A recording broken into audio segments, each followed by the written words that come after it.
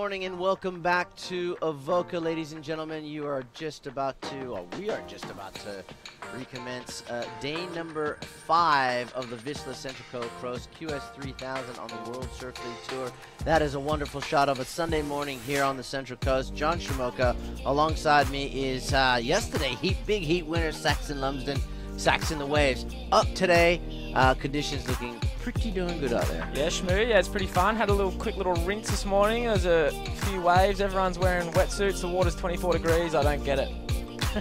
I mean, I made mention to that a couple of days ago. I don't get why, as you just pointed out, why they are wearing wetsuits when it's like surfing in Hawaii or Bali. Well, that was a great discussion when I got back to North Shore yesterday and all the boys were having beers. They were watching the webcast and they said, what's the go with everyone wearing wetsuits? Because they had board riders, of course, yesterday, and no one wears a wetsuit at North Shore. Everyone just wears straight boardies. Yeah, well, let's see. Let's hopefully see some more boardies, and we'll see some bikinis because the women will be in the water today as well and ripping it up here at Avoca for this QS3000. But yesterday, a ton of highlights, some upsets in that mix as well. We've got a little bit of a piece here to watch, so let's go check out what all went down yesterday here at Avoca.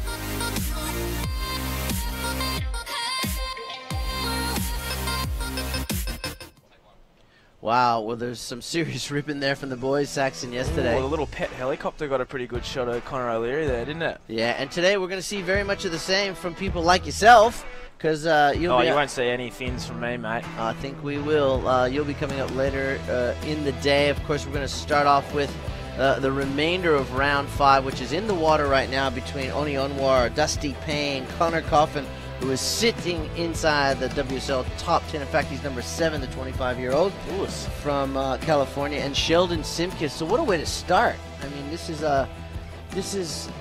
good testament to how incredible the field is this week.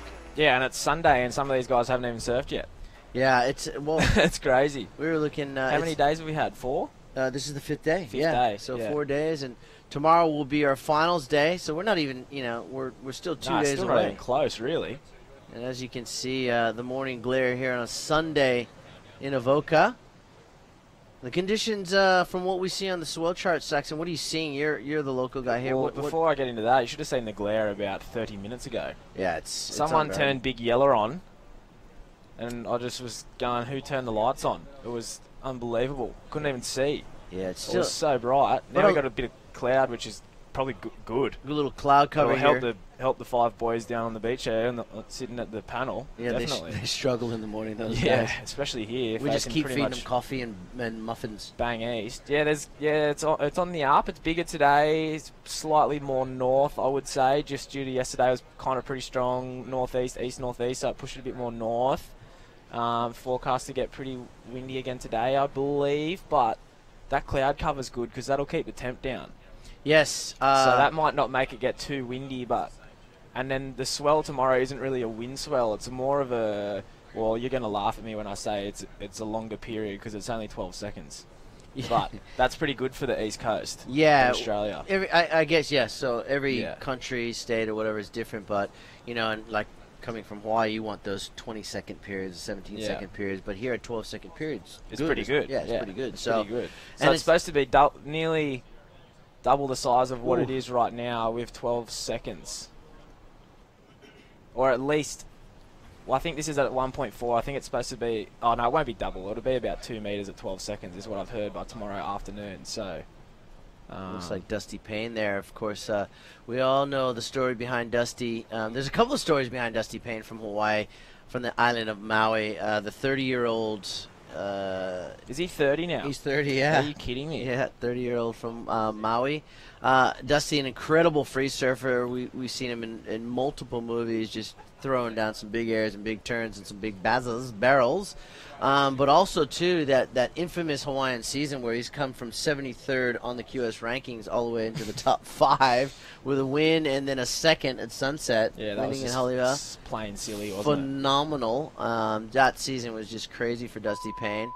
And then he got himself back on the World Championship Tour last year, or the year before, suffered a horrific wipeout on a wave. I saw that. I watched the wave he wiped out on and got hurt. And, obviously, backdoor's crazy. I've been injured there. I've wiped out on a wave very similar in size.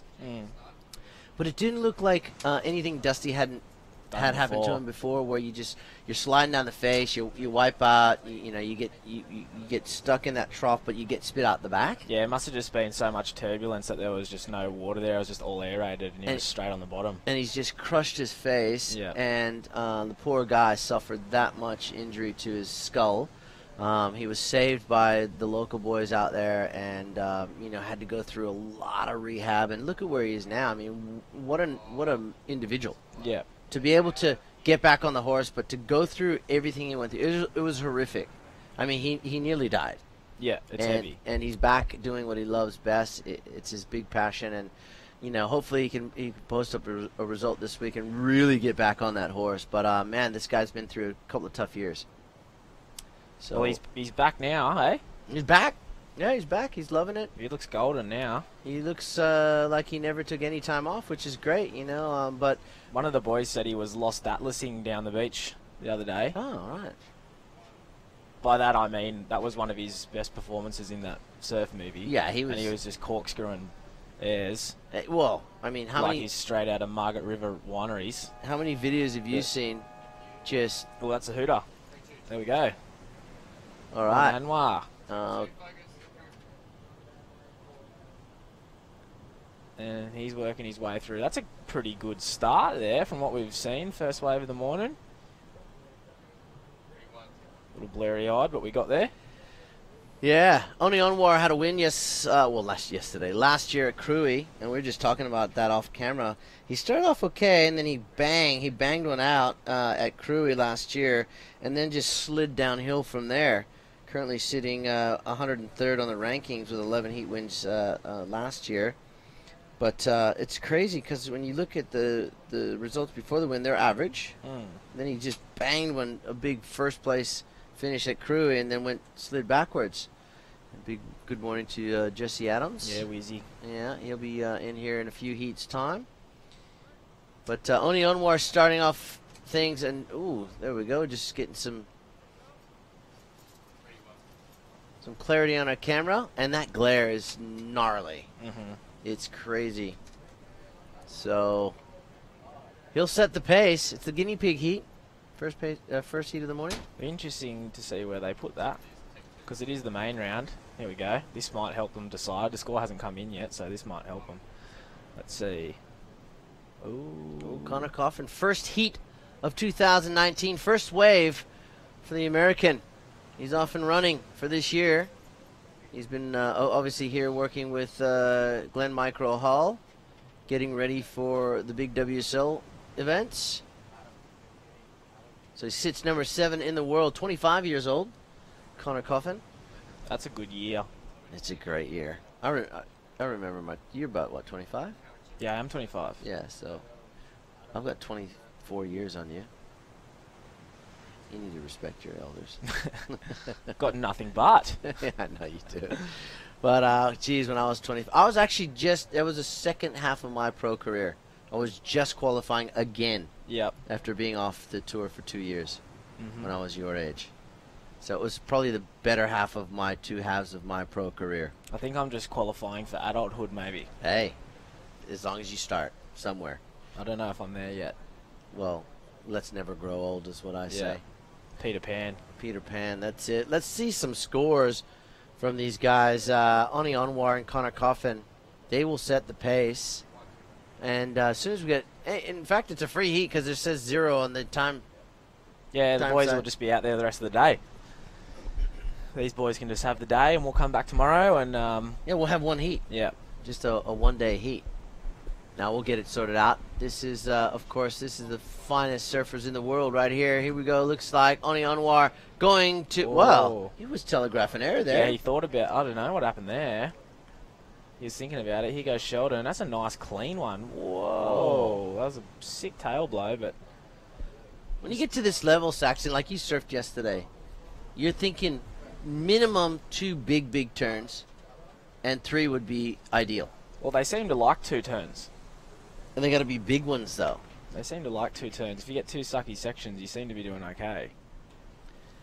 Well, that's a lot easier said than done on this bank, because this wave would have looked like a sick peak, and then all of a sudden it's not. So, tricky ones to find. Oh, someone just turned the lights back on. Just got real glary.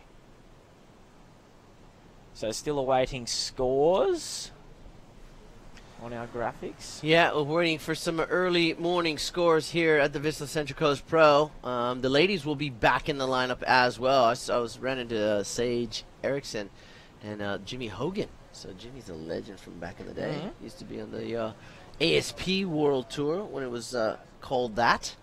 Now, of course, being named aptly the World Surf League. And Seiji, you know, just looking at the conditions. She was setting up camp down the beach. Did you say Woody? I didn't see Woody. Didn't say Yeo? I didn't see big old wood dog, but I'm sure he's lurking somewhere around. And she was really stoked to see some good sized surf today, so she'll be out there later on. Well, they'll be on the up from here. Yeah, definitely. And Pretty that was similar. Simcoe. Yeah. It's crazy how you, over the years, Saxon, you learn to. It could be as glary as anything, and you can still tell who's out Who there. it is, yeah, especially when you know who it is going into the heat. Well, just about everyone can tell who it is surfing a wave, regardless when you're walking down the beach. If you see a silhouette, just about everyone on the QS knows what each other surf like. Yeah, last week sense. Sheldon coming off a decent result up at the Mother Nest Great Lakes Pro 13th, losing to semi-finalist Billy Stearman as Dusty Payne, the Hawaiian, goes to work on that first turn, sharp on the second, up into the whitewater for the third, and a beautiful sweeping cutback from the Hawaiian on his second ride. There's some scores. Oni Unwar Sachs opened up with a 6, takes the early lead, and a 1.6. Sheldon Simpkins a 4.33 and a 0.57. Mr. Coffin, Connor Coffin, that is, and here he is up and riding. Oh, yes, he's made the move down south. That's my boy. He needs to do some arcs. That's where he needs to be. That's a better looking wave, a completed ride as well. Oh, that thing nearly got him in the noggin then, did it, when he kicked out? No, Yeah. maybe not. Well, who's that? Up and riding. Sheldon. Yep, nah, not liking that one. Too straight. Dusty Payne 6.5. No dramas with that score. Hey, Shmoo, straight in there. Yeah, straight in there, and this is that 6.5 right here. Look at a beautiful turn. Sets up for the second vertical in the forehand. That was the money, that one. And that's hard to do. You know, backhand easier. On the forehand, to take that board up to 12 o'clock and then and just carve it down towards the bottom of the wave. It's really hard. You can see Connor was looking to do that, but he had to sort of half turn to try and get to that last section, which he didn't end up doing anyways. So Connor's got the smaller of the scores in that exchange. Dusty Payne, as you said, Saxon, 6.5. Well, hang on, a 5.07 for that last wave, so it pushes Connor into second now. Dusty into third, needing a 1.07. And Sheldon Simkis a 3.25 to move on into second. Still close in these 20-minute heats. 13 minutes on the clock. Who do we got coming up next? We got some good heats in the back. Yeah, there's heaps of good heats coming up. We've got to get some paper in here, though. Yeah, we will. We will. It's coming. It's coming. Don't worry. So we had 8 heats yesterday. Yeah, we got 8 more this morning, and then 8 heats of women's, round of 32. I tell you what, it was close to that heats of last men's, heat. and then maybe 4 heats of women's. Is that right? Yeah, I think so. I think you're spot on the money. So it's a Stu big Kennedy, day. Ian Govea, Ian Gentile, and Billy Stearman. It does not get any better than that. Oh, wow. And then you go Bino Lopez, Jackson Baker, Kaito Ohashi, and Manuel Selman. And the list goes on. Oh, look at that heat. Tion Atkinson, Mihimana Bray from Tahiti, Nick Squires, and Takeo Butler. That's a powerhouse heat. That is a big powerhouse heat right there. Wow. We got some amazing surfers. Mihimana have a good little advantage there, I reckon. You think so? Or they're being the only backsider. Yeah. I think those guys will bring game though. Oh, but like that. What I mean by that is that Dion, Squizzer, and Kehu, all powerhouse natural footers, probably going to be doing similar things, and maybe one big wrap and a big closeout turn. And then Mihimana will have the point of difference of being going straight up on his backhand. They tend to be liking that so far. So time will tell when we get to that one. What number was that one? Like 12 or something? Yeah, I think it's 12. Let's have another look here. That's ages away. Yeah, it's a few. That's later's problem. So the tides. Have we looked at the tide chart today? It probably topped out like half an hour ago. Maybe I'll have a quick sniff though. Let's give a wind and tide update here. Let's see. Let our viewers, and if you just joined us from everywhere around the world, because we do broadcast live around the world, welcome. Good day. Good morning. It is, let's check at the time. It is 8:15 in the morning here, our first heat of the day number 5 of the Vissla Central Coast Pro World Surf League 3000. And this is the first significant qualifying series event of the year for 2019. This is a significant wave, I reckon, mate. This is a nice tapered one. That's a nice big first arc from Shelley. The second one was good too. Now he's got to get onto the sandbank, and he'll get a little bonus bowl. Here it comes. Smack. What are you thinking? Best one so far? Yeah, surfing well too. I like it. You know, best one so far, I reckon. Couple special turns in there from Sheldon.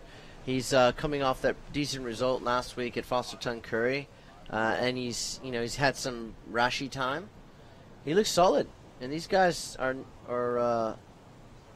Oh, sheesh! Dusty Payne, nearly feeling a bit of pain there. Had that board got away from him. You know, the old get the rail in the old noggin or in the guts. Worst. The guts is the worst. Oh, that's a nice open wrap. Yeah, boys. Watch this thing. Where you need to be, boys, where it's nice and slow. Chank. Ooh, money. Yeah. That was a money wave there from Connor Coffin. That first turn. That'll probably be better. I think that'll trump. So Connor and Sheldon are going to first and second here. Yeah. Look at that first turn. I love this guy's open face cars. So do I. They're big, they're powerful, they're easy to look at, and you can judge them straight away. Yep. You're going to give points, big points for those big turns that Connor Coffin is so used to doing. So tied 7:25, it topped out at a 1.7, so that was almost an hour ago now. Okay, so it's on the down just about all day. And then as we round out the day, it'll be coming back in. Well, hopefully it's a little bit bigger tomorrow. We can get down the point because it's going to look weird in the morning with the high tide. And that's a bit lumpy, a bit high, a bit too much water. I reckon you just got to go for it, to be honest, Shmoo. Well, I think it might be a bit sus in the morning. You might have a couple of heats over the high tide, 8 o'clock mark. By the time it gets to 10:30, 11, and the tide's draining out and the rip's running out, it's going to be pulsing, dude. It's going to be pumping. It's going to be that fun. Yeah. You're going to want to be there. Look, I think the intent with the swell direction, the swell size, the swell period, Saxon, I think the intent is to go there. Yeah. For sure. Even if you do the numbers, we're going to have around about 20 heats, 18 to 20 heats tomorrow, right? Yeah. Majority of those will be 20 minutes into the semifinals, which will be 25 and then 30 minutes. You can see the crowd here. Look at the crowd on Sunday morning for the Avoca Beach area. We're right in the middle of north and south. It is beautiful. It's sunny. The surf stop. The best surfers in the world are right here. And it's going to be an amazing day. So that's a great shot. And that's 8:20 in the morning. So yeah, everyone's up. There'll be nippers will be on here today too, so it'll be crowded as. It'll be the shop owners, the cafe owners will just be loving it. They'll be cashing in. Work crew better go about an hour early to order lunch, I reckon, today. I'm calling you are spot on, my friend. All right, let's look at some scores here. 7:40 on the clock. Connor Coffin, number 7 in the world. Well, it's no surprise he's in the lead. Sheldon Simkis, with a 6.5, is in second. Oni Onwar with priority is in third and needs a 4.84. And the Hawaiian, 6.5 it could be very useful in the back end of this heat for Dusty For Payne. Dusty, of course, yeah. Well, he's equaling Sheldon. Yeah, he needs a 4.33 for the Hawaiian. And I know he's probably still asleep, but a very special day for the Shamokas today, March 3rd. Yep. It's Brandon Brando. Shamoka's 20th birthday. Happy birthday, Brando. Yeah, he'll still be sleeping. He was out in Sydney We'll have last to hit night. him again later. Yeah, we'll hit him again later. But I'm so proud of I got a birthday shout out too. our son, Brandon, who turns 20. I can't believe my son, or our son, me and my wife Lisa, our son turns 20 today. That's how ancient you are. It's showing my age, isn't Yeah. it? But we're very proud of him. Hope he has a great day. And started celebrating yesterday, as you do here in Aussie. Yep. Gotta have a 2-day birthday. Well, we had some birthday beer celebrations for one of the boys from North Shell, Guardsy, AJ. Oh, Gadsy. Happy birthday, AJ. It's his birthday today. They're probably still up around the fire drinking beer, I reckon. As you do on a Sunday morning here in Australia. Oh, my goodness. They might those- be. But if they are, and they're watching this amazing webcast, AJ, a very happy birthday on behalf of the entire crew here at the Vissla Central Coast Pro. Get amongst it. Guardsy will love that if he's listening. Yeah, Here we good go. stuff. Dusty was smacking around. I think he's going to get the score here. Yeah, Dusty, of course, we spoke a lot about Dusty Payne, and there's plenty to speak of because he's so talented, this guy. I remember doing an event in San Francisco, and Dusty was just tearing through the field, just coming onto the CT, and so much hype San around Francisco. it. Yeah. Oh, that CT event there. Yeah, Ocean Beach. Oh, yeah. And I said to him, I said, you know, Hawaiians aren't really known for liking wetsuit or rubber, but the water's so cold there. And They spend a lot of Cali time, though, don't they? yeah, so he's used to it. You know, guys like even Dane Reynolds. Don't they normally spend the whole summer there?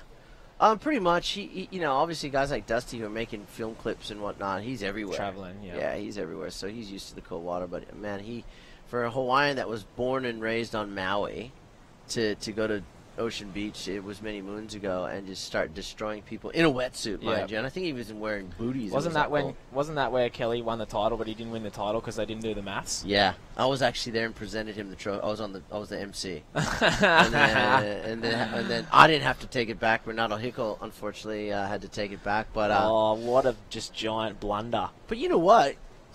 With showing integrity, Kelly actually did the maths, and he knew. Yeah. After the fact. And he goes, and then they had to check it, and so he was the one that actually outed himself, I think. Yeah, I remember. So, you know, Yeah, I kudos to remember him. that, yeah. Like, he didn't have to. He could have said, hey, man. We might be able to ask him about it next week. Yeah, or in the next couple of weeks, actually. Oh, yeah, that's not next week, is it? Yeah, it was I'm an getting ahead of myself. interesting time, but it just shows the integrity of the guy. I mean, I would have just been going, dude, you gave it to me. I'm not giving it back. Stuff you guys. I think he had enough of them, but he's had enough of them that... Still. Yeah. It was just adding to the amazing collection that he has. In fact, he has 11. So the 11-time world champion will be in Manly for the Vissla Sydney Surf Pro coming up March 18th through the 24th. If you live here in Australia and you want to go see the greatest surfers on the planet, including that 11-time world champion, get down there because the women's field, you got defending champion Nikki Van Dyke. She'll be there. Malia Manuel, Coco Ho, they're all here too, by the way. Already? Yeah, they're here. They're in this event. They're coming up on round 4. So the big seeds really, some of them haven't even hit the lineup yet. What, in the ladies? And the ladies, yeah. What, they're seeded into the round of 32? Surely not. Have we seen? Maybe I was off some heats. Yeah, I'm gonna I think have you a were look. off some heats. Sorry, I'm just off, period. I'm having a look.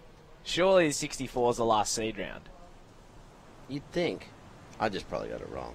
Well, Dusty got the score. So the two seed boys at the moment, Connor Cough and Dusty Payne, are doing it pretty good. Oni Anwar and Sheldon Simkus, they started off pretty well. They're chasing some numbers though. Oni can do that in his sleep. That's 614. He's probably just chasing a closeout so he can do one of his inverted little corkscrews. And Sheldon only needs a 5.63. He got the 6.5 on that nice little runner, so that's what he's looking for. He'd be looking for a little runner. A little runner. And just wrap off a couple. And I do In apologize. hindsight, that wave for Sheldon that probably let him down a touch on the end. It would have been nice having a nice little whitewash coming back towards him. He really could have laid into it and gone up into the 7s probably, but it kind of flattened out a touch. So We'll never know. yeah, But I do apologize. Yes, the big C's have surfed. You're right. And I mean that the big girl guns are. Oh Lord, Coffee's here. Oh, we love. Oh Lord, thank you. Coffees, love your work. Our work staff is just amazing. Oh, beautiful. As we watch Sheldon Simkis look. Oh, thanks, Sam. Cheers. You can go back to your box now. I learned the difference between a flat white and a latte yesterday, by the way, too. What's even the though difference? we forgot to ask Cruzy. Well, J-Man told me, he said a flat white is a smaller layer of foam on top. It's more just the coffee and milk, so the milk isn't frothed as much, where a latte is the same kind of froth that you have as a cappuccino without a little chocolate spread.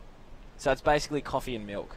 They're all coffee and milk. Okay. Just how you fizz them out differently. Jeez, you don't need to be a rocket scientist to figure that out, do you? Jeez. All right. Well, we all have a latte. I'll have a long black. It's just coffee. Give me coffee. Coffee and milk. Yes.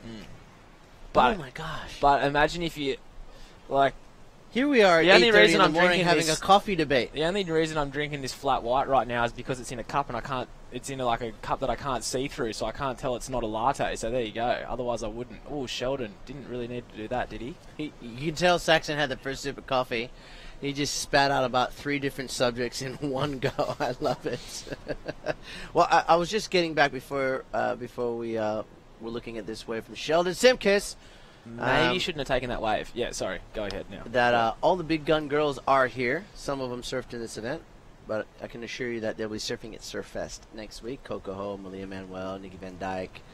But they will be coming up later. They dominate Surf Fest usually, don't they? Coco's won it before. I'm pretty sure Malia might have won it before. Malia's won it. They smashed it up. And there he is, the super coach, right there on screen in that little charcoal T-shirt here on a Sunday morning. This is his hometown.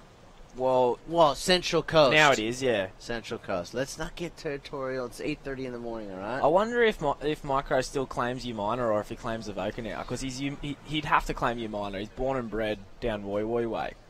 Surely. Well, surely. That's where the heart is. Even though he lives in Avoca now. Yeah. All right. 8 seconds on the clock, and we've been talking gibberish because we've had coffee. Connor Coffin will take the win from Dusty Payne. Ooh, yeah, I think the Hoot will win. I do think this is going to be a little too late and wouldn't have mattered anyway. Sheldon Simkis will finish in 4th, and this guy, Oni Anwar, was he up before? Oh, I don't think so. Oh, he's giving thumbs up to somebody. I think he's waving to the boys saying... Yeah, good work. He's waving to Dusty.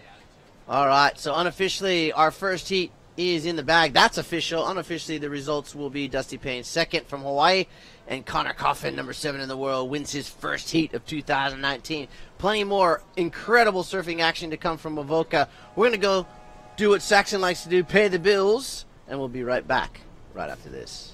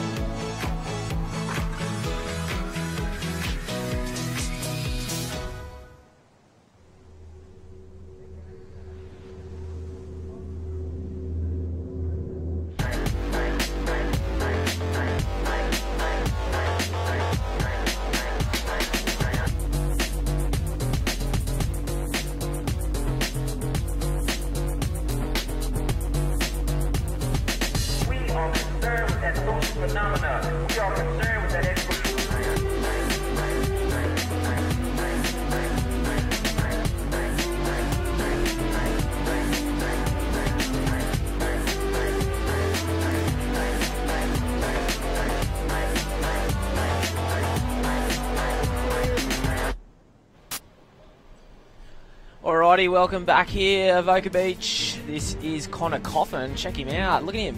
That's a nice looking board with a little black trim around the sides there. He'll be stoked. First heat of the year, gets the W. Just took a couple of minutes to find those nice open waves, but when he did, watch out, that carve came out and it was pretty much good night Irene from the get-go, really.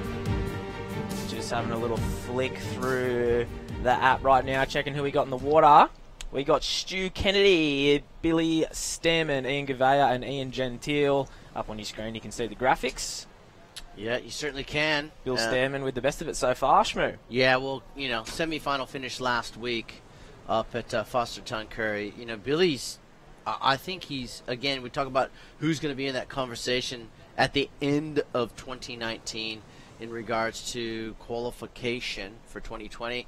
I think, this could be the year for Billy, but for Bill, there's a long road ahead of him. Well, he's got to do what he did last week in the 6000s. He ripped. Basically. He basically ripped. He can do it. He's just got to do it in the big contests. There you go. Yeah. Ian Gentile having a little flick of the tail. Oh, how did he do that? Yeah, he just got an extra little boost from something. A little whitewash. This is a great heat. It's a really diverse heat. I love it. Ian Gouveia, obviously WSL surfer, extremely talented, son of Fabio Gouveia. Yep. And Fabio, of course, is one of the surfing legends in the folklore of Brazilian professional surfing. He is an amazing individual. Fabio, board shaper, and Ian Gouveia has followed in Dad's footsteps. And Stu Kennedy, well, what shouldn't you say about this guy other than the guy rips so fast? Yeah, Stewie. I saw him yesterday. On the blast. Yeah, I saw him yesterday, Saxon. Stewie on blast. And he said he was so happy that he was surfing today because he was in one of the back heats if we ran yesterday, right? Yep. And, he's going to make the most of this opportunity. Early morning conditions, light winds, swell has actually picked up a foot or so, higher tide. And he said, yeah, this board's definitely suited for those conditions. So let's see. He's got a 5.27 and 4.67, so far paying off for Stu Kennedy. Billy Stearman in second with that 5.1 and a 1.17. Early days, though. Ian Gentile of Hawaii. Of course, Ian coming from Maui as well. A 4.40. And back, I saw him hanging with Dusty on the beach this morning, so yeah. They got a little Maui vibe going on. You got the Maui Wowie vibe going Maui on. Wowie. Thought I'd throw that one in there for all our Hawaiian viewers. You know what I mean? How good's that? Hawaiian. That's so funny. And I know my dad's watching over there. He's going, son, just keep it, child. Yes. Child safe. Straighten up and fly right, man. Family show, yeah. son. All right, here we go. Oh, I like Speaking this. of Ian, I like this wave selection here. This left into the rear. Ooh, spoke too soon there, champ. Spoke too soon. Just a touch too far over, maybe. Yeah, I think as the tide goes out, though, that might produce some You'll get one opportunity. real steep section when that rip starts to drain out. The rip, because the direction of the swell's slightly more north today, actually this morning the rip's not running back out through the right like it has been the last few days. It's running out down the beach through that left.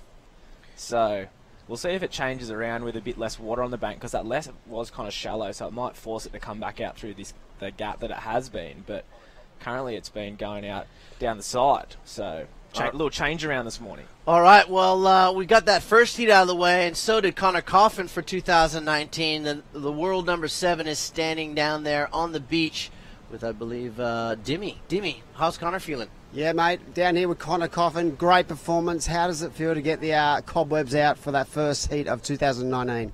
Yeah, it feels great. That was kind of the point of coming down here and surfing in this comp, was just to kind of dust it off and get back in the groove. And just nice to be here in Australia and kind of go through the motions before coming down for the start of the year. And I just love it down here. Everyone's so nice and so welcoming, and it's great to be here with Micro and spend some time around here and see his zone. And I've never been to the Central Coast, so this is great. Talk about that swell, that last swell on the Goldie. You got to have a few days up there. How was that? It was insane. I mean, I've always heard of those cyclone swells, and last year we got the one day I surf snapper with Joel and Mick and my brother. That was unreal. But this time it was just like pumping Kira for 3 days, and it was crowded and hard to get them, but it was just sick to be out there and see all the crazy waves. And I got some fun tubes and just what a trip. Mate, a bit of downtime after Hawaii last year. How's that been? And nice and refreshed, ready to go for 2019 World Tour? Yeah, it's been a busy downtime. I thought I was maybe going to be cruising a little bit more, but kind of been going here and there and doing all kinds of stuff. And been a fun winter at home. Got some good waves and just got some time with the family, so it's nice. And yeah, I'm kind of going to head home after this little Aussie leg and have about 3 weeks at home to kind of just really get in the groove and get the batteries fully charged for a big year. Well, we wish you all the best of luck in the next round and great performance from Connor Coffin. Up to you guys. Thanks, Dimmy. Good to hear from Connor, and looking sharp, looking ready. Yeah, he generally does. Yeah. Yeah. Ian Gentile did some nice little aerial. Did a nice aerial, 683. Aerial. During the break there. It was pretty cool. Yeah, so he's taking the lead from Stu Kennedy. It's just hard to pick a winner in these heats because everyone's so talented, including this guy. Oh, they're two nice backside schnapps. Yeah, of course, everyone would be on fresh equipment, you would think, probably 90% of the field for 2019 in this event. What do you mean, like a brand new board? Yeah, freshies. Most guys would. You'd think so. I know Connor Coffin would definitely be on fresh. A lot of those top seeds would be trying boards out, but a lot of the guys underneath would have old trusties, I reckon. Yeah, I love it. Probably don't get the amount of board flow throughout the season that these blokes do. Yeah, well, I definitely think Ian Govea would be on a fresh new sharp eye. And there it is, people just cruising around our Air Asia tents. They are one of our in-flight sponsors and event sponsors here. We want to thank them, of course, Australian Skin Cancer Clinics, Vissla, of course, Sister Revolution, the girls brand, the little sister brand to Vissla. So a big aloha and g'day to all of our Stokehouse crews around the world that represent both brands here as the naming rights partners for this QS 3000. So really putting their money where their mouth is, Revolution and Vissla. Providing opportunities for this guy to potentially find a spot on the World Surf League for 2020. And as soon as I go to say that, he falls. What gives? He needs a 485. Ian still waiting for that score. Was that his first ride? Yeah, that was his first wave. Okay. Yep. So he's on the scoreboard, and we're just coming up to halfway. We also want to thank our friends at Central Coast Council, your employer. Yeah, I work for the council. Yep, as a lifeguard. So doing the right thing by looking after people when they're here on the Central Coast. What's today? Sunday. It is Sunday. It'll be busy. The boys are off today. The boys are off today, They are don't they? work weekends. Okay. Someone will be working at the pools up the Annie. At the baths. At the baths. All right. Yep. Halfway through, and Ian Gentile of Maui, Hawaii, is your leader. Stu Kennedy from up Lennox Head. He's in second. Billy Stearman from Reglin. He is in third, needing a 485, and Ian Govea from Brazil is in fourth, needing a 441 after posting a 5.53. Tudo bem. Obrigado de muito. That's way more Brazilian or Portuguese than I know, I tell ya. So coming up next, Jacko Baker sporting a new hairdo. Oh, yes. Am I in for that? Nope, you're out. Oh, heavy, dude. Yeah, sorry. I might have to go down and watch. The other roster you were in, but we've thrown you out. Yeah, I'm Shannon today, right? You are Shannon today. I'm Shannon and Jesse's Saxon. That's it. Yeah, do you reckon that's going to get confusing when the brains get fried a little bit later, or we'll be right? We'll be right. We'll be right. Maybe we should go with colour. Maybe we should go with colours. Like, I'll just be blue and Jess can be yellow. If we think like that, we might be right. Because if I keep looking at my name but it's not me, they might wig out. You need to slow down on the coffee. Seriously. I'm going to go down and watch Baker. Yeah, he's up against Bino Lopez, Manuel Selman of Chile, and Kaito Ohashi, who's been surfing. He's been good. Yeah, he's been good. He's been good, the Japanese surfer. They got such a strong contingent this week. Well, here we go. What's this? Ooh. Wow. Oh, Billy Stearman. Big closeout. And also, New Zealand is got a big crew of kids here in this event. Oh, what was the running man? That was the running man. Well done, Stu Kennedy. Providing us with a little bit extra entertainment here at the Vissla Central Coast Pro. Look at this. There's going to be a 6 still in this. Running man. Right here. Oh, yes. It's like he was like, it was like the rock and roll throw it out. Like I just totally blew that thing. Oh, it was here amazing. you go, boys. Have it. It was so good. Oh, maybe we should get a freeze frame of that. Unfortunately, it doesn't post a score for him, Oh, but it was it's great gonna, to watch. It's gonna be plus 300 likes on the gram, mate. Plus 300 Easy likes. plus 300. Let's. Because that stuff's really important nowadays. Have you noticed? What's important? Have you noticed how important it is if you get likes on your social media account? Oh well, isn't that To the always been the case? Do you think it's? I'm starting to think it's disgusting. Do you think it's as disgusting as I do? There's my boy. There's a new hairdo. There's my boy. Yeah, he's had the crookest bowl cut going on, and he's just must have shaved the bread. I'm more of a fan of the bowl cut, to be honest with you, but Really? it'll come back. He'll grow it back. The Hawaiian. Look at this way for Ian. He's been ripping. Oh, mate. telegraph. Bang! That was cool as, dude. That was a full little ollie. I loved that. And Stu right behind him. Nice little frothy one on your bank, Oh, Saxon. this is the bank. Look at the bend you get. Look at it. It's like a little snapper grower. Oh, that was a nice slicing turn from Stu Kennedy. I love to watch those things. He's so fast and fluid. And the Hawaiian before him, Ian Gentile. Let's have a look at this thing. Check this thing out. Nice big oosh. Oh, yeah, that was cool. Into a cutback, and now he sets up for this. Sees something down the line. Watch his air. Doink. I love that. I don't think they're going to give him too many points for that, but I reckon that was sick. And then Stu behind. It's getting good out there. Yeah, it's getting better. The rip looks like it's starting to kind of run through it a bit, which is good. Look at these little bendy bits you get on the end. That's just easy How much points right there. trajectory did he get there on Yeah, that he turn? nearly poked, actually, but... It was nice. All right, well, let's see what the scores are. Both those two surfers we just saw on screen are 1 and 2 with 6 minutes and 15 seconds. Billy Stearman in the green needs a wave of a 4.85. He's got priority, so he needs to be... Oh, look, he selected one on his backhand. And he's that's on his... the backhand. Stick with it, mate, because you might get a shorey. Stick with it. Oh, he's listening to you. How was that first turn, though? Or was it his second? I feel like it was his first. Just a big closeout left. Oh, it's just dudded him. 4.85, though. That thing was just tweaked Yeah. out. He could get it here. Oh, Watch it's this such thing. a shame it didn't open Watch back this. up in the rip for him. Goosh. Yeah, that was sick, eh? Yeah, he just tweaked that thing out, pointed his tail towards the southern end of Avoca. Look at him. He's just like, come on. Yeah. And then he's just like, He I might- won't say what he said then, but... He might just get the score. I'm feeling it was a big turn. Yesterday they were poking sixes at those things, but different level, different. I think the scale's a round. bit different right now. Yeah. We'll see. He needs a 5.84. He's got a 5.1 and a 3, Billy Stearman. It depends on the, like, sometimes the wow factor from the beach is just so different when you're watching it live than when you're watching it here. Don't you agree? Well, the turn like that, I think it'd be pretty much the same. It was a pretty tweaked out turn. Well, now he needs a 6, so Okay. probably not that. So Stu and Ian bettered their scores here. So Billy needs a 6. I don't think that wave was going to be a 6. Nah. Ian Govea sits in 4th with third priority, needs a 5.58. We're under 5 minutes. So all of these boys, of course, you know, Ian Govea looking to requalify. Not going to do it with that one.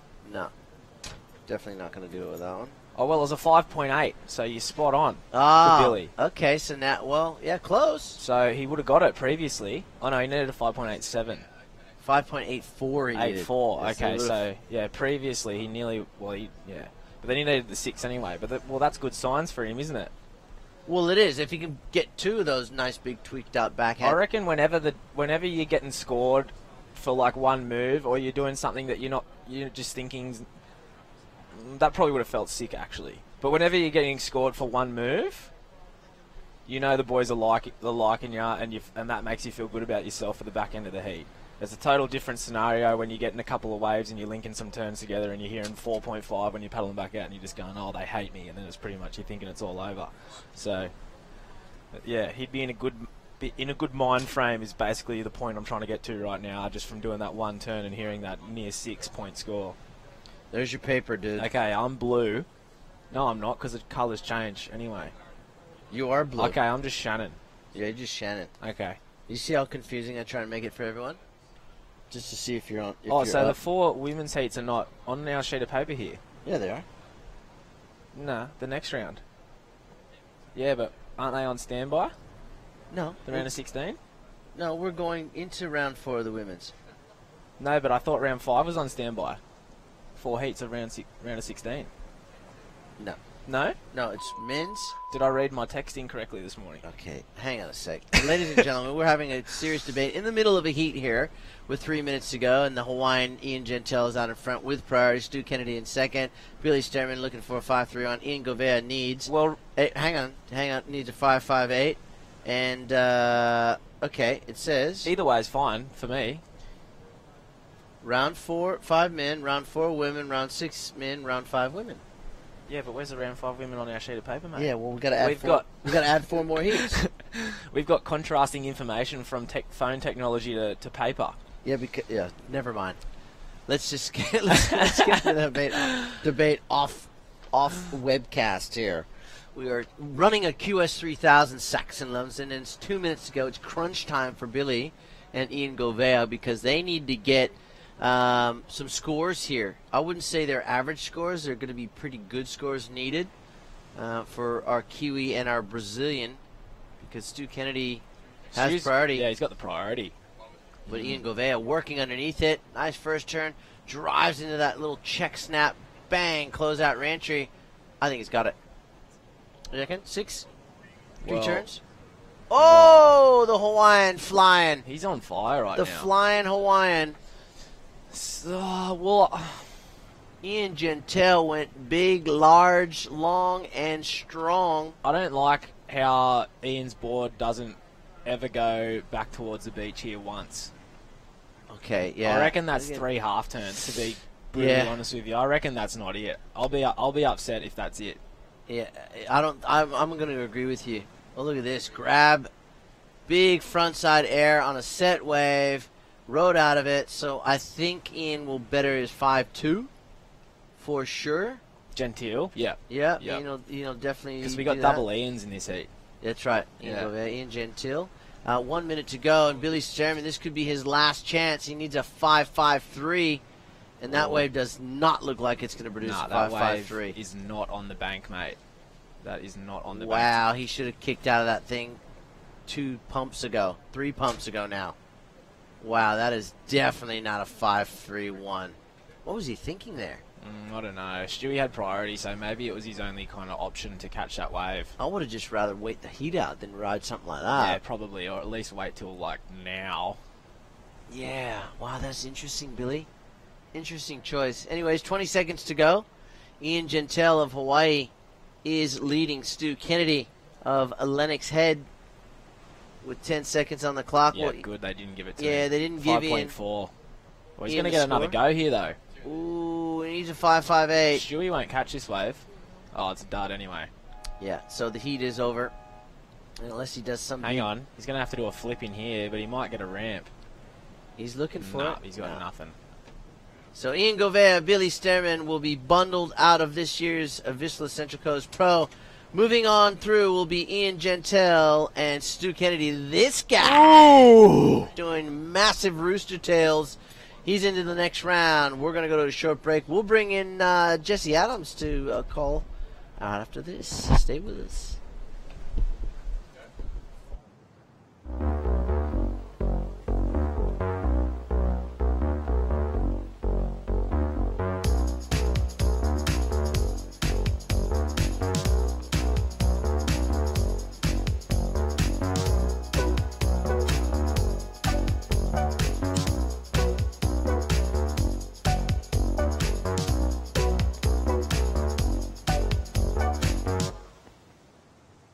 I've lived here for years and never seen it before. How did they keep this a secret? It's no secret. We go there all the time. Avoca Beach Hotel and Resort. 15 acres of life is beautiful that you didn't even know was there. For lunch, dinner, drinks, or live music.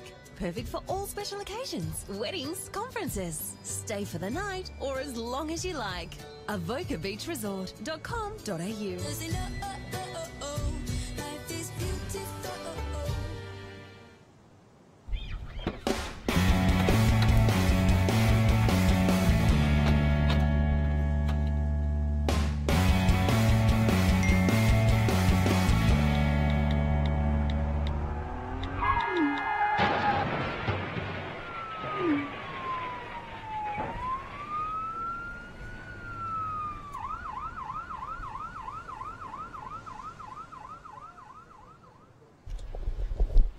Welcome back, Vissla Central Coast Pro World Surf League 3000.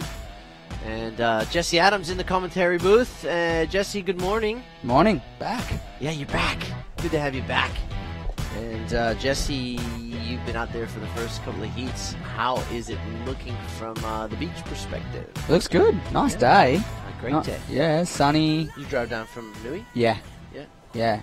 Yeah, it's nice. It's nice in here. A little tiny increase in swell, maybe. How long does it take you to get from Meriwether to here? It's kind of sort of annoying. It's like an hour and a half. Is it? Maybe a little longer sometimes. Okay, what do you drive at, like 50? No, it's just like you got to go out, around, in from where I'm at, but that's fine. Here's Jackson Baker, who drove down on Wednesday morning, I believe, and has been waiting ever since to surf his heat on Sunday. Wow. I think he just thought, I'm going to get here and have a surf and hang out. Didn't realise he was going to be hanging for a couple of days. 4 days, yeah. Wow. But he'd be well and truly pumped to get started. I thought he would have drove down with you today, being from Meriwether. Yeah, I thought he might have hung at home because there's been waves at home, but I think he got waves. The first few days were fun down here, so he says. So yeah, so we go from this event here to Surffest. I spoke to Warren Smith last night, actually. Was I? As we watch this replay here from Jackson. And Jackson, he's won these QS events before, and he's looking to try and get some of those 3,000 points. Well, let's go down and talk with the last heat winner, Ian Gentile. He's with Dimmy. Dimmy, how is Ian feeling after that great victory? Yeah, great victory from Ian in that last heat. Talk us through that. A little bit tricky out there, but you found some good ones. Yeah, there's a lot of backwash, and I just was I lucked into almost having no priority early on, so I was just kind of spinning on whatever, and then it ended up being my scores, like waves that they didn't even look at. So you went to the air a couple of times as well. Was that part of your strategy going in, or were you just looking at it? Nah, it just kind of happened. The wind is good for the rights, though. It keeps your board on your feet, this slight breeze, so yeah. So you'll be surfing again this afternoon at some stage. What will you do during the day just to keep yourself nice and relaxed and energised? What will you do during the course of the day? Not too much. Just be in the shade a little bit, maybe watch some Netflix. Oh, some Netflix.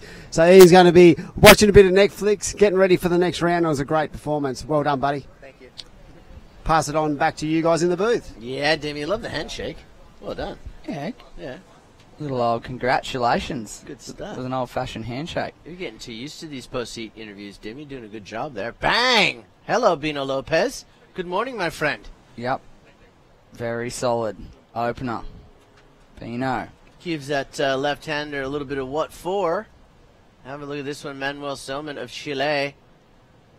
Nice little opener for him as well. A little three-turn combo.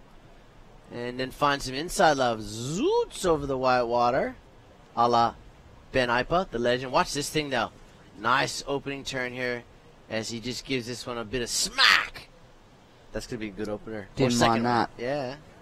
Yep. Good stuff. Good heats coming up here, Jesse. Yeah, it's crazy, isn't it? It's crazy, buddy. Main round, though, you start seeing those big seeds. Next few heats coming your way. Dion Atkinson, Nick Squires, Minimana Bray, Kihu Butler. Huge one next. Powerhouse heat from what Saxon was saying earlier in the morning.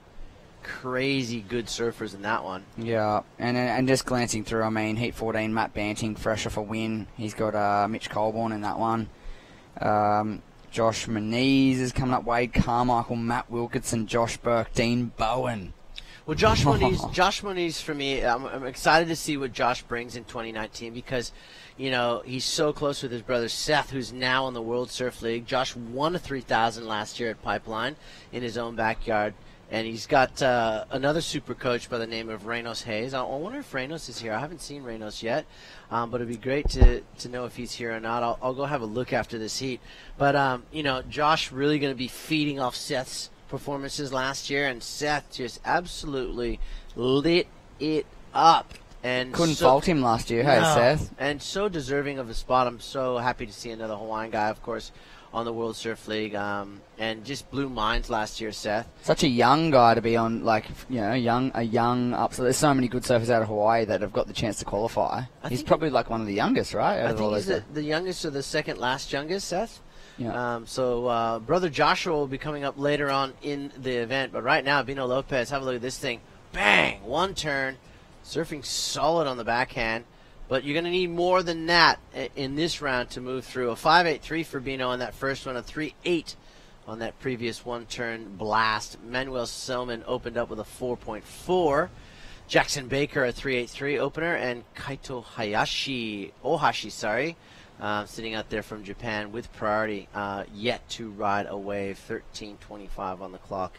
I love the fact that we're going to see the ladies back in the water too, because they are itching to get back out there. Yep. Yesterday they had a day off. Lay day for them yesterday. They would have been watching some great surfing, just chomping at the bit to get out there and most definitely show us what they got. Well, they're going to get a chance to show us what they got in the lineup very soon here for the Sister Revolution QS 3000. And this guy is just non-stop action, Bino Lopez. He's liking grabbing a few under priority, isn't he? He's moving. He's getting his wave can up, and it's working for him. He's in the lead early on, a 5.83, the best of his opening rides, and that two-turn combination on the backhand, and he seems to be favouring that at the moment, opting for a few little inside left-handers. It'd be good to see him open up on a set wave with priority. Yeah, most definitely. And this is a pretty evenly, I wouldn't say heavily favoured towards anyone. As we see Kaito, who's been just surfing amazing. Bang! Vertical on the final turn. Well, not the final turn yet, because he's changing directions. The goofy footer. I like the way this kid surfs. Yeah, he surfs good. Super compact. He got really vertical in that last maneuver with not a whole lot of speed, too. It was really impressive. Can't wait to load that one up and see it again. The goofy footers for me, for the Japanese clan, is Shun Murakami and Kaito Ohashi. Yeah. So strong, so powerful, and easy to watch. So you see, looks like Manuel Selman. Yeah, nice little opening snap front side lip line float, and he does, if memory serves me correctly, get a nice little. Oh no, this one winds out for him. It was Kaito that got the hell finish. Here it is, and as you were saying, Shmoo, one of the better backhand surfers out of Japan. Nice solid vertical attack, and fits one more. Well, if you watch that wave closely, on that final turn, I was watching how he got into the turn as we watched Jackson Baker live here, just running over a bit of whitewater froth. Kaito didn't go down to the bottom of that wave because there would have been a lot less power down there. He kind of did a mid-face bottom turn and just really poked the nose up through the lip there. I really like the way he did that. I'm waiting on that score. I wonder where they're going to go with it. It was a pretty average outside, but he did get that really vertical last turn for Kaito Ohashi of Japan. So the score's starting to sort of sneak their way into the score lines of these surfers out in the lineup with that 10 minutes and 40 seconds to go. You know, this Central Coast area has just got an array of different types of surf breaks, from Copacabana to North Shelley to Soldiers Beach to right here in Avoca, and the point's just down the street here. We might even be there tomorrow. Oh, look at this thing. Drives into the first turn, bashes the second turn, and up over the white water for Manuel Selman. And can he find some more open face? No, but he kicks out a good-looking ride. That was a better, cleaner open face wave for Selman in the green there. Two big outside maneuvers. Let's take another look at it. There's the first one, and this second one lights it up. Bang. Quite a pivot out of the top, doesn't he, in his style? And you know, just the sheer quality of that wave is going to help him net those points. Should see him jump up. Oh, Jacko's last wave. 6.67 for Jacko. He got one under our radar there, Mr. Baker. So he takes the lead from Bino Lopez. Oh, hang on. Selman.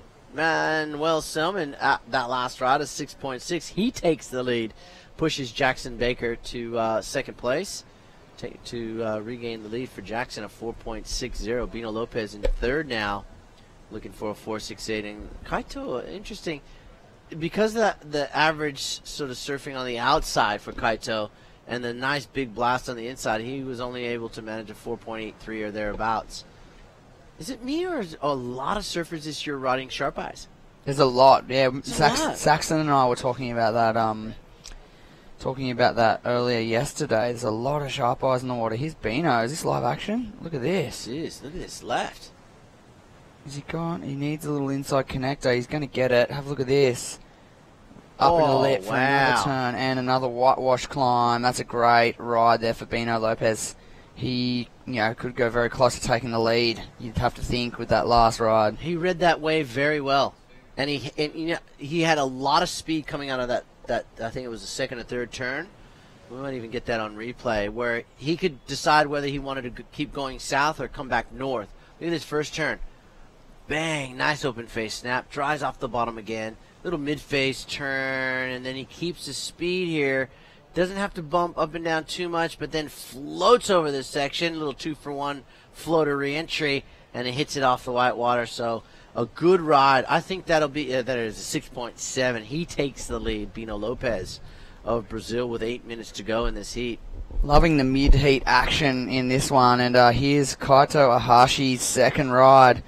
He's unfortunately caught some of the smaller waves, but he's doing some really brilliant surfing on the backhand this morning. And this should be his best scoring ride. So all 4 surfers on the board with some good, decent scores. The last 7.5 minutes are going to be fun. He hammered that thing, Kaito. I want to see that thing on replay. I think he really carried his speed from the first turn to the second. Watch this. Here he goes off the bottom. Nice snap. Then just right back into the second one. Not much section to work with either. But then the third absolutely belted it. So good start, good finish. And he needed something in the 6s. Yeah, 6.45. Maybe on the back of that second turn, he probably won't get the 6.45. But he'll get somewhere thereabouts. I'd like to see Kaito on an open face set wave. I think he'd could be doing some major damage and putting himself up into that 7+ score range with a nice clean open face. We'll see how that next wave drops in for Kaito, and we'll get a full situation on the screen here. Bino Lopez at the moment out in front with that 6.7, and a battle for second between Manuel Selman and Jackson Baker at the moment. They've both got mid-range 6s to their name. It's the next one to strike that'll really set the pace. And Minimana Bray of Tahiti just doing some preheat breathing, getting his focus. He is zoned in. It's a la Mick Fanning. Seriously. Sits, zens out on the beach for a minute. I like it. Minimana would surf on a daily basis, all reef breaks. But, man, he can definitely put some good surfing together on these beach breaks. He's been on the tour for a few years now, so he's well-traveled. And he's a great kid. Awesome kid. And I think, this could be his year. We start talking about the breakthrough years for some of these athletes. I think Minimana is definitely potentially in that conversation. How about Kaito? 6.5 moves to second place. So everyone's got a mid-range 6 right now. Have a look at the score lines on the board. Bino a 6.7, Kaito a 6.5, Manuel Selman a 6.6, Jackson Baker 6.67. It's basically going to be the next high score is going to streak out into the lead. The best of the backup scores at the moment is Bino Lopez with a 5.83. That's why he's out in front. But really, the next to strike will be taking the lead. Here's Kaito's 6.5. Here it is. This is the money turn here. Really strong on the closeout section. And as we were saying earlier, Shmoo, if he gets a even bigger set wave, he's going to skyrocket into that excellent score range for sure. Yeah, it's anyone's heat here. All 4 surfers that you just pointed out, Jesse Adams, have 6s and mid-range and high 6s. So that second wave becomes extremely crucial. They always become crucial, first highest and second highest scoring ride, but in this heat in particular, they all have similar scores of being top scorers. So who will get the better of the second wave scores, or possibly push the top score out with a higher score than, say, Bino Lopez has a 6.7, Kaito Ohashi has a 6.5, a 6.6 for Manuel Selman, and Jackson a 6.67. So they're so close. Yeah. Imagine how all 4 surfers right now would not feel safe. Oh, no doubt. 4 minutes 20. There's Kihu Butler. Yes. Look at him. He's just going, kia ora.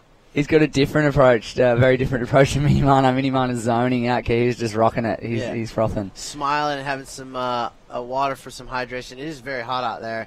I'm psyched to see this next heat between those two guys. And, of course, you throw Nick Squires into that mix. And yep. Also, you got, Dion Atkinson. Jeez. Some big boys. Yeah. Kaito. He's trying to maintain his second place position or move up into the lead. Just getting busy under priority. Jackson Baker and the Blues been patient. He's only caught a few waves this heat. Got priority at the moment, and anything north of a 4.66 is going to put him up into second. He'll get another chance here, Jacko. He knows what he's doing out there, and he's just going to use that priority properly. That's the plan. So he's sitting out there. He's waiting for the ocean to deliver him something that he knows he can perform on. A 4.66 for Jacko. Really half a wave. Yeah, it's half a wave. It's a couple of good turns, one big turn. He's so powerful, as we see the Chilean Manuel Selman. That's not going to help his cause. It will actually help Kaito's. It'll push Kaito into third priority. Jackson has first priority, Bino second. So this is where you got to start thinking, not just about the score, but where you sit on the priority list. And if you can get one under, great. If you can climb the priority list after guys make some errors like Manuel Selman would have done there, he gave it up. And Jackson uses it on a set wave. Ooh. A good opening turn. Will he finish? Ooh. Good stuff. Jacko.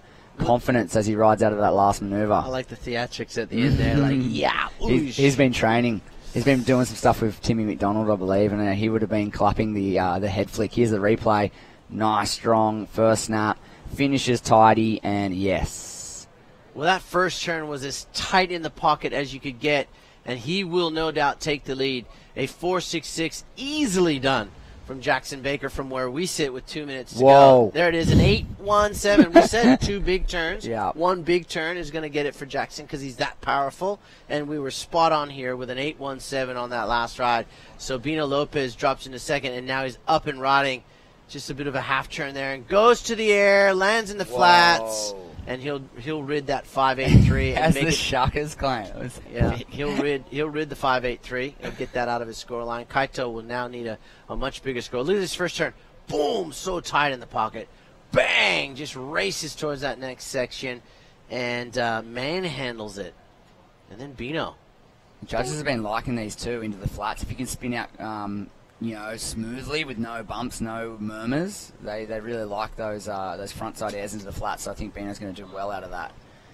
Indeed he will. Okay, we've got 1 minute 10 seconds to go, and this is really heating up this heat.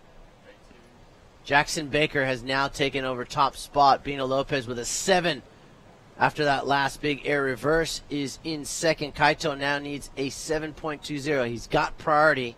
1 minute to go. Manuel Selman needs a 7.10. We called it, Shmi. We said 5 minutes to go. It's the next person to strike north of a 6 will win the heat, and Jackson's done exactly that. Here's Kaito's chance, though, on the backhand. Nice and vertical out of the top again. Oh, that was super gnarly, those two turns. Okay, well, we saw an 8.17 from Jackson, two big turns.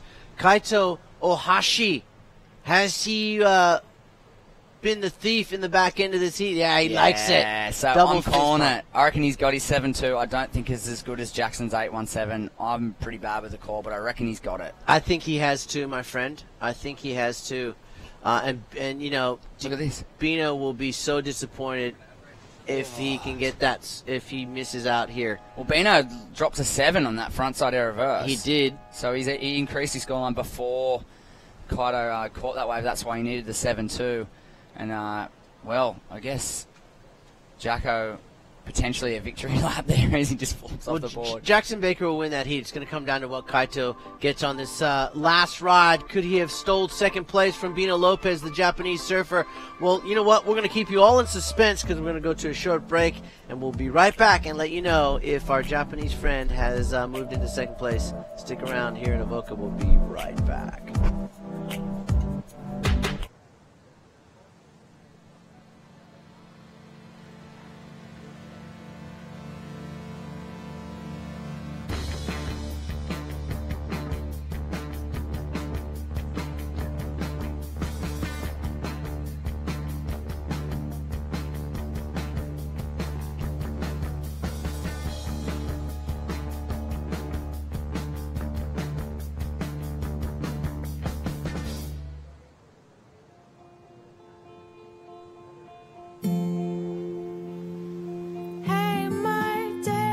yesterday. Make it last forever. Hey, my day is today. Boy, are you going my way? We'll float on the lake until the night is gone.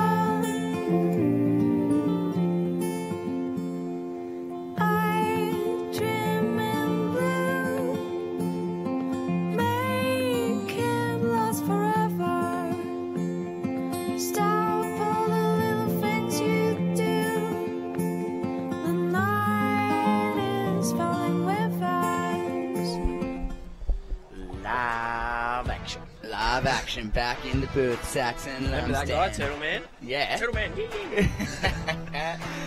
Oh, we're back. Schmoodog's gone to have some breakfast. We bring Saxon Lumsden into the booth. I'm Jesse Adam, and live action from Avoca Beach this morning. Vissla Central Coast Pro QS 3000. This is the main round. This is Kihu Butler from New Zealand, the Australasian Pro Junior champ from last year, looking to build some QS points in 2019. This is a scorcher, this heat. This is a cracker heat. Whoa. Kihu taking on Nick Squires, the aerialist from yesterday. Dion Atkinson, Minhi Mana. That's the first time those words have ever been put together. The aerial surfer, Nick Squires. The aerialist. Minhi Mana, Meditation Bray in the blue. I thought this guy was 100% going the backside. Here's the Don. Whoa. I'll get a piece of that, Donald. Oh, is Don, is good. Is. Yeah. Wow. That's a huge score, right? Do you reckon that rivals Baker's 8? I didn't quite see it properly in the last heat. Yes, no. Baker's 8 was a little bit more dynamic. Oh, okay. So but it's a good score though. Wow, so he must have blasted the thing, old Crookfoot. Yeah, he blasted the first turn. Yeah. It was like, but his second turn was kind of just, let's just slam the door shut. The first term was kind of mental. Yeah, Dion 6-5. Wow. That's better. Like, I mean, new scale, new heat. Maybe they're expecting some pretty major stuff because there's big names in this one. Well, who got to the score in the last heat? Oh yeah, that's what I was pulling up on my phone, and then I got excited about talking. Shmoo ran out of cred on the little data machine. He needed to top up his account. So we're going to have to get reimbursed for our use of 4G here. Our data usage. Where am I? Out here, round 5. Viewed all the details. Whoa, I don't need that. Yeah, I don't get it sometimes, that app, really. It's pretty difficult. Okay. Bino. Okay. Well, Bino got through. Bino got through. He doesn't need his bike yet. Wow. So Kaito Ahashi, 6'5", needed a 7.22. Bino had one butt cheek on the bicycle and then thought, oh, actually, no, I'll stick around for a while. Well, get off. Well, let's hear from, we're going to hear from Jackson Baker down on the beach for his post-heat interview.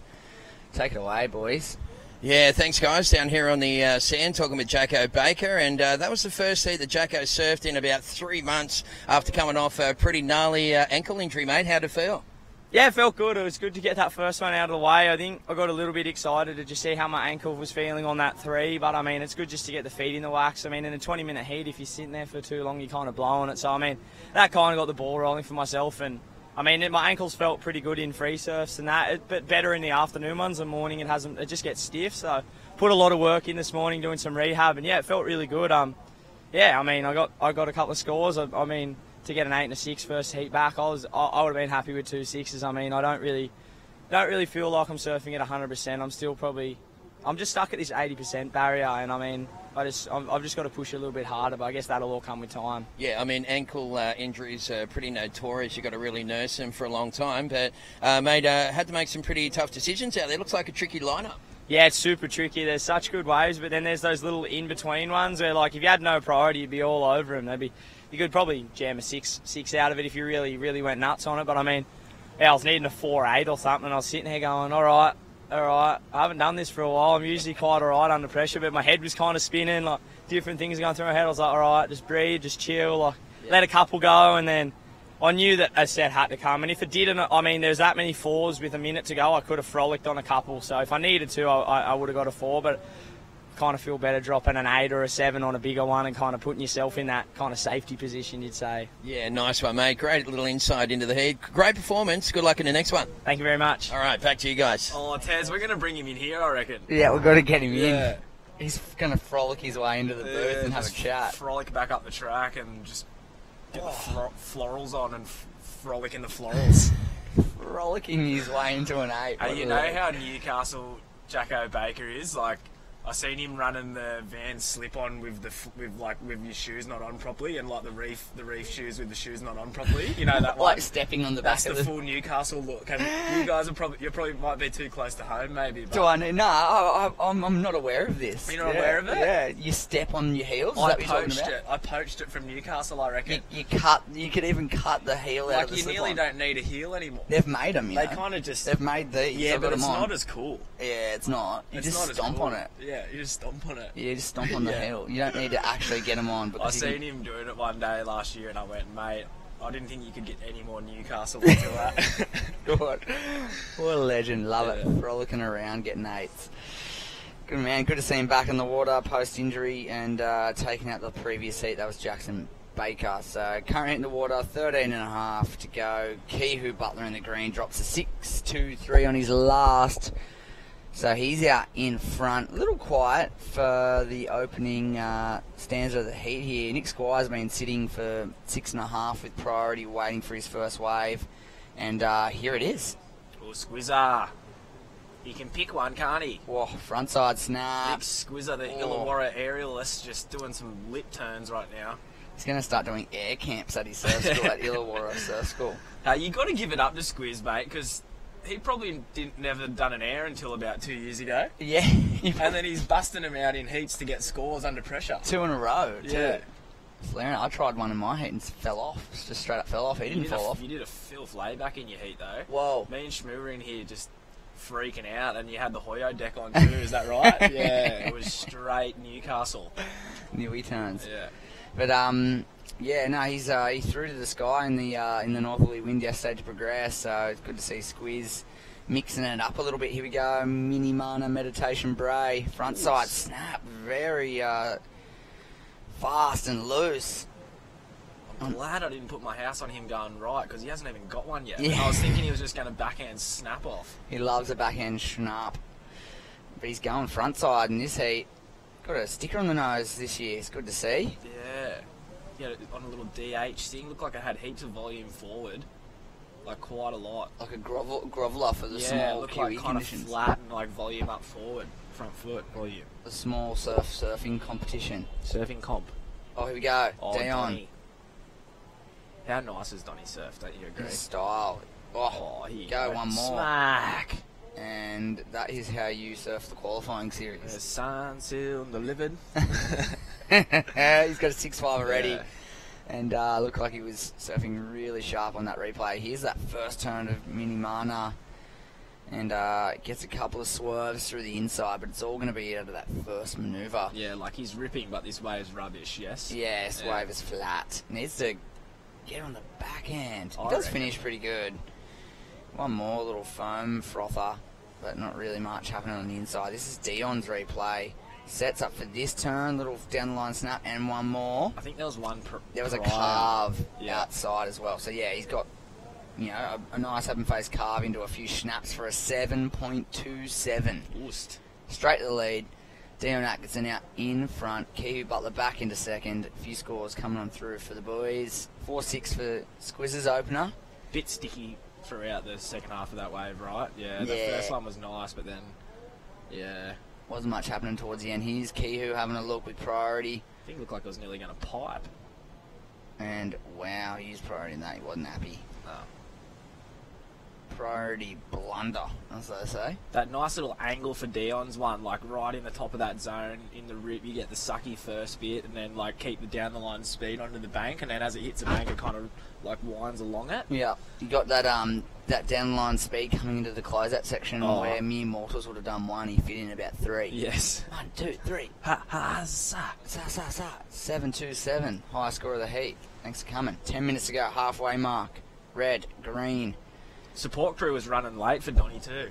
Or they just jogged down the beach while he was already paddling out? Sammy Burrell was flying down the beach about 5 minutes to go in the heat previous, so he made it in time. Borgie was down there too, so he's made it just in time. But young Scoopsy and Wade nowhere to be seen. When I walked up the track, I said, "What's to go with that?" Donnie, when he was walking back up, I said, "How's the support crew just lagging?" And he was like, "Oh, well, you know how it is when everyone's approximately 40 minutes to an hour apart in heats and no one's back. Like, you're not in the heat near each other. Yeah. It's like, oh, I don't want to spend all day down the beach. You're joking. So someone's got to sacrifice, and it's done. Yeah. They'd be sitting. They'd be here now. They would have rolled in time for the heat. Squizzer. Whoa! Oh my! First turn. That was huge. Of course, if at the Kira Teams Challenge, a great rule from us at North Shell, if you're not there when the opening hooter goes, it's a carton. Yeah. Yeah. Gotta be. Yeah. To support your mates. You gotta be there. Yeah. Yeah. And there's a few bought throughout the weekend after there's a couple of sleep-ins in there. Plenty. First heat in you the don't morning. have to buy a carton all weekend. You can rely on someone not making a heat. Yeah, and generally if you're second or third heat in the morning, there's at least 4 cartos out of that. Yeah. You just know there's a couple. Yeah. They're almost getting home at first light. Yeah. The night before, and they're like, they've already bought just it. copped it. They've already bought it on the way home. Yeah. From the bottle. They buy it the day they get there and just sit it in the fridge and be like, mine's already in there, boys. I'm not making that first heat. That's coming up soon too. Exciting. Love that trip. It's the best ever. So, all right, 8.5, Dion Kihu. It is Mini Mana Bray with priority. Will we see him take a right-hander now that he's got priority? Whoa. Gartian was psyching, dude. I was standing down there next to him watching Bakes before, and I don't know what he was listening to, but he must have had some young trap business going on because he was bumping hard. Dude, he was just flexing out with the stretch. And then he come over and said, "Bro, you got any sun cream?" And I was like, "Nah." So I was like, "Here we go, Kihu." Wave selection off its guts. Not picking the eyes out of it through the middle part of the heat. But yeah, I want to see a replay of Gatchian's warm up. Mate, he was proper thugging. He had his like watertight jacket, you know, like that London grime scene. Yeah, he had like the watertight jacket with the hood on and the headphones underneath, and he was just bumping out. Well, put it this way, his warm-up, Guardian Delahay's warm-up just then on screen got me hyped to go surfing. Well, That's how hyping he was. He was like flexing out, like, whoa, I'm just so hyped, and that just sort of got me hyped that he was that hyped. He's on. Good stuff. He's expecting him to flare up. He's Rodney Onscons in this next heat for sure. What is he? Who's he drawn in this next one? So there he is, Matthew McGivelry from South Africa, Caius King, the young Byron Bay Rock Lord, and Hiroto Arai out of Japan. So a couple of mini pocket rockets taking on the long-armed Frenchman. Yeah, well, Gartien's got the most length out of all those boys, hey? It's pretty much Jar Jar Binks. He's got the limbs everywhere, but he uses them to his advantage. There's Squizzer, Nick Squires. Here we go. Mini Mana goes right. We've been waiting for it. Whoa. Can't stop him on the backhand. Strong surfing there for Mini Mana Bray. He's got a 5.43, looking for a 5.31. Well, it was that 5.43 that left that was kind of rubbish into the rip. Yeah. So that's got to be a 5.31. Yeah. He's going to go into second. And he's probably just thinking, why haven't I done this from the start? Why didn't I do this 10 minutes ago? Here's Nick Squires, 2-turn combo outside. Still not getting a lot of love on the inside. Let's just see if this is a 5.31. Look how weapon his backhand is. Like, why would you not be using that? Everyone's been catching rights all day too. Yeah. Playing silly buggers for the first half of the heat. I think so. Might pay off for him in the end. 6.33. Look, he did that easy. He did that. He didn't even surf it as well as he could have. Yeah. And he's still got a 6.33. 6.33. Mini Mana Bray in the blue goes to second. And, well, the couple of poor wave choices for Kihu has put him back into third, really, because he can grow his scoreline. He's only got a 4.5 as his backup. Only needs a 5.54, so he's going to switch on now and opt for a better looking wave now that he's close to that top tier of priority. And Nick Squires, no love just yet, but only a 7.16 into that one air reverse. Yeah. If yesterday is any indication of the Illawarra Aerialist. Illawarra Surf Academy Aerialist Association featuring Nick Squires. He's going to start having air offs at Stanley with Kalani Ball and smoking him. Yeah, he's holding an air contest. Yeah. Two competitors, Nick Squires and Kalani Ball. Who will win? Winner takes all. So, 5 minutes. Yellow flag up, siren going, and battle stations. You know what? I haven't noticed a siren recently. Yeah, I don't hear much. I don't hear or see much, actually. I swear that one, always that one up in Newey, it's the most piercing one. Yeah, it's gnarly, yeah. I don't know what they've supercharged that thing. But Donny, here we go. Come on, Donald. Whoa, floating. Just floater, just saving the knees. Yeah. Oh, what is up? Josh Kerr. Clubby. Club sandwich. That was sick. Yeah. He kind of should have launched on that section, though. Yeah, I think he was... Whoa. Whoa. Stomp it. Oh, he's having a shocker this morning. He got back-footed. That was super gnarly, too. Like, big snap into the float. That would have been the score. Psycho sec. Yeah, he would have got it. Look. Huh? Lip liner. It looked like he had it. Oh, he did, and he leant back. Donny. This is the rampable ramp Ready? right there, Sink. right? Oh, floats, and then this is sick. He pays dividends of that. That was pretty cool. It was kind of cool. Does he get a score? Or was it a little bit kind of like... Oh, I think his scores are too good already. Yeah, there might be. Oh, look at this. Wow. That was like, let's hurt myself. See, how can I hurt myself? Hopefully he didn't actually spear himself. No, he's good. He's good. Jesus. He's close, though. Late to the lip. Squires goes down. Minimano goes down. Dion stomps his wave, but may or may not go into the top two. Is Kihu Butler now back in third with priority, needing a 5-5-4. Let's see how... I wonder what that means, actually. Kihu. To Kihu. To Kihu. I'm going to get on the Google machine and find out what that means, because I feel like it... Is it just the letter T? T? T-E. It's T-E. So it's obviously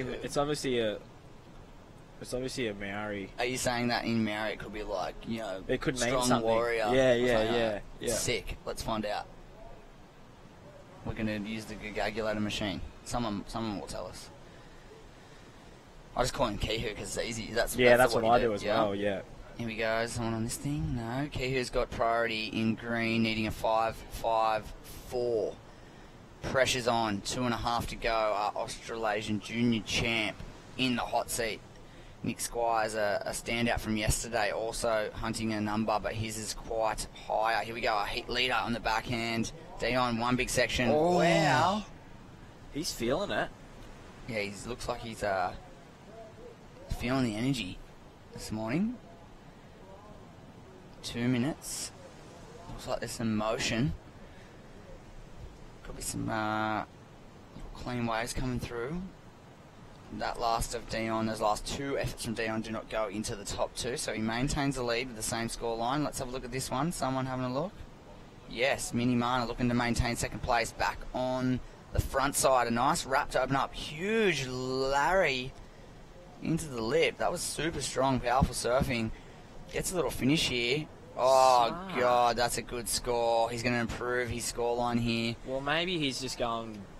Boys, check my front side. He did. Yeah, that's exactly. You were looking down to try and find out. Well, yeah. I'm struggling with the Googulator, but from what I... Wow. Ready? The second turn is all money. Ready? Yeah, cop that. It was absolute detonation of the lip. So basically what I can see right now, Takihu, star of the world, I think. Huge. Very ambitious naming. I think, yeah.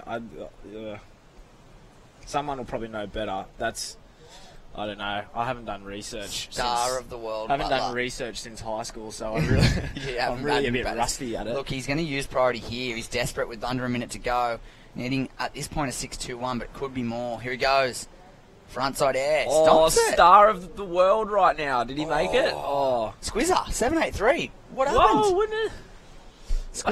Nick Squires needed a 7-2-1 under the radar, gets a 7-8-3, goes into second. What? Exactly. Mini Mana's going to get something mega though, isn't he? He needs a 6-1-1. I reckon he's definitely got that. Yeah, well, it's better than his 6-3-3. It has to be. Yeah. Yeah, I reckon it's better than I reckon it's better than his 6-3-3. I reckon it's nearly as good as Donny's 7. That's what I was going to say. Here we go. Is this complete, ladies and gents? He's going to need it. Front side. Yeah, his feet kind of disconnect for a second. He sort of stomps it, but I think he gets... I think he got swallowed up. He gets swallowed up. I don't know if it would have been the score anyway. That's all she wrote. Well, Mihimana gets a score and Squizzer gets bumped back down. He needs a 5.57. I don't think he was up in time. He wasn't up in time, was he? Nick Squires locks in a near excellent score and still bombs because of his melt early start.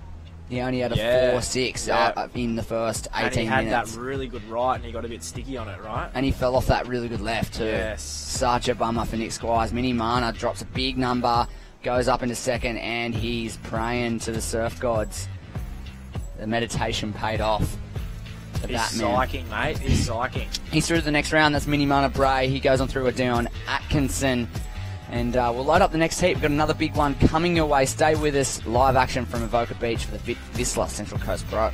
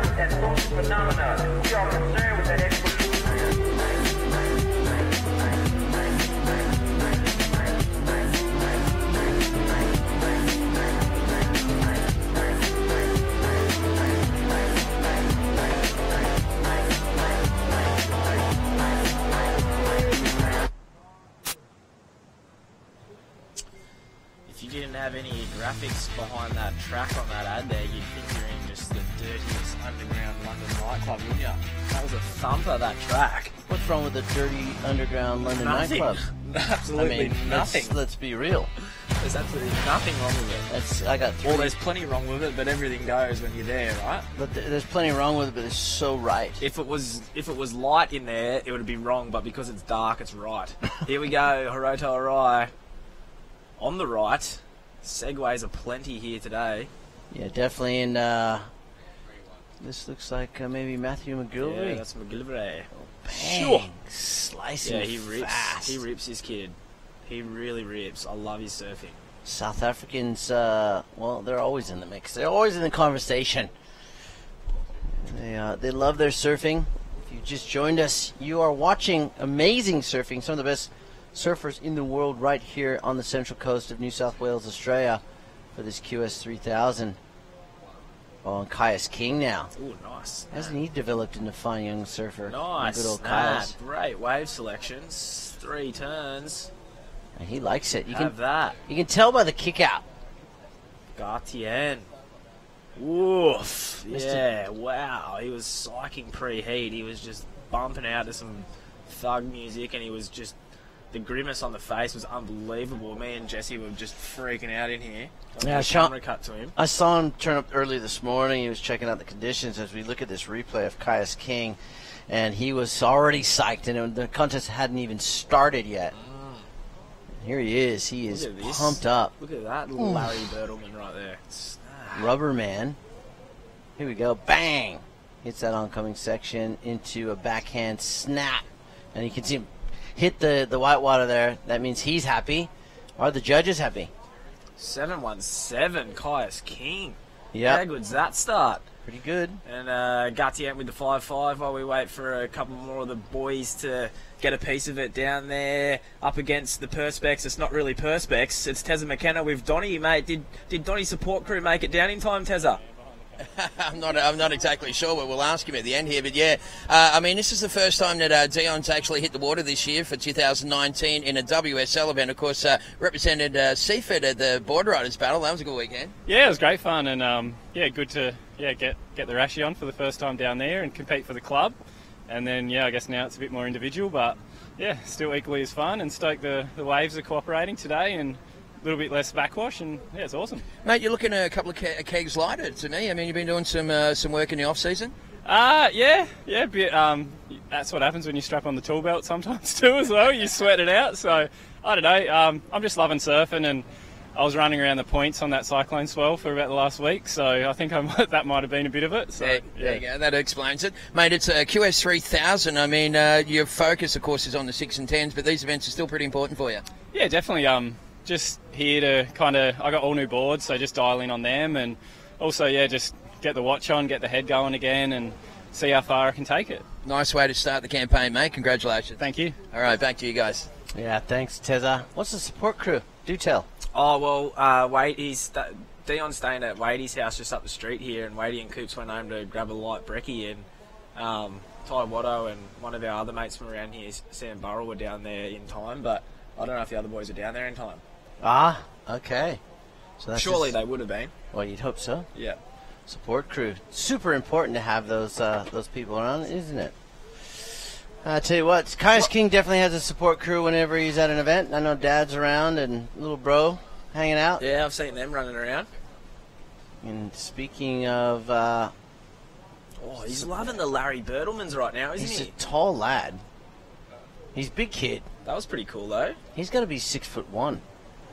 Look at Matthew McGilvery. How nice was that swoop?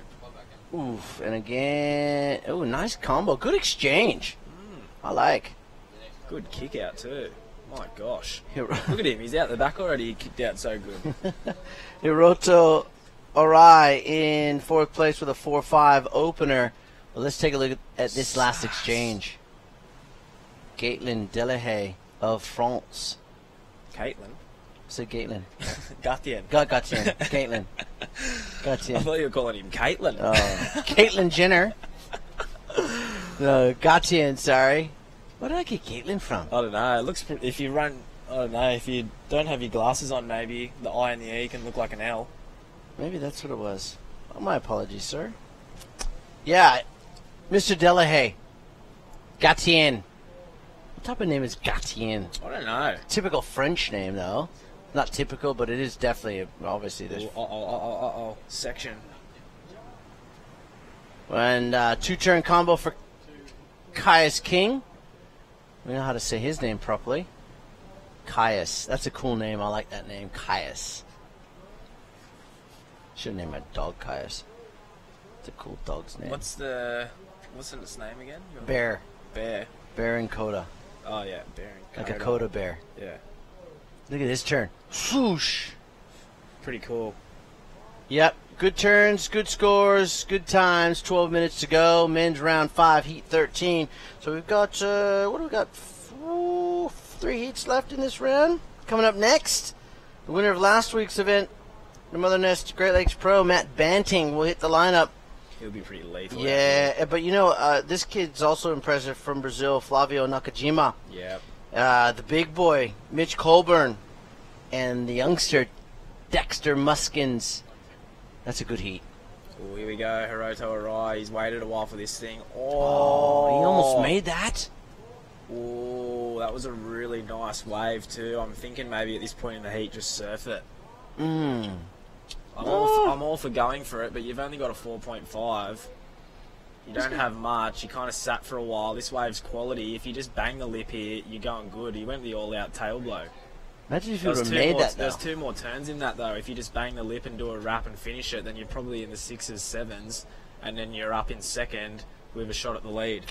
Yeah, it's a very strategic way to look at it there, my friend. I just always feel like it's really good to go for it. It's all good and well to go for it, but if you're at the halfway point in the heat and you've only got one score, like a 4.5, you kind of want to get your second score first. because now he's just wasted even more time and he's just got a 1.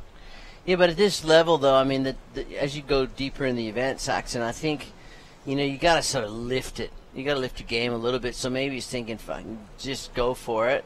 Yeah, lift your game by all means, but when the score's there to be had, take the score.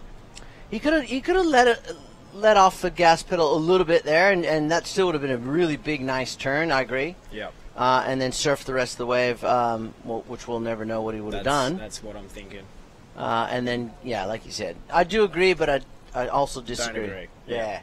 That's okay.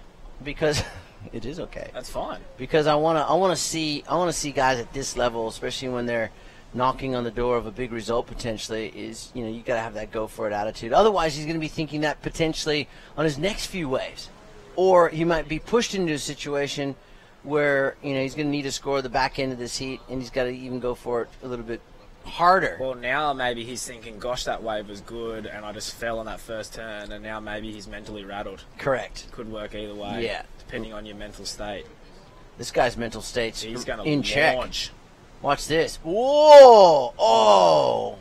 So close yet so far for Caius King, who holds on to a 7.17 and a 5.57. He's your leader at the moment.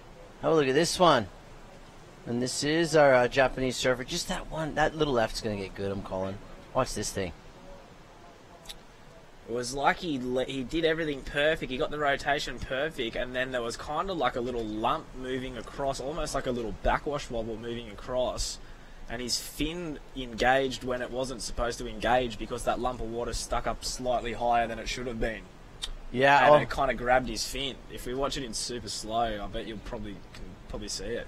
Did Matty Banting have Vissla boardies on there? He did. I was just going to say that. Those look like Is Vissla there something boardies. in the pipeline there that you haven't been telling? I don't know. You don't know, but you wouldn't be able to tell anyway? I wouldn't be able to tell anyways, no. Oh, But, I mean, why wouldn't you want to wear Vissla board shorts? They're some of the best in the world.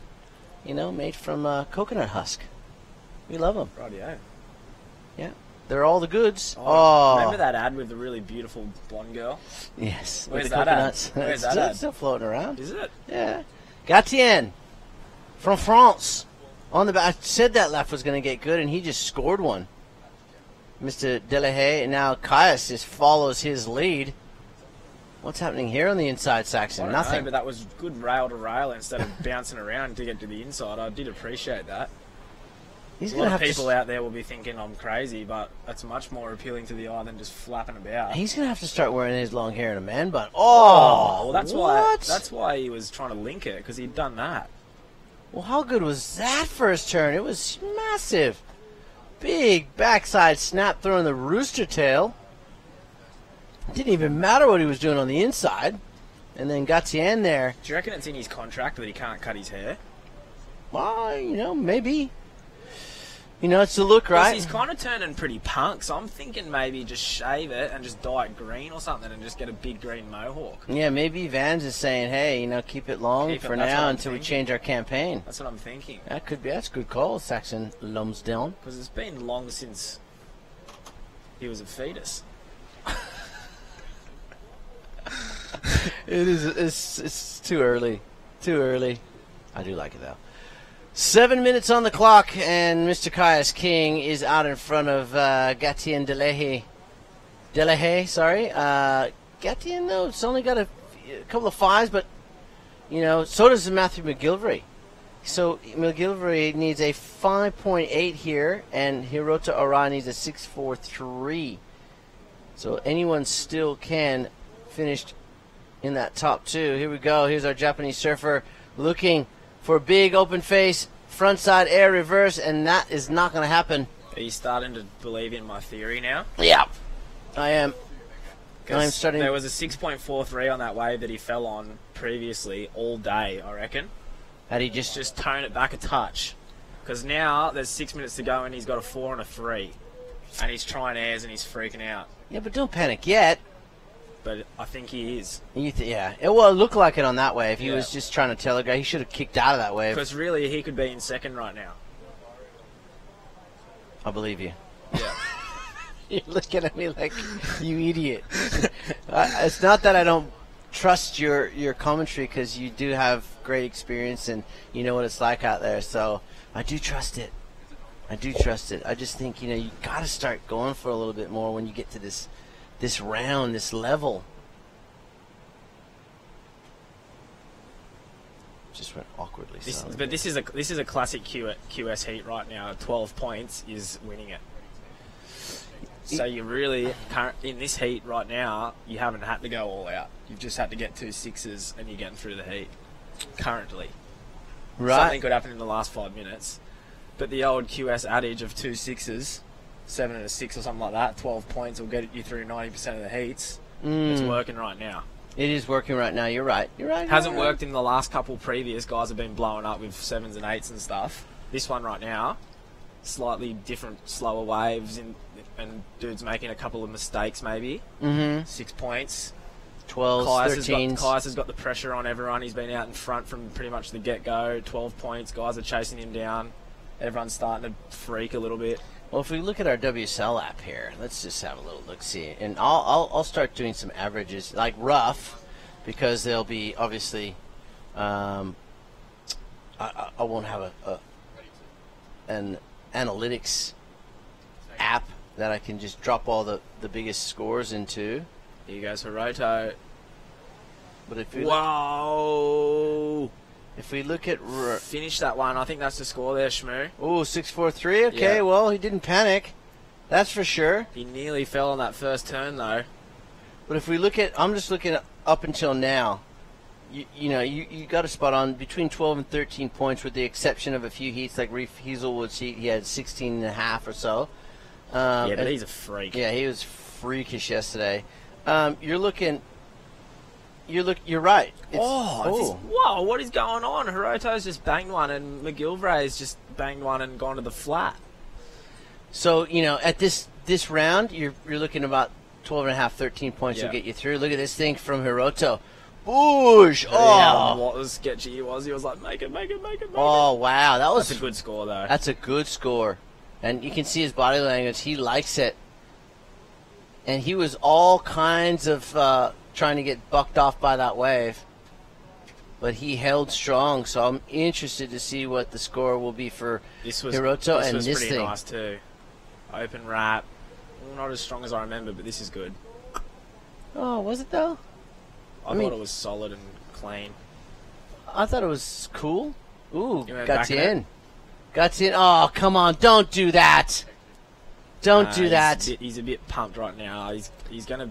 I think he's let the emotions get the better of him, Gatien. It was cool to watch, but it wasn't like... 6.1 for Hiroto, not quite enough. Oh, so he still needs a 4.83 with 2.45. Okay. I don't think McGilvray's got it either, but Gatien just caught that wave and just gave the boys priority, so...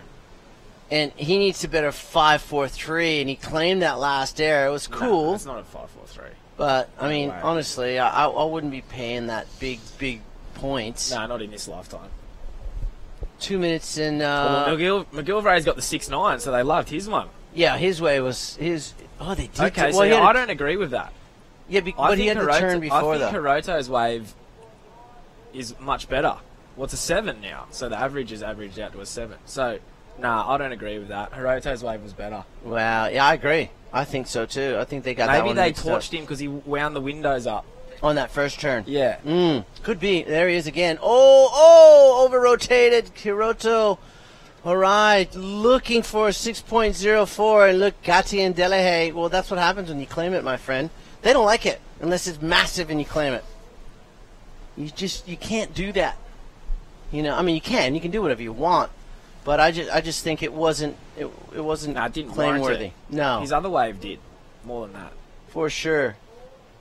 He's trying to find out what's going on. A 6.07 they gave him. So he had a set of 5s. So that was a 6.07. It wasn't a score. Yeah, 6.07. So he still needs it. Now he needs a 6.07. Really? Okay. So he had well, we're upside down today, aren't we? Well, I would have had Hiroto's at the 7. I would have had McGilvray's at the 6.5. I would have had Gatien's in the 5s. Yeah, it's all confusing to me. But I tell you what, the scores are locked in, so with 1 minute to go, Kai's King leads, and he also has priority. Matthew McGillivray of South Africa, second, just over Gatien Delahaye, who needs a 6.07, and Hiroto Arai. And with 45 seconds, that Japanese surfer needs a 6.04. We might see one last exchange here. Could do. Yeah, making a move. Yeah, they're making a move here. 35 seconds remaining in this heat. Okay, time ticking away, and it's a bit of a pause here in the action. Out in the lineup, Vissla Central Coast Pro. Of course, the Vissla brand doing good things for surfing all over the world, but in particular here in Australia. And this guy's doing good things on this wave. Hey, he's looking good this year, mate. He's not a grom anymore. He's a young man he's not now. a weed anymore. He's a proper just turned into a good budding young talent. Yeah. Well, he's always been a talent, and it's over. So that means that previous wave from Kai's King will move. Keep him in first. There he is. He will win. Unofficially, Matthew McGillivray will finish in second. Saxon and Hiroto and Gatien out of this year's event. We'll go to a short break, come back with plenty of live action in the next heat right after this. Up until now, there's never been such a significant leap in the quality and performance level of this modern garment. Vissla's new North Seas wetsuit is at the forefront of this wetsuit revolution. With all these upgrades, surfers entering colder waters are now able to retain their speed, agility, and strength in nearly freezing conditions.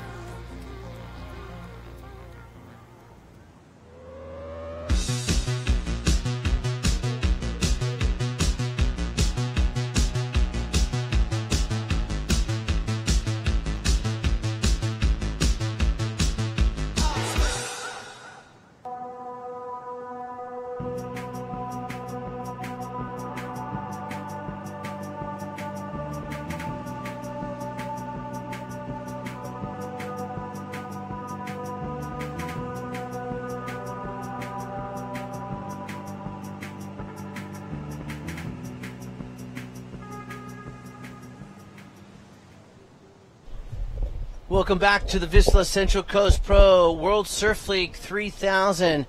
And we have another amazing heat here in round 5. Heat number 14, Matt Banting takes on Brazil's Flavio Nakajima, Australia's Mitch Colburn, and the youngster from the Gold Coast, Dexter Muskins. They're out in the lineup, Jesse Adams, and we've got another 20-minute heat. Incredible surfing going down already. We got a big day here on Sunday. It's we don't finish till Monday, which is tomorrow, obviously. But I tell you what, so far the indications of the rest of the day are going to be fantastic surfing by both the men and women. Yeah, they're not starting off slow. That's for sure. They're just sending warning shots. Yeah, they're sending it to open up the campaign. These top seeds. Yeah, super fun to watch. Really excited to be here today, and expecting nothing short but fantastic for this heat. Yeah, I tell you what, we got 3 more heats in this round, and then we will go, including this one, obviously. We will go into the women's, the Sister Revolution Central Coast Pro for 2019. That first heat is a banger. Sage Erickson, Isabella Nichols, Vahine Ferrero, and Samantha Sibley. So 2 USA surfers, 1 French lady. Yeah. And of course the Aussie, Isabella Nichols. But right now, let's go down and talk to that last heat winner, Kai's King. He's with Tezza McKenna. Yeah, morning, Kais. Down here with the boy from Byron, Kais, and mate, that was a pretty good win. There's a few big names in that one. Yeah, for sure. I was super stoked. Good to get to that heat. Lose the butterflies. Always first. I've been waiting for a few days to surf, so it's been good. All right, well, tell us about the board. You only just rode that thing for the first time yesterday. Yeah, I had DH made me a few just before I left, before we drove down, and just gripped it up yesterday. A bit more volume.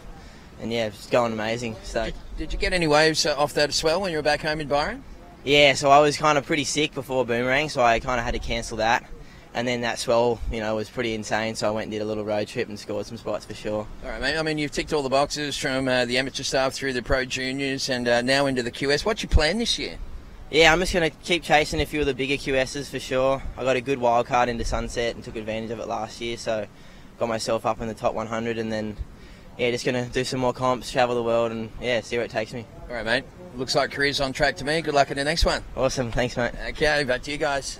Wow, he's grown into such a fine young man. He speaks well, too. He knows what he wants to do and where he wants to go. And great free surfer, amazing competitive surfer, and his, as Terry pointed out, just going through that process, and Jesse, you've been down that long road as well.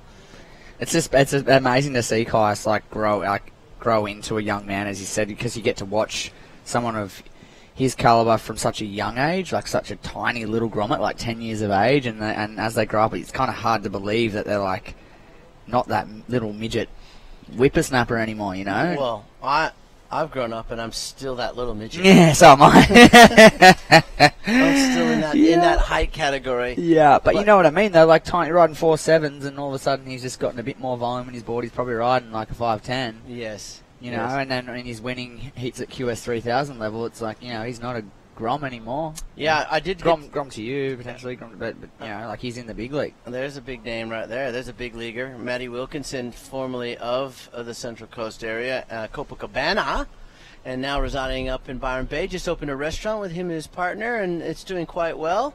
I ran into him. They were actually doing laundry for the restaurant when I ran into him in Byron Bay.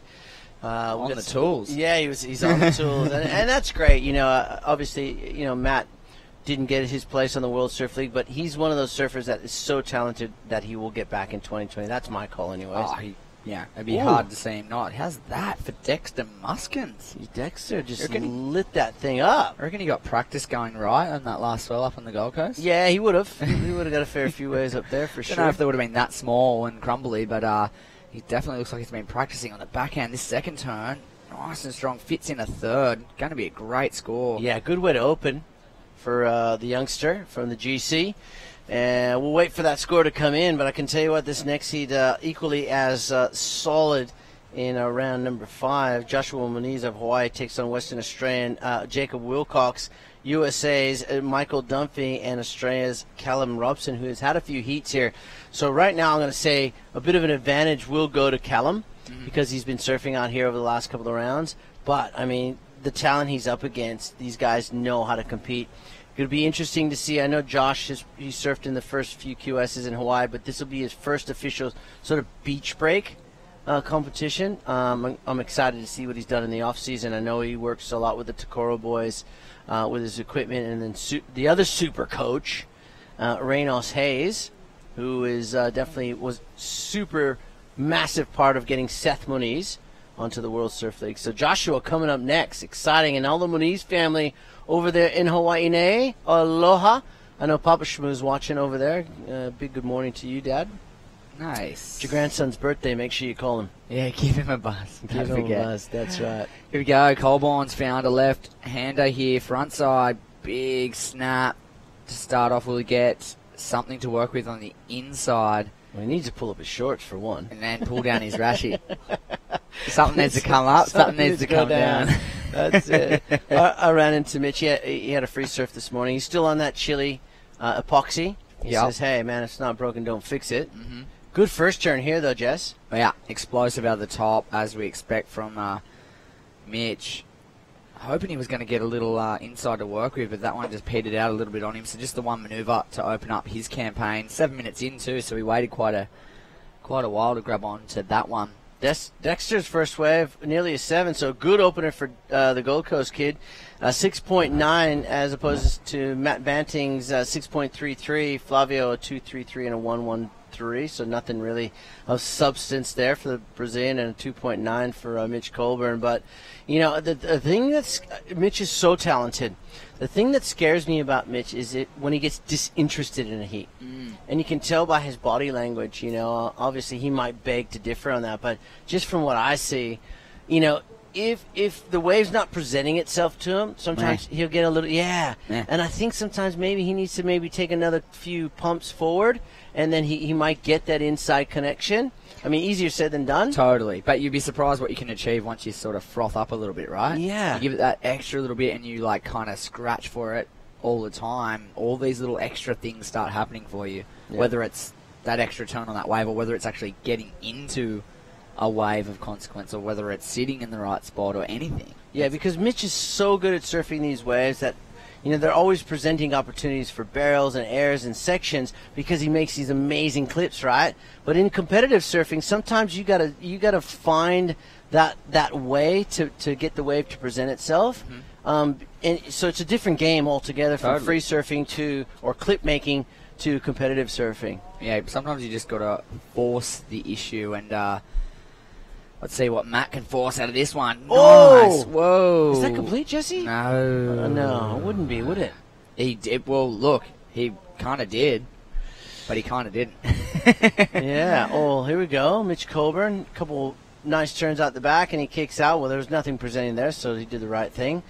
Good exchange, but I'm curious to see if Matt Banting's wave was complete here. Let's have another look. He forecast this thing from way back. You can see he's lining it up, launches, spins, and... Toes were on the board, though. I know. It's interesting, isn't it? I think he just needed to hang on for... He didn't need to look like he was falling off. No, he needed to just jump off nearly. Yeah. If he had stepped off his board like, I'm going to jump into this closeout and get out of here. Well, he's got a 1-5 in his scoreline. Surely that way wasn't a 1-5. I think if they call it incomplete, it's a 1-5. It's right? A 1-5, is it? Okay. It's hard to say. That might have been a wave before, but yeah, I think he needed to pull through the back or step off his board in order to, because he did all that. He did the 99.9% of the maneuver, right? Yeah. He kind of made it. Yeah, interesting. All right, well, Dexter Muskins is out in front, courtesy of a 6.9 and a 4.5. So the youngster in this heat, he would be the youngest of the four. Here we go, Matt Banting having a look at this one. Oh, goes for the big frontside nose pick, and wow! Well, yeah, look at the hands go up. Of course you'd do that. That was amazing. Yep, the second, he wanted redemption. That was crazy good. Have a look at this replay here. Check how inverted this guy gets. Wow, feet off the board and everything. Let's watch it again. Slow it down, Lewis. Watch this. Bang. Yeah, that was incredible. That was huge. Probably the maneuver of the event so far. How did he ride out of the foam? I have no idea. He was up on the nose of the board. What a freak.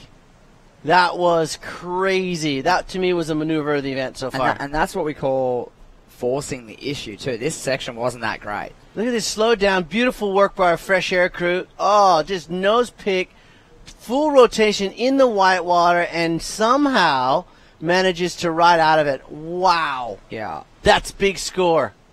Let's see.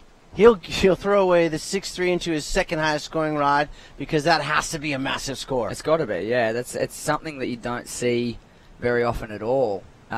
Just because, only freaks can do it. Yeah, who stays on their board like that? Here we go, Dexter. Another okay wave for Dexter Muskin. He's keeping busy and building house, as they say. Oh, what? They gave that a 6.63. Wow. You're kidding me.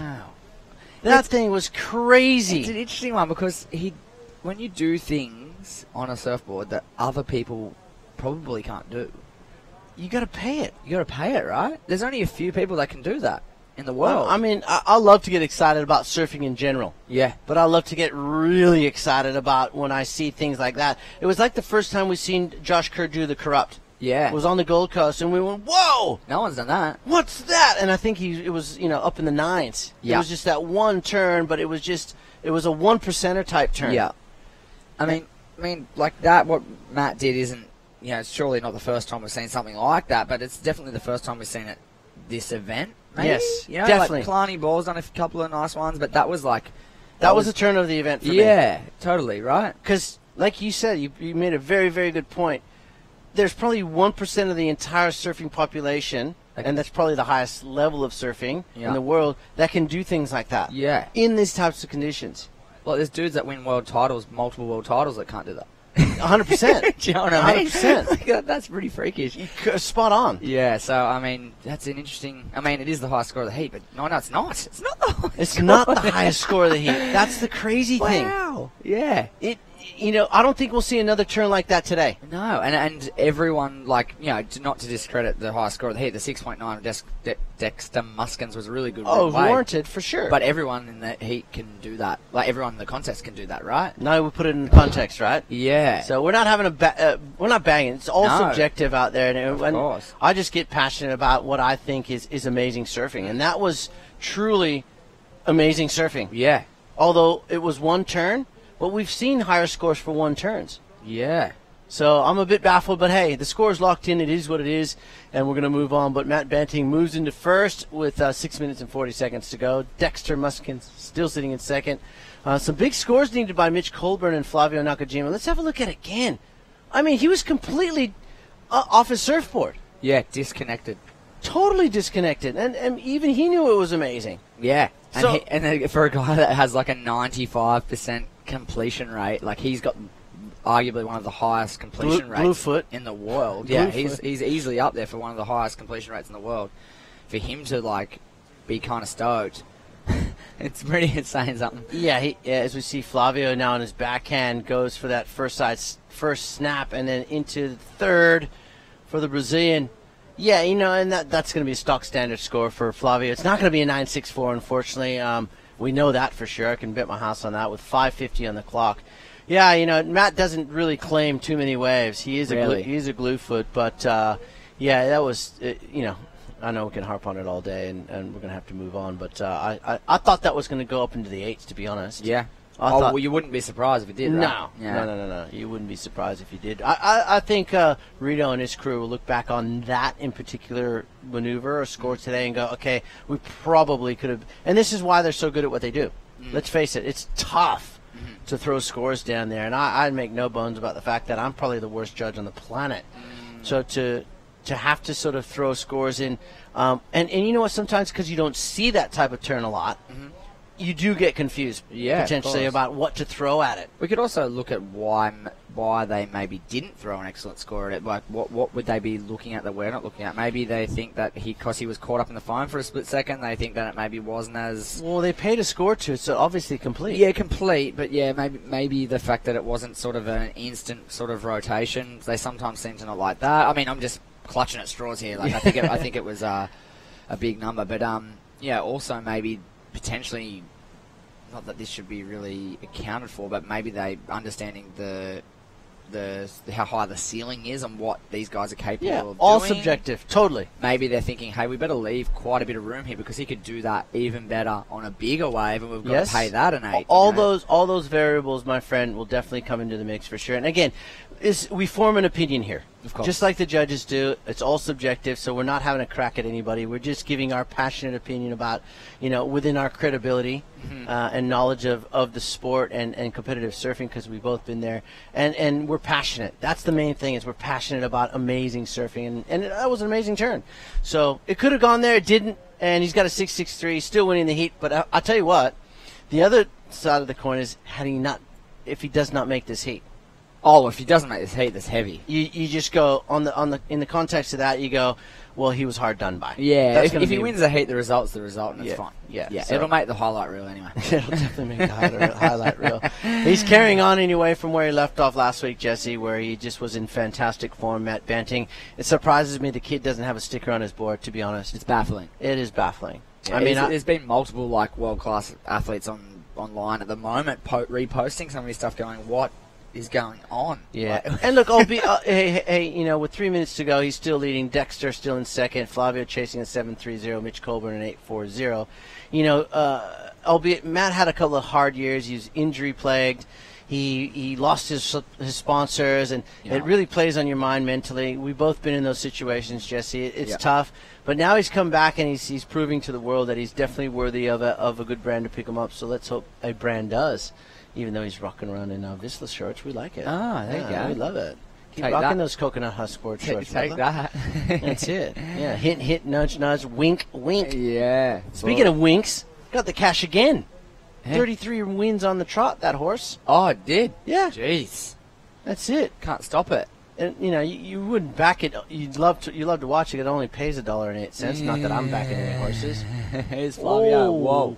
He's another surfer with the knock knee close together stance, huh? And he's been around a long time, knocking on doors there, Flavio. He's just, again, that word I don't really like to use a lot is consistency. Mhm. You need it on this tour to massively book yourself into the World Surf League's biggest stage. It is the hardest thing to find, too. Ooh, Consistency. I'll tell you what. All right, 2 minutes to go. Matt Banting ahead of the youngster Dexter Muskins, who has priority and is sitting in second. And there is the old Gluefoot himself, Matt Banting on that one. Not going to factor into his 2 scoring rides, I would think. Mitch Colburn still chasing down that 8.4 in third, and Flavio Nakajima a 7.3. So we'll see if both those 2 young gentlemen in third and fourth can come up with something really big and special in the next minute and a half. So let's see how we go. 90 seconds on the clock, and surprisingly, only mid to high mid-range scores on the board at this stage of the heat. Such big names in this one, expecting some last-ditch heroics in these final minutes. Yep, 3 heats to go in this round, and then the ladies for the Sister Revolution. The new core surf brand on the block there, Jesse, will be out there in the water for the ladies. They'll be in their bikinis and bathing in the sun and surf because it is all happening here at Avoca. So coming up next, we got Joshua Moniz, Jacob Wilcox, Michael Dunphy, and Callum Robson. That's another great heat. We'll finish off this round with the local boy, Wade Carmichael, and a former local boy, Matt Wilkinson, up against Joshua Burke of Barbados and Dino Bowen from the South Coast. Wow. That's powerhouse that's a good heat, isn't it? You expect it at the bookends of the draw, but yeah, wow, that's very, very stacked. 30 seconds on the clock. Oh, 8.27. We missed that. We did miss that. We saw the last turn. What? Hang on. So the 6.63 was the nose pick. Okay, that goes down to second. And now this guy needs a 7.3. Flavio bangs it off the roof there. Strong backhand turn. Yeah. 7.3. If he gets another one, maybe. Nah. For the young Brazilian. Whoa. And Michi. Okay, so we didn't see the first part of that. Jeez, Michi that wave. 8.4. Yeah, it's a big score. Yeah, Matt must have went absolute hammer and tong on the outside of that wave because we saw the last hit. It was just like a float snap to finish, but he must have sent it on the outside. He dropped the hammer, but nonetheless, he will be into the next round. And moving on is that man, along with the youngster Dexter Muskins. We'll go to a short break because we got plenty of live surfing action coming up from Avoca right on the backside of this. Stay with us.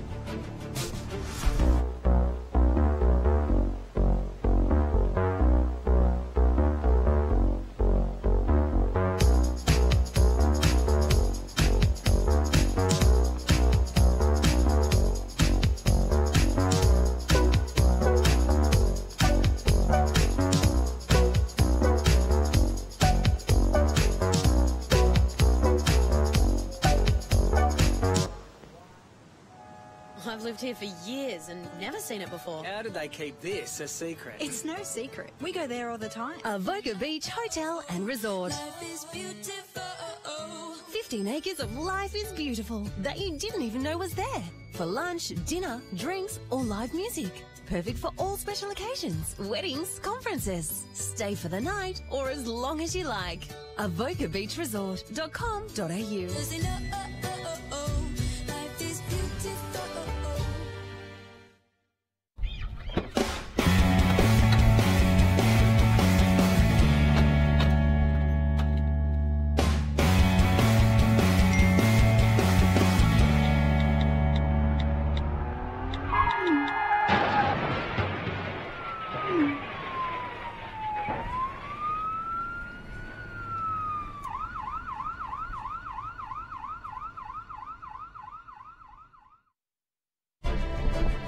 Welcome back, Avoca Beach. Beauty on your screen as we have nice, clean cross-shore conditions this morning and some amazing world-class surfing going on. It's the Vissla Central Coast Pro QS 3000, the men's division. We're in round 5. We're nearly finished that round. Heat 15 in the water. Here's a quick replay of the opening ride here for the man in blue on the backhand. This is Jacob Wilcox. Chipper. Who's this? Dunphy. Dunphy going fast. I'm a massive fan of Dunphy. Whoa. How was that? just moves mountains for a little midget like me. Wow. Just moves a lot of water. He blasted that thing. And gets a couple of 1-2s on the inside on the backhand. I was just having a little discussion down the beach with Wadey coming up in the next heat, and a lot of guys trying to fit 3 turns in. Don't need to do 3 turns, just need to do 2. 2 biggies, hey. Someone, I forget, I think it was Flavio. Did he end up getting through that heat? Nah, he got smoked. Well, he tried to do 3 turns on one, and he lost all his speed trying to fit a middle turn in. And if he just carried speed and fwanged the wash like Mike Dunphy, he could have ended up like a 7. Yeah. Exactly like what Dunphy's done. Yeah, 2 big Because the rip bowl's giving you a sucky bowl out the back, so bottom turn and just blitz the first bit, and then forget about the rubbish middle section. Just go find the closeout and blitz that too. And then, you're doubling your score now. Yeah. Right? 2 That's big the strategy coming up next heat from if he does. Yeah. He's going to blast. He's just going to blast no matter what happens, though. He's a blaster. Well, sometimes I think he tries not to blast, and it just ends up blastier. He just thinks, oh, maybe I'll just put my rail in the water for this one, but then it looks like the biggest turn you've ever seen. Yeah. Comes in going, oh, they gave me a 9 for that? I kind of just did 2 cutties, but I guess they liked it. Here we go. Great text message. Great text message. The frolicking Jacko. The frolicking honey badger. Chipper, Wilcox in the blue, a 4-3-3 opener. M. Dumphy, Mick Dumplings, a 7-point ride, as you said, just 2 big majors outside. I'm a full-on Dumphy groupie, eh? You like it? Yeah. He's a good egg too. Yeah. Here we go, Josh Moniz. We've been talking about him all morning, anticipating this heat. Inside section, bomb, and he fits in a third. He fits a third, yeah. See, if you get the option, yeah, let's have at it. Oh, if it lets you do 3 without rushing them, yeah. Let's go. Yeah. But he's got the buttons throw going on too, eh? I like it. Yeah. Whole way in. Whole way in. It's good stuff. We were saying that Josh would have had a little bit of fire in the belly after seeing little bro Seth qualify last year. Of course. You'd have to think. We'll revisit that topic in just a moment. We'll throw down to Dimmy. He's got the previous heat winner with him, Matt Banting. Take it away, guys. Yeah, Matt Banting down here. Great performance, mate. How does that feel to get through that heat? Yeah, it was good. A bit slow, a bit of a slow start for me this morning. A little bit sleepy still. I think I need another coffee or something. But yeah, feeling good. Had a little early morning surf and boards and everything. You're feeling dialed in, so nothing to complain about. That's for sure. Last week, mate, was that great little confidence boost leading into 2019? Stellar performance. How did that feel moving forward? Yeah, it was good. I was just doing that event to get a few heats under my belt and get some kind of match fitness, as they say. But yeah, kept rolling on to the final and found myself in the final with Coops and got a couple good scores. So it's a good feeling to be winning again, and hopefully can apply that to a few of the 6,000s or 10,000s. Well, this man's going to be hard to stop. He's on quite a roll, guys, and we look forward to seeing him again this afternoon. Well done, Matty. Thank you very much. Back to you guys in the booth. Yeah, Matt Banting, quietly confident. I like it. Oh, as if he wouldn't be. Yeah, he's another guy that kind of eats 8s for brekkie. He just chucks it in cruise control, doesn't he, and just lets it go. Just lets the tail air out. He's like Homer Simpson. He presses the little cigarette lighter and says, "School, please." 16 points, please. And then sits back with his feet up and his hands on his head. Can I please order 16 points? Yeah. I'll take it to go as well. I'll take it to go. Yeah. Take it to the next contest. Yeah. I reckon Matt Banting will qualify. I mean, it's never easy, but I think he'll do it in style this year. Yeah. As a guess, as a forecast. See how... Love it. I'm going to go home tonight, get a box of cardboard, right? I love Mike Dunphy on it, and just come bring it down tomorrow. And just stand on the beach. Well, I would like to take a photo of that and post it on the internet. It's just, I reckon I'm backing you in. I reckon I'm a fan too. I'll bring some cardboard as well. Don't you reckon just the arms just go in the perfect spot? Like they're... Wild probably isn't the right description for it, but it's the only thing that's coming to mind right now. But it's a controlled wild, and it's a stylish wild. It's like the arms go up, but it's like there's this weird kink, and then I don't know. It's just sick. It's sick. It's style. Yeah, it's style. It's style, right?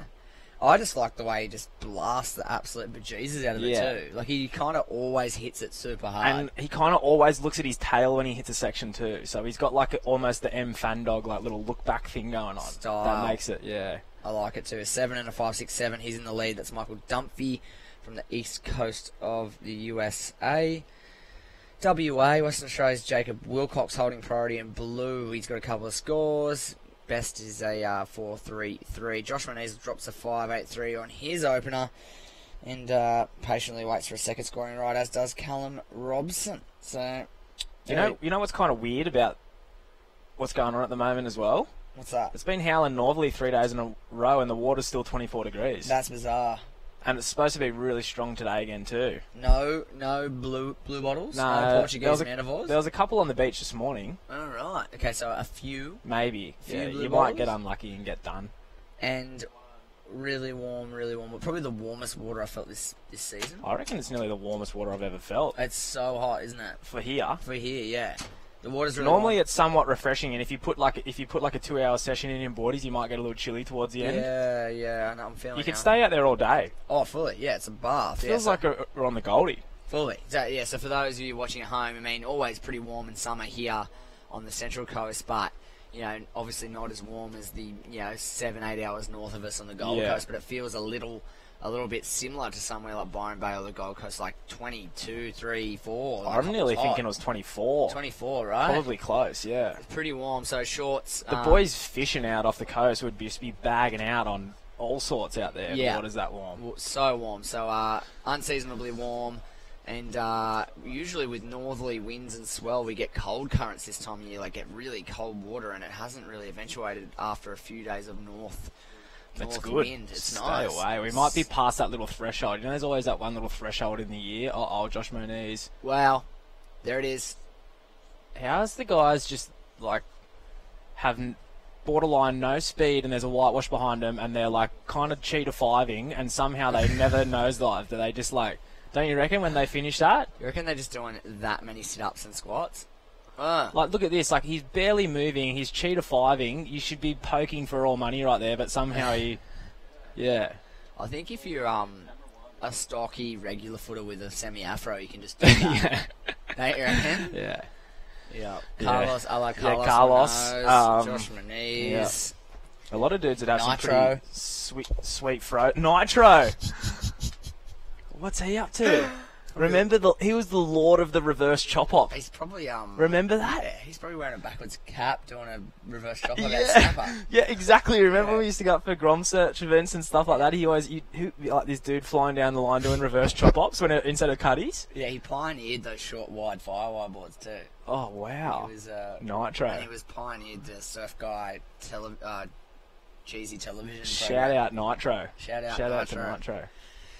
Yeah, but get a little off topic. There's the next heat loading up, and somebody paddling out in the blue. Previous Loke Dog, Matthew Wilkinson of Copacabana. Would you still Origins. classify him as Loke Dog? He's been gone for a long time, right? Yeah. Well, I'd have to Well, he's born and bred. Born and bred Copa, right? Still says Copa. Yeah. Yeah. He's Copacabana, right? Yeah, Copacabana. Still, right now, though. Yeah. I reckon he is. He's 6-channel whiz sticks with a gaff helmet at Copa Point. Hanging. And he always will be.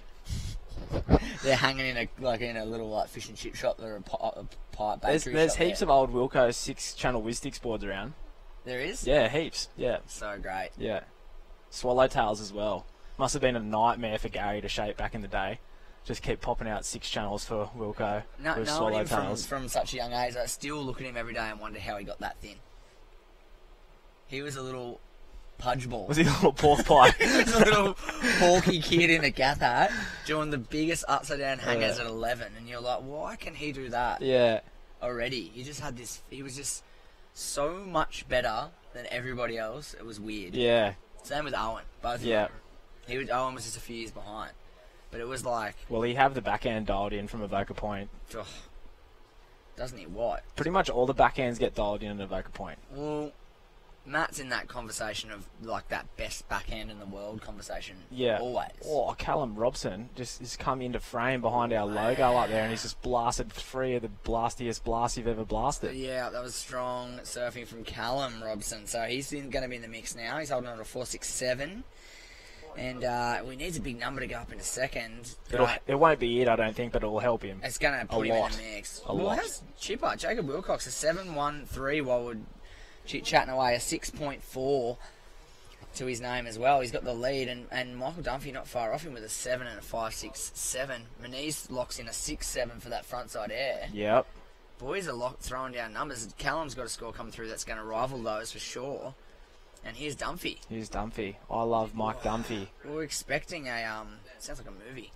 Yeah. I was expecting big things from this heat, and it's definitely... John Tucker Must Die. That's what it sounds like, eh? Yeah, like a teen Hollywood movie with cheerleaders and some bratty jock. It's Michael Dunphy. But it's Mike Dunphy. Yeah, it's Mike Dunphy. So let's pitch it to Hollywood immediately. Yeah, that's not going to go in his top 2, though. Nah, it's not. No. It's not. Back out there, brother. But he may have a future in Hollywood cinema. Here he is on the replay. Nice first turn. Wave, unfortunately, doesn't really provide much on the inside here, although he does get to work on the rail, wrapping into the foam. But yeah, not much on offer. Won't go into the top 2, but he's keeping moving. He's in second place. And look at the score from Callum Robson. He went close. 7.27. Yeah, he went way close. Best score of the heat? Yes. Yes, it is. Taking it to him, son. So all now... The New South Welshman? All in is now is a 5.4. Oh, that's chook feed. Chook feed for someone like Callum Robson. 7 minutes to go too. So it's basically, again, who can get a second high score? Who can get a second 7-point ride? Yeah, well, they're all right in that zone, aren't they? High 6s to 7s required right now. Vissla, Central Coast Pro, of course, at Avoca Beach. Do have a little mobile license. We've been jagging this little right bank, so we're sticking with it. Oh, he's back on it again. Whack, whack. 5-4? Yes, easy. Got it, huh? Easily. Into second place, probably. Easily. Maybe. Nah. Needs a 6-2 or something to go to the lead. So... Oh, he could go close, man. It was kind of a sick combo, wasn't it? It was a good wave. How did he snavel that with third priority? I don't know. It was like a weird little... Had like a weird little wind lump kind of pushing back towards him and just let him fit 2 in. It was like almost a closeout, but it let him get 2 in. Yeah. You know what? He got it. 6-6-7 lead. You know what he did? He did that smart thing that some people do, and they get a wave and then they paddle off. Yeah. Because they don't have priority. They just go, I'm going. See ya. And then they paddle off into the distance, and then they buy themselves and jag one straight away. 6-6-7 from 4th to 1st. Callum Robson. Well, he got the rhythm going. That's what it was. He created rhythm. Smart surfing. Yeah. Young dude too, right? Pro just off the Pro Junior Series last year. Yeah, I'd say 18. And surfing with super smart strategy. Liking it. Just over 5 minutes ago, he takes the lead, 13.94 total, and probably time to build on that lowest score of a 6-6-7. He is hunting. What about how heavy this heat has just become? Yeah. Guys have got nearly 13 points, and they're needing quite a lot. Is it seeing the main on that? Mate, the main is that. I think he washed it last night. The thing is that fluffy and soft.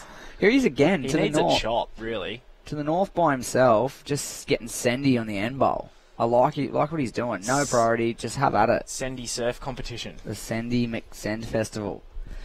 Let's take another look. Another two-turn combo. Don't know if it's going to surpass his previous, but a good turn. Snap into the disappearing act.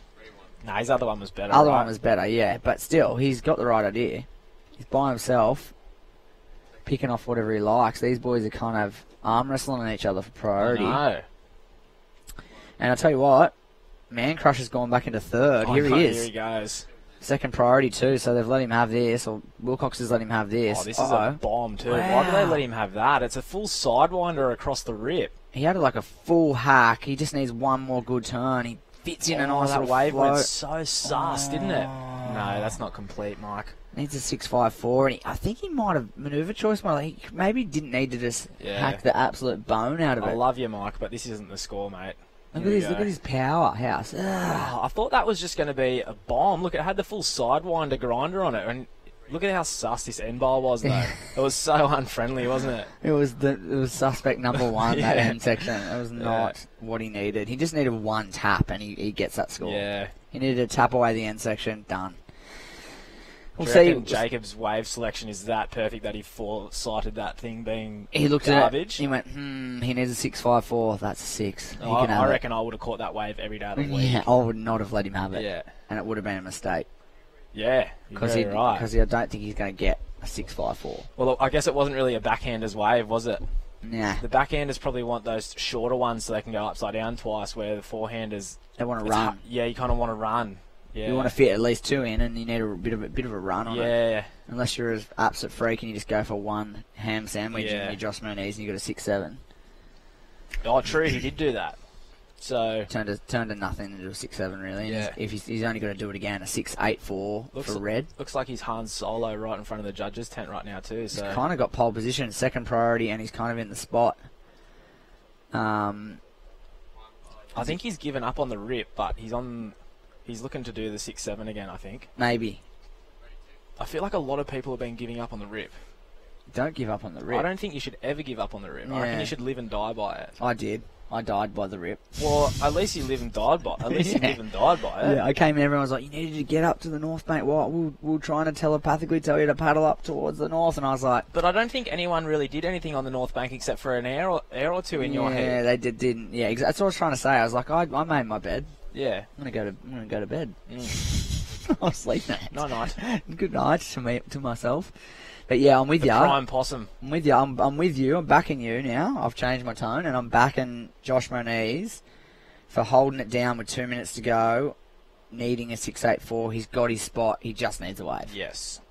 Here we go to the north. This is Callum Robson, who is now in the lead, and just keep him busy regardless of having first place. He wants to build, and I've noticed that's what he does. He keeps busy. He rarely sits. Yeah, He's kind of laying on his board. Yeah, he's a mojo mover.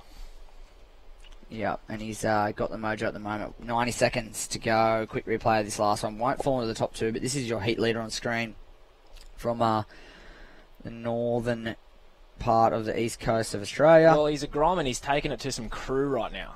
He is. If you look at this, if you look at these names right here, Jacob Wilcox has been touted as one of the best guys coming out of Australia, really. Yep, for a long time now. Smoking Slater, didn't he? Yep, like Portugal. ages ago. When getting was it? tubed. When he was Callum's age. Surfs that good at gas, gets that tubed out there. It's Yep. loose.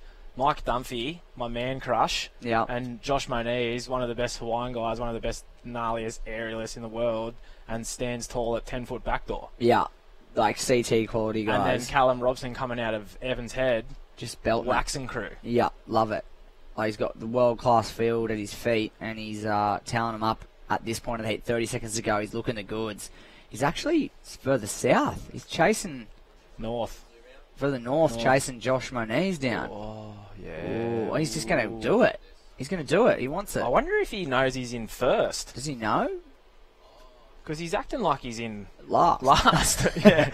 Maybe he just got no priority, so he's just moving around. 10 seconds to go. Is Josh going to get another chance? Is there a little lump behind this one? I don't think so. Doesn't look like it. It looks like Callum Robson, Jacob Wilcox, the Australian duo, are going to be going through. A great surf to heat for Callum and Jacob as well as he finishes up on the last wave with priority. Oh, just How's taking that? it off him. Little victory lap. Whoa, Oh, he's looking good sharp. surfing.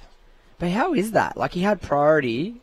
He's just a smart heat surfer, isn't he? He had Yeah. priority right to he took off in the last second with priority. Yeah. That's Iceman stuff. Good Unfortunately, stuff, Chip. Well, T-Max down there getting in his ear, so there you go. good stuff. Love a good T-Mac in the air. Michael Dunphy and Josh Moniz, unfortunately, the power regular foot duo, they'll bow out. And those boys on screen with the handshake, 2 young Aussies going through to the next round. Good stuff. On your boys, up the Aussies. Up it. Good stuff. Vissla Central Coast Pro, QS 3000 live action with the last heat of round 5 coming to you shortly. Stay with us.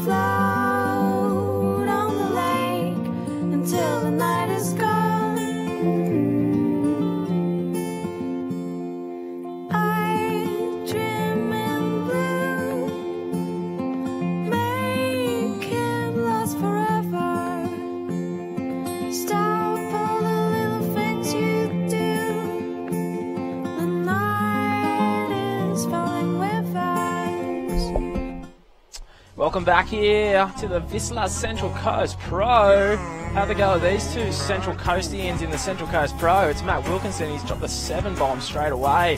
In the white, Josh Burke, the other Avoca lad. Well, this is the first Avoca lad. This guy came first. Prior to Wade Carmichael came Matt Wilkinson from the Copacabana region just over the hill to the south. This man here, Josh Burke, the Barbadon, as we've nicknamed him from yesterday.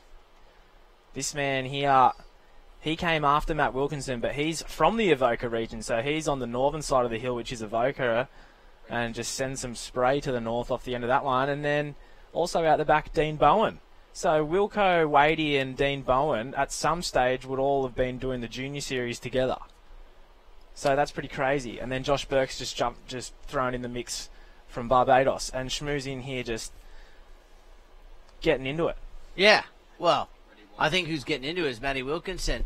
You think his intentions are clear after that 7-point ride, that he needs to, what he wants, and he would most likely get his spot back on the World Surf League for 2020? Let's wish him all the best. Yeah, definitely. Well, Wade Carmichael opens up with a 6, Rookie of the Year in 2018. Yeah, Wookie of the Year. Wookie! I saw Wade. I saw Wade getting his singlet for that heat, looking pretty sharp, ready to go. And, you know, do you think at the beginning of 2018, Wade Carmichael was thinking to himself, I'm going to win Rookie of the Year? Yes. Oh, wow. That was 0.0001 of a second. It was a no-brainer. Okay. Why wouldn't you think that? Well, I'll give you my reason after we go down to Dimmy, who's with Callum Robson, the winner of that last heat. Dimmy. Oh, certainly are, Shmoo, and great performance, mate. Clutch. Tied heat. How'd you feel after that one? Yeah, it was pretty nerve-wracking going through there with all those big names. But, yeah, I was happy I got those waves through the middle part, and then just played the game a little bit smart at the end and got through, so I was stoked. Talk us through it, you know, this 3000 series event, you know, the upgrade of these events in Australia for you as a young guy trying to build your seat on the QS moving forward out of the juniors. How clutch is that? Yeah, it's awesome to have events close to home that are highly ranked in the QS. So it just saves costs and stuff like that. We don't have to travel so far, and yeah, it's good close to home. It's awesome. Well, it was a great performance, and this man is definitely on a roll at the moment. We wish him all the best in the next round. He'll be surfing a little bit later, and I'll throw it on back to you guys in the booth. Yeah, thanks, Dimmy. Well done, Callum. He is just trudging through rounds, isn't he? Yeah, he's smoking crew in that last heat. Very much like someone I know sitting next to me. Just getting through, getting the job done. Dude, That's Lewis. right. No, not Lewis. Lewis is switching the buttons. You, Whoa! my friend. Whoa! Hang on, Josh Burke. He's flying all the way back to Barbados. He's just been vaporised on the inside there. That white Rashi and the white whitewash, he was just gone. He's just Houdini'd. But how good did that look up until the part where he didn't make it? Very good. It was looking, look at this thing. How's the snap? Someone's going to get at this right here. Right, bang. What happened there, Saxon? Tell me. Oh, I think he just kind of landed on the lip and he wasn't really moving forward. He was going directly down with the lip because it was so steep. And then when the lip bounces back up, it creates like a hole in the wave, as most people would know. And then you kind of just, there's no water underneath you. It's just air. Look at Wadey in the rip bowl. Or he had to give way to Wilco, had priority. And well, he paddled for it, paddled didn't he? for that one. And both 1 and 2. Now Wade's got priority, so he sold him. How many times has Wade Carmichael surfed this spot? Too many to count. Too many to count. Well, he should know this place then back Even to when front. there's fun waves up the coast, I give him a buzz when he was still living down here before he moved to the Goldie, and I was like, let's go, like, come on. And then he'd be like, oh, a couple of fun ones at the Sharky. Wow. And it would be like this, and I'd be like, no, it's not. Well, maybe it's going to pay off in this event, and he might find victory. Oh, we'll probably be at the point tomorrow anyways. So I think we should. Yeah. Wade said to me he's not 100% sure about the point, but he's 100% sure about the corner. Ah, okay. Which apparently there's good sand in the corner. So the left's coming back. No, the rights. Oh, the rights. Yeah. Okay. So if we do that, we can kind of set up right in front of the corner, and then if it gets low tide and the point gets good, the boys can just shift over because you can still see the point really good from the corner. Yes. Very good point, my friend. Very, very good point. And that will be And I'm sure Crackers and Stewie Paddo, they'll be on duty tomorrow, the Avoca lifeguards. I'm sure they'll generously move the flag slightly further down the beach. Yeah, let's hope so. And I tell you what, They will. They are big fans of surfing. Yeah, that's a good point. But, yeah, Wade, interesting story about those. I actually broke one of my favorite Tacoro surfboards on that ride. Corner rides? The big swell came. I got washed into the corner Yeah. right area there, and just got probably an 8-foot shore break right on the head. I reckon the most annihilated I've ever been was on the corner rights at a Boca. Man, it hurt a lot. Oh, here we go. Josh Burke again. And again. Oh, good combo, son. Nice little combo there. Mixing it up, just what the judges want to see. He's currently in 4th place, needing a 3.34 because Matt Wilkinson and Wade Carmichael, the two boys from the Central Coast, are out in front. You would expect that at the moment. Dean Bowen chasing down a score himself. But let's have a look at this replay. Joshy Burke. Look at these cat-like reflexes to just hop back and get off his tail up into the lip again. Yeah, that was... That's that's the new generation, what they do, right? They Bouncing everywhere. somehow manage a way to shuffle back enough on their board to get up when they shouldn't have a right to get back up there. Well, I think this would be Matt and Wade's first heat of the year. Are we gonna say that? I don't think Matt surfed in Wade, he surfed the board riders battle. Yeah, but I mean officially Yeah. in terms of a QS, this would be their first heats of the year. Yeah, right? standard. Yeah. So going back to that question, you really think that was or are you just a little biased there with Wade being a good mate, that he was going to win Rookie of the Year? Oh, hands down, he would have thought he was going to win Rookie of the Year. That's big. Hands down. I mean, I like it. Don't get me wrong. Yeah. I'm not saying he's vain or conceited, but he did an amazing job. I didn't expect him to be in the finals that he was in, just because it's his first year. I didn't think Rio. Yeah. I called J-Bay from 2 years ago when we went J-Bay, there. for sure. For sure, you could see him I in was that telling top crew four. to put money on him for J-Bay because it was the year prior, the year he qualified, we did a trip there with Cooper, Chapman was there as well, and Yep. Davey Cathels and Davey Van Zale, and Wade. Geordie was out there one day, and no disrespect to Geordie, but some of the stuff that Wade was doing at his first time ever at J-Bay was rivaling Geordie, who's Doesn't been surprise there. you. Yeah. Doesn't surprise. Oh, bang! Look at him. This guy, currently residing in Byron Bay, but knows how to surf this Shark Tower break with his eyes closed. If he wants Matt Wilkinson looking for a 377 to go back into the lead, oh, he's got that on the first turn. Yeah. You can see how the back end was formed. Tight transition beach breaks, short waves. Cool. That was 3 turns in a really, really short section. Like, no one else would have fit 3 turns in on that wave. Yeah, and he would have made the trip from Copacabana, which is just down the street here, to Shark just Tower. over the hill. Yeah, he over would the hill. He would have surfed a Boca a lot, for sure. And has his own restaurant up there now with his partner, doing really good, I heard. They only open on Sundays? That's what he was saying to me. What? And it's, you got to make a reservation, and it's really high end. Oh, well, you're saving a lot of cost there, aren't you? You're not paying staff all week. Here's Wadey, top of the bowl. What's he got here? Big first blammo. All he needs to do is finish it. Oh! I've just jinxed him. You certainly have, my friend. He'll be not happy with himself with that. That was an 8 gone begging, gone slipping away. The first turn alone was probably 4 or 5 points. And then you get that second turn locked in there, and you're right. You're right up in that 7 to 8 point range for Big Wade Carmichael, Rookie of the Year on the World Surf League in 2018, serving here at the Vissla Central Coast Pro, up against this guy, Dean Bowen of the South Coast. He's no stranger to big event heat wins, and he's going to have to produce something big to move himself into the top 2. A 6.60 is what he was looking for. Look at Matt Wilkinson's last score. Yeah, 8.67. Yeah, big one. Nice one, Wilco. Big beauty. It was a big beauty. And you'll be able to see Matt Wilkinson from now up until the next 3 weeks, really, or 2.5 weeks. Yeah, of well, competition. he's back doing the QS, so he's taking this thing ultra seriously. The grind. Well, he's got to. Yeah. If he can, like, it's always said in the beginning part of the year as we look at this 8.67 replay, it was beautifully done by Matt Wilkinson. If these guys, like Matt Wilkinson and the rest of the field, they're all thinking the same, this is live, that's Wade Carmichael diving for lobsters. Yeah, a bit too deep there, man. Can walk away with a semifinal finish or a win or a runner-up here at this 3,000. Quarterfinals are better in the next 2 6,000s. There's points that they're going to keep. They're going to bank for 2019 to go towards 2020 qualification.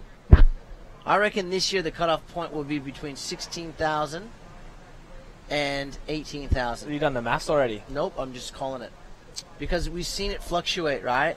Between almost 20 and down to 16,900. That year, Keanu requalified with Zeke Lau. He was on 16,900. Well, I think that's because more CT guys are doing the QS to back themselves up, so they just back themselves up, so they're just taking points off people. Yes, well, that's right. So Dino. This could be nice. huge here for Dino. Great Oof. wave selection, 2 big backside snaps. That's feeling good. That's probably going to be rival Matt Wilkinson's 7. Yeah, it will go close. Definitely rival Wade's 6, probably be above it. So he needs a 6.27, Dino. Let's have a look. This is Wilco. Well, all of the boys are surfing the Rip Bowl, so that's kind of almost gnarly because you've got to contend with priority now. Whereas if you're by yourself, you're just catching a million waves and seeing what happens. But it's kind of gnarly. You've got to make more choices now that 3 of them are down there. I'm liking Dino's priority. last wave. Yep. I'm liking a good score come out of it, too. There it is. 6.77. Yep, he's in the second. Ooh, it's starting to heat up in the back end of this final heat of round number 5. 7:45 on the clock to be exact. Now we see the big fella, the Rookie of the Year, Wade Carmichael in 4th, needing a 5.28. Joshua Burke of Barbados has priority, but is now looking for a 5.51 to push himself out of 3rd into 2nd. Well, Wade sticks that turn before. He's in 2nd comfortably. Yeah, he's in, definitely. Because, with Wilco's scoreline. And this is where you expect to see a world-class surfer, a WSL surfer like this guy right here, Matt Wilkinson, up in that 15-plus point range. You expect that from him. So he's right on it right now with 15.67. And living up to the expectations is Matt Wilkinson with 7 minutes on the clock. Coming up next, the ladies. First heat is a doozy. It's a barn burner. Sage Erickson will meet Isabella Nichols, Vahina Ferrero, and Samantha Sible from the U.S. She rips. Yeah, she rips. They all rip. That's a good heat. I'm backing that Sam girl. She's surfed really good. I think off the back of what Sage did, not yesterday but the day before, she's going to be, obviously, she's the top seed. Oh yeah, I'm more talking about like for the future. Ah, okay. As in big stuff to come. Because she's young, right? She is young. I'm a huge fan of Vahina Ferreira. She true. A couple years ago came to Port Stevens, and just quarterfinal finish. She was 17. Yeah, cool. And she won World Juniors. She won World Juniors. She's from Tahiti originally. Yeah. And now surfs for France. Again, another Olympic play. So we'll see if she can crack the Olympics for the French.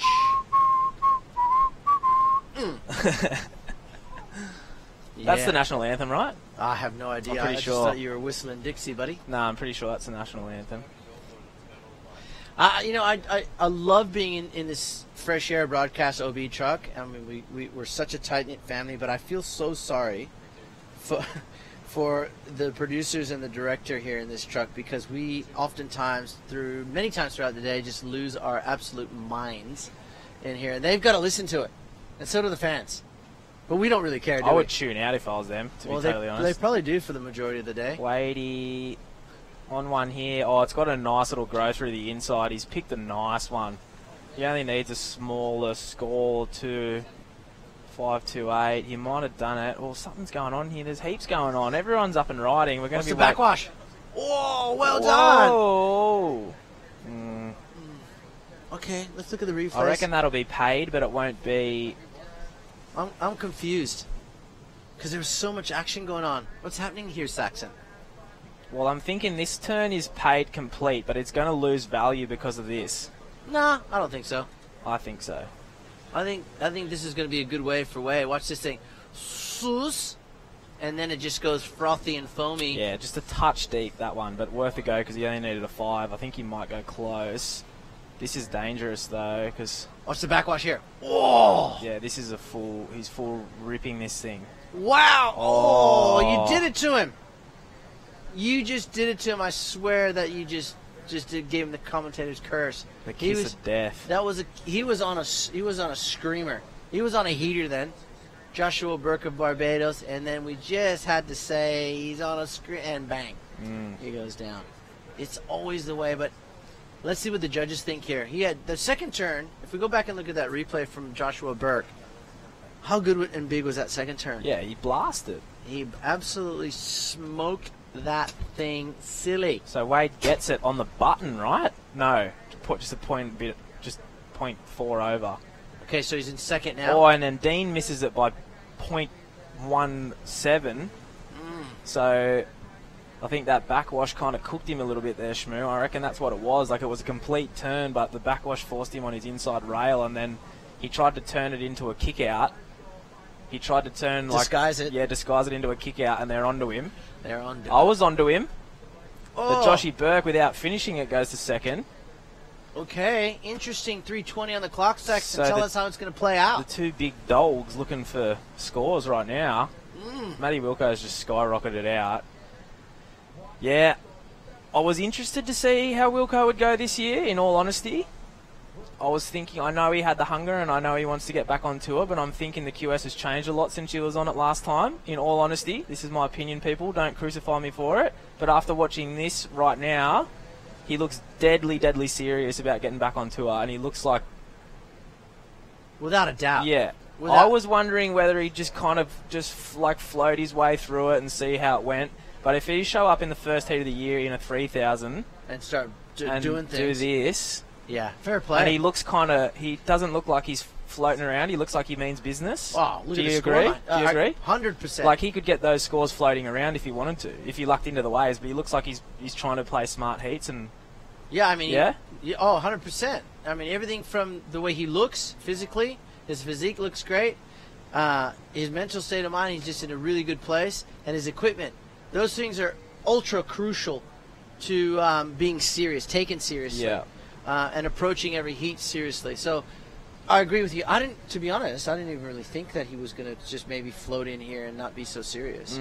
I always thought he was, he still has good years ahead of him. I was thinking just the quality of waves he's surfed for the last 6-7 years and the heights he's been to, coming back to the QS with a whole new breed coming through of guys that surf this business every day and have done it for the last how long? And are so seasoned in it, because it is kind of gnarly for the CT guys, I reckon, to come back to this. Yeah, no, very good points all across the board there. And it is so easy to be complacent because of, I guess, they're spoiled. We're spoiled at that level. To just come in here and think you're going to nonchalantly, go through the field, which is not the case. And watch this. This is the guy we're talking about, Matty Wilkinson. He knows he's far ahead. He's just going to have a little bit of a play. I think Wade could be on a wave up here. He needs a score. It looked like there was one to the north. Yeah, sorry, Shmoo. No, 6.65 is what Wade is looking for. 1 minute and 10 seconds. But you are so right. And look at Josh Burke. Oh, he had priority there. So this was the corner of that right, and it was a good one too. Two airs, one wave, and a backwash. Chop hop for Joshua Burke. Does he better the 5.77? Well, if he did a turn prior to that air, I'm saying yes. Okay. That wave was really good too. Wade will be filthy about that because Joshy Burke had priority, but he needs to do something here. He looks angry. Watch this, though. Oh, no. He needed that. No, he needed to finish. He knows it too. He does know it. Wade Carmichael, this could be an upset in the making from that guy on screen, Joshua Burke from Barbados. 30 seconds to go. He's not going to run another wave. I don't know what we're going to get on the score. Yep. That's enough for me. Stick a fork in me. Dino's having a scratch. He's having a scratch here. 20 seconds. The rip is sucking out really gnarly right now, but sometimes that makes a chip. Like a seagull to a chip. Do you think, though, like he's had two airs on this wave, right? Well, if that's just this, I don't think it's a 5.7. No? No. In the context of this heat? Yeah. Well, look at these two turns. The heat is over. We know that. Big turn. Watch this thing. Oosh! Nah, he needed the finish. You think? Yeah. Oh, maybe. I'm on the fence. You know what? Let's do this. Let's go to a short break. Let's come back and see if this guy, Joshua Burke, can hold on to second place. We know Matty's going to win. Let's see who finishes second in the final heat of the men's here at the Vissla Central Coast Pro. Right on the backside of this break, we'll be right back.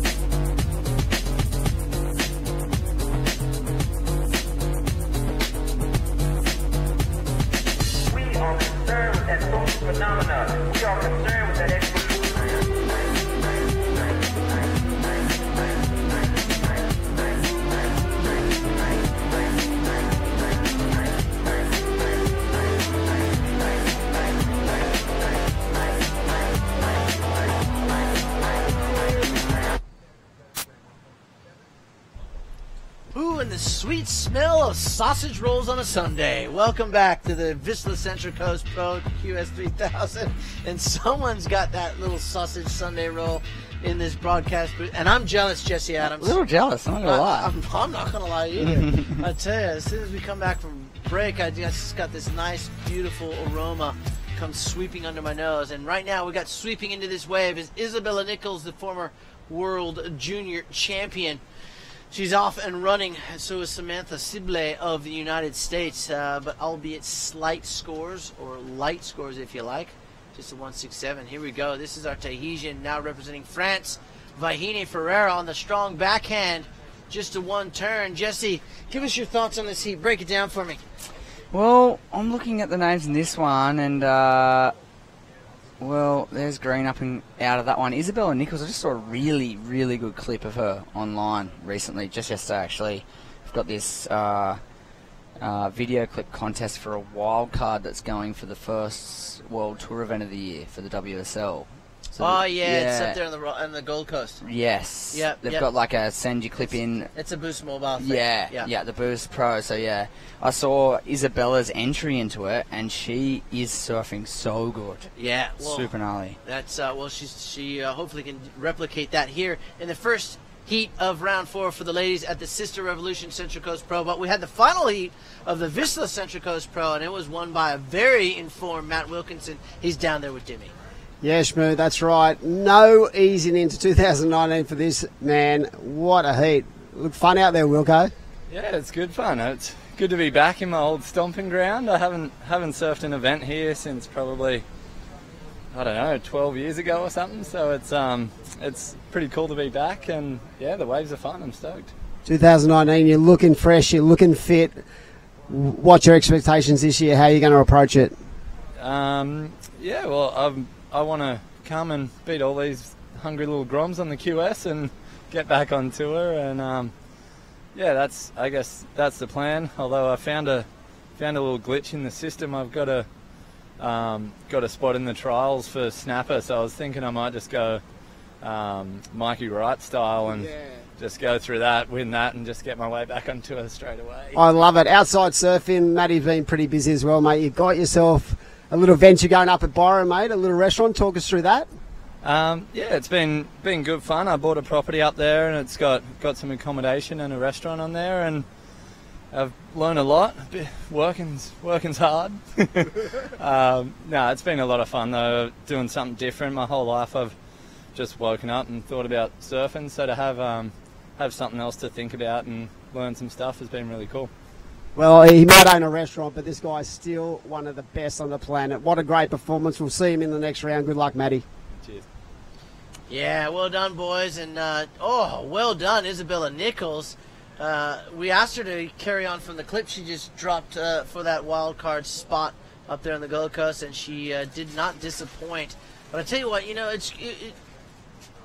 Saxon and I were talking about Wilco, Jess, if he was going to be serious about doing the QS event because it is a grind, or was he just going to flaunt his way in here and whatever happens happen. But nearly 16 points in that heat is a good indicator that he's serious about getting his spot back, and we know he's got a good 5+ years if he wants to compete at that level on the World Surf League. So it's great to see Matty in good spirits. He looks great. No, he cemented what I was making a call yesterday before his heat. I was asked, do you think he'll re-qualify? I've been asked that quite a lot at home from just guys just having conversations, whether it's in the surf shop or at the beach or wherever, like, do you think he'll re-qualify? And the answer is, like, for me, at a guess, of course. He's one of those guys. There's guys that are, like, belong on the CT, and there's guys that grind it out in the QS or whatever, but he's one of those guys that, like, he can do both. He's just way too good to not, like, win the QS. In my opinion, like, he's just that good at it. Yeah, I think the other name is Connor O'Leary. Yeah. Those two guys. Same thing. Definitely the performances. Connor's already won an event this year. Yeah. Albeit a 1,000. So, but the confidence you bring out of winning an event. Yeah. Is huge. He's the same. Like, I'd be baffled if he didn't qualify this year. Like, he's way too good to not surpass that level and be back on tour. And like I said, there's guys that have been on the tour forever. If they drop off, they'd probably have a hard time doing the QS because it's not easy. Yeah, they call it the grind tour for a reason. Yeah, it's not easy, but just those two guys are just that good at any level in terms of their ability, what they can surf in. I just think it's an easy one. I think Matt and Connor will both, get there again if they really want to. Mark my words, I don't know if you agree, but I think at the end of the year in Hawaii, it could be the case that Connor and Matt will be fighting for the title of the I think series. so as well, yeah. Just seeing what we've seen now. I know it's a long road, it's a long year. It's massive, yeah. It is, but I get this feeling, and I'm just going to go off my gut here and say they'll be in the top 3. I'll hedge my bets. I am with you. Yeah, I think it'd be more likely that they're close to winning the QS title rather than if they're going to qualify or not. And a lot will say for that at the end of this Australian leg. And this young lady, Isabella Nichols, I saw her doing a warm-up, looking very sharp pre-heat. Sage Erickson opened up with a 7. Samantha Sibley of the United States, she's been surfing well throughout this event, just hasn't found her groove yet in this heat. Vahine Ferrero, a 4.5 and a 3.6. She's currently in second. Isabella leading. Here's our USA surfer. Up and riding on the backhand. Strong. 2 regular footers, 2 goofy footers. Nice. Balance. Yeah, good balance. Good variety in styles. Sage Erickson ran into her this morning, early morning, enjoying a coffee, looking at the waves with one Jimmy Hogan, the legend from he lives in Costa Rica now.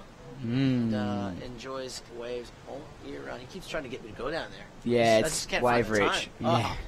I'd love to get down there. It's easy to get there if you're in the States. If you're in Yeah. the States already, you can jet off, but it's pretty far from here. Yeah, Jimmy Hogan, of course, owns a surf camp down there. It's amazing. So go just look up Jimmy Hogan, Google him. You'll see a surf camp down there in Costa Rica. Book your spot and get there and surf some perfect waves. Look at the crowd on a Sunday here. This is south of Oka on your screen.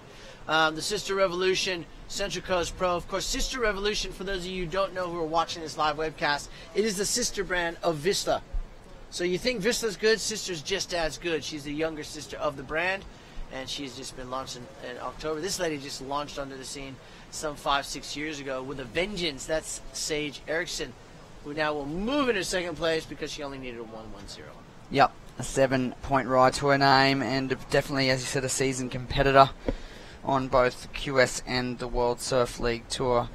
And she goes into the lead, in fact, with a 3.4 on this last ride. Just a small one for her, but enough to put her back into first place. Yes, looking sharp. And, Sage as well lost her ride on the WSL for 2019, but I dare say with the talent that she possesses, and now she goes to first with a 3.40, she will more than likely be challenging for the title of number 1 on the QS series in 2019, no doubt.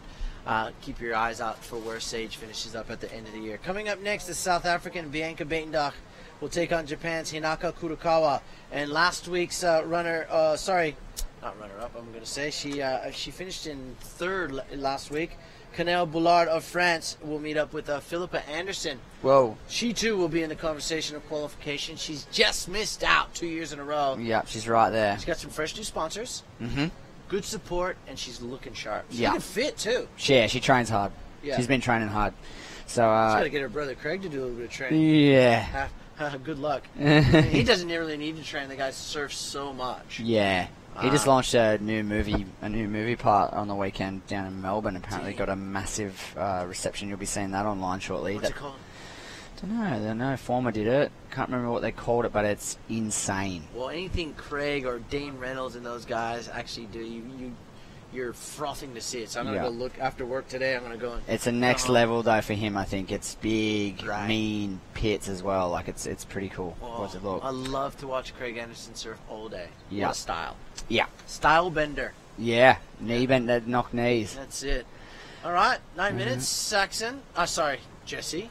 We're basically the same person. It's Yeah, all good. that's it. We're actually using different code names for you guys today on the roster. 7 minutes, 7 and a 3.5 for Sage Erickson with 9 minutes to go. Isabella Nichols locked in that 6.5 and a 3. She's in second. Vahine now pushed to third. The former Tahitian now representing France with priority needs a 5.01, and Samantha Sibley a 5.84. So, hey, it's open. it's open to finish 1, 2, 3, or 4 in the next 8.5 minutes. Seems to be the theme of the day so far. Everyone can kind of, it's almost guaranteed that everyone's going to get a score. But whom is going to have the next best or the second highest score? Who's going to have the 2 highest scores? Who's going to have that consistency? It's always the back half of the heat that tells us the answer. And with 8 minutes to go, expecting an exciting finish. I tell you who's been impressing me is the lady in white there, Vahini Fierro. I had a couple of free surfs at the beginning of the week, and she's only a small little thing, but gee, she packs some punch on the backhand. Yeah, I think she's around about 19. I first saw her up at Port Stevens. Yes. At the Burton Automotive Port Stevens Pro, and I went, wow, who is this young lady? And she was ripping, along with that's where I first saw really Teresa Bumblot surf. Yeah, me as well. And, and both of them finished in the quarterfinals out here, and they look so sharp for their age. They're about the same age, I think, maybe a year apart. And I'm surprised Teresa's not here. I didn't see her in the draw unless I missed. No, I don't think she's in the draw here. And then you see a lovely crowd shot, people enjoying all the great sunshine surf and surfers that have showed up to the central coast of New South Wales, Australia. And, you know, a lot of people would be viewing this and seeing Australia or the central coast, Jesse, for the first time in their lives. And you couldn't help but think or wonder what they're thinking, going, oh, I've got to get there and check this beach out. Yeah. I mean, this whole coastline all the way up to where you live is littered with amazing beaches and cafes and culture. Yeah, you need a month. Yeah. If you want to really see every little nook and cranny, but like if you get a week, you could see so much. You could pack so much into a week over here. It's definitely worth a visit. If you like, as you said, you know, cafe culture, shopping, beaches especially, some of the most beautiful beaches in the world, hands down. Yeah, put it in your to-do list. Whack it in the diary for sure. Definitely whack it in the diary and or put it on your bucket list. Yeah, got to be in there. Air Asia Air of the Day Award. Who's it going to go to? We've seen a couple of Matt Banting, Joshua Burke, Joshua Moniz punting away. Yeah, we did see some pretty crazy stuff today. Hard to pick one today. Kalani Ball. Kalani Ball, yes. Been a couple of Bs. Cooper Chapman did a pretty good one. Beno Lopez. But yeah, you'd have to think Banting and today. There've been quite a few today, this morning, really, hasn't there? Yeah, so the winner obviously goes in the draw to win flights for them and 9 mates to Padang or Lombok in Indonesia there, courtesy of Air Asia. Fly away and get flown away by way of Air Asia. So 5:45 on the clock. Sage Erickson from the US of A out in front of the former Australian world junior champion. We see Bianca Batendag of South Africa. So Isabella Nichols in second, Vahini in third, and Samantha in fourth there. 5.5. So we're getting down to those final stages of the heat. Still no one with the backup score to their name. Just one score apiece, really, in terms of substance. Sage has got that 7-point ride, which is holding her firmly in the lead. Isabella Nichols on the left of screen there in the blue. She's holding on to priority. That means she's got the next choice of the lineup. She has a 6.5 as a top score. So only looking for a 4.01 on the next strike to take the lead in this one. So red and blue looking the goods as of right now. But they have a fiery Vahini Fierro and Ms. Sibley in the green, breathing down their neck with just mid-range score requirements. And plenty of ways to be ridden through the back end of this heat, that's for sure. Yeah, no doubt. I think when we have a bit of a lull in this sort of mid to back end of the heat, normally suggests that the last 5 minutes will become a flurry fest. Yep, frantic surfing. Yeah, of waves being ridden by our competitors. Sage is having a look at this one. She's a little bit too far inside. On the head? Yeah, she got one on the head there. So that was a big set. And the swell is supposed to increase throughout the day. Yep, could be in for some really good waves tomorrow. Fingers crossed, toes crossed. Crossing all the phalanges, hoping that we get the point. Yeah. Which could be exciting. What Saxon was saying, he believes that the point we should be on there tomorrow, regardless of when we wake up, because the tide is still high. Yeah. But by the time we start, maybe at 8, pending what Adam Human, our contest director, decides, we could just be on the top of the tide. Mhm. So we might have to weather a few, like maybe 3 or 4 heats of unpredictability. Mhm.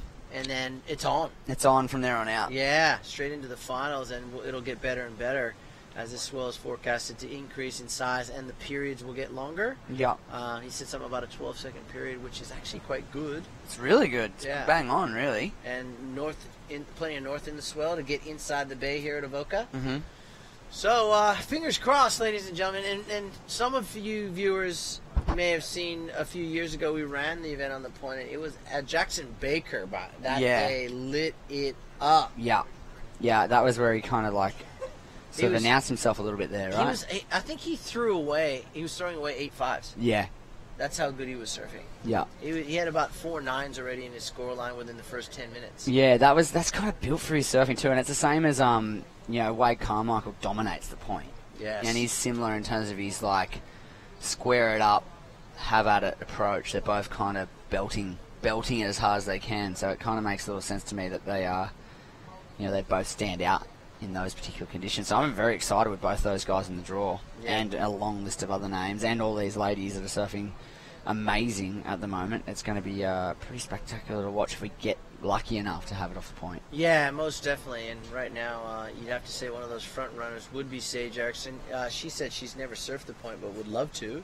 And I think she would quite enjoy it. I think she'd be really good out there. Well, Here she she comes goes. from Ventura up in that northern California area, and there's a bunch of point breaks up there. So obviously Woody, her partner, is from these parts. Yeah. So she surfed everywhere but the point. Yeah, she spent a lot of time down here and never had the point.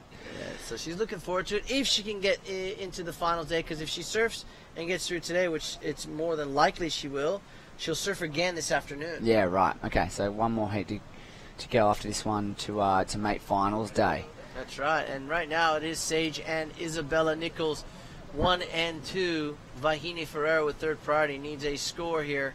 So we look at this replay. Sage Erickson. Just a one turn here, but a nice little stab into the closeout for Sage. And maintaining her lead here with just under 90 seconds to go. Sets approaching. What's going to happen here? Priority is with Isabella Nichols. They might even get this on the head again. Wow, she's had to bail. Wow. Well, that's a sign, potentially, that the swell's picking up. Catching the girls out on the inside, that's for sure. She's got absolutely dealt with. She certainly did. And as the tide goes out, yeah, totally, it's going to get shallower on that sandbank, and it's just, it goes top to bottom there, and if you're on the bottom part of that equation, it doesn't feel good, even if it's a 2 or 3 footer. It is very shallow on that small finger of sand on the outside bank too. It drains out, dredges out on the low tide, so no wonder they are getting caught out every now and then on the increasing swell on those sets. 30 seconds to go. Sage and Isabella looking pretty good right now. Vahine and in the white there, and green. And Sibley, she's mid-range scores. The girls can do this. 4.68 and a 5.84, but the clock is winding away, and that might be the end of it, Shmoo. Yeah, it looks like it's all but done and dusted here, and it does look like unofficially Sage Erickson, because the ocean has gone super flat. Will win this heat. Isabella Nichols will finish in second. Vahine Ferreira, there's Isabella there riding, and Samantha Sibley third and fourth. That is unofficial, of course, until it's official, until it is locked and loaded on your WSL app.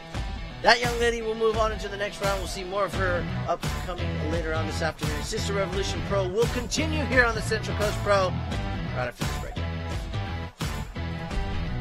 Up until now, there's never been such a significant leap in the quality and performance level of this modern garment.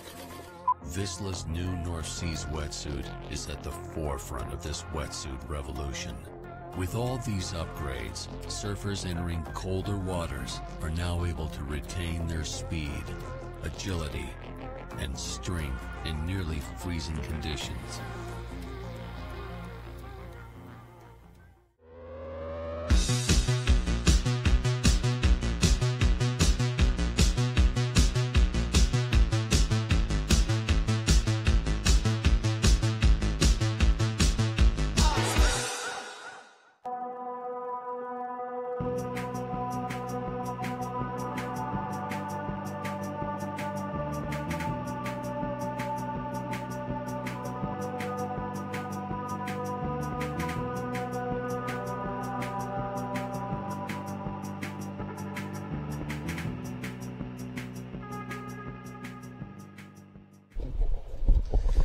There she is. Winner of the last one. There she is. Here she comes. There she goes. Off she went. Sage Eriksson. Winner. The winner of the last heat, Sage Eriksson. She took it out ahead of Isabella Nichols. Actually, I think Isabella got a good one in the end. Got a good one at the end, so she may have even went up into the lead. We'll have another look at that. But nonetheless, both Sage and Isabella move on through to the next round. Here's what we missed in the break. This is Philippa Anderson. Oh, your mates. One of my mates, and looking for a big start to the year. And whoa, Sandy on the end bowl. That little bit of wobble on that little section's been throwing a few competitors this morning. Prime suspect, isn't it? It really That's why I'm thinking stay away from it. Didn't help Man Crush Mondays. I know. What's his face? You'll know his name, Dunphy. Yeah. Didn't help him. Didn't help him at all. Canel Bullard, a 3.6 and a 2.57, getting busy early on. She rips Canel Bullard. She had a good result last week, yeah. Down there. She blasts it on the backhand, mate. All right. She'll be gnarly. I'm hyped to watch her throughout this one in the white there, the French surfer, Canel Bullard, and Philippa Anderson, a 4-point ride opening. Fellow South African Bianca Buttendug in the red, and Kurakawa. Yeah, Hinako. Yeah, Japanese in the blue. And, well, good little mix. Every time I hear you guys say Vahini, I keep thinking of that preset song. Vahini. Yeah. Sick. Yeah. Great. She didn't. Just, she won't be just able out to. of. I just. Yeah. We had to get that joke in because we weren't able to do it anymore because Yeah. she's not. She just bombed out, right? Well, it just kept running through my head. That's a great one. Song stuck in I my can't head wait to now. hear that song again and then think of her backhand schnap. Yeah. Maybe they should change the lyrics. Yeah. She should run that in her next clip. She should, and just put the V in front of Ma. Yeah, like Just- a little subbed in. Vahini. Yeah. Yeah. Yeah. Let's pitch the idea to her later. Yeah. She won't understand a word we're saying. Here we go, White, Canal. Yeah. Wow. Backhand attack. I wonder. She blasted one, I think it was... Oh, the ladies in surf yesterday, did they? So it must have been 2 days ago. Gosh. Yeah, she got one... All the girls were sitting, like, in my opinion, way too far north, and she snuck off down south to the little bowl, and this thing stayed open for 2 turns, and she just banged the bananas of the 2 turns, and it was like an 8-9 or something crazy like that. Oh, this is interesting stuff we've just had come through our headsets here. So that last wave for Isabella Nichols Took must her have to the been lead. a nice one. So Tez is down there with Isabella. Take us through that one, Tez. Yeah, thanks, Saxon. I'm here with Izzy, and, well, talk about leave it to the last second. Yeah, literally. I tend to do that quite a bit, but yeah, I mean, I didn't need a wave, but it was lucky I got that last one, jumped into first, and now here I am talking to you. Oh, I was just saying earlier that it feels like you've been around so long, and now knocking on the door. Is 2019 going to be a real big year for yourself? I hope so. Yeah, I feel really good. I've been training really hard over the off-season. I had a bit of a break. I broke my hand, and it gave me a bit of time out of the water just to get things together and sort my head out and just get prepared for this year. And I mean, it's good to put Arashi back on, and I'm excited for this Aussie leg. So yeah, just stoked to get through another heat, really. Yeah, nice. I mean, you've been knocking on the door for a while, and you've got the skills to be there. So congratulations for the heat win, and all the best for the next one. Thank you. Okay, back to you guys in the booth. Yeah, Tezza. Thanks, mate. Thanks, Isabella. This is Hanako Kurakawa. She's also in the blue, but in this heat. In this heat, not in the previous heat. No. This is now. This is current. This is live, actually, This is for a those current affair. for those watching. This just happened. Like it's like probably a second or two behind It's a you. current affair. Yeah, this is a replay, so this isn't live, but the heat in general is. That's Bianca Buttendug's last wave. And this was what just happened from the lady in blue, Narco. And a couple of little swerves before she kicked out there. So a few scores to lock in. And that was basically what went down when we were in that interview. Best of the early exchange here, Canel Bullard, that 6-point ride for the two-turn combination on the backhand. Bianca's score drops in at a 4.73, and Kurakawa in the blue, a 3-point ride. So everyone's got a wave, and it'll be interesting to see what happens on the second wave option. Now we've got priority sorted. Green holding on to first priority, looking to strike next. I was saying to Mr. John Shamuka when we were talking about Isabella Nichols coming up in the heat, she has this pretty rad clip out at the moment. I don't know if you've seen it, but she then the first event of the year on the WSL Tour, they've got an opportunity for a female wild card. I think Booster doing a promo where if you drop a clip, and then Sally Fitz is going to vote for the best 10. And it's just the females, right? Just the girls? Because this is hilarious, because Riley Lang got an email about it. Did he? So I said, they must think you're a chick, mate. Riley. Yeah, it's Riley. sick. It's like a bit like me.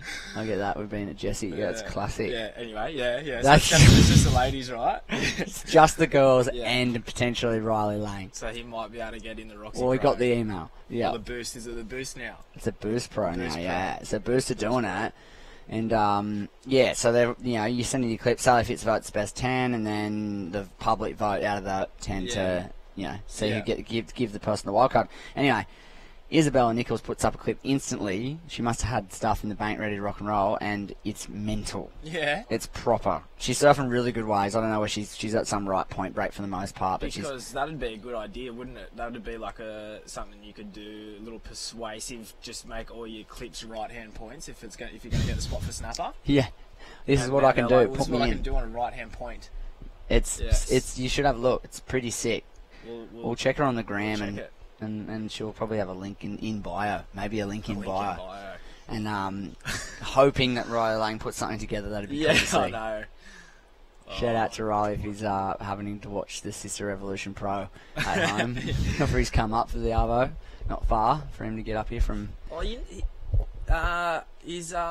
His lady friend lives in Wombrel, so not too far away. Oh, sweet. He He's might probably even here. be here. He's probably watching. Shout out to Riley if he's watching, and I can't wait to see his clip. Yeah, can't wait to see your clip, mate. Good stuff. And, a little quiet through the mid part of the heat. And, is Bianca still on tour? She is. No. Oh, hang on. She's been on tour for a few years. I think me she get- stayed on. Let me get the Woozle lap up. Yeah, get it up. Because we know Philippa Anderson's been 1 to 2 spots max off the mark of qualification 2 years in a row now. So she's basically next in line. If she can pull one extra heat out of the hat. No. Bianca Batendarg is not on tour. She fell off last year. She fell off 2 years ago, I think. Right. Well, she's due to get back on there too, because she was kind of gnarly when she was on tour as well. Yeah. So we've got 4 tour hopefuls in this heat, but we've got 2 likely, if that's such a word on the WSL qualifying series, but likely contenders for the WSL ladies. In Filzy tour. and Bianca. I think so. And have a crack at Canel if she lets loose on one, mate. You might add her in the mix too. Put Banger in the mix, yeah. Here we go. On cue. She's coming off a fresh result. Maybe not so much on this wave, but... Whoa, I can see it though. You get the gist, right? Imagine Like- putting her at Maui. Yeah. Like on that Just right, or square snapper. Upside down bowls. Here's Pip. Little front side snap, foamy one. Well, goes for the classic third Rio. She loves that board currently, hey? Loves that board. Yeah. Froth I've town seen on it that board. everywhere. I think, or is it just the same spray job? I think she got like a few magics. Yeah. And then and she rode them all, and whatever ones, because they all looked exactly the same, whatever ones were the magics, she gave that little red hit on it. Oh, So I think there's 2, maybe 3 that are like that, Okay. exactly that board, but they're all Yes. the same. And there was a few that didn't quite cut it. They stayed white, I think, and went back or Do you whatever. see Filzy normally between 4 and 7 p.m. on a regular afternoon? Nah, she's not. She's not the car park hang type, but I do surf with her quite a bit. Yeah. Or a lot, actually. Bianca, front side. Ooh. Frontside double grab, try to save it. Couldn't quite. Used to seeing her backside into the lip. That's where she really, really shines. I'm sure her front side's, super sharp on those good waves, but she's got big wingspan, really wants to open up. Yeah, if she gets a nice, clean section, open section, watch out. Yeah. I believe that colour is called coral, according to Shmoo. It's coral. Coral. I said the pink rashy, and I was corrected into coral. Oh, yeah. I was going to go with salmon. Oh, true. Don't you reckon? Yeah. Coral, nah. Coral seems to be popular in, in terms of ladies' fashion and wetsuits and things. So What that makes about sense. my extent of colour knowledge, and I just go straight to the pink, and you just drop the salmon? Salmon, dude. Full-blown salmon. Haven't you watched Friends? Haven't you seen Ross's shirt on Friends? Off cream white.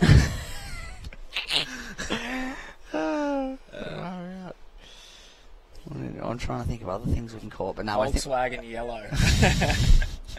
I think we hit the nail on the head with Coral. I think Schmoodog knows. Yeah. He's a part of that. Yeah, he's a part of the program. That's Part of the program. Here's Philippa's last attempt. A little snap. I was hoping she was going to get something on the inside here, but I think she comes a gutser. Oh no, she stomps it. That's well controlled. 2 turns. That's all right. Must have been the next one. Canal. Is it Canal behind? And scores will come on through. 5-3-3 for Philippa Anderson. 4-7-3 Bianca Buttendug. Position stayed the same. Canal holding on to that 6-point ride and the lead. That's the lady on your screen there. The French woman in the white. Coming off a pretty good result down in, from here in the Foster region in the Mother Nest Great Lakes Pro. Was it second or third? Third. Third. According to John Shemuka. So who got second? Because Ella Williams won. Molly Picklum? No. Zali Kelly. Zali Kelly. You know, I didn't, I was busy, so I didn't get to watch it. I just guessed. Yeah, I was there, so I should really know. I just went with who I thought would probably be close to winning. Yeah, Oh. well, I think you're spot on there, actually. Zali? Molly? No, I don't think Molly made the final. Zali Kelly. Yeah, I think so. Right, yeah. Molly's still going in this one, though. Yep. There might be a whole bunch of black and yellow down here pretty soon, actually, mate. Actually, they might already be here. Right. Molly's North Shelley? Yes. Jeez, you guys got some girls. Yeah, I know. Holy girls. Well, you know what? She's the I'm one, going to let right? it out because people are going to forget about it. Yeah. We nearly got to the point when we were doing in the board riders battle about how we used Macy as our power surfer. Yeah. Because Molly is under 18, we were considering using Molly as our junior because she'd be scored on a ladies' scale. Would she? Or would she get scored on the junior No, scale? because she's a girl, she gets scored on the ladies' scale. She had to do that, nearly. No, but Jolly Vaughan was just smacking sixes every heat. So Yeah, it's hard. He got all the way to the final, so we left him in there. And he ripped the whole event, mate. He did. He On an killed it. opens men's scale, and he's 15 years old, and he's banging 5s and 6s in a tag team. That's heavy. That's hectic. That's heavy business. Yeah, it is. Yeah. It's ball twang. So what we got coming up in other news? We got Shimmy Disco in the red in the next one. Gabriella Bryan is in the blue. Dominique Mai Sharona Barona in the white. And Paige Harrop in the green. Great stack. How good's that? Look at this. Wow, replay. Oh, Oh, don't do that. Rail slide. That was nearly detrimental to her back health. And then heat number 4, sorry, I'm just going from Tia Blanco, Leilani McGonigal, Ellie Brooks, and Molly Percocet. Jeez. Yeah, that's an alright one too, eh? That is absolutely Remember when that song stackers. came out? Yes. Yeah. I still call Molly Pickle Percocet. I bet she gets pickles and Yeah, pickle she gets and, pickles all the time, yeah. Like, school must have been full of pickle jokes. Well, that's Dill what everyone pickles. calls her, pickles. Pickles, Everyone right. just calls her pickles. Right. Yeah, she's got a bright future, that's for sure. So that heat's so stacked. Heat number 4, is that middle of the draw or something? Yeah, it is. Yeah, wow. That's going to be sick to watch. There's a lot going on in this draw. They are into the business, right? They're into 32. Got some massive heats coming up, guys. So, hang with us, eh? You're going to see some really, really good surfing throughout the middle part of the day here. And, Bianca goes to the lead, a 5.53, despite that dismount on the final manoeuvre. Nets one of the better scores of the heat. Goes up into first. Cannell back into second, only needing a 4.26. That lady on screen, Philippa Anderson, holding on to priority. A 4.28 or better will take her up into second for now. And going quiet, a Japanese surfer in the blue there. She's chasing a 6.6. Here's the Coral Rashi up. It's Bianca Buttendug again on the backhand. As we said, very strong on the backhand, known for a technique. And 2 nice manoeuvres again for Bianca. Blanket covered field at the moment, scores wise. Yep. Yeah, What do you reckon? Where do you reckon this is at? It's kind of semi-half snap on the outside and then Yeah. kind of a wrap. It's kind of like she extended a little bit too much on that wrap too and got a little bit back foot heavy. She had it sort of... But I feel like no one's really done a whole lot so far, right? So that's probably got to be. Got to be better Like if than you're it. finishing one, you're pretty stoked. Like you might have.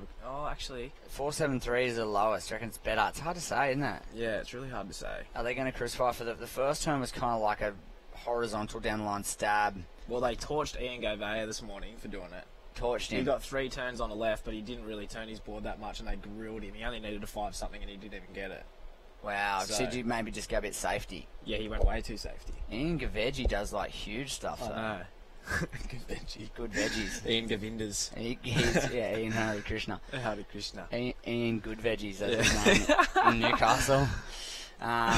He usually just lets launch on a left. Come on. Yeah, he Freak. didn't really. Yeah, wow. Well, we'll see him launch at Manly and Newcastle. You'd think there's Canal looking to regain the lead. She finishes up on the inside. What's happened there, you reckon?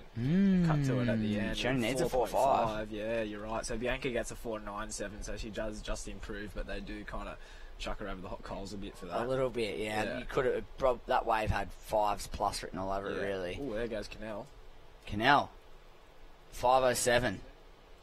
Straight back into first. So chopping and changing here between the two goofy foots in Canal Ballard and Bianca Buttendug. Both on 2 mid-ranges. Canal's got the better, a 6 and a 5.07. Bianca and the Coral has a 5.53 and a 4.97, needing a 5.55 to regain the lead if we're going to seesaw back and forward here. The requirements increased. Philippa with priority in the green. She just needs a mid-range score, 5.18. Kurikawa in the blue 7.5 requirements. So work cut out for our Japanese friend who's been very quiet through the back end of the heat. I'm thinking here, if we're going to go with Coral, we should have a cream for the white. Yes. We should have a lime green for the green, and we should have an ocean blue for the blue. I reckon we can't go give out a coral rashy and then stay stagnant on the other colours and just plain. Yeah, I'm with you. Just full on Roy G Biv. We can't stick with the Roy G Biv. We've got to go to the. We can't go coral GBiv. Can we CG Biv? Yeah, CG Biv. Nah, we need coral, off-white. I think we'll do. Off-white. That's pretty trendy. Or cream, yeah. Green, I reckon we should go with teal. Teal. Vanna. Teal veneer. There's blue up and running, and blue. We should go with ocean. Yeah, ocean blue. Just ocean. But when you say it, you have to say, you can't say ocean, you got to say ocean. Ocean. Like that. Calm ocean blue. Here we go, in the coral rush shirt, Bianca Butendag. That's wow. better. That's a whole bunch better. That was epic. Oh, she probably took note of that. She probably went, wow, they cooked me with a 497. I better belt it, and she did. Look at that flashy rip just popping out through. She's going to first place. I'm going to wedge my bets on that. 90 seconds to go. Needs a 5.55 for the lead. I think they'll pay it. Well, what's Philsy going to need now? Jeez. Well, she's going to need to go past Canal. Well, it's a 7.17. So Philsy, she doesn't need too much, mate. 5.75. Philippa Anderson needs a 5.75. And here's the replay of the best wave of the heat. Gets nice and slashing on that first one. This is the money. Jam. Fan of spray. Finally puts it up there for us. And a 7.17 takes her into the lead. 1 minute to go. In the hot seat. Philippa Anderson's within striking distance. A 5.75 requirement. And Kurikawa needs to get moving and needs a bomb for a 7.7 to progress. Needs to pull the trigger, these girls. They need to get moving. 45 seconds of the clock. Looks like blue was having a look there. Not to be this time.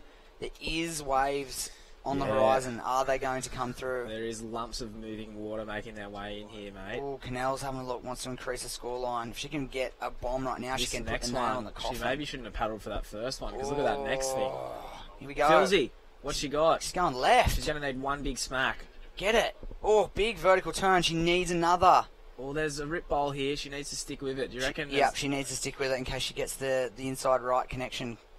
Let's see. No.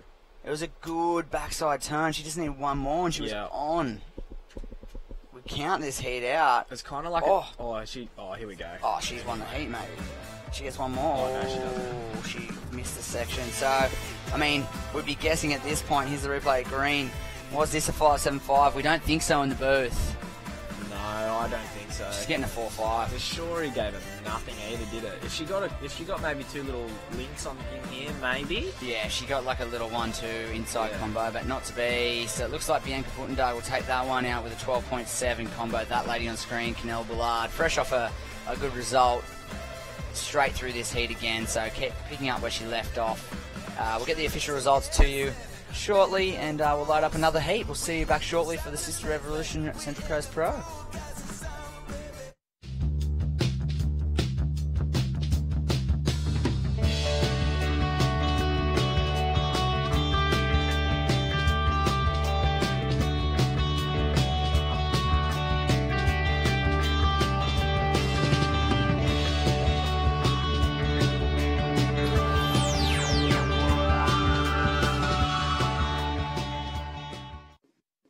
I've lived here for years and never seen it before. How did they keep this a secret? It's no secret. We go there all the time. Avoca Beach Hotel and Resort. 15 acres of life is beautiful that you didn't even know was there. For lunch, dinner, drinks, or live music. Perfect for all special occasions, weddings, conferences. Stay for the night or as long as you like. AvocaBeachResort.com.au.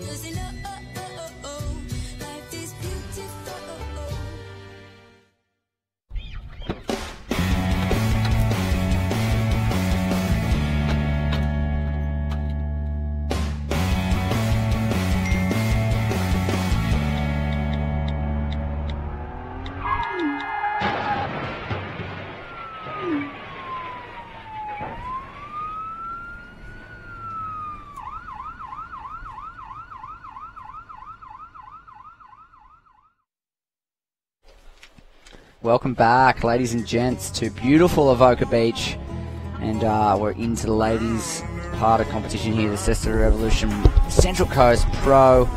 And into round 4, heat number 3, and a stellar lineup for you in this particular heat. Shimmy Dimmy Disco, Dimity Stoyle taking on Gabriella Bryan.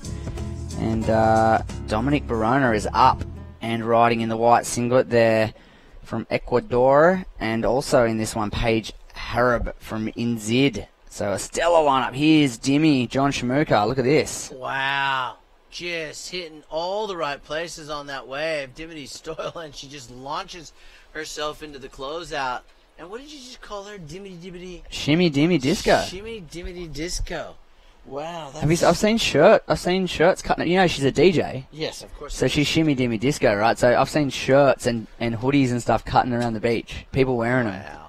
That's just next. She's getting a bit of traction in the music world, but in this instance, she's looking to get back on tour. Of course, a previous WSL ladies competitor. Yeah, she's multitasking. With the 733, she's going to be looking pretty good, too, to progress on through into the next round, which will be, well, for them, they go into the round of 16. Mm-hmm.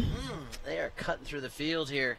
Yeah, well and truly into the cream of the crop here, with the big names dropping into the mix. Top seeds fighting it out for a place in the round of 16, which will get them into the quarterfinals, which we'll see on Monday. We'll see all our finals run for both ladies and men's divisions, so it's going to be a cracker day. Yeah, tomorrow is finals day, Monday here in Australia. I just ran into Sage Erickson. She was just rinsing off after, and she said, I almost forgot how to stand up in that heat. I said, well, you got through. And she goes, oh, well, a make's a make, was her comment. Yeah. But, obviously you want to start getting into that thought process of peaking at the right time. Mm-hmm. So it's never really a bad thing if you make a heat and you didn't perform. I don't think that's a bad thing. Yeah, I mean, the only time it's really going to matter is in the final. Of course. Yeah. That's where you got to let it all hang out. Exactly, right? yeah. But if you're progressing with fuel, with some gas in the tank, that's good.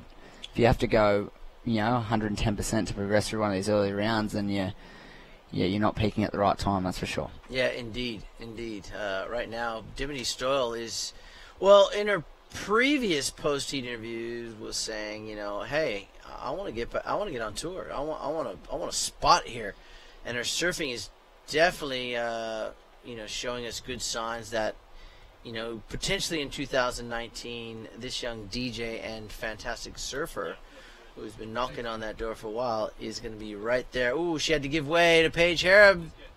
Dominic Barona, look at this thing. Yeah. It's a Kiwi lady from the land of the long white cloud. She requalified last year. She did. She's on tour. Look at how good Dimity looks. I mean, I know we keep harping her. Maybe it's the coral-colored Sister Revolution, Rashi. Yeah, she's moving. She's going fast. I feel like she's flying. That board looks amazing under her feet, by the way. Whoa. So Paige opts to use priority here. Always strong on the backhand. Back on the WSL Women's World Tour this year. And rightly so. Has a spot there. And this is Dimity moving fast. Zippy out of the lip. Gets one more in. So looking fast, looking lively. And I'm going to say with Dimity, it looks like she's on a bit longer equipment this year. Maybe she's shortened up her stance. I'm not sure, but it looks longer, right? It does look a little longer, yeah. All right. Well, just under 15 minutes to go. I know Tessa McKenna's down there with one fine and amazingly talented South African, Bianca Buitendach. Terry, what does she have to say? Yeah, perfectly pronounced there, Buitendach. That's how you do say it, man. I've had a few variations on her surname over the years, but I finally got it right from Bianca herself. Hey, great performance. Congratulations. Thank you very much. It was a very tough heat, that one. It could have really gone either way. Philippa Anderson was really in the mix there, and in the end just missing out. But a pretty tough heat. You must be pretty happy with your performance. I've been getting the tough heats from the start, and I think it gets worse every time. So I was very nervous going into it. I knew obviously the capacity of both of the girls, all three of the girls actually, and yeah, I had to stay on my toes, make it happen. Yeah, you made it happen. Awesome stuff. Listen, a former championship tour surfer. The plan this year is to try and get back into the CT? Well, we'll see. I think the year is still new, and obviously have different ambitions besides surfing. You know, all the other aspects of my life, but that is definitely part of the whole goal this year, as well as trying to put myself in a favorable position for the Olympics, hoping to represent South Africa. But that's obviously only next year, and yeah, just gaining experience and in and out of the water as we go along. Well, we always really enjoy watching you surf. Congratulations and good luck in the next round. Thank you. Thank you very much. Okay, back to you guys. Yeah, thanks, Tessa. Very good insight there, Jesse, to what Bianca's plans are as we watch Paige Hare finish this wave. It's so much focus on Olympics. There's a lot of talk, right? Yeah. Well, I mean, it's only a year away. It's very exciting. It is very exciting, but I'm very intrigued by the shuffling, the moving, the shaking as we watch this great-looking replay from the New Zealand surfer Paige Hare with a great little combo of, surfers, male and female, moving into different countries. Bianca, not so. I was waiting to hear what she said then because I wasn't sure about her background. I was like, is she going to say South Africa right now? Because obviously she's South African. Correct. But I know she's got European background. I was waiting to hear what she said, but yeah, good to see her aiming to represent South Africa on the world stage. Yeah, and I think there might be one or two other girls in the mix for South Africa because it looks like they'll get a qualifying opportunity. Mm-hmm. So even like from where I'm from, Philippa Anderson, who just bombed out unfortunately in the last heat, she's South African in terms of like she was born and bred in South Africa until she was 12 years old. Been living in Australia for the best part of 10 plus years, and she's got Australian citizenship. As you see, the Kiwi up and out of that one. I was intrigued to hear whether she was going to try and, because obviously if there's only a few girls in South Africa, it's probably going to be easier for her to try and qualify for the Olympics through that route, and she could have very well done that, but she went, you know what, I've been living in Australia for a long time, I'm a citizen, I don't care if it's going to be more difficult, I'm going to be true to myself, I'm an Aussie. And she chose to represent Australia. Connor O'Leary, same thing. He could have went to Japan because Akimi, his mother, and rightly so, right? Yeah, rightly so. He's got dual citizenship there. Could have went and I guess put up his argument, his case for a spot for Japan. But he said, look, born and raised here in Australia, I would never take an opportunity from that. I find that profoundly noble. Yeah, of course. And I have a lot more respect for people like that. It's a hard decision because there's money to be made there. And he, he's definitely in the mix for Australia. But if you look at if you just look at the list of the world tour, and there's obviously half a dozen minimum guys that are like ahead from Australia on the tour at least. So he kind of knows that like his chances are way higher if he represents Japan, right? Yeah, well, maybe. If they're considering ranking, right? If they're considering ranking, I think they're looking down the wrong Of course. I think I'm going to look at what's going to best suit our country in a break called Sheeta. Mm-hmm. Oh, of course. Yeah, definitely. You Yeah, know, yeah. You're looking Kalani Ball, Ethan Ewing. Yeah. You're thinking maybe Mick Fanning. Yeah. You're thinking Connor O'Leary. Mm-hmm. Fully. Yeah, right. You know, Yeah. because he's surfed there before a ton growing up as a young junior, and obviously going back there on holidays with Mom. He will have a lot more comfort knowing that he's been there. He knows how to speak the language a little bit. He can have Mom there. Mm-hmm. And he surfs good in small waves. Yeah. Yeah. So, look, to be honest, and no disrespect to someone like Wade Carmichael, Yeah. I wouldn't be looking down that track. For that particular scenario. Correct, Yeah. correct. So, But you know, also, like, there's so many. I mean, you think, what about Julian Wilson and in the conversation, Ryan Cohen, and just won that last QS In the over there. conversation, It's just kind of like, oh my goodness. Like, and then you're right. There's dudes that are even on the world tour that are like, you know, small wave aerial specialists, and you're Wizards. like, Hey, let's bring Taj Burrow out of retirement. yeah, let's put him in there. You know, I think. Yeah. You know, I know the Kim Crane and her team up there at the Surfing Australia and the High Performance Center will, as we watch Dimity Stoyle, and you know, Dimity could be Wow. one for the girls, for the Of course, Aussies. for small surf, yeah. You know, you got to think Stephanie Gilmore, Tyler Wright, Sally Fitzgibbons. There's all these girls, but then you got Dimities Mm-hmm. just lurking in the background. In the small wave scene, especially, not that like we can guarantee it's going to be small, but the likelihood of it being small there that time of year is high, right? Yeah, well, extremely high. Yeah. So, you know, unless there's a local low-pressure system around that Philippines area, it's or the south of Japan, which is in the Okinawa area. Bro, you know, you've been there. The best time. I used to compete there in May and sometimes in September. And I tell you what, May through August is a very trying time for surf there, unfortunately. So, yeah, look, it's a really big conversation that each country has to have as to who that will represent. It might not even be the world champ from your country, Yeah, or, of or the course. number one contender, Mhm. because they're higher on the rankings. Yeah. It might be that person that will suit Those ways. conditions. So that would be the smart thing to do, Because right? you're there for one reason, Of course. to make a gold medal, Exactly. to win one. So, anyways, it's a big conversation. We'll get back to the action here at the Sister Revolution Central Coast Pro with 8 minutes and 10 seconds to go. Dimity Stoyle is sitting atop the leaderboard. In second, courtesy of a 7-1 and a 5, is Paige Harrop of New Zealand. Down into third place is Dominique Barona.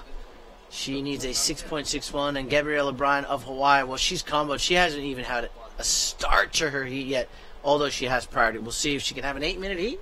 It's doable. It's doable. The short, punchy waves straight into two waves. We've seen it happen a few times. Yeah, and Gabriella had her previous heats have been outstanding. Mhm. So she knows the bank here. It's a matter of putting yourself into some very good quality waves.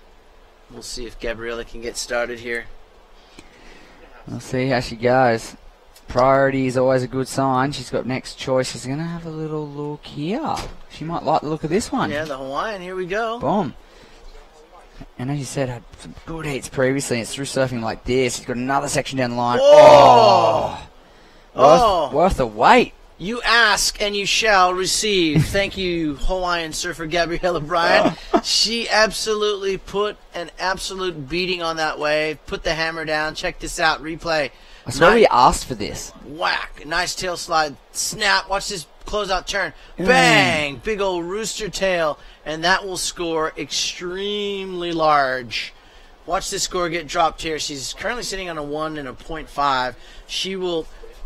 I think she will equal, if not better, Dimity's and Paige's 7 and 7.33. You'd have to think, too. I have to think it's close. Yeah, it's up there. It was one of the better waves of the heat for sure. Oh, it would have to be. Definitely rival those scores.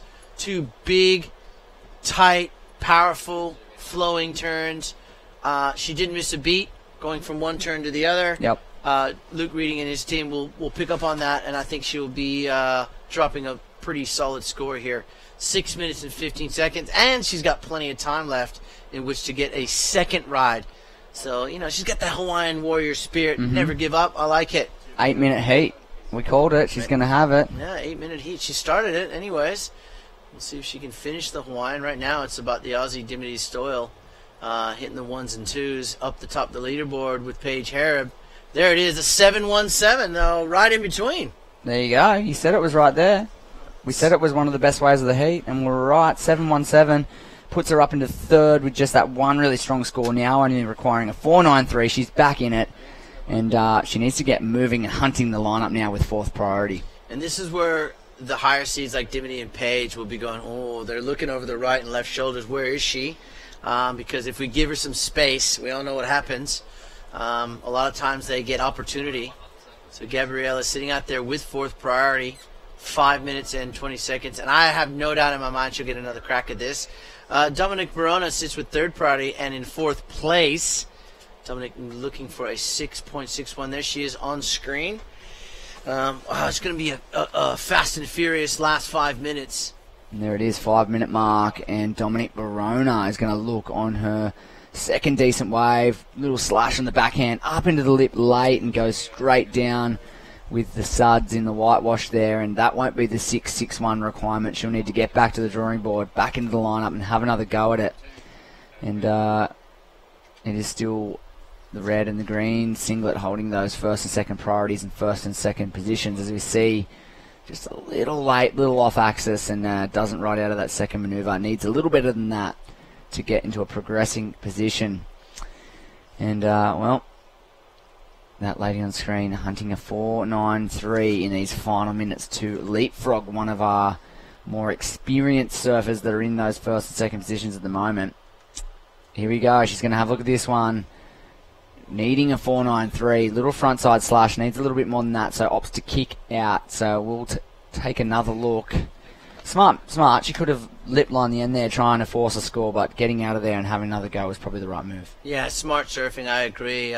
She still has 4 minutes to go. She'll with relative ease get out the back and have another one, maybe two goes at that score for Gabriella Bryan. A 4.93 is what she needs. She really needs to keep her wits about her now. Not overthink things. Mm-hmm. Stay in the zone. Go to a place in the lineup where she thinks she got that 7.17 because the lineup's always changing. Mm-hmm. Go to somewhere similar. Yeah. Or close to thereabouts. Oh, she's having another go. Oh, she's having a look.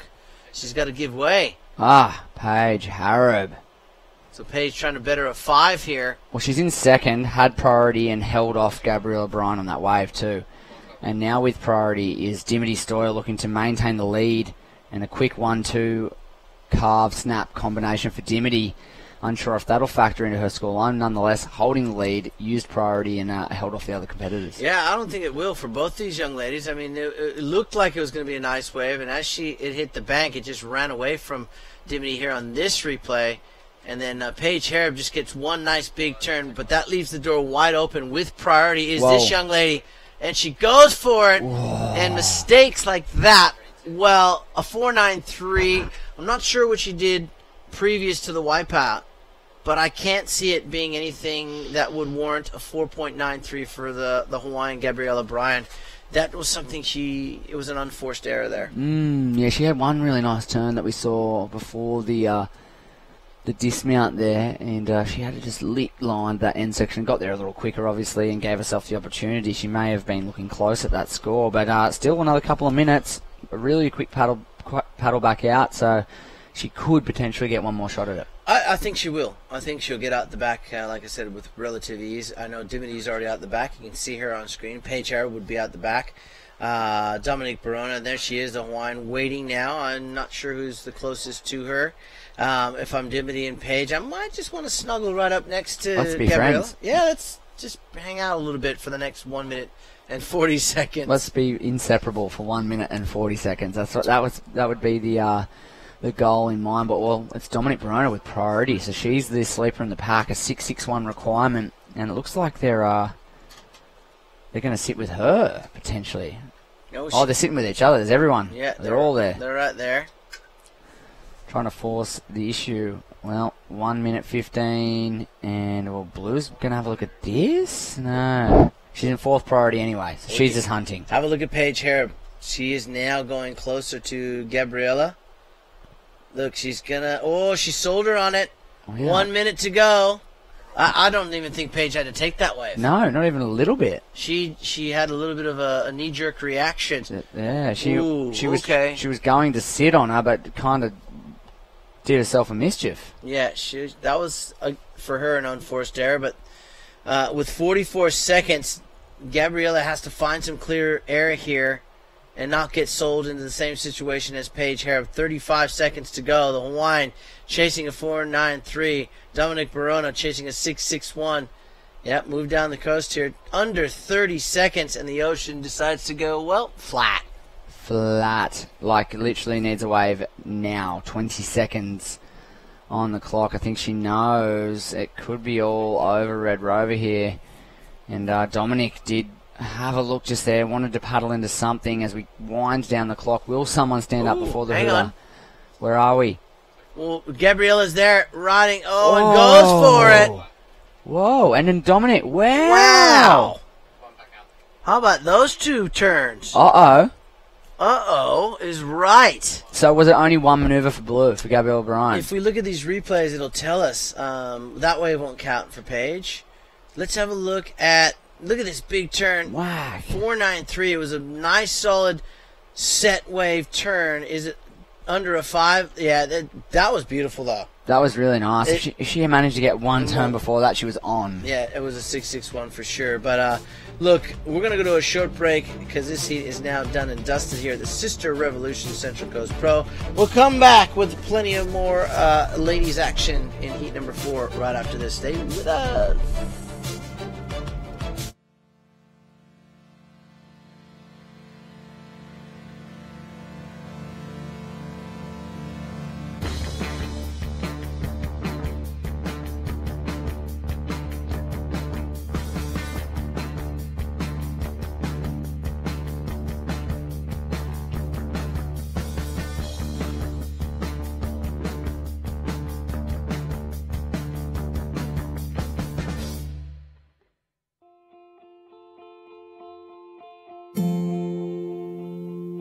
Hey, my day is today.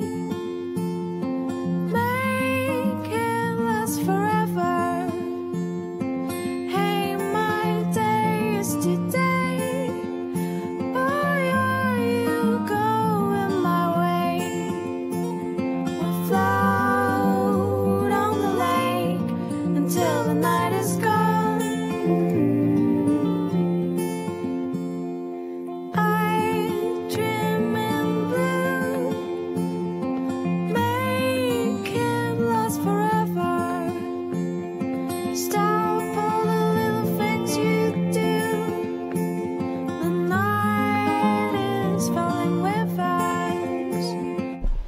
G'day, g'day, g'day, and very well done to that young lady, Dimity Stoy. She might need a shorter leg rope there, Zach. Yeah, I think it's a bit stretched. I think she's been doing some bailing. She has been doing some bailing, perhaps. Here we go. Molly Pickham, the local girl, NSB.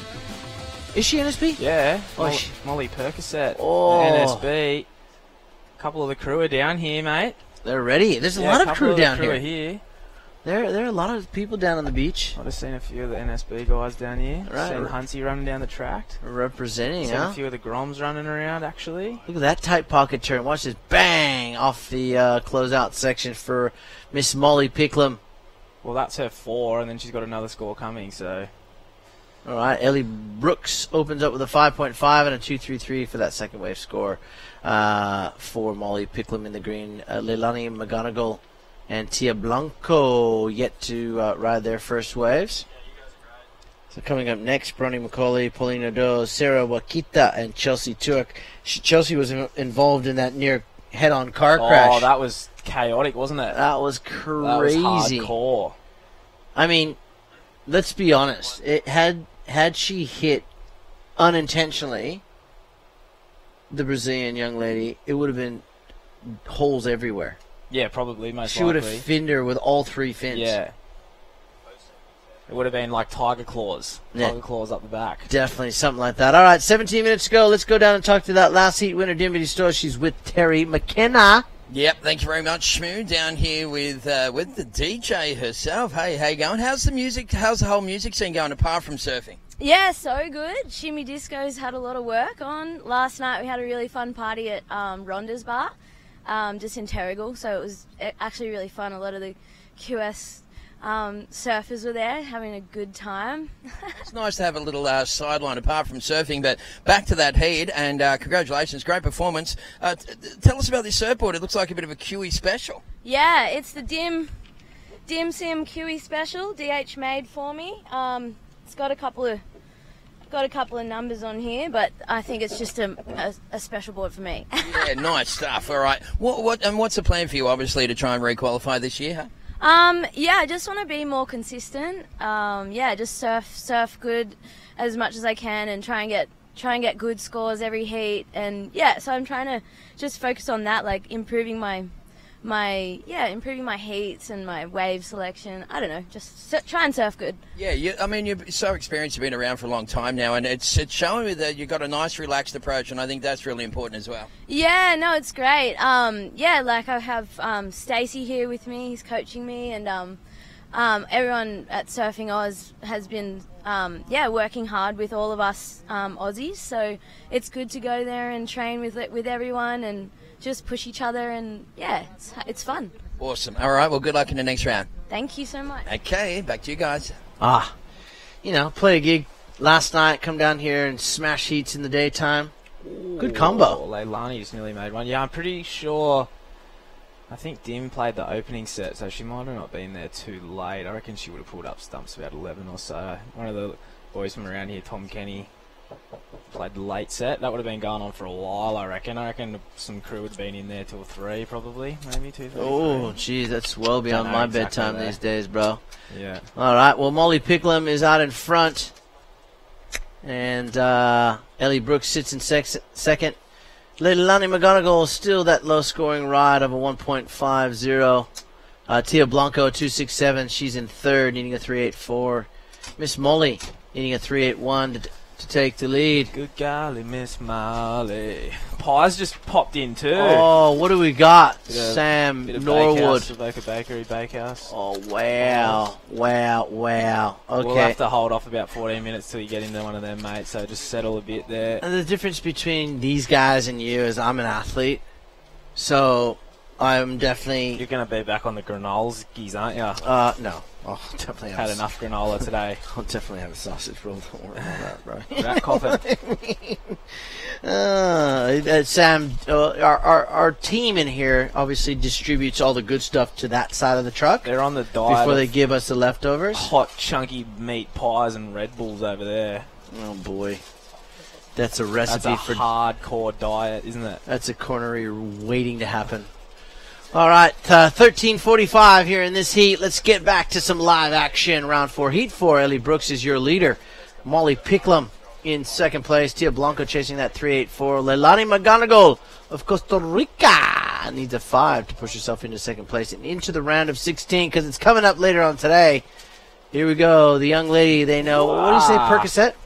Yeah, well, there was this rap song that came out and the guy just basically all the lyrics he said was Molly Percocet. Ah, that's all he said. I remember that song. Remember that song? It's going to haunt me all day because I want to think of the name. But we might get there. Oh, don't worry about us, Sam. You just take what you need. So, Mole, Pickles. Oh, wow. Percocet. This is, Pickle you know, Rick. We're going to have a team huddle here, Saxon. Because I think we're getting Tia Blanco just checking one out there too. So what's going on out here, you reckon? Do you reckon it's this tide, hey? Well, what is it? Sort of three quarters low right now? Because the top of the tide... Well, I think the low is 2. Okay. So, yeah, so we're nearly there. A couple of hours. Not till... too much more left to go. It'll go quite a bit more in this hour, but in the last hour, not so much. Oh, did she just airdrop out of something there? Apparently, Molly was charging some reverses to the flats up the coast a little bit yesterday.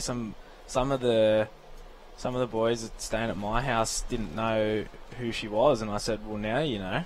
Yeah, exactly. If you don't know, now you know. Yeah. You know what I mean? All right, well, you know, Molly, there's a lot of talk around the surfing circles, male and female, about this young lady. I know some of the guys staying at your house might not have known her, but she came under the radar last year, and of course this year already started off. Last year she finaled in an event there, at Maroubra. She was in there on finals day. Oh, she was too, Yeah, wasn't she? she was, and she was a year younger. So now she's a year older and just getting better and better and better and better. I swear you guys have some cheating water up here in the Central Coast because it's just producing that many good surfers. Yeah, it's stacked, isn't it? It is stacked to the horizons with talent in that sort of 12 to 18-year-old age group. It's crazy. Old guys like you are already good. No, we're done for. We're all washed up. Yeah? Let the kids have it. You're still in the event. I wouldn't call that washed up, my friend, because it's tough going out there with that much talent that we have in both sides of the draw, the men and women. 11 minutes in this heat, though. Ellie Brooks is your leader, the lady in white. Chasing her is this young lady, Molly Picklum, sitting in third priority. She likes it. Keeping super busy right now. This is a good little left. She's got a pretty dangerous backhand. Oh, my gosh, if she can finish it, it's a bomb. Oh, and some inside connection. Yeah, don't worry about that, Molly. You've done the job. Get out of there. That's it.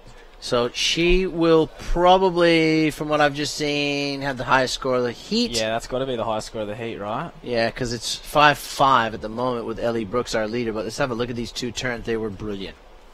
First turn, look at the connection on it. Bank. And straight up, too. Spray. Yeah, it hits that oncoming section. Oh, it's massive spray for a little 16-year-old. Oh, that's right. She was driving on her L's this morning. Oh, was she? Yeah, she nearly ran over me in the car park. Oh, whoops. That wouldn't have been good. On your L's, imagine what she... What do you say to the cops? Oh, I just took out one of the commentators accidentally, and another one goes down. I thought it was the brake, but it was actually the gas. Yeah, and he was looking at me funny too. So I just had to take it. Well, there it is. A 5.93 pushes Molly Picklum to the lead. Ellie Brooks now down into second to regain the lead. A 4.61. Leilani McGonigal, a 5.6. We'll see her move from third to second. And this young lady, Tia Blanco, is looking for a 5.31 on this one. Let's see what she does. Just a check turn, drives up into this oncoming section, and rides out of it and kicks out. 5.31. We'll let the judges decide. We're halfway through this heat. Halfway through the round. So we are just ticking heats off here as we go. Yeah, the 20-minute heats fly by, don't they? And we'll certainly do. As we, well, there's Molly there. She'll know that she's in the lead. Fresh from receiving her L's, which is their learners. Yep. In Hawaii, I actually got my full license at 16 years of age. That's just way too gnarly. Yeah, it was pretty gnarly. The first attempt was a fail. Imagine how reckless you are at 16 too, driving. The second without anyone next to you to pull your head in, without mum or dad or someone there to go, oh. Yeah, the first attempt was a fail. The second attempt was a bribe. No, I'm just kidding. I passed. You sure? Yeah, I'm sure. You knew who I was. Did Papa Shmoo slip the dude a pineapple? Yeah. No, I actually didn't. I actually passed. But back then, were you referencing pineapple as in an Aussie 50, or were you Aussie referencing 50? Yeah, Aussie. Oh, if I could have had pineapples from the island, from the Dole. I could have just got one from Wahiwa Pineapple Fields. Wahiwa. You know the fine? Do you know what the fine is for stealing a pineapple? Nah. It's about $1,200. Are you serious? Yeah. If you get caught, I think it's about $1,200 from the farm, from that Dole farm. If you're driving along the road there, yeah, and you steal a pineapple, so it's not worth it, really. Nah. I'd rather give him the 50. Yeah, you know, that's a legitimate pineapple. But yeah, luckily for me, I did pass on merit, and he kind of had an idea of my name a little bit back then because so you just breezed through. I used to win things back then. Nowadays, I just lose everything that I enter.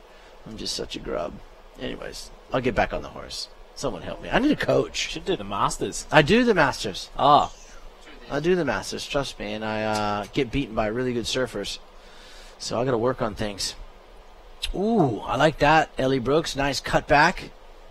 But only one turn is not going to get you to the lead. Nah, not on a left like that either. Yeah, you go ahead, Mish. It's Mish's lunch break now. He just says, "Shmoo, get out of my way." All right, well, 7:20 on the clock, and the tide is going to play a big part, I think, in the next 5 or 6 heats, actually. And that... Oh, what is this girl doing? You can't do that at 16. Well... Can you? She does much better ones than that, mate. That's why I didn't get up off the couch for that one. Oh, well, I did. That was... Well, we refer to it as a man turn, but obviously it was a great young lady's turn. Look at the fins out. Nah, that's just an average snap for the pickles, mate. Yeah, I know, but it was exciting to watch. It was really good at one turn, and she might better that 417 just for one turn. That's what you're I'm probably thinking. right. That was fins out, working with the backwash. It was committed. It was the degree of difficulty. 6.5 minutes to go. She says, "Yeah, I want to pull further ahead in this heat. Why not?" Sort of re-entry air. Oh, that's a nice snap, Leilani. And again, bang bang, got to make it. Combos. That's it. Leilani McGonigal 5.63. I think she might have it here. Yeah. I think she just might have it. With 6 on the clock. Priority is with Tia Blanco.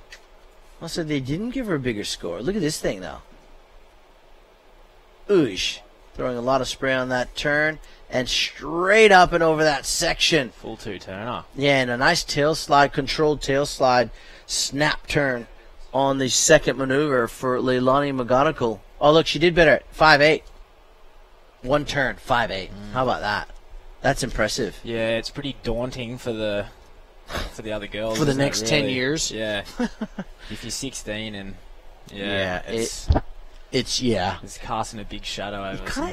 You just shake your head and you go, man, how do you just wake up one day and be that talented? I just want for Molly, I just want her to make sure she keeps it super fun because she's so light and bubbly and she's a great personality and she can laugh and hang out with the boys and have a joke and hang out with the girls and she's so great. I just hope she keeps it light and fun because that's what it is. Well, then you know who she's going to want to channel? Stephanie Gilmore. There you go. Probably her favourite. Oh, well, it's all of our favorites, really. I mean, Stephanie, the one thing I loved about Stephanie last year is, as we hit the 5-minute mark here, is the passion she showed when she was, she didn't win the world title and or when she could have won the world title in Europe and she lost her heat and it had to come down to Hawaii and, there was tears and it was very emotional for her, but for the most part, as we see, this is the young lady we're talking about that could follow in her footsteps, is Molly Picklum. Good first turn, works with the backwash on that second turn and doesn't run out of it.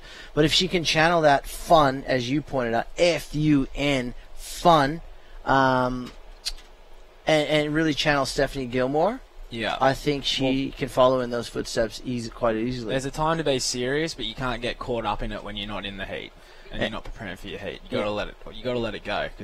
And the other person I would reference is Carissa Moore. Mm-hmm. Obviously, both those young ladies are multiple world champions. But if you ever want to mold yourself around someone who is amazingly awesome in the lineup and out of the lineup, those two girls come to mind straight away. They come to mind. I don't even have to think. I go Stephanie, Carissa. Yeah. Carissa, Stephanie, in no particular order. And that's to me, coaches, moms, dads, aunties, or uncles who are raising some young, talented athletes. You gotta have fun as a kid, and then you gotta take it with you. Oh, nice turn! Nice, right into your professional career. Look at this. Oh no. Okay, Ellie. Wow, that thing went so flat. That was unfortunate. Yeah, that one turn was sweet She was on as her way butter. She was on her way. She might get the 4 for that one rat. Are you thinking? 4-0. Oh, it was a cutback though. Look. Okay. Don't you have to reward this? Oh, nice. Yeah. Okay, I missed that. It was actually on the section. She just didn't get that next section right through here. Yeah. I think that's a full-on frontside woofty. Carve. Yeah. It was a beautiful carve. She got it. She got it. Okay. 4.4. Wow, just. So Leilani McGonigal now needs a 4.17 with 2.55 on the clock. Tia Blanco at 6.4 because Molly Picklum from the Seni or Central Coast of New South Wales, Australia, is in the lead here at the Sister Revolution Central Coast Pro QS 3000 round 4, heat 4 to go. 4 amazing heats to go, and I tell you what, we've got let's have a look. Our next heat in the water will be Bronte McCauley, Pauline Nadeau, Sarah Wakita, and Chelsea Tuak of Barbados. It's another great heat before Shmoo Dog goes and has some lunchtime. Yeah, I might try and little snack one down, I reckon. Ooh, Tia Blanca. Oh, did she have to try and go for that? I think she was late. Way too late to even contemplate it. So it's actually smart. Chuck the front arm up and just give it a go. Yeah, she would have really had to put a lot of pressure down on that tail pad to get the nose up above that section that was halfway over, folding over. So it would have been very difficult and may have looked extremely awkward if she had fallen there. 1 minute and 45 seconds to go as we are halfway through this round of 32. Here we go. Heat leader, Molly Picklum, upland riding. Good wave. Good wave. Big score. Yeah, there's a 7. That is a 7. Here we go, Leilani. Opening wrap. Really needs a section down the line. That was nice. Second wrap's good. This one might go. It's got a bit of juice. It's got a bit of juice through the inside bowl. Needs a finish. Is there a lip? Just find the lip. Find the lip. Oh, not quite. Not That rip quite. was gurgling though. 417 though. It's not out of the question for Leilani. We do believe Molly Picklum with under a minute will get rid of one of her high fives. Yeah, good quality wave. Sucky right. Nice first snap. One hop off the bottom. Late lip liney. Well, she got it in the perfect time, but like up, had to climb up to it. Kind of maneuver. They love it when you do that. Quite a simple maneuver, really, but it's always worth some points if you can get the sucky lip. And Leilani just working it through. She was probably onto something here if she had a little whitewash on the end, but you can see the rip right about here just gurgling, and it's kind of got that wave standing still, and there's lumps and bumps through it, and it's just a pretty ugly one. So she gets the score though, 4.2, so she gets it by 0.03. Wow. Okay. Whoa, she needed a 4.17. She gets a 4.2. So Ellie Brooks with 5 seconds. Wow. Could be bundled out here. Heartbreaking for Ellie. Right. Yeah, that's it. She's gone. That's it. Well, a fighting comeback there from Leilani McGonigal as she finishes in second place to Molly Picklum, who wins that heat and moves on into the round of 16. We'll come right back with the second half of the draw here at the Sister Revolution Pro. Stay with us. There's my front gate.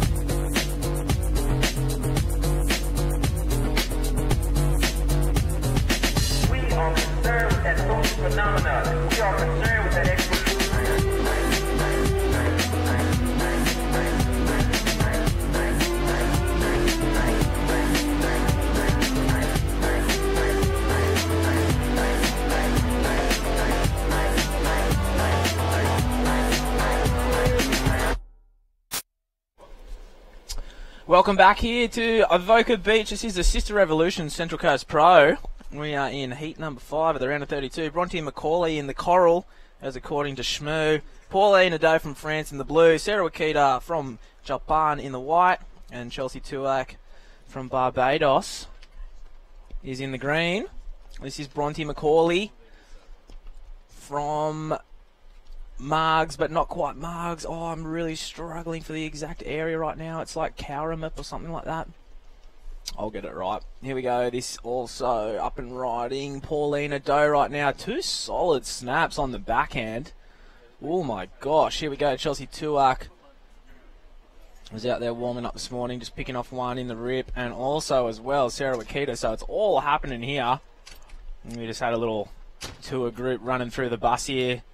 J-Man was just pushing through the crowds, pushing through the masses to try and get himself back in here. But here he is. We had the tour group. I was trying to hammer down a pie. I got about halfway through the thing. You were trying to get in the front door. Couldn't quite get in there. I was trying to persuade one of those groms to throw a headset on so I could hang out there in the shade a little bit longer. I was doing. You could have been having a pie. Could have been having a kip. With We should have just slapped one on him, and then slap the headphones on the grommets and go. Just tell us what you see. Yeah. Raw, honest truth. Here it is. Whoa, Pauline. Wow, so late. Got the wave left before was pretty nice, man. She got absolutely belted just then. And Bronte as well on a good wave. Apparently 6.57. Yeah, and it's a pretty nice one. And Pauline's got a 6 in her scoreline as well. So we're in the back half of the draw here. Heat number 5. And while we're waiting for these next couple of rides to be had down there on the beach, we got Dimmy with Molly Picklum. Take it away down there, Dimmy. Yeah, thanks, guys. Yeah, really solid performance there. Very tricky waves, Molly. Talk us through that little heat you just had. Yeah, so before the heat I watched it and I knew there was some opportunity for 2 turners, but I knew it was going to be hard with that backwash and I didn't make a couple, which might have been good scores, but I'm super stoked to make it. You're a star on the rise, and how good is it to have a 3,000 series event in your own backyard? Does it make it a little bit less nerve-wracking for yourself? Yeah, I mean, I have a good support crew down here, like all my board riders and family are down here right now, and it's just great to have a 3,000 in the backyard of mine. That's right, and this young lady is one to watch in the next couple of days leading into the finals, and it was a clutch performance. Well done. Thank you so much. Pass it on back to you guys in the booth. Well-spoken young lady, Molly Picklum, just dominating that heat. Good surfing from the young Central Coast surfer, Shelley girl. And they're just breeding talent out of that zone. Saxon Lumsden nodding in the background.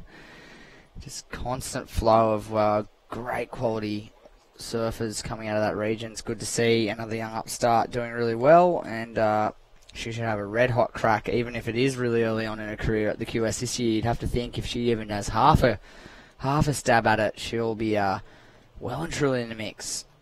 Very talented young lady indeed. Well, basically that last heat was, she got one good wave, was a really good score, like a nice quality wave, and then I believe the other score was just one turn. So in reality, when she gets an opportunity to open up, she hasn't had a good heat. And really. She's still getting through. Yeah. Yeah. Imagine if it's off the point tomorrow. She'll be Niles Barkley off the point, front side.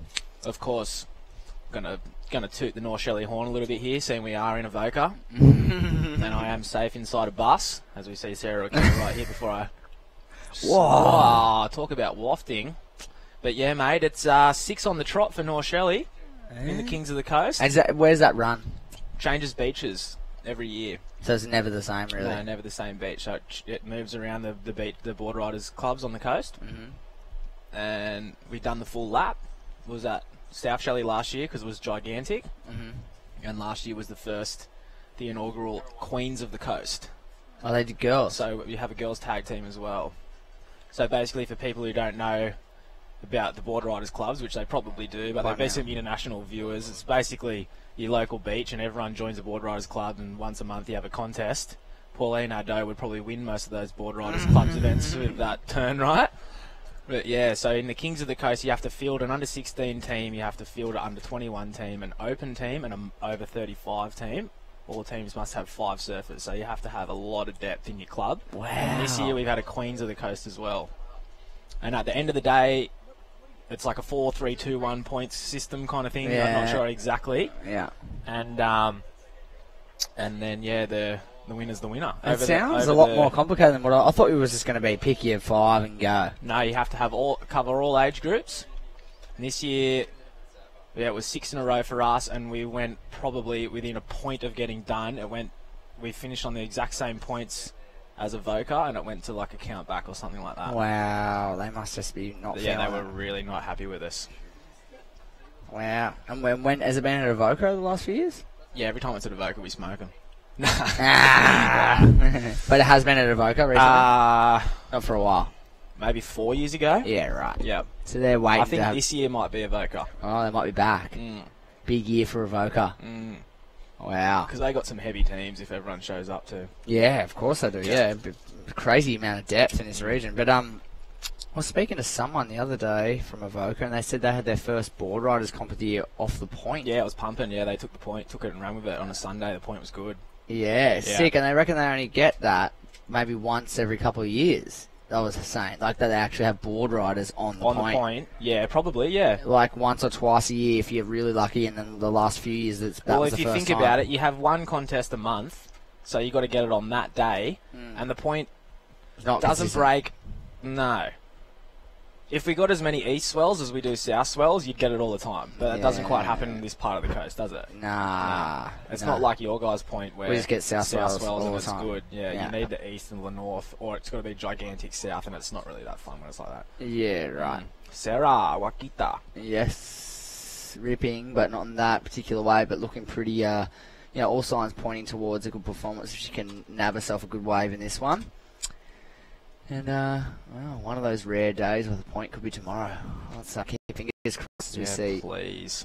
Pink and then white. So this was the split peak scenario. Both girls going down, so those ones might be of consequence for Bronte and Sarah. Paulina Doe is... She's saying, I'm in the blue. This is the colour I'm in. I think she's asking why she hasn't got priority and why Chelsea Tuak has priority. I think they battled to the spot, and she's amped up if she's questioning priority calls with still 11 minutes to go in the heat, right? There's 11 minutes to go, and Don't you're you in the just lead. brush it off and keep going? Don't you just keep chipping away at it? You're in second priority too. You've got the highest. Oh no, not the highest score, but you're in the lead. You're right. Focus. And you're 35 metres away from her. Yeah, you're good. You're in a good position. A bit baffled by that, but anywho. She nearly took her rash shirt off. She nearly Hulk Hogan today. Just tore it off and started threw it at the judges. Yeah, the Hulk. Yeah, Hulk Hogan used to do that too. Yeah. Used to just waste shirts. All of the Hulks. If you name a Hulk, you waste shirts. Here's Chelsea using a priority that she won, and little wrap inside, making good use of the priority here too. Oh yeah. There you go, Pauline. Not happy about that. No, she could she'd have be that filthy, wave. but no, she couldn't have because she was 40 metres away.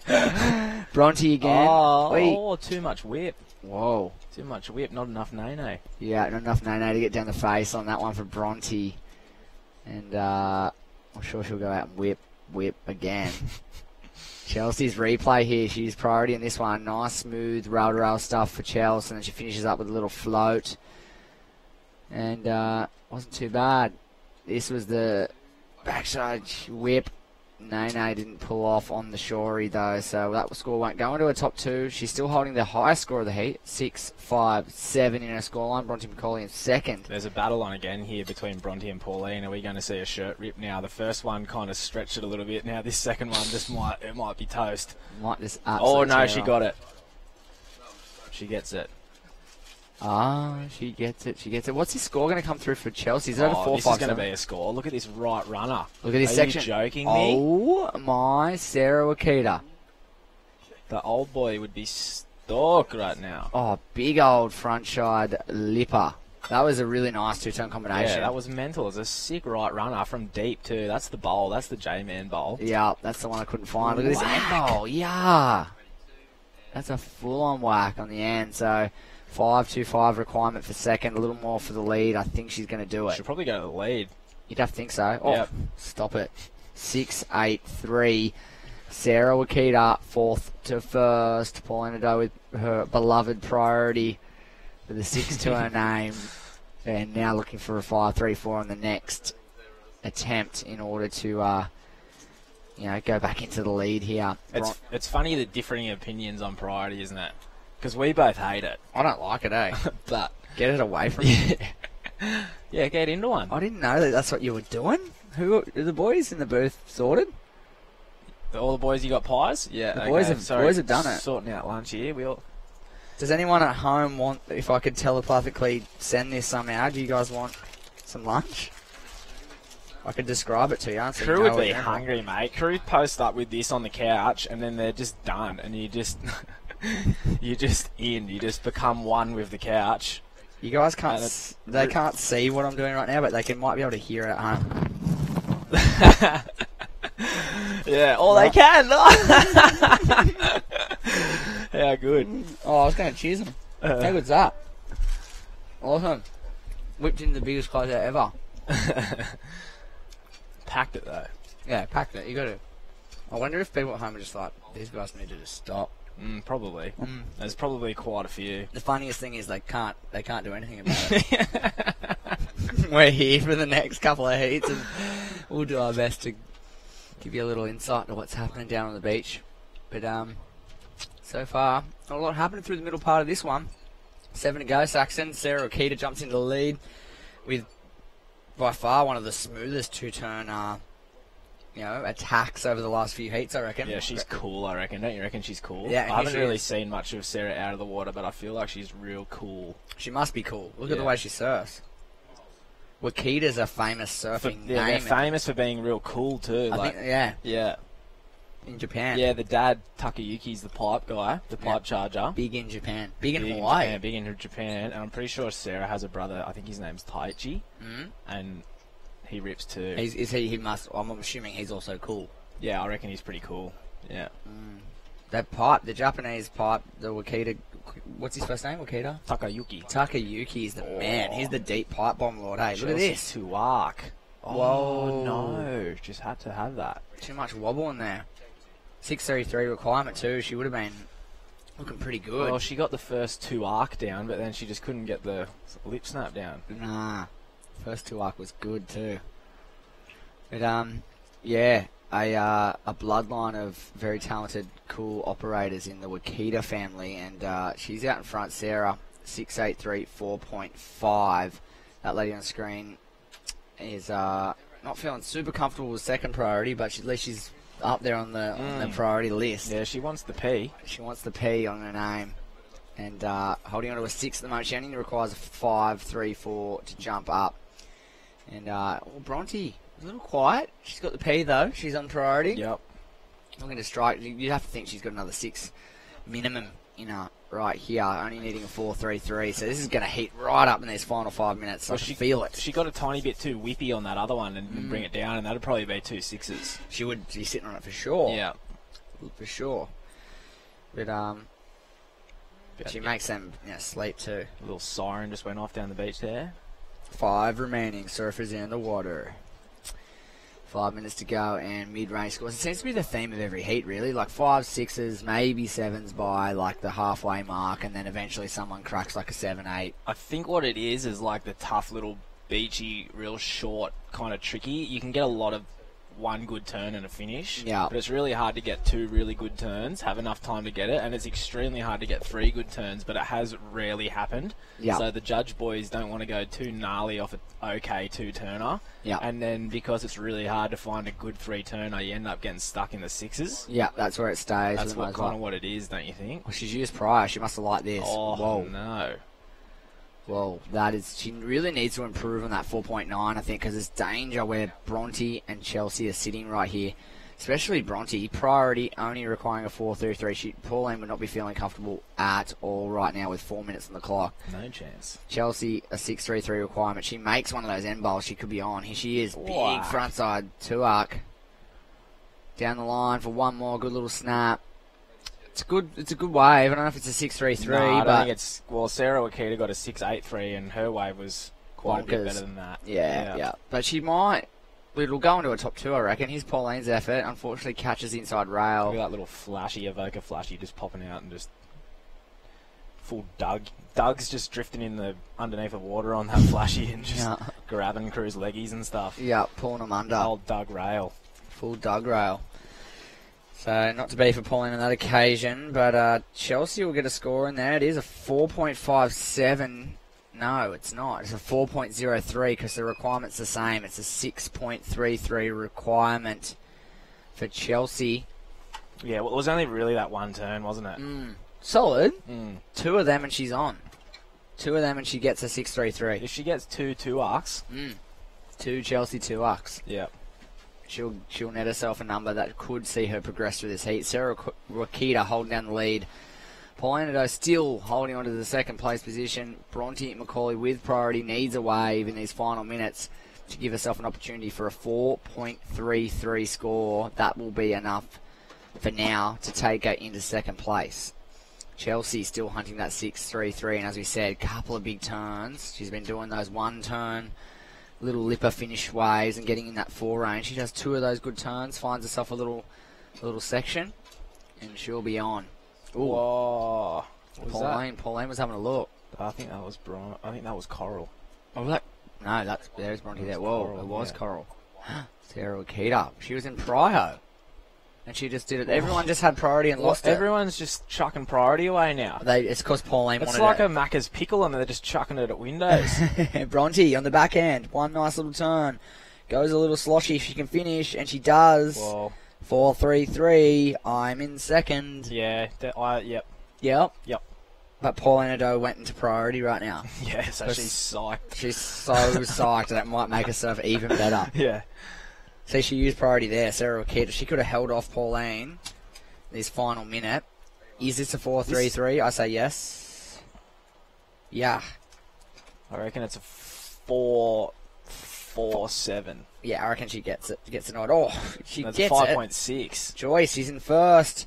And this is Pauline Nadeau now using priority on that. Oh, no. Someone that loves priority. Yeah, she's not handling it. She's not doing it well. Well, she's got no time, actually. Let's not be too harsh. 1 minute, 20 seconds. Surely you hold it till at least 10 seconds because there's a million waves out there, don't you? Yeah. You don't go in just anything. But she does. She only has a 5.34. Maybe she's just like 2 windscreen wipers. Thanks for coming.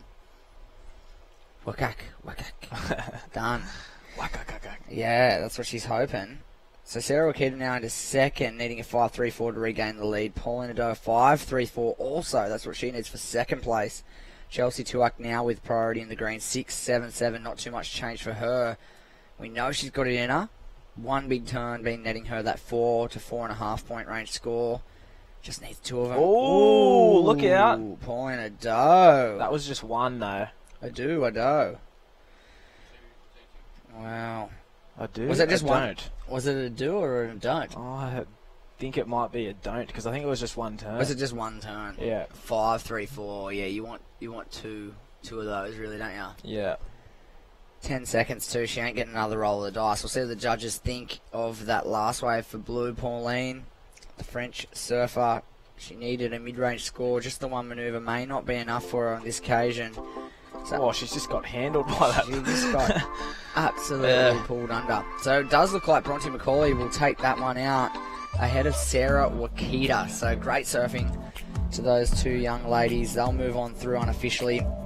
Say goodbye to Pauline and Chelsea Tuak, unfortunately. Let's load up another heat, Saxon. Let's do it. Let's go into one get more. ready. We'll go to a quick commercial break. We'll see you soon. Up until now, there's never been such a significant leap in the quality and performance level of this modern garment. Vissla's new North Seas wetsuit is at the forefront of this wetsuit revolution. With all these upgrades, surfers entering colder waters are now able to retain their speed, agility, and strength in nearly freezing conditions.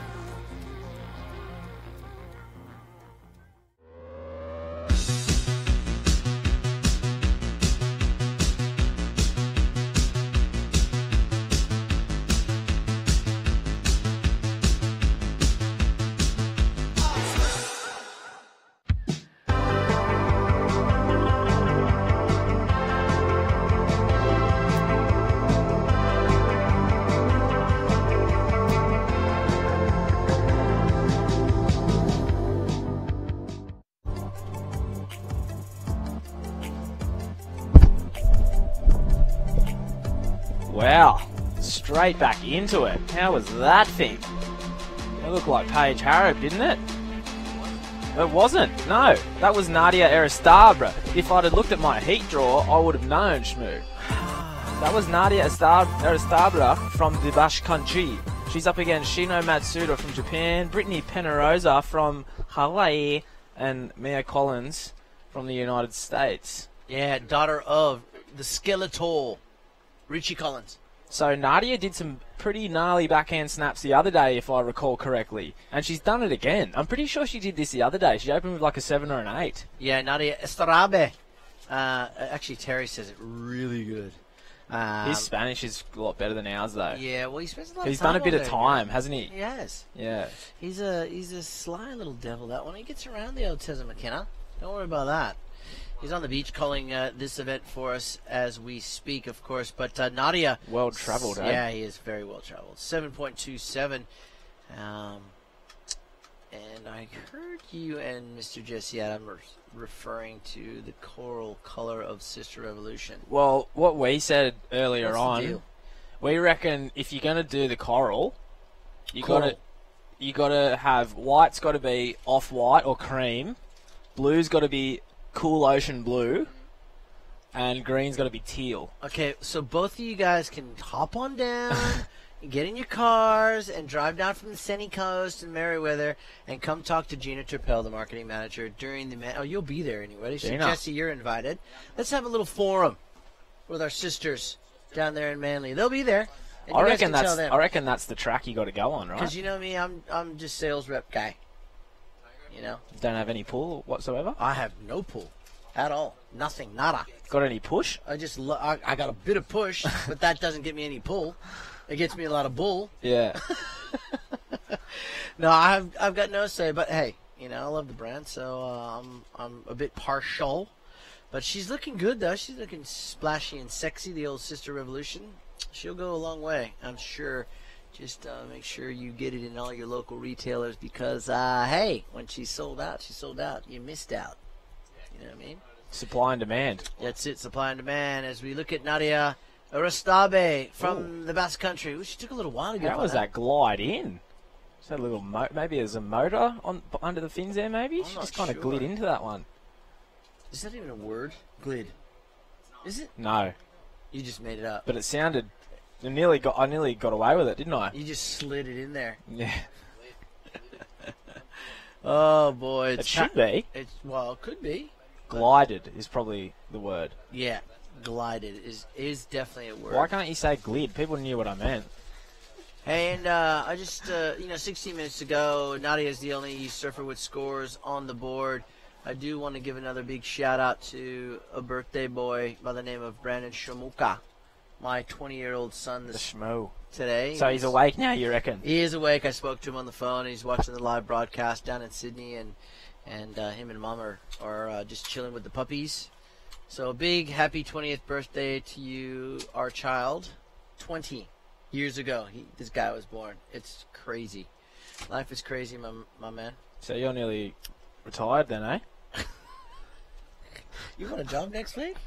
I'm telling you. You were just talking yourself right out of a job. Gonna be nice. Nah, yeah. I'll be back on the beach up here probably. Hey, I'm Hawaii 5-0 this year, so I'm loving life. Oh, you are? Yeah, brah. When's the party? Whatever. Oh, Nadi. Oh. Eristab. She's about to party, Oh, Nadi. make it. Oh. Look how heavy that little rip is right now, flushing out that zone. Yeah, well, have you been perking your eyes on that thing? Because you're up in 5-6 heats time? Oh, ages. It's about 2 hours. That's eons in rip time. Yeah, but, I mean, it's only going to get lower tide. You're probably going to be dead low tide. No pressure. Not ideal, probably. It's bad, but... Oh, look at that first turn. Nah, this isn't the rip that I like. This is like a big flash rip coming out that shallow bank because the water's got nowhere to go. It's got to come out somewhere. And it just comes out in a big mushroom cloud. Where'd that wave come from? I don't know. Who knows? That wasn't her first 727, That was a rogue one. I want to know what the go is with this nor'easter. It's kind of like it's almost made it get smaller. It has. Which is weird. Because it shouldn't. Because the swell was kind of a wind swell out of the nor'east. And it's blowing nor'east right now. And it's kind of like it was smaller. Wow. Maybe it's the low tide. Probably low tide. So you think with the push of the tide, we might start to see a little bit more swell Okay. I don't think we'll see any swell till tomorrow, like Right. an increase Savo or anything. But I think it's probably the low tides kind of sucked a little bit out. You think over the course of tonight, like late night tonight? Well, I start don't to think see the period jumps until like early in the morning. So how long before Willy the weather period? tends to be a bit late too, so it might not show up till middle of the day or whatever. I don't know. Don't tell Which me that. might not be that. I don't know. It's not ideal for when you got to make a call at 6 in the morning. I'm not Ben McCartney. I don't know what I'm talking about. Yeah, well, it's going to be a big finals day tomorrow, that's for sure. Both the Central Coast Pros, Sister Revolution, and Vissla will both have champions crowned in this 3,000. You know what? This could make a pretty good dent in the ratings as of tomorrow once they adjust. Yeah? 3,000 points. So, yeah, it could be a big dent in the ratings for men's and women's. As we have a look here, this is Mia Collins having a look. Let's go down and talk to the last heat winner. He's with Bronte McCauley. That's Dimmy. Yeah, that's right, guys. Down here with Bronte. Super performance. Pretty tough conditions out there. Talk us through that little matchup. Yeah, I don't know. Actually, I was pretty dumb. I think I got away before the hooter. I didn't really realise. And then I didn't even know until I came in, and Dad was like, "Oh yeah, you got your first one before the hooter." And I was like, "Oh really? I thought that was just like the 6." So yeah, it was a pretty rookie heat, but it scratched through, so that was nice. So this afternoon you will surf again. In these kind of conditions, it's pretty hot out here. What do you do during the course of the day just to keep yourself nice and fresh and ready to roll?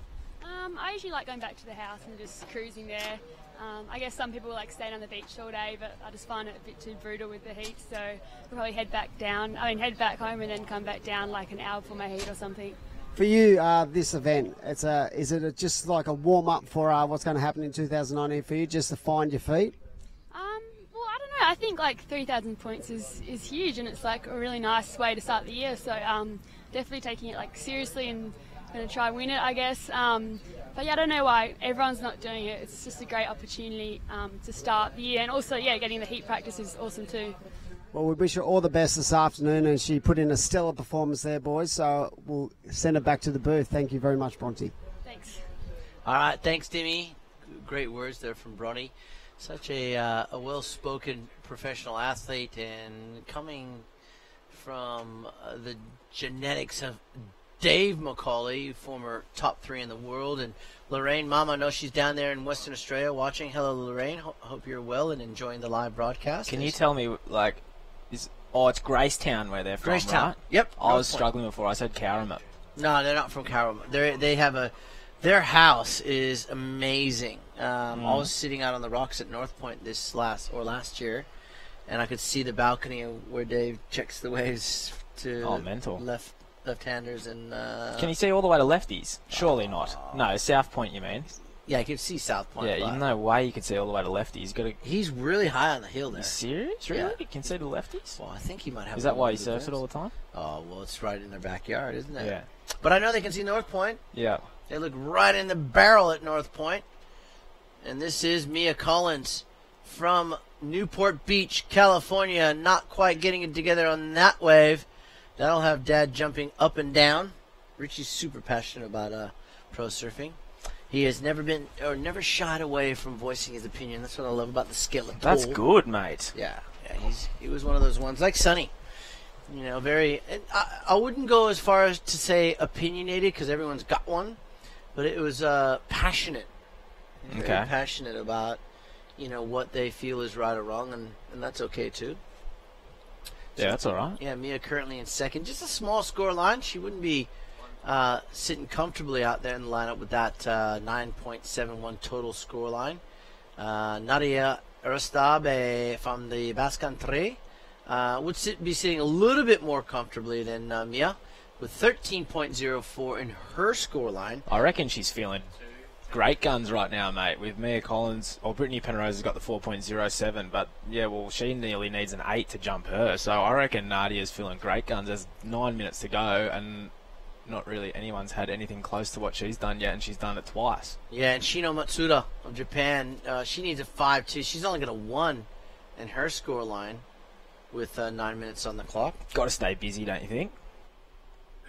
A lot of peaky kind of, you don't really know what's going to happen, so kind of got to roll the dice a little bit. Here comes one. This one looks like it. Oh, all the girls just got caught inside, and then it's a closeout by the time it gets to Mia Collins. So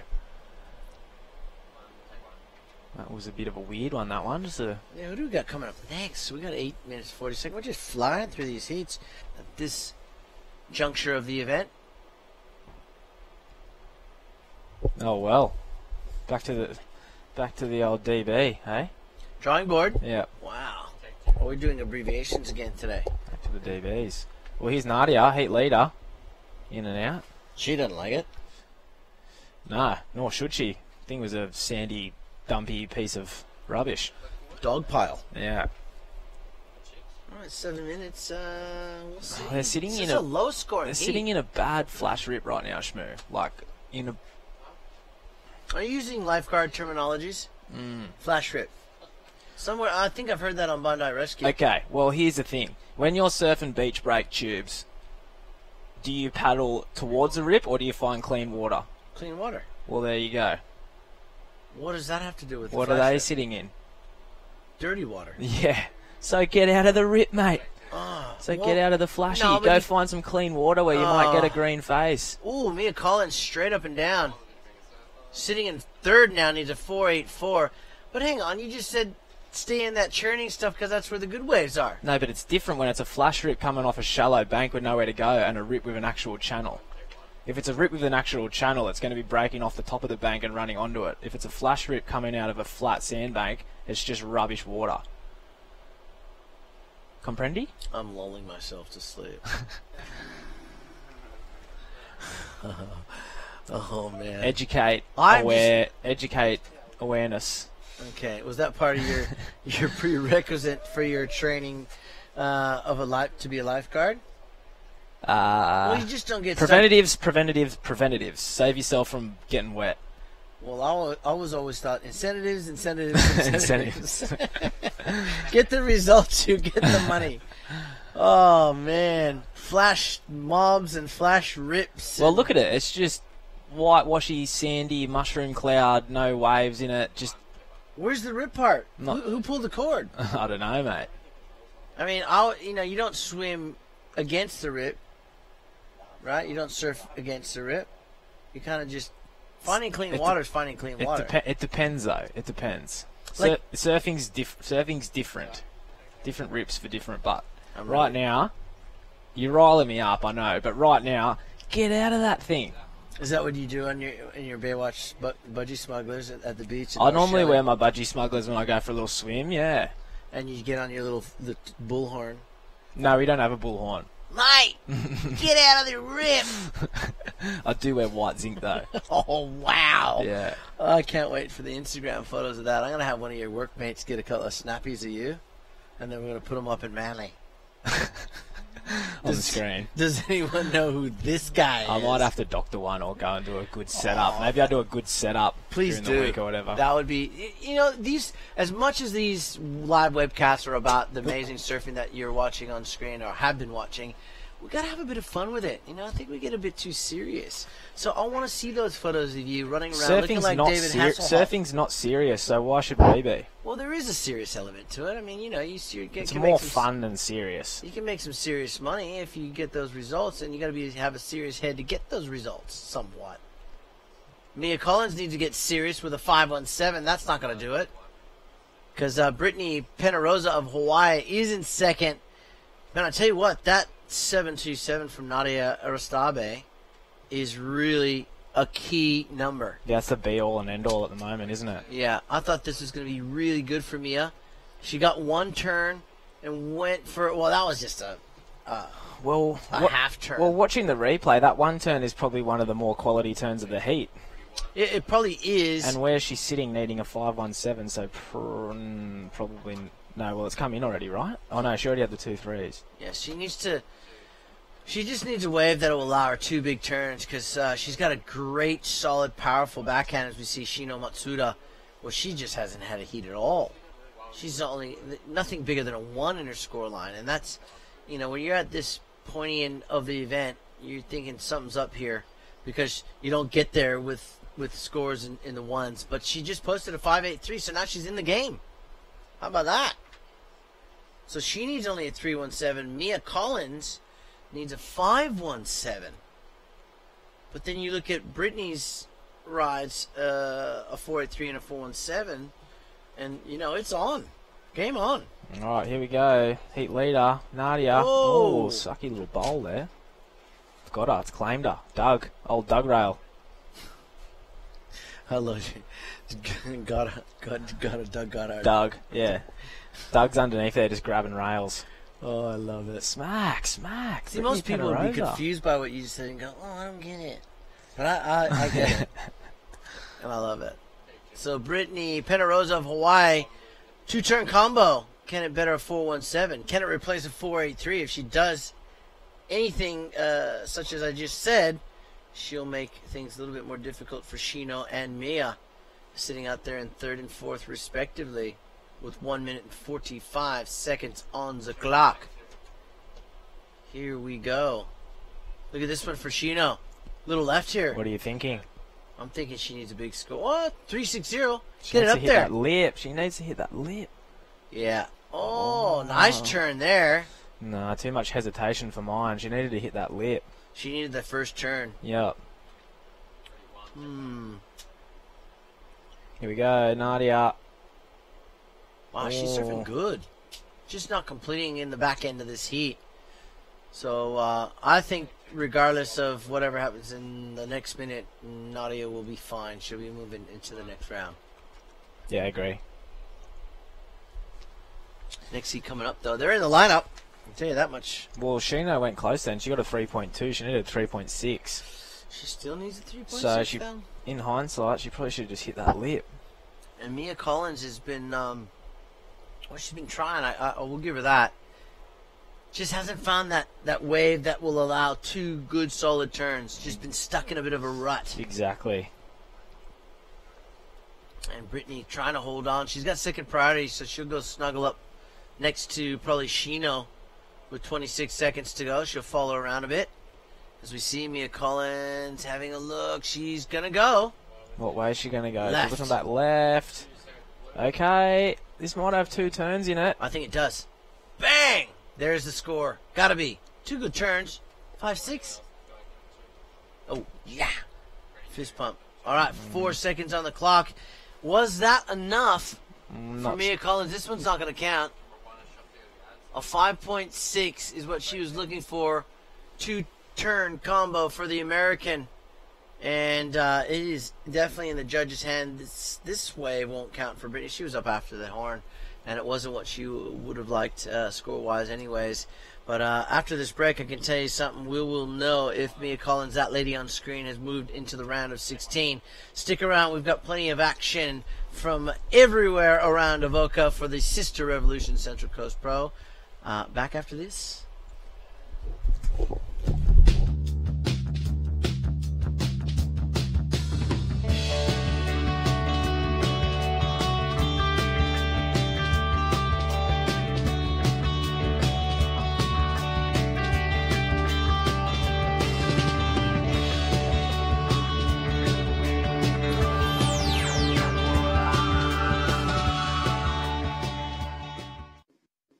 I've lived here for years and never seen it before. How did they keep this a secret? It's no secret. We go there all the time. Avoca Beach Hotel and Resort.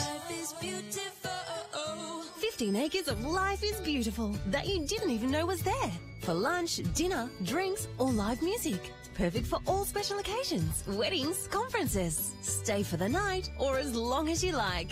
AvocaBeachResort.com.au.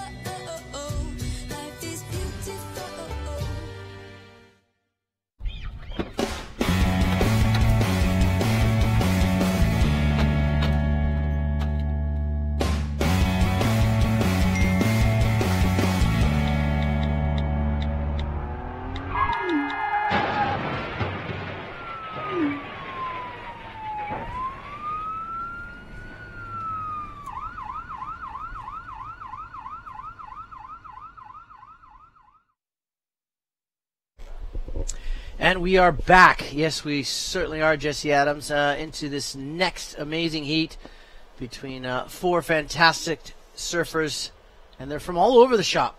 Costa Rica, Australia, Hawaii, or Japan, and France. Maud Licard, Mahina Maeda, Zali Kelly, and Brisa Hennessy. Wow, wow, That wow. is a truly international heat, my friend. Cheers, it is. And some great surfers out there. Brisa Hennessy. She's been ripping. Mm-hmm. Fresh on the WSL Tour this year, too. Oh, my gosh. She's a giant killer, too, Brisa. Mm. You saw what she does at, or did at Honolulu last year, and, and in years previous, too. And had to grind it out at Port Stephens to qualify this year too. She did such a good job, and it was surfing like this, snap into the lip, another one, and she just needed to finish here. She just got ahead of herself a little. She's still going to get a big score here. Yeah.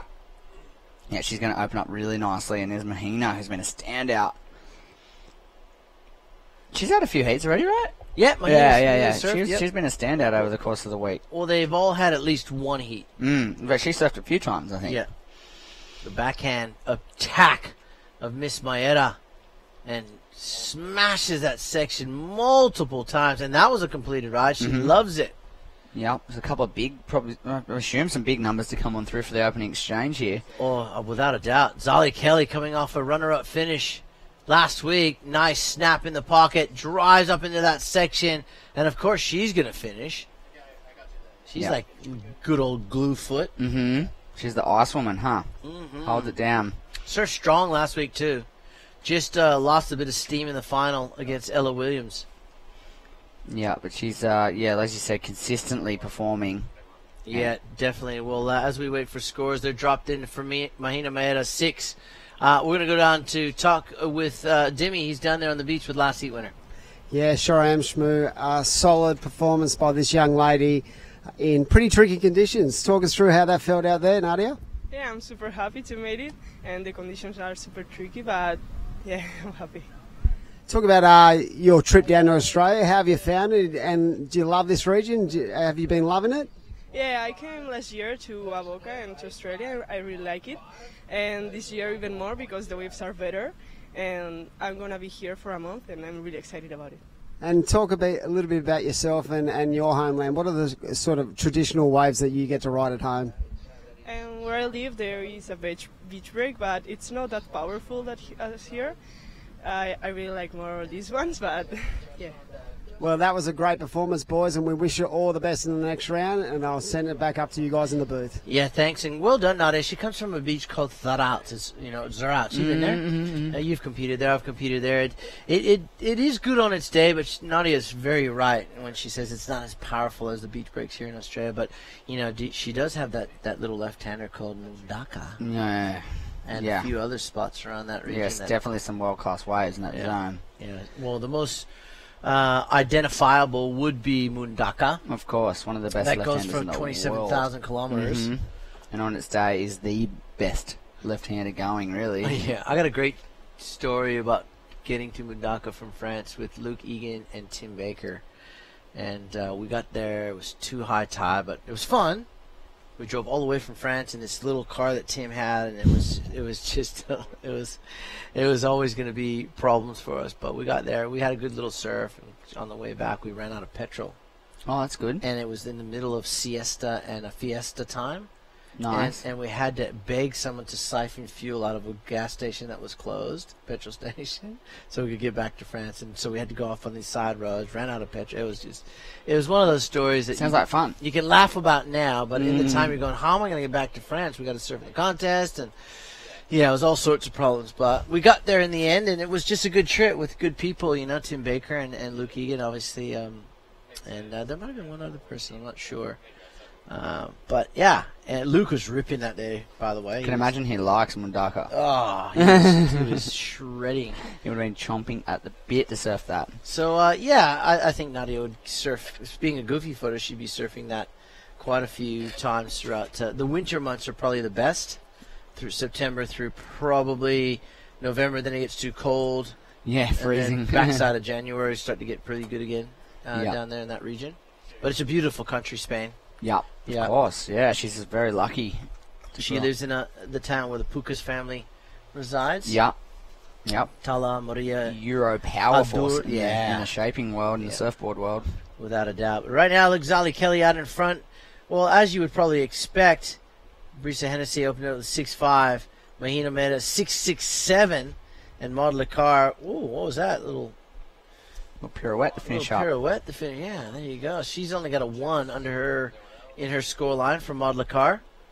Zali, a few mid-range scores. For Zali, it's probably not where she would like to be personally. She does have plenty of time left. Look at this thing. Wow, this is a bomb. Mahina gets a little frothy on the face. She still manages to carve through it and gets a little finish before the closeout. I loved the way she handled that shallow section on the end. She always makes it. Yeah. She always manages to navigate the end bowl, and like you said, love the way she finished this one. Let's take another look. Let's have a look at this. Okay, first turn, she just hits the foam part of this way, but does well, a little bit facer. Now she hits the lip and realizes the bottom's dropping out. So the average surfer would just, unfortunately not be able to have the skill enough to bring the nose above, to stay above the water, and pearl dive, as they say, or nose dive. But Mahina did a great job of keeping that nose above the water line and therefore completing the wave, hence a 5.87. She takes the lead. Yep, good surfing from Mahina. Here we go. Brisa backing up her opening ride. Looking very sharp on the front side there. She is. She's looking good, right? She's looking good. Imagine her at Snapper this year. Yeah. Hey, she's been knocking on the door for a while. Like you said before, Jesse Adams finally got it over the line in Port Stevens last year at the Port Stevens Toyota Pro up there at the beautiful Berrubi Beach. If the crew up there at Bay Area board riders are watching, the Berrubi crew, welcome to the women's side of this Sister Revolution Central, or the Central Coast Pros. Sister Revolution, of course, is the naming rights. It is a brand that is now making a big splash in the women's surf core market, and will continue to do so as it supports, these types of pathway qualifying series events. So many brands out there, but who's really providing support for athletes to get points and money to travel around the world in their quests for fame and stardom and all that sort of stuff that goes with being on the World Surf League. My hat goes off to Sister Revolution, or Sister if you like, and of course Vissla. Yeah. They're really behind pathway events, grassroots. Yep. Because without these types of events, we don't have the top surfers in the world. No, you can't. Or we have the same top surfers. Yeah, in the world. they'll just stay exactly the same, yeah. Can't keep flooding in new talent unless we nurture it, right? That's right. No matter where it comes from. Oh, look at this thing. Maud Lacar, a great looking left. Backhand snap there. Ooh. Oh, no. A little too hard off the heel side rail. Oh, look at his size. She's going to go for this big old top. Oh, no, she's not. She had to get out of there. The size I like, though. Both those waves. That was a solid set there. So that means Ollie Kelly sitting back in third now because Mahina Maeda has increased her score line. Look at this thing for Maud. This thing was shaping up to be so nice. Yeah, it's a bummer because she gets a nice, good little slash to set up for this, and she could have really jammed the lip on that second turn. And this one was just froth monster central, and Mahina just ejects herself out of that thing. Brisa Hennessy into second place, courtesy of a 4.93. And there's that Letty. Letty, a little low. Look at, he's riding a little air monster. Yeah, interesting. Although you think maybe he's not surfing for a little while, he's just mucking around, or yeah, no, he's probably just getting some clips. He's on a 20. There's a trailer fin. Yeah, like a twin plus like stabilizer. An MR trailer or something. Yeah. How is MR? He's good. How's your old boy? He's good as well. Yeah, they're good. They're surfing a lot, actually. Are they? Yeah, I see him surfing all the time. Yeah, and MR shaping a lot too. Oh yes, MR surfboards. I mean, geez, from the legend himself. Here we go, Maud Lacar. Look at this set wave, Jess. Wow, she's picking them off. Look at that. Whoa, late to the lip again, though. That's the second bomb in a row. The lip got her that time. Yeah.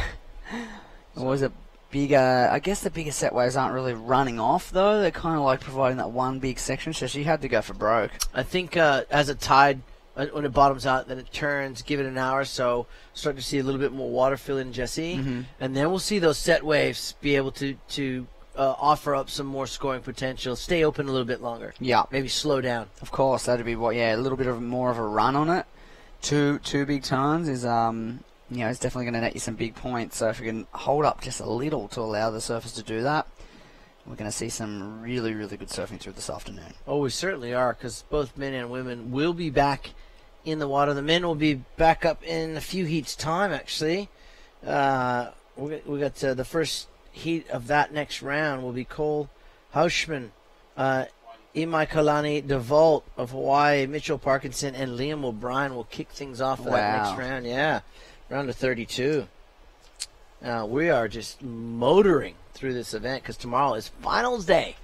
So what a great way to spend your Sunday in the United States, just chilling on the lounge. So nice. Watching the world's best. It's perfect. Right Love here, it. right here at both of these events. QS 3000s on the World Surf League. Just pop it on. Bang. 7:50 on the clock. Mahina Maeda out in front of Brisa Hennessy. Zali Kelly with priority chasing 5.94 to take up second position. And Maud Lakar 7.56. And here she goes. Oof. Oh, that's an unforced error from Zali Kelly. Just got that outside edge. Yeah. Looks like she was trying to readjust there. Yeah, look, her feet were in the wrong spot. Here's Maud. Frontside carve into a nice little closeout snap. That's better from Maud Lakar. Better, much better. Puts two-turn combination on the board. Let's see how the judges like that last way from White. She needs it. She needs to get moving. Just over 7 minutes to go. High score at the moment at 3.87. So let's take a look. A little wrap. This is a nice turn. Yeah. Hey. Mid-range score, you reckon? Yeah, it's going to be mid-range. She's going to put herself right back in the picture. Well, there it is, a 6.93 as Brisa goes down. Zali Kelly is relegated to fourth place, now needing a 5.94. Maud Lakar, 6.93. They like that, right? They did. That's the highest single wave score of this heat. Wow, I don't know. I feel like Mahina's wave was maybe a little better than that, but still, it was good surfing. And I thought Mahina's wave was a little bigger, too. Totally. I think maybe she was like pushed a little bit harder and slightly bigger wave, maybe. I don't know. We'd have to have another look again, but not worth it. The positions seem right to me at the moment. Mahina Maeda with priority sitting up front with a couple of good waves. Brisa Hennessy's in second. She just needs a 6.11 to go up into the lead. And Maud now in the mix. 6.93 to her name, needing a 4.5 on her next. Zali looking for a 5.94. She, of course, is in the blue. And she's been a little bit quiet through the middle part of the heat. Yeah, she certainly has. Let's see if what happens in this last 6 minutes, because it could get very interesting here. Mm-hmm. We've got the final heat coming up, too. That's a doozy. Always a good one. Bookends. That's it. We're going to see. Well, not Matthew McGilvery. What am I talking about? That's the men's side. Ella Williams coming off a big win last week. Yep. From New Zealand. Kia ora to all of our New Zealand viewers. Kia ora. And Victoria Farmer from Australia. USA. This girl is a star in the making. Very much like Zali Kelly and Molly Picklum. You'd put her in that same conversation of next generation world champion contenders. Alyssa Spencer. Yeah. She will be fired. She's good. And Amuro Suzuki of Japan. She's also been ripping throughout this event so far. So, what a great way to finish, as you say, Jesse.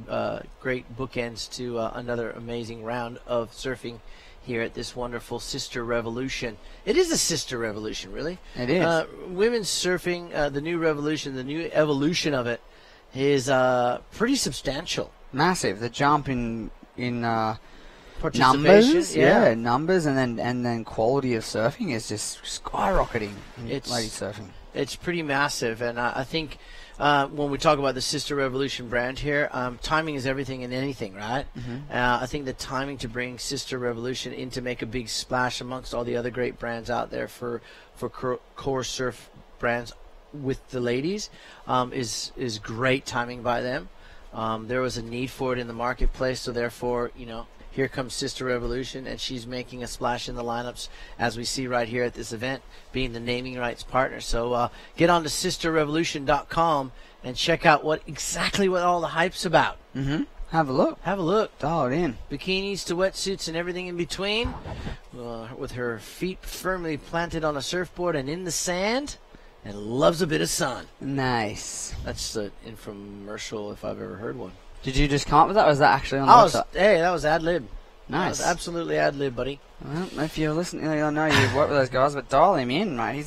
He's look amazing in a bikini. Dial me right in. Dial him in. He knows that he can be the spokesperson. A little one-piece wonder. Watch out. Who is that guy? Here we go. Backhand Maud Car again.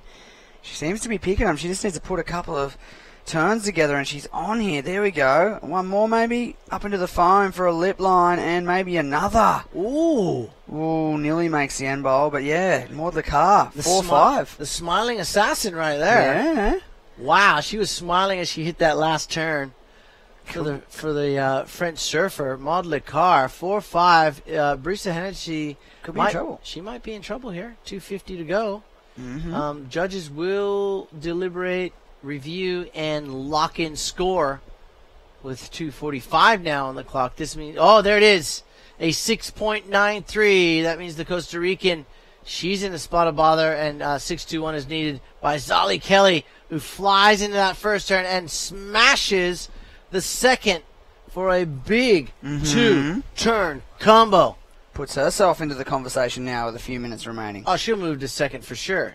That's a 6.21. Gotta be 6.21. He's calling it. Yeah. So Briss is in trouble. She needs a wave. Let's take another look at this from Zali. First turn's good, and then manages this one. Snap. Yeah, you're right. It's a 6.21. And she didn't just hit do a floating turn. She actually turned up above the lip line there for Zali. It's a 7-1-0. Straight to the top of the leaderboard. Now Brisa Hennessy needs she needs a 6.11. Bangs that oncoming section. The Costa Rican surfer, was it enough? She was really early on the last turn. She kind of got there too soon and rotated out. I would have liked to see it kind of go vertical in the end there. But still, she completed it. It was good surfing. Here's our heat leader. Whoa, that's a nice turn. Yeah, she's she's on fire. She's heating up. She's kind of had like a last-minute splurge of funness out here at Shark Tower Bank. Look at this turn. Flick. Yeah. And again. Flick. Yeah, definitely warming up. That's for sure. She had a slow start. Now into the lead with a couple of big numbers. And, Mahina Maeda has got priority and currently holding on to second, but we do have two scores to come on through. One for Maud Car and Brisa Hennessy. Or maybe Maud's is in. Yeah, Maud's looking for a 5.67. No, she had the 6.93. So yeah, but she's looking for a 5.67 right now. What does Brisa's score come in at? Not enough, right?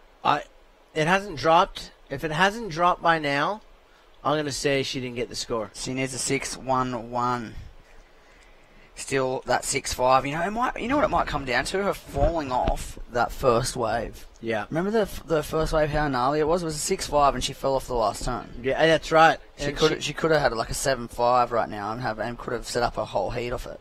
Correct. But she might get a crazy thing. She might get one more crack. Where is she in the lineup? We've got 20 seconds. Is anyone? Well, Mahina's got priority holding off Maud Car there, but where's Brisa? I can't see Brisa on screen, but we know she's in the lineup. I don't think she's called it a heat.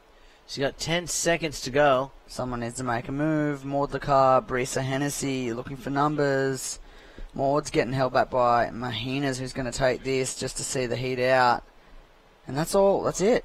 That's it, mate. It's all done. It looks like unofficially Zali Kelly comes back and wins the heat from Mahina Maeda. Maud Car in third and Brisa Hennessy is in fourth. We will dive into a short break, come back with more Sister Revolution action on the backside of this.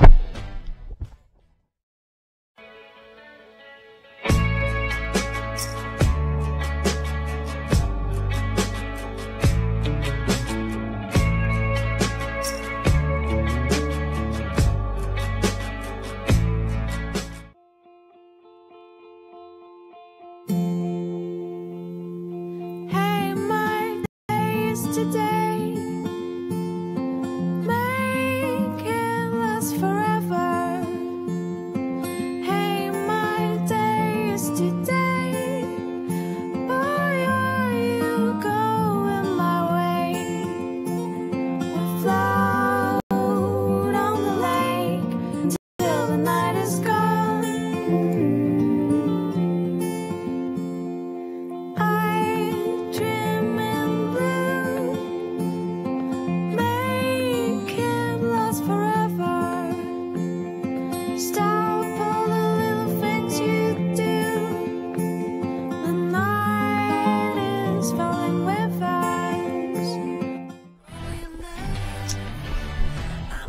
we are, J-Man. We're back and straight into it. We are. This is the champion from last week. Last heat of the round also? Yes, so one of the top seeds in this round, Ella Williamson, coming off a win from the Mother Nest Great Lakes Pro last week, QS 1000, so a big victory for that young lady from New Zealand, and she's looking to carry that momentum through. I've heard whispers it was her first win. Woof. Yeah, woof woof. She won a World Junior title. QS win. First QS, win. Sure, she's won Pro Juniors too, probably. Yeah, QS. But her first WSL surfing competition victory. WSL World Surf League. First Wuzzle comp victory. I'll get it. I've got it now. Her inaugural World Surf League surfing competition victory. That's what I'll call it. After all, it's the surfing competition. Victoria Farmer, I'm backing her in here. Yeah, you like it? Yeah, I like it a lot. Surfs well. Yes. Aussie. Yes. That's not it. And then Alyssa Spencer. Yes, she's American. She's apparently the next. I haven't seen a bunch of her. I've seen her a few times. Apparently She's the Zali Kelly / Molly Picklum of America. Yes, that's what I hear. Yes, and then Amuro Suzuki from Japan, and I'm pretty sure there's a lot of similar last names in Japan though, but I know there's a Momoto Suzuki who surfs really good and he's in the men's draw, so I'm wondering maybe brother-sister maybe? Well, it's something. Somewhere along the line. Couple of Suzukis. Somewhere along the line. If they're not brother and sister, they may have raced before. Yes. Each other. Here we go. Here is Suzuki now in the green. Whoa. Smack. I had a free surf with her the other day. She was ripping. She just pulled her nose from out of the trench there to finish for a three-turn combo. 3 turns? What's that? It's pretty good. That's pretty nice, isn't it? Not many people are getting 3 turns, She kind of dug herself a ditch in the middle of it, though. I don't know if they're going to be into it. Just old Doug. Yeah, Doug pulled the nose under. She did a good job to dig it out, though. Well, could see it again in just a moment. That was her first wave in the green there for the Japanese competitor. A couple of small scores on the board for the early exchange, red and blue. 2-point ride range. I believe there's another score for red coming through. Yeah, well, she doesn't have any little priority sitchies currently, does she? So there she is. She just locked in the second priority, blue. First priority, and Alyssa Spencer must have grabbed a wave too. There's first of green, a 5.5. Amuro, 5.5. Nice start. Yep, she's on the way. One score to the name. What do we got down there, Jess? Oh, it looks like we've got previous heat winner Zali Kelly hanging out with Tez McKenna. Tez, how you guys going? We're having a blast, man. It's awesome. Super Sunday on the sand here at Avoca. Zali Kelly. I was just having a bit of a chat to Zali. I mean, she lives at Casarina, right near the High Performance Centre. And Zali, you get a chance to go and train there quite often. Yeah, quite a bit. Go in there every week and do my gym and get to do camps and stuff there. Yeah, that works out pretty well for you. I mean, you're only still 15 years of age. Yeah. That's incredible. I mean, he's had such a great career already and a fantastic win against some really experienced opponents right there. What's the focus for you this year? I'm just going to be going around doing the QSs, travelling quite a bit, and yeah, hopefully getting a run started on the QS. Yeah, cool. I mean, because most people at 15 are, thinking about pro juniors and all this stuff, but it's kind of almost behind you now. It seems crazy at 15, but that's the situation. So you're going to have a full-blown year at the QS. Yeah, I'm going to give it a good crack. That's unreal. You're right there at that level, so we wish you all the best for the upcoming heats and the rest of the year. Thank you. Okay, that's Zali Kelly. Back to you guys. Yeah, Tezza, thank you. Yeah, Zali Kelly, 15 years old. Most people at 15 focusing on pro juniors. I reckon most people at 15 are focusing on the maths test they got tomorrow. Yeah, I reckon they're focusing on Nintendo and Snickers bars. What's the new one? Fortnite. Fortnite and dancing heaps weird. You know what I heard about Fortnite? I don't know if it's true or not, but I've heard the creators of Fortnite have done a similar thing to what they do on Poke machines with the lights and sounds, like the type of sound that so it becomes like an addictive thing. Right. So there's a lot of research goes into that kind of stuff. Yeah, so they've right. just they're just brainwashing young children and just into doing whips and nays and cashing in and super hard. Wow.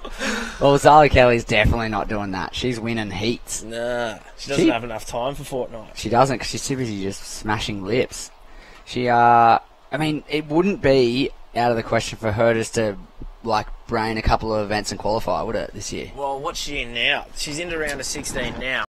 So if she bombs in this next round, she's got a 13th place in a 3,000. That's worth 840 points. So she's pretty much won a 1,000 if she proper bombs next heat. And she doesn't look like she will. Yeah, and then she's probably she's going to be hanging up top 5 right now. Hey. Yeah, most likely. Yeah. Well, she would have got about a 800 last week for getting second. Yep, 700-800 points. Yep. And then I don't know if she did Maroubra or not. I can't recall. But she'd be up there, Garen's. Yeah. Well, she'd have 16.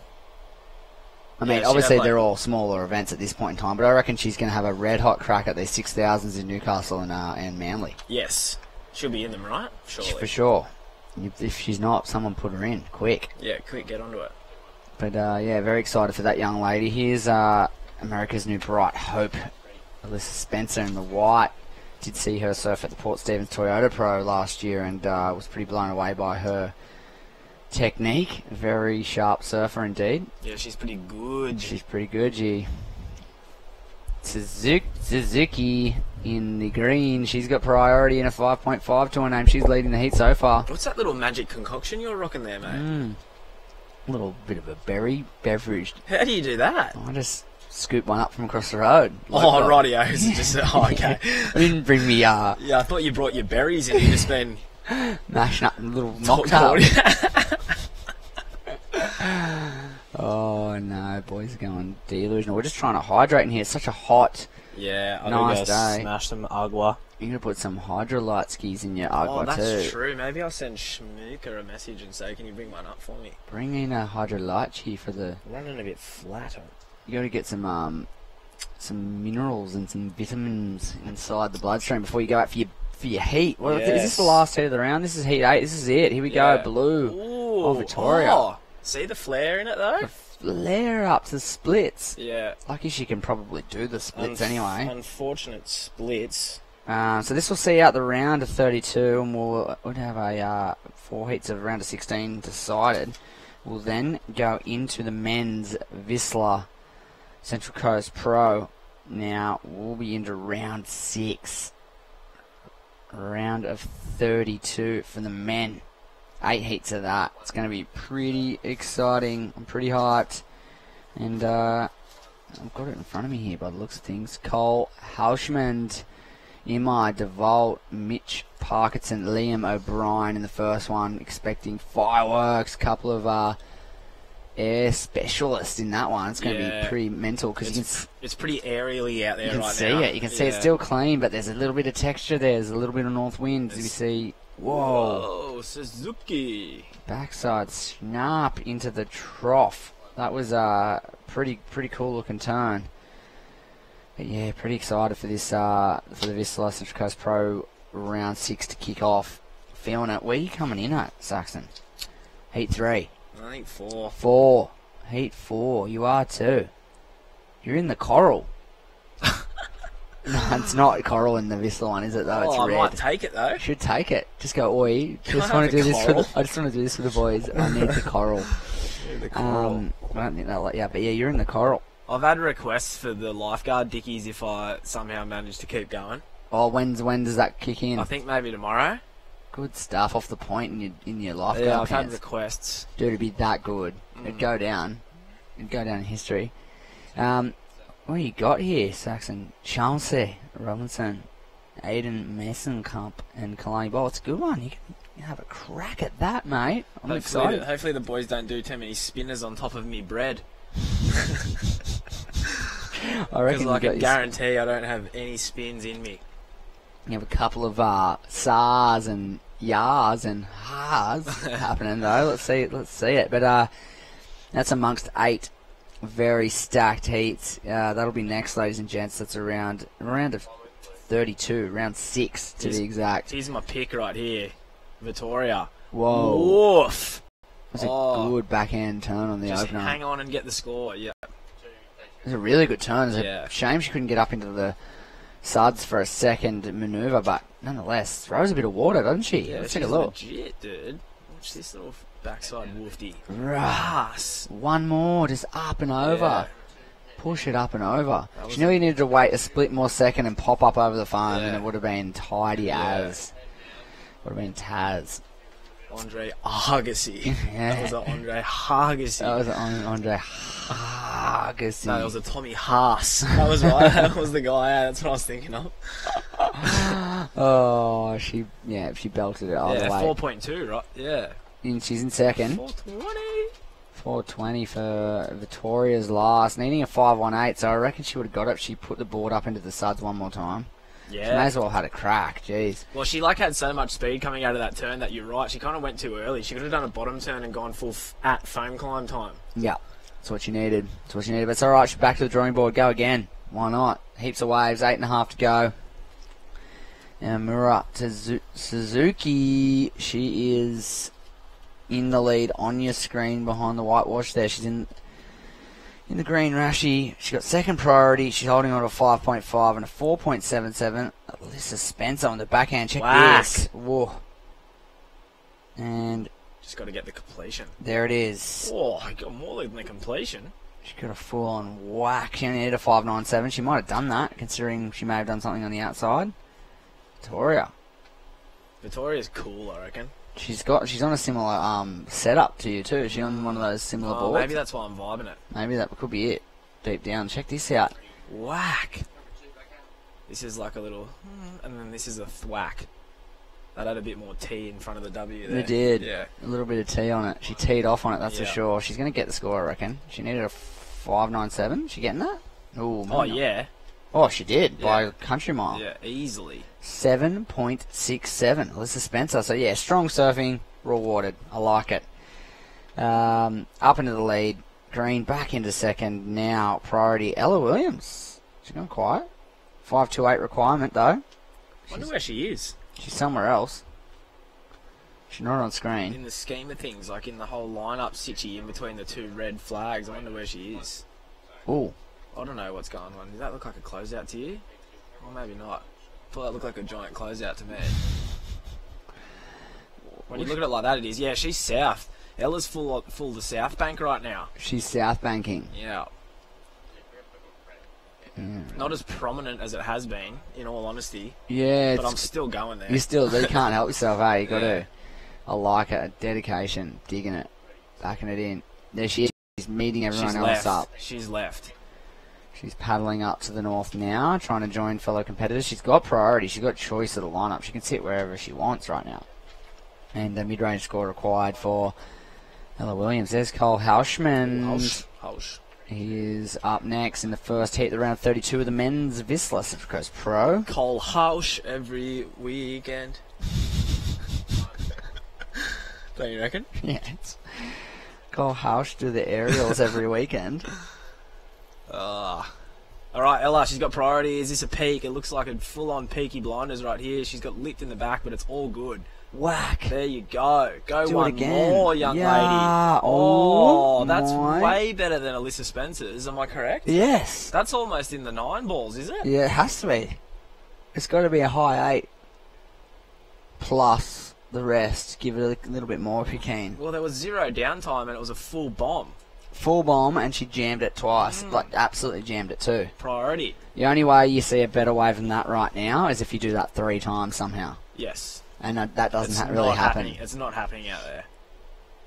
Currently. She's getting an excellent score, definitely. Yes. And it's going to put her in the lead, definitely. So red, mark our words, red will go to the lead. There it is, 8.13.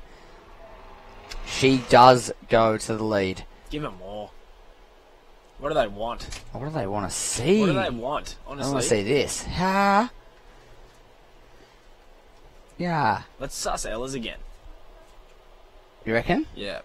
I want to pick it apart. It's more than an 813. It's you know, way more than an 813. Doesn't really matter, I guess, if she wins, but... Yeah, Alyssa, nice little rail work there. No one's got a white board these days, I've noticed. Slash out of the top. Victoria does. She does. Maybe that's why you think she's a gangster. Yeah. Because she just doesn't care. She just wants a white board and to do some snaps. She needs to start doing some snaps, actually, because the girls are letting loose on the backhand and locking some big numbers in. So Victoria in the blue, she needs a 5.91. She needs 2 turns, eh? 2 turns, we'll see it. There's Liam OBR. Lobby. Liam OBR heading down. AKA Napoleon Dynamite, AKA Mark Richards, AKA that was one from Woodsy, James. Yeah? Yeah. Napoleon Dynamite. Yeah, apparently he runs like him. Runs like him. Yeah. Hope he dances like him. Yeah, same actually. It's a great style. You're talking He's style. probably the best. He's probably the nicest bloke in the surfing competitions. He is going on around. the surfing competition tour. Yeah. Yeah, he's got to be one of them. And you know what? He's probably one of my favourite surfers at the moment. Yeah, His you're style's right. insane. You're Here we right. go. Suzuki gone from first to second to third. Priority used on that one. Nice two-tone combo, but judging off those last couple of big numbers that Alyssa and Ella have dropped. Nah, it's not there, is It's it? not there. She only needs a 5. Oh, no, she doesn't. She needs a 7.31. It's not there. No. It's not there.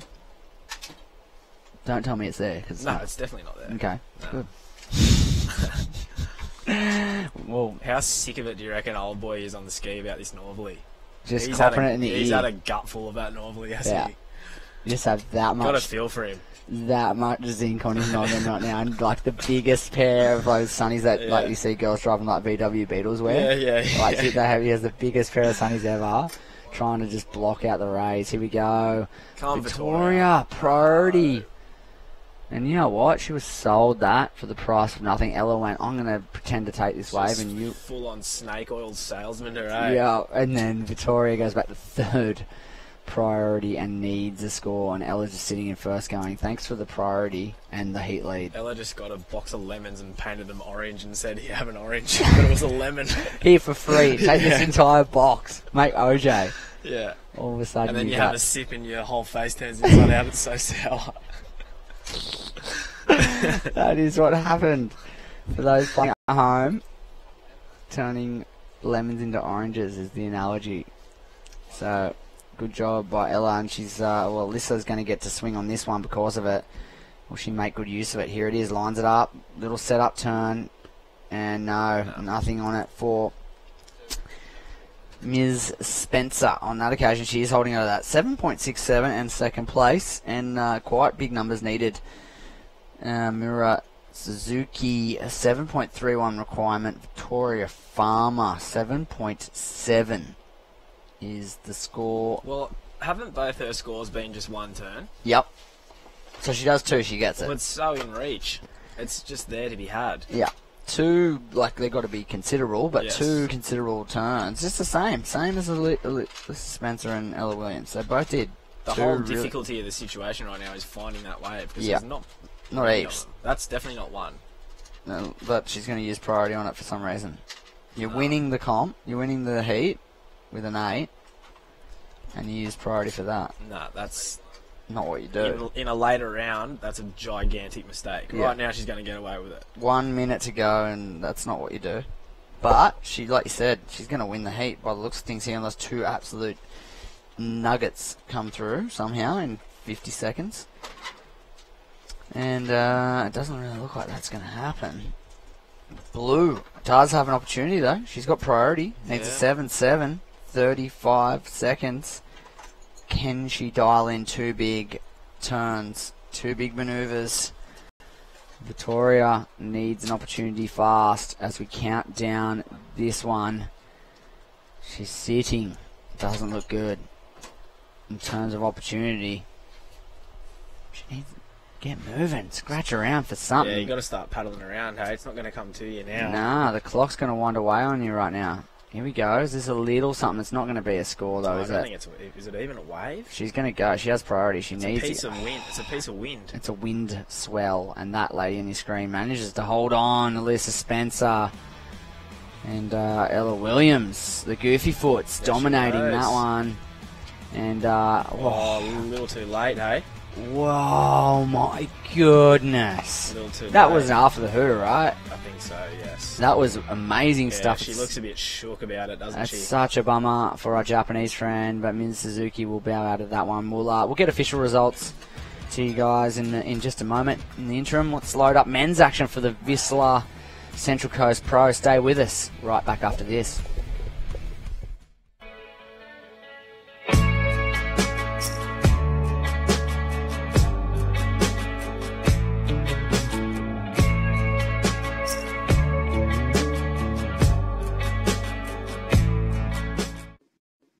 I've lived here for years and never seen it before. How did they keep this a secret? It's no secret. We go there all the time. Avoca Beach Hotel and Resort. 15 acres of life is beautiful that you didn't even know was there. For lunch, dinner, drinks, or live music. Perfect for all special occasions, weddings, conferences. Stay for the night or as long as you like. AvocaBeachResort.com.au.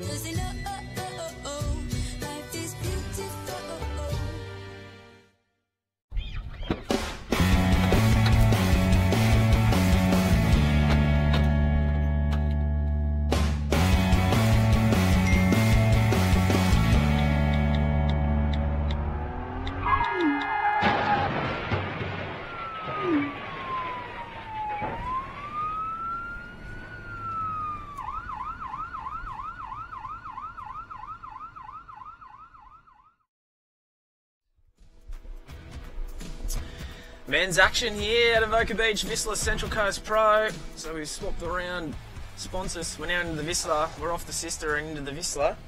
We certainly are. Got Cole Hausch every weekend in the red. Imai Kalani DeVault right here in the blue. Look at him go. Ooh, it's a bit of a straighty 180, but he does well to get 2 turns in. Mitchell Parkinson in the white. He's going to launch. Here he is. Oh, he nearly just put me into the full seggy. You wait for him to launch every single day of the week. And Lobby Richards in the green. Lobby Richards, okay. What's doing there? Oh, Liam O'Brien, he looks heaps like Mark Richards. Do you think? Yeah. Liam? Yeah. Wow. How do you see that? I don't see it. We'll get a good shot on him later. We'll get a close up. Well, he's in the green. So yes. Look at us, Liam. Look at us when we're talking to you or about you. Imai Kalani with a 4.17. With still plenty of time left, just getting his feet into the wax. Cole Hushman, San Clementi's own, on the backhand, little windshield wiper into a nice snap, straight into another one, seamless, bang. Oh, there you go, son. And Cole gonna ride out of this one. Yep, have a piece of that, he says. He certainly does. So of course, coming over from the US of A for the last few years for the Vissla New South Wales Pro Surf Series, Cole Hushman. He's no stranger to these waters and to good openers like this on the backhand. Wow. That was 4 big turns. That was alright, It was a tiny wave, though. Where do you go with it? 6s? Maybe. I think he's going to get us somewhere in the 6 region. But good way to start. Yeah. This will give you some good little indicators here. Some ideas. Some ideas for your approach and your heat as we see the Hawaiian and Liam O'Brien who... Nice. Nice. But is that... I mean, it's a turn. I know it's a nice turn. What kind of points would you throw out there? Because there was no lip. It was just I don't care. I just liked it. Oh, I like it too. But you got to give a point. Do I have to? No, you don't. Can I not just say I like the look of it? You can. Look at that. Whack. Look at the knees drop down, the arms. You know what Ben Apple would call that? Zoots. Zoots. So Liam O'Brien on the board, as is Cole Hushman, Imai Kalani DeVault. Well, there it is, a 6.67. Wow, so you don't need a set, hey? Okay. Yeah. I mean, you know, it was pretty seamless transitions there. One turn to the other, strong. The first turn was more of a windshield wiper. It wasn't a full turn, but the second and thirds were. And then the fourth was a finish. Mitch Parkinson, the camping man. Oh, we do too. We got Tezza down there. Let's go talk to him. He's got the winner of the final heat of the ladies. Hang on, Tezza. We got a Hawaiian going to the air. He stomped that thing. Imai Kalani DeVault. But now let's go down to the beach because Terry's got the winner of the last heat. Yeah, thank you very much, Shmoo. Down here with the former World Junior Champion from Whangamatara, New Zealand, Ella Williams. Congratulations. Hi, thank you so much. Did I say it okay? You did. You said it all right. You got the pass. It's a very hard one to pronounce that one. I remember the road sign coming into it. But, hey, listen, congratulations. Things are going pretty good for you. Thank you. Yeah, that on the upwards. I'm so stoked to get through my heat. I had a bit of a knock 2 days ago. I broke my nose and my board hit me in the face, so hence why there's the black lip. Oh, wow. Okay, I didn't even really notice, but I can see it now. Yeah, how's it all coming? It's okay? It's broken, but my lip is just swollen, so it's going down, and I can still surf. So that's a positive. The happiest person with a broken nose I've ever met. Hey, listen, you've been working outside of surfing on your fitness levels, doing anything besides surfing? To be honest, I've just been working back at home in Whangamatara at my family surf shop. So I've kind of just been working all summer, and I'm always training in and out of the water. So both areas, but the best training for surfing is, as we know, surfing. So yeah. You've got such a great attitude, and no wonder you're so relaxed. Keep it up, and good luck in the next round. Thank you so much. Okay, back to you guys. Lip contest win last week, and she's still smiling just as big as she was last week. Oh man, yeah. Who was telling me was that you was telling me, and then I asked. Yeah. Oh, and then Billy Sterman was saying, "Bro, cause she just come out of surgery. She had some surgery done on the nose, the old noggin. Yeah, it was a pretty bad break. Oh, look at that. Whoa, Cole Houshman, settle down, young man. How?"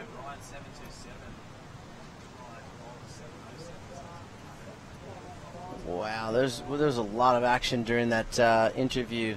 Look at this thing, though, Sax.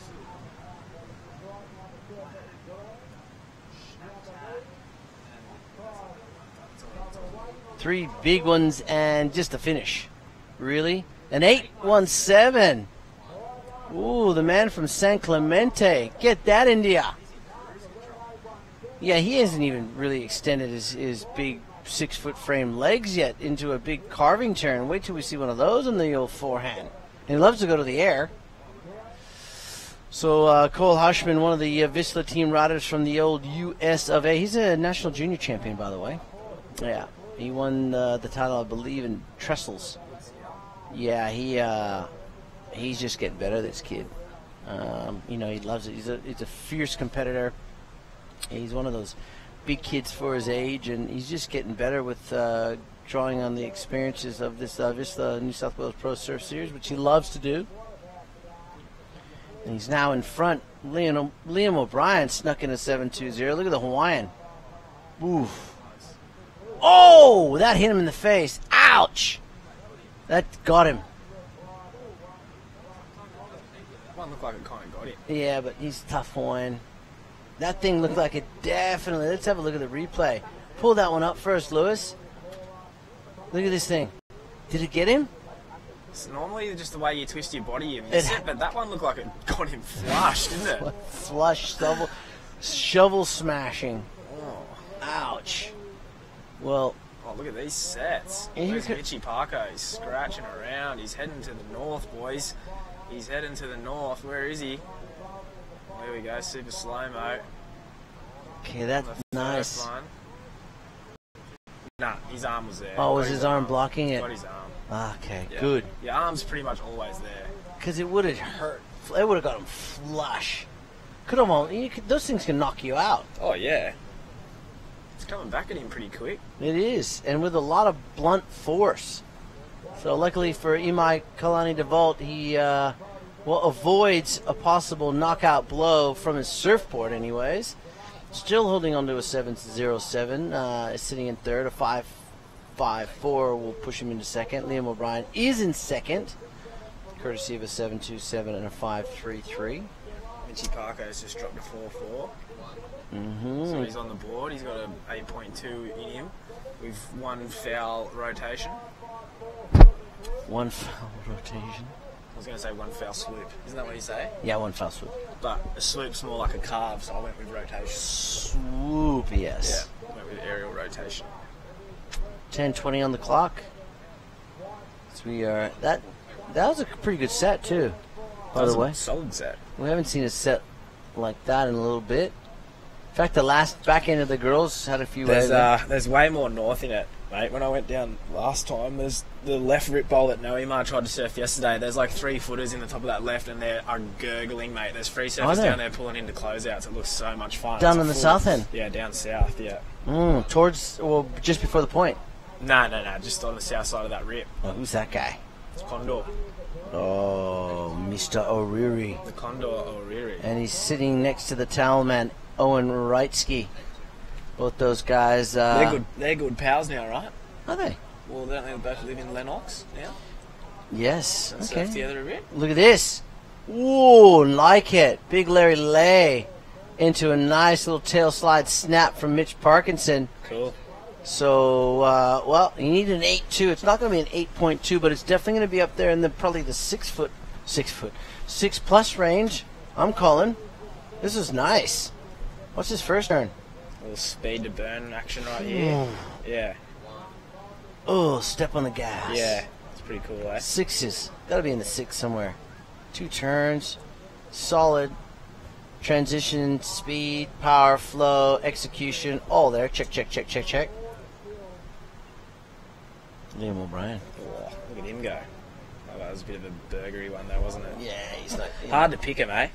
It is. Liam's normally known for his good wave selection. Well, he's currently in second. He is, with 8 minutes and 35 seconds to go. What did Mr. Parkinson post up here? Hasn't come in yet. It's got to be, well, if that... Oh, 5.73. Close. Yeah, I thought it would have went 6. But maybe that second turn wasn't as strong as his first, so they just said, hey, it's not worthy of a 6, which kind of looks like that on the scoreboard. He would have had a 6 in there, though, to average the score out, right? Pick the high and the low. Yeah, probably would have been 1-6 in there. All right, coming up next. Ooh, this is such a good heat. 3 goofy footers in this one. They're all Aussies. 1 South African. Dylan Lightfoot will take on the heavy hitters from Australia. Jordan Lawler, Connor O'Leary, and Reef Hazelwood. Well, it is a bit of a doozy, isn't it? That is a good heat on paper. Let's hope it's just as good in the water, in action. Oh, get off that thing, Cole. What are you thinking? I What are you thinking? Come on, you're 6.67. You're better than that. You got an 8.17 as an excellent scoring ride. You got 7 minutes 20 seconds to go. Did you surf that one under priority too? I'm not sure. I can't recall. You getting psyched? Yeah. Yeah, it'd be good. You're looking pretty relaxed. Yeah, mate, that's just what... Maybe you just lost your keys or something. Nah, they're hooked on me. I can't lose them with these things. No way, they're hooked on me. So what's the strategy? If you had to pick one right now, what are you doing? You go back to your bank? Yeah. It's the vault, isn't it? Yeah. It's your money vault. Well, I can't do what these guys do on the short, sharp right, so I need to try and get myself a bit of time. Yeah, no, I like it. I like the strategy. Hey, if it's not broken, don't fix it, bro. Can't match it with these boys over here. Yeah, you can. Oh, wow. You have. You're in round 5. Let's get jiggy with it. Ooh. You find the waves. You're getting 8s all day, bro. Do those sax backs. Gut backs. Just not many gut backs to be done out there. Straight into an 8. There he is, Jordan Lawler. Jordan made 2 finals last year, by the way. Yeah, and then he got injured. He's on a heater, right? Double ankle injury. Look at the wax job, just full. So perfect. Nose job, wax job. I know. Look at him go. The goofy What's the go with those fins, eh? Do they look different? I'm not that sure. That back one looks like it's real. It doesn't have much rake in it. Well, I didn't really get a good look at it, to be honest. But you're thinking just a lot of bass and straight up. Yeah. Maybe I love a ton of bass in my. I don't like as much rake. I like it standing like it's like the Kelly Slater 2.0s or the 2.1s. Yeah. Really straight. A lot of big bass. Big bass. Flex in the top. Bit more drive. Yeah. But Yeah. Flexy or not? Stiff. Yeah. I'm so powerful. I can flex, bro. You know what I mean? Like my backpack. I'm making reference to my backside. Is pretty solid. The rump. The rump side of the shmoo. All right, 5:24. Cole Hushman of San Clemente leads the Gold Coast surfer Liam O'Brien. Imai Kalani DeVault from Hawaii. A 5.54, well within reach. And Mitchell Parkinson is 6.88. You got 5 minutes. Priority is with Mitch Parkinson. Second priority, Liam O'Brien. Third priority is with Cole Hushman and the Hawaiian with fourth priority. So he's working underneath the noses of his 3 competitors. And here goes the man with priority. Oh, he's looking for it. Yeah, big frontside scoop. Oh. and not able to Air Asia Air of the Day out of it. I don't think he quite got the lift off he wanted. Yeah. I think that threw him off just a touch. I think he thought he was going to get the pre-whitewash, but he just kind of had to lift off the whitewash. Yeah, I agree. And just looking back at former champions last year, Holmesy took it out. Year before that, Hiroto Ohara. And the first year we had it here in 2016, Ace Bukan, who's injured. Or is he still injured? Or did he... Yeah, because I think he was supposed to surf. He was. He had to pull out. Yeah. So we want to thank Air Asia, Vissla, of course, our naming rights partner, Destination New South Wales, who allows us to get on these amazing events and support us through these amazing road trips we get to do up and down the New South Wales coastline. Avoca Beach Hotel, Central Coast Council. Go on to www.visitcentralcoast.com.au. Check out all the amazing things you can do around here. I know you guys got like cheese factories around here and do we? Chocolate. Don't you know that? Yeah. There's major brands up here. Six Strings Brewery, that's pretty cool. Yeah, you got breweries up here. Six Strings beers are really nice. Of course, Australian Skin Cancer Clinics, we want to thank them. And, of course, one of our annual partners in Motherness. Go on to www.rbk.com.au. Check out all the fine supplements from Mothernest. 3 minutes and 20 seconds to go. Cole Hushman of America out in front. Still. He's been there for a long time, Yeah, hasn't he? yeah, he has from almost the get-go in this Well, there year. hasn't been a wave of note in, 6 minutes? Yeah, somewhere around there. It's gone a bit soggy out there, hasn't it? So we're going to keep you in for one more heat, Saxon, then we're gonna shoot you out of here for a few, because you got work to do. You need to fire up. Yeah, got to do. You're looking way too relaxed right now as I look at you. Like you're kind of feel like a water. well, there's heaps of it. Heaps It's of just water. outside the door here, bro. Is it really? Yeah, there's a little water tap just out the door there. Well, I'm hitting that during the ad break. I didn't even realise. Yeah, it's just next to the shower. Look at the Hawaiian. Wow. Flying Hawaiian, I might add. Come out of it. Yeah, he does. Oh, 554, indeed. Yeah, I reckon with a spin like that. Here goes lobby, though. Check this section. Oh, it got weird, but it was kind of gnarly. What do you reckon? The Hawaiian got the better of that exchange, and I'm not being biased either. Yeah, you're probably right. We'd love to check him again. Yeah, let's have a look, though, just to be sure. So what's this little setup wolf and then a... Oh, yeah, that was sick. Just contorted, And tweaked, and... how big is the first turn on this wave? No, it's No, not. it's just a floater re-entry, and this was nice, well done. Yeah, but he didn't get to really get it, did he? No, so I'm going to go with the Hawaiian on this one. Yeah. 554 is what he needs. He will actually push Liam out of second should he get that score or better. And Mitch Parkinson will then need a higher score to move into second place, and he's only got 1 minute and 45 seconds and maybe 1 minute 30 by the time the scores drop. Okay. Cole Hushman sitting out there with a pretty good lead, just under 15 points for his total. Ooh, the judges, they're thinking about it. It's not much to think about other than what the final score is, but I definitely think that exchange favored the Hawaiian. Imai Kalani DeVault in the blue. Ooh, Cole on a forehand runner. Ooh, and down he goes. 1 minute and 10 seconds, so they still haven't locked in the scores here yet. Oh, hang on. Did they? Because now Surely he needs a not. six. Well, he needs a 601 now. Well, Liam O'Brien's score has come in, but I don't think Imai's has come in. Yeah, definitely didn't come in because he has improved a little bit, Liam. So it's Yeah, there it is. There it is. All right, there we go. Here we go. 1 minute to go, and the Hawaiian, the flying Hawaiian, Imai Kalani DeVault, is now in second place. Liam O'Brien chasing a 7-point even ride, and Mitch Parkinson needs to go high and huge for an 8.54 to push himself out of fourth place here. He's got priority. So I don't know what that's for. Wind's pretty strong out there. Yeah, well, if Mitch thinks he's in second place, he's kidding himself. And 20 seconds to go, because he's been nowhere in this heat, unfortunately for Mitch. You don't see anyone do anything, though. That's the thing out there. Unless you're right next to them. Yeah. Well, you can always listen, but the wind is pretty strong. I couldn't hear nothing yesterday. All right, well, unofficially it looks like the American Cole Hushman takes the win and moves into the round of 16 with Imai Kalani DeVault, the flying Hawaiian, leaving Liam O'Brien and Mitch Parkinson to pack it up and head to Surfest which will commence next week. We'll go to a short break, come back with heat number 2 of this round right after this.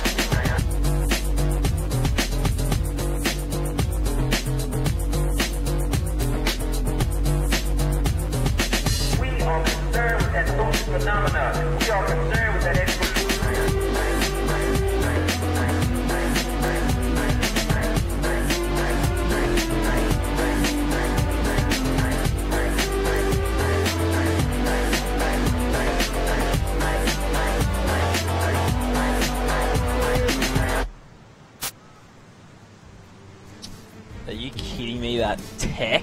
How tech? If you just keep running that track underneath, it would be dope. The whole contest. Exactly, just until we get Whoa. sick of it. Dylan. That foot. Yeah, light on the feet. Yeah? Sure. Lekker. Let's have a look. Geordie Lawler's opener as well on the B hand. Whoa. Oh, Wow. Yeah. Tight you want to get in He the got pocket. that back there, didn't he? Got it in the pocket. 4-point ride. He's looking better than ever, I reckon, after looking at that wave. Geordie Lawler? Yeah. He's always been gnarly, but he looks pretty gnarly right now. Dylan Latfoot has dropped a big score here too. Dylan, a 7.33. Cracker opener. Here's He must have whacked a toe at it before that. yeah, he must have jammed it on the outside. Here's on a quick there you go. inside left for Geordie. He's just getting moving. 2 scores. I'll take 2, please, just to start Ding, off. Bang. Didn't who else he got? Oh, he's got probably the 2 biggest performers of yesterday, I reckon. In his heat, he's got the psychopath Reef Hazelwood that just wants to murder sections, and Conor O'Leary was psycho yesterday. He absolutely handed my own buttocks to myself. He took my buttocks and gave it to me as a present. All right, we'll see. We'll see what they can do the next 17 minutes or so. In the interim, we've got interview with Tezza down the bottom. I believe it's Cole Hauschman. Yeah, it certainly is Cole Hauschman. Just happened to talk to Cole from San Clemente, California. I mean, I'm going to have to, point the microphone up. Look, he's a big kid and he's only 18, and it's his first full year on the QS. So congratulations, Cole. Great surfing, mate. Yeah, thank you. Super stoked. Had a fun heat. And, yeah, first I aged out of juniors, so, yeah, first full go at it this year. Awesome. Have you been doing anything beyond surfing, any training outside of the ocean? Yeah, I train when I'm home. I train almost every day at Foundation Fitness back home. That's where I do all my CrossFit training, and besides that, just surfing as much as I can every day. All right. Nice to see a full red board. We don't quite often see boards like that. Is that a signature kind of colour for you? It has been lately. I guess Hayden every once in a while throws in a red board in the batch, and it's usually the Magic board, so can't really complain. Might have to start ordering more of them. Keep rolling with the red ones, Cole. Hey, mate, do you want to look down the camera and say hi to anyone back home in San Clemente? Yeah, just all my friends and family watching back home. I know they're up right now and watching. Yeah, just thanks for the support. Yeah, man, good luck, and can't wait to see you in the next round. Sweet. Thank you. Okay, that's Cole Hauschman. Back to you guys. Thanks, Tez. Thanks, Carl. Carl. Attacking. Just doing it cold turkey out there. What's good, boy? 15.5 minutes to go. Geordie Lawler's got the 2.4. He's got the 4.07, and he's got the 4. Dylan Latfoot's got the 7.33. Reef Hazelwood just went for the 15-point ride.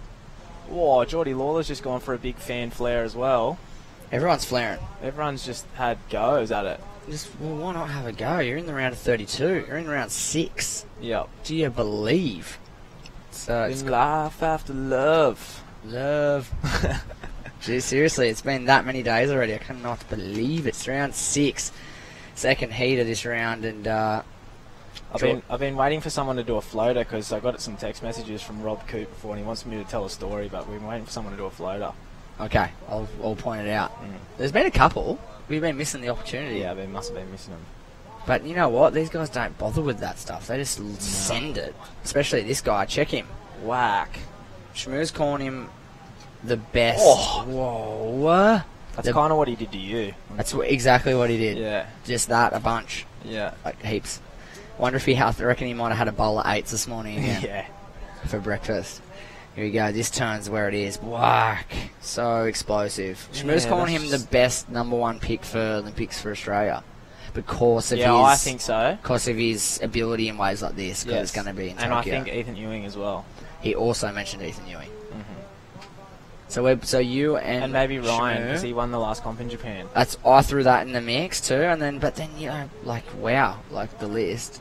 Do you put them all 3 of those guys ahead of like Julian, like Mick? You kind of have to give Julian a spot if he wants one, don't you? Because he's like the prince right now. You got to say he's more the king right now because Mick's just stepped down, Mufasa's just stepped down, and he's handed it over to Simba. Simba's just there going. Simba's just got the Pride Lands. Seriously, he's got the pride of the Pride Lands. Yeah, so I reckon he's in the conversation. A 7-2-3 2-turn combination there for Conor O'Leary. Give him a spot now. Look, he's really good. Yeah, like he didn't have to try super hard for a 7-2. Like no 7-2-3 on a. He put a bit of flex into that turn, but he would never fall off that turn. No, I think you could put safely every cent you earn for the rest of your life on the fact that he'll never fall off that turn. A backside snap. Yeah, very rarely. You know. And push that hard, I mean. Not a backside snap in general, but push super hard in a backside snap. It just doesn't fall off. Which is... Do you believe that's key in surf competitions? Well, it doesn't hurt, does it? If you don't fall off, it helps, right? Yeah, here we go. If you fall off, you tend to get crucified. Reef Hazelwood also trying the backhand schnapp, and whoa. Ooh. Wow. See? I told ya. If you don't fall off, it's better. It's better. It's more better. So Conor O'Leary will get a better score than Reef Hazelwood. Is that what we're because Reef fell off. Because Reef fell off, and Conor doesn't fall off. Right, okay, we're starting to figure it out in the booth. After a few days of competition, we're starting to realise. So this is a great heat. Like Dylan Lightfoot 7.33, Conor O'Leary 7.23 to start off. So big scores all over the shop. Geordie Lawler got busy with a couple of small scores. Reef's taken a dive on that last one, but he went bananas yesterday. I don't know if you saw it. You might have been on a break. Oh no, you were in here. I was on a break. Maybe. He got like an 8 and a 7 yesterday. I think he was a heat before me. So you maybe watched it closely. Yeah. Or not even a little Probably bit. not at all. Probably didn't even see that heat. I was probably at the car putting my boardies on. Probably having a chat with someone on the beach while you threw your Rashi on. Yeah. Or probably listen to me telling you to sit. I tend to do that. Sit. Yeah. Don't sit. When the wave break here, don't be there. Oh, God, not a coach. Shouldn't be a coach anyway. What about how strong that nor'easter is right now? Those seagulls out the back can't even make headway. They can't even get there. They're just going to have to go with the... Yeah, they're just going to have to go sit in the water with the blue bottles. And just drift off. Hopefully there's no blue bottles. Haven't heard of any. I don't think there will be. We've been pretty lucky. Yeah. That'd just be the cherry on top, wouldn't it? It would be. Imagine just dodging. Remember that year in Manly that there was just heaps of blue bottles? And it was just swarms and swarms of blue bottles, and I'm pretty sure Perth got done like 6 times in the heat, and you just see him paddling and he's just would be flinching, arms are flying everywhere trying to shake them off. Oh gosh. He just like does that. He's caught the 2 pretty much worst waves that have broken and dropped 2 sevens. That's not right, is it? You called it from the start. You said Conor O'Leary, Wade Carmichael finale. Well, I got it wrong already, didn't I? Because Wade, he lost today. Well, let's sub in Matt Wilkinson. Okay. Because he was kind of fuego. Yeah. He dropped some big scores, eh? in his I heat. just gave the kiss of death to poor boy Wadey, didn't I? Yeah. Oh, look at this section. Wow. Oh, that's the dream wave right there. That's the wave you're after. We've got a heat on our hands. Dylan Lartfoot has a 7.33. Connor O'Leary a 7.23 with another score to lock him in. Now this man, Reef Hazelwood, jams this one. Check it. Yeah. I reckon that's the best wave of the heat. You reckon? Yes. Humongous. It's a 7 plus, right? Though, right? Regardless of what happens. I reckon it's an 8. Whoa. First turn wasn't psycho, but the last turn was very The brutal. wave was twice the size of Connor's wave. It was heaps better than Connor's wave. Yeah. So Connor got a 6.27 on his second wave. On his second wave, yeah. So Reef is getting a minimum 7 plus points. And that wave that Connor got a 6.27 on was a 2.5. Jeez. Don't you think? Well, how's this? Reef needs a 9.73 for second. That's ludicrous. Whoa, me gusta. He does fall off. But that wasn't a backside snap. That was a backside reversal. That was a backside O'Leary. That was a backside Connor. Have you worked out that you can put anyone's last name and add front side or backside when they're doing a turn? And it's what it is. Yeah, because it's their own style. Watch the next one. I'll call it for you on the next one. Oh, okay, so a couple of fronts. Here's Dylan Lightfoot with a front side Lightfoot up over the wash, comes around the section, just the big old front side Lightfoot. Yes! See, it works, right? It was actually, you distracted me. That was kind of sick, wasn't it? Yeah, it was pretty cool. The frontside Lightfoot was... Reef Hazelwood got a 6.57. Are you kidding me? Are you kidding me? Check this. Ready? Lightfoot. Yeah. That was cool. He's got that on lock, huh? Yeah. Good surfer. I like it. So he might maintain second position because he does maintain second position. Reef Hazelwood got a 6.57. How did Reef Hazelwood get a 6.57 for that? I just had a I don't know about you guys at home, but I just had a conversation with a few crew in the contest and a few contest officials. We're just having a chat at the shower as we see Geordie Lawler rising from slumber on the backhand as well. He's going to throw his 2 cents in. Whoa. 3-turn combination for Geordie. That'll be his best. But we did mention that there's a lot of scores in that 6-point range. Mm-hmm. A lot. And a few people that probably aren't qualified to call it think that the judges are stuck in the scale there. Yeah. They think they're scared to go north of that score I'll line. call it. I'm not scared. Well, Here's my point of view. Okay, go. Who cares if you throw an 8? Throw it. You're going to look at the heat results at the end of the day. There's going to be 16-point heat totals instead of 12-point heat totals. You're going to think like everything's going to be better. No one wants to hear a 6-point. No one wants to rip a wave and get a 6. You want to rip a wave and get an 8. Yeah. It doesn't matter. Right now, you could have had Connor O'Leary with an 8 and a 7. You could have Dylan Lightfoot. Well, he's with 7 and 5 probably. Yeah. Reef Hazelwood should probably. I think it should be up in the 8s, 8-5. Big set wave, first turn drive off the bottom, got the whitewash and just ditched fins. Yeah. Like it was heavy. But so what if you throw it an 8 instead of a 6? He's still got 2 points in the scale. The waves are pretty rubbish, and if someone blows up, give him a 10. Exactly, right? Like, why do they go to 10? They may as well go to 8. Yeah. If you're not going to give it. That's the conversation that they had outside the Yeah. booth here just 20 minutes ago. Like, it's sort of 6s or 8s right now. And don't when you miss a day of surfing, like on the tour or whatever, and you check the heat scores and you see guys getting through with like 11-point heat totals, you think it was a bad day? Yeah. Go and amp it up a bit. Amp it.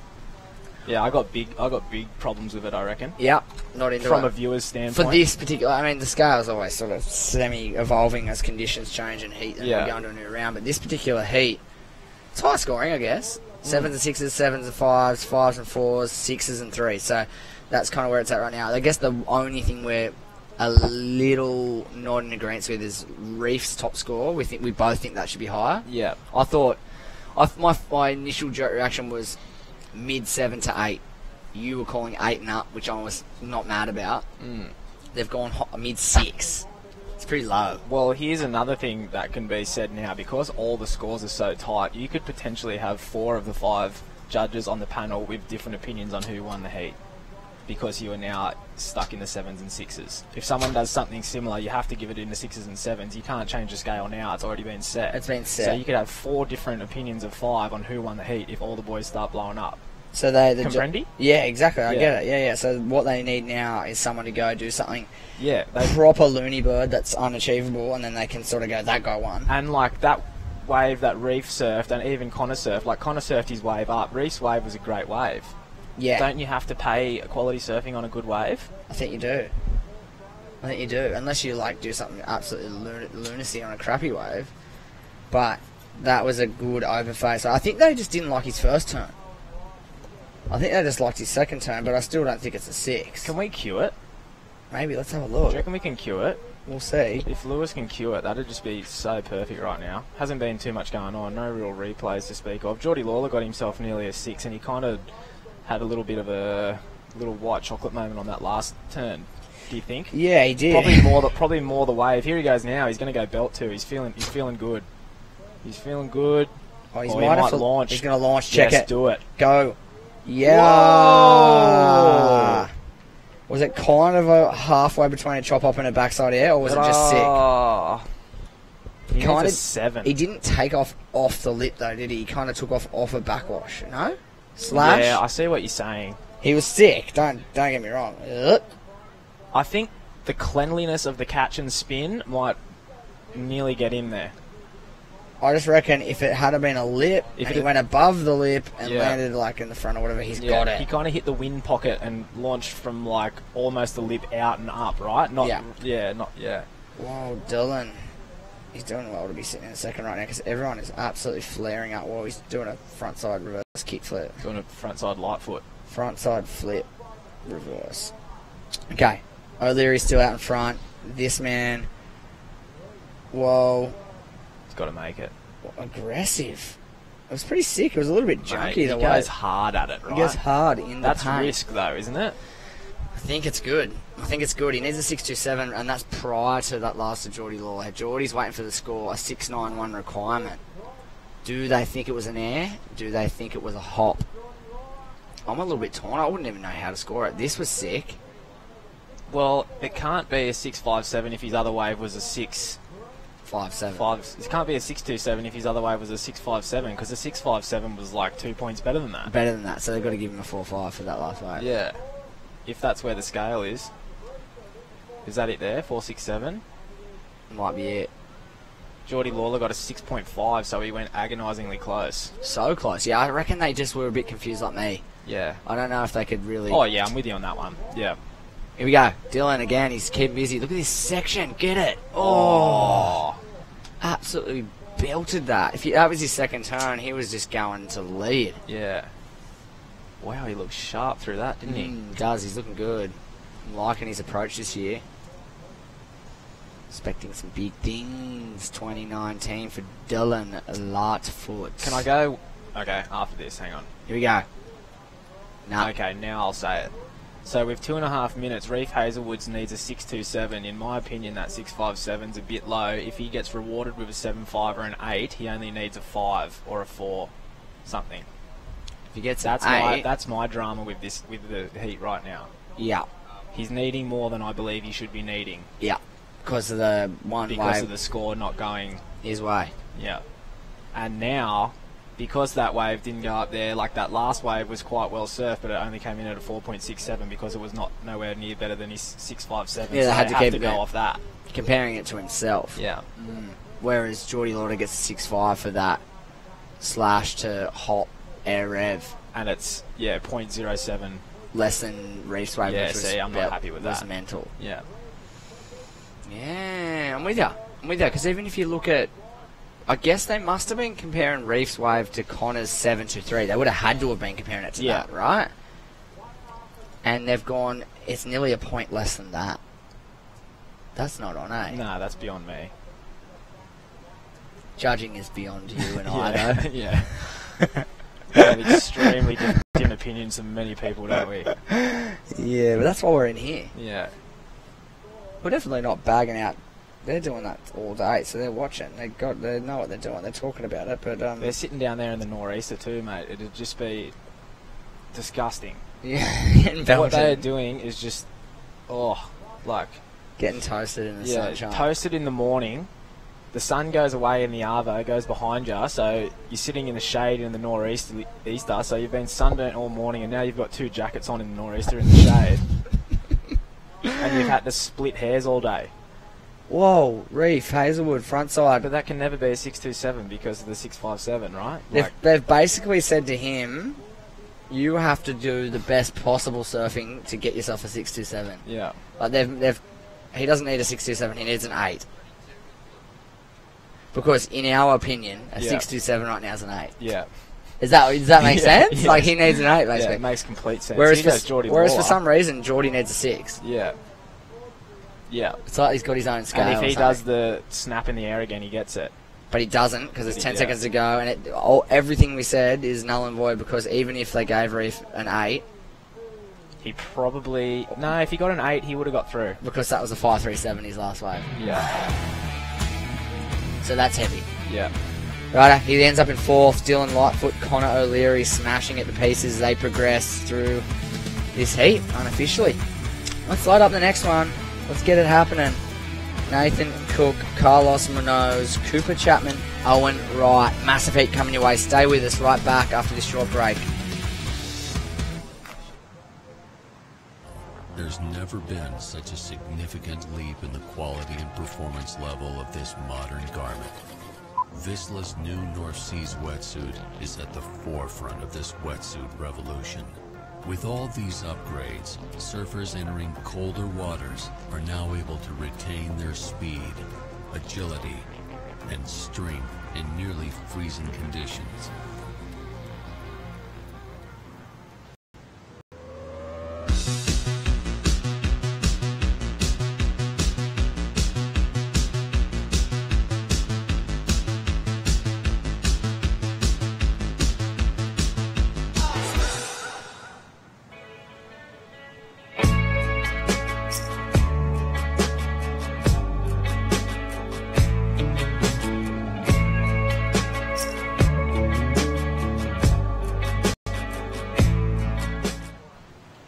Welcome back to beautiful Avoca Beach. That man on your screen, beautiful surfing. It was Connor O'Leary who was victorious in the previous heat over Dylan Lightfoot, who also progresses through to the next round. And we're into another one. This is round 6, heat number 3. Jesse Adam here alongside me, John Shmuka, and we're going to take you through this epic looking heat. Shmoo, look at this. I think the line for Connor O'Leary is championship tour style surfing.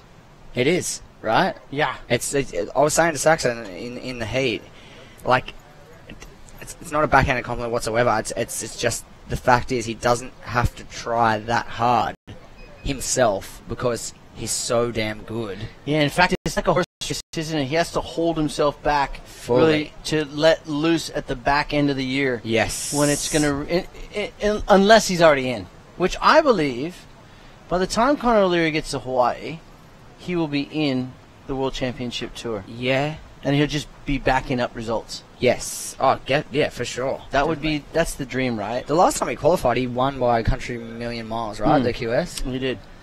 Yeah. He won convincingly. Yeah, because once he won Bolito, he kind of just went psychopathic and just sort of went on a roll. Just Mr. Consistency. But right now, our focus turns to a couple of things, Saxon. I'm sorry, John, why did I do that again? I'm Saxon on the roster, guys. You are so Jesse I'm Adams. But in real life, you're Julian Wilson. No, you're Jesse Adams.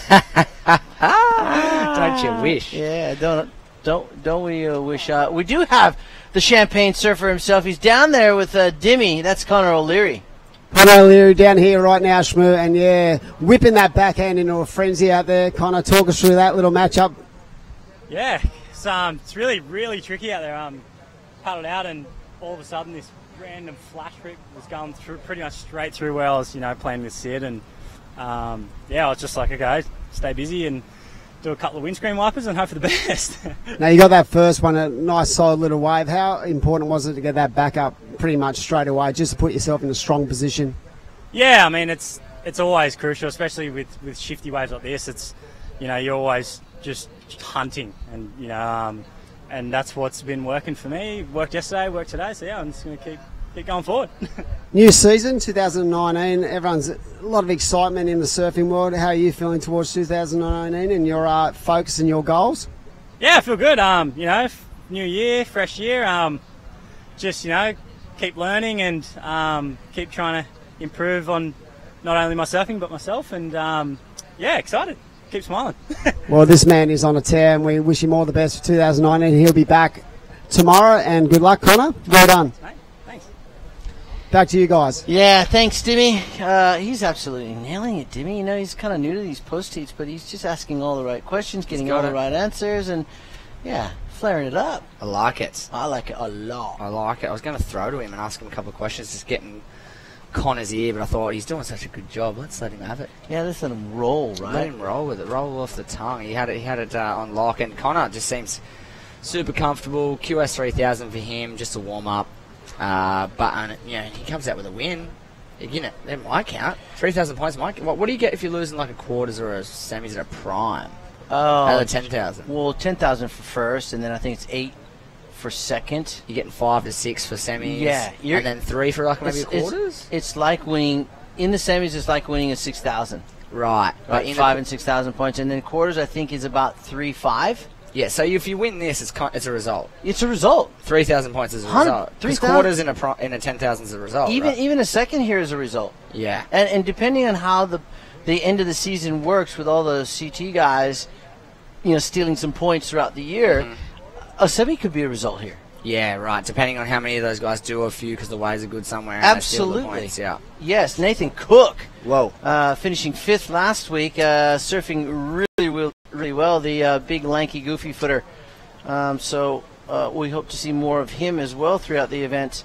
I'm just looking at Owen Wright, of course. He sits inside the top 10 on the World Surf League. He's out in front. Just some small scores for Owen. He won't rely on those to push through into the round of 16. I hope to see him light up this heat, because he kind of kept it pretty, 1 to 3 on the scale of intensity in his opening heat yesterday. I'd like to see him flare up like this man, Nathan Cook. Well, how good is it? We got number 6 and 7 in the world in this event with Connor Coffin and this guy.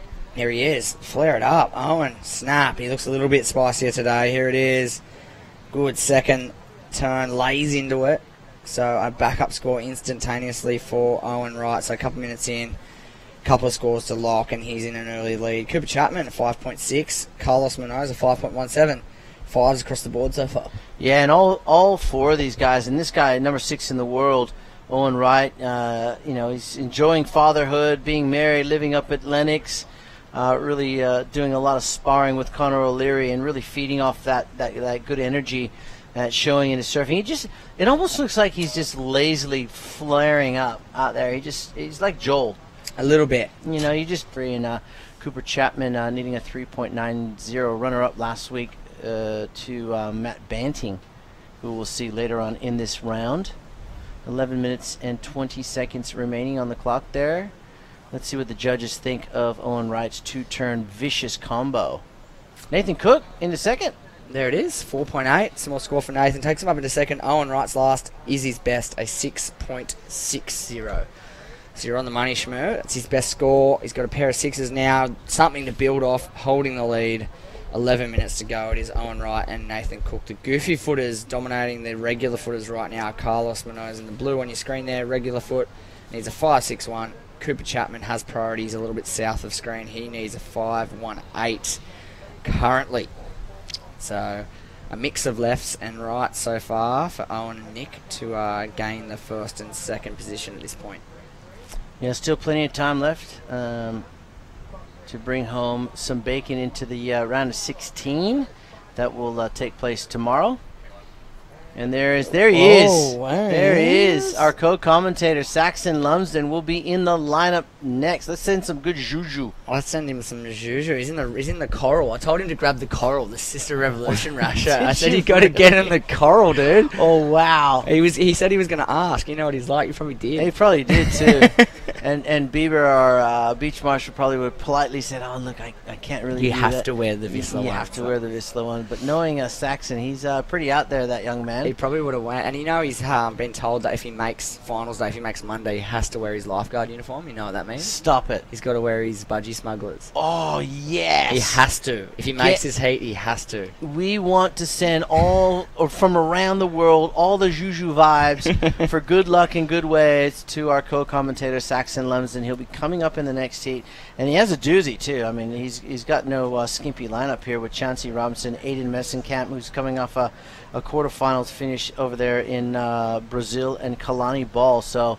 Cooper Chapman lighting it up. Yeah, that was pretty good. He waited for a long time for that wave. We've just surpassed the halfway mark. 9 minutes 15 on the clock. Special. Let's load it up. It's a good wave. Oof. Ooh, look at that snap.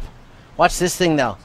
Right here. Sa! Explosive. And he hit that section perfectly. He hit it so hard he lost his Ramshambo. Did you guys see that? Oh, did he lose his Ramshambo? These top knot flew out of his scone because he hit it so hard on the end. His man bun rubber band. It's gone. Is it Gonski? It's gone. Well, run down there and give him yours. I should give him mine, but he does his way better than mine. I've just got a basic get me hair off my shoulders. He's got a top knot ninja samurai vibe. Yeah, I was gonna say he's the samurai. That's what we were calling him last week too. Watch this. This is where he not on this turn, but watch this. He hits it so hard, as Jesse Adams says, he loses the samurai bun. Oh no, it's still there. Oh, he flicked it off. Oh, it was the head flick. It was the head flick. It was the head flick claim post re-entry. I thought it was the immense power in the snap, but it was actually the head flick. My son Brandon, who's sporting some very long hair, very much like yourself, would be so proud. He'd be proud of the Ramshambo. Yeah, he loves. He sports the man bun. No, so you got to get it off your shoulders. In fact, I should just do it too. We should just snip it off. I did it for a while. I did the man bun. I was looking like Tonto from the Lone Ranger. Misha over here is sporting it. Yeah. I was like, roll 'em fat. You know what? Kimosabe. Back in the day. The Lone Ranger. But, yeah, definitely went this. I've been trying to get Brandon to cut it. I've got minutes before I cut mine But I think off. his girlfriend would cut shreds off me if I did. If I'm being completely honest, that's why mine's still on my head too. I'm going to buzz mine off one day soon. Here we go. Cooper just straight back into it. He's not waiting. Oh, yes. That was a nice little snap. He's getting the juju going. Wow, he's angry. He's aggressive. Look at this thing. He's going to get more love. Watch this. Oh, my God. Oh, Cooper Chapman bringing it home. A 7.23 on his previous. That's probably better. Yeah, that's got to be better. And that means he is going to go into the lead. I'd say he only needs a 5.74. What a switch. Flick of the switch. Well, last week he was sick as. I still managed a runner-up finish. And this week I said, Cooper, how you feeling? He goes, yeah, feeling much better, and it's showing. Right now, look at this thing. Wow. Throwing buckets. Jams this oncoming section, and now he sees, oh, I got a little bit more face to work with. Watch me hit it, everybody. Here, nice floated re-entry. We call that a 2-for-1. Yeah, he could have just floated to victory there, but he wanted to like get the little pop off the. Well, it's so easy to surf those type of sections, right? Because you think you can just blast it and just flare that tail out. But what happens is oftentimes you lose control of the slide, and so he did a really good job there. And another 707. Or a 707 for Cooper. He is your new leader. He's in. Just couple like that. sevens. So Owen in second with a couple of sixes. So we're going down the list. Look at it. Cooper Chapman, a 7.23, 7.07. Owen in second, 6.6, 6.37. And then in third, Nathan Cook, 5.974. So it's like sevens plays sixes, plays fives and fours. So you're going to need more than a couple of sevens to win this one. And you'd think that on paper. Look at the class. We've gotten this round 6, round of 32. We whittled it down to 32 surfers, and the cream has risen, as they say. And it always does. The requirement's going to go up. Yeah, it definitely will. Oh, blue bottle, Owen. Oh no! Oh, you're kidding. No, you're kidding. Did you get one? Ouch. In Hawaii, they call those the Portuguese man of war. Same thing. Oh, he's not into that whatsoever. Luke Egan told me you got to keep your hand underwater and wash it off. You got to pull it off underwater, because the jerk reaction is to go up. So the air actually it infuriates the blue bottle as well, and then also when you pull it up, it gets a chance to like wrap all around you. If it's only touching you in one spot, you go down, you can kind of get it out of there. Yeah, and those do not feel good mid heat. In fact, he's in the back end of this heat. He's gonna. You know what? He might get through the heat before it starts hitting him up under the arm. Oh, the glands. Oh man. Oh, it feels like someone's just got their hand underneath your armpit just squeezing. Yeah, it hurts. It hurts. And then on your legs, it goes in between your groins. Yeah. And those glands there. It feels like you've had a swift kick. Yeah, up the old family jewels. Into the crutchal region. Yeah, it's not good. Hopefully it only just got him a little, because they don't get you that bad. They won't go up into the glands. It depends on how much poison you get. So. Well, he's looking at his arm there, so hopefully he got most of it off underwater. Yep. let's hope so for Owen's sake. He is in second, and only a few minutes to go, so hopefully he gets through the heat without feeling too much pain. And we've been talking about it the last couple of days, actually, with these fresh northerlies. Usually you get a few blue bottles or Portuguese manivores, or you get also cold currents, and we've got the warmest water of the season so far. You have to 24 degrees or something. So hot in the water, and barely any blue bottles or barely any stingers. But it looks like today we might be getting a few, unfortunately. Yep. Yeah, well, it looks like we got one of our surfers. It does. We may be wrong, but I think you're pretty spot on here. Oh, that's the telltale sign of the arms out of the water going, please get off And me. most times you can see him, but Yeah. obviously he's concentrating on what's happening out there, and you just sort of put your hand to go paddle, and it just tags you. It shocks the absolute bejesus out of you It too. certainly does. Half stops your heart when it gets you. It's more of an irritating, itchy thing. Oh, you just go. Urgh. Yeah. Why did I not see you? And then you lift your hand out and it gets tangled, like you said. Yeah, there's probably only a few out there. He's probably very unlucky. Here he is. He's going to shake it off on this wave. Up into the lip. Really nice, smooth stuff. And again, really strong. Very similar to a 637, I think, for Owen. Uh-huh. Oh, he needs to. I think he's probably thinking I need to post a 7 here. Look at this wave here. Hits that on that white water straight up, though. Very committed. The judges will like it, but I'm with you. It's probably going to be in the vicinity of his second highest. It might just go above his 6.3, 7. I'm not sure. I mean, we're going to leave that to the judges. 3 minutes to go. Cooper Chapman leading with a set of 7s, looking very sharp. He'd be feeling pretty good knowing that he would have heard all the scores going around, and he's got the 2 highest scoring first and second waves. Yeah, he'd be feeling pretty comfortable. Yeah, you'd have to think so. Nathan Cook and Carlos Munoz, they've been kind of quiet. Like, they got the first couple of waves of the heat. They were the first ones to really do it. Cooper Chapman, front side, reverse. Whoa. Slips onto the back foot, but manages to ride out. That was pretty tidy there for Cooper out in front. But, yeah, as I was saying, Nathan and Carlos have gone pretty quiet through the back end of the heat. Yeah, they started pretty strong and then just fell into a bit of a rut. Yeah, need to keep moving. Possibly the positioning they took out there in the lineup, as we see Cooper there, nice air reverse and just almost sliding off the tail of his surfboard, but manages to keep it together here in the back end of this heat. 2 minutes remaining. He still has the lead. The man in white, Cooper Chapman, over Owen Wright in second. Nathan Cook in third. Needs a 7 even. And here he is up and riding. Nice stretched out re-entry. Oh, vertical snap. Nearly digs the rail. Manages to hold on. Needs a 7. Not sure about that one. Might have to punch back out to the lineup with 1 minute 45 to go. Not a heap of time. Needs to get moving. Carlos Munoz with priority. Needs to select something in this final minute and a half. Needing a 7.8. He opened up in his previous heat yesterday with an 8 something straight off the bat, so we know he's got it in him. Just needs to get moving. 90 seconds. Owen needs to keep his eyes on the ocean because he don't want to get stung again. Get wrapped up again. He's got second place. I don't think that wave bettered his 6.37, so hasn't dropped into the scoreline with 1 minute to go.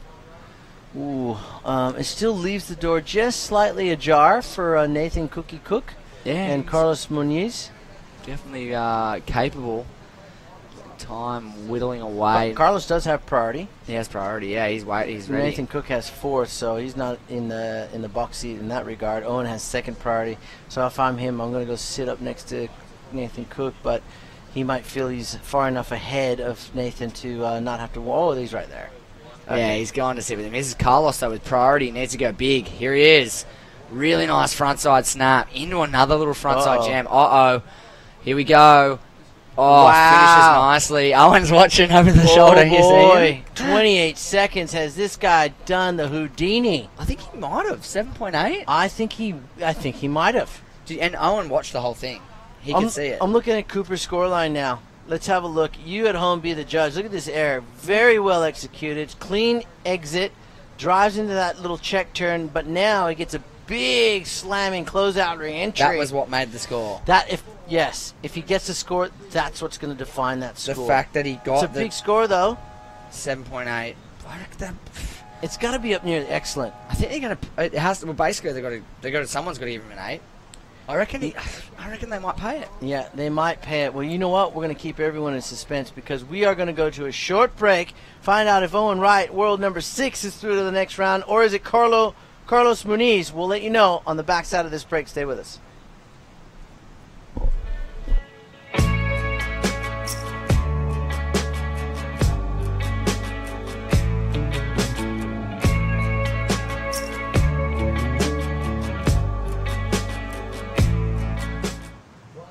I've lived here for years and never seen it before. How did they keep this a secret? It's no secret. We go there all the time. Avoca Beach Hotel and Resort.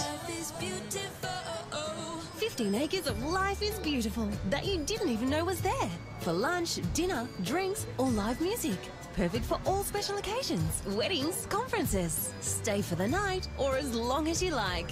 avocabeachresort.com.au.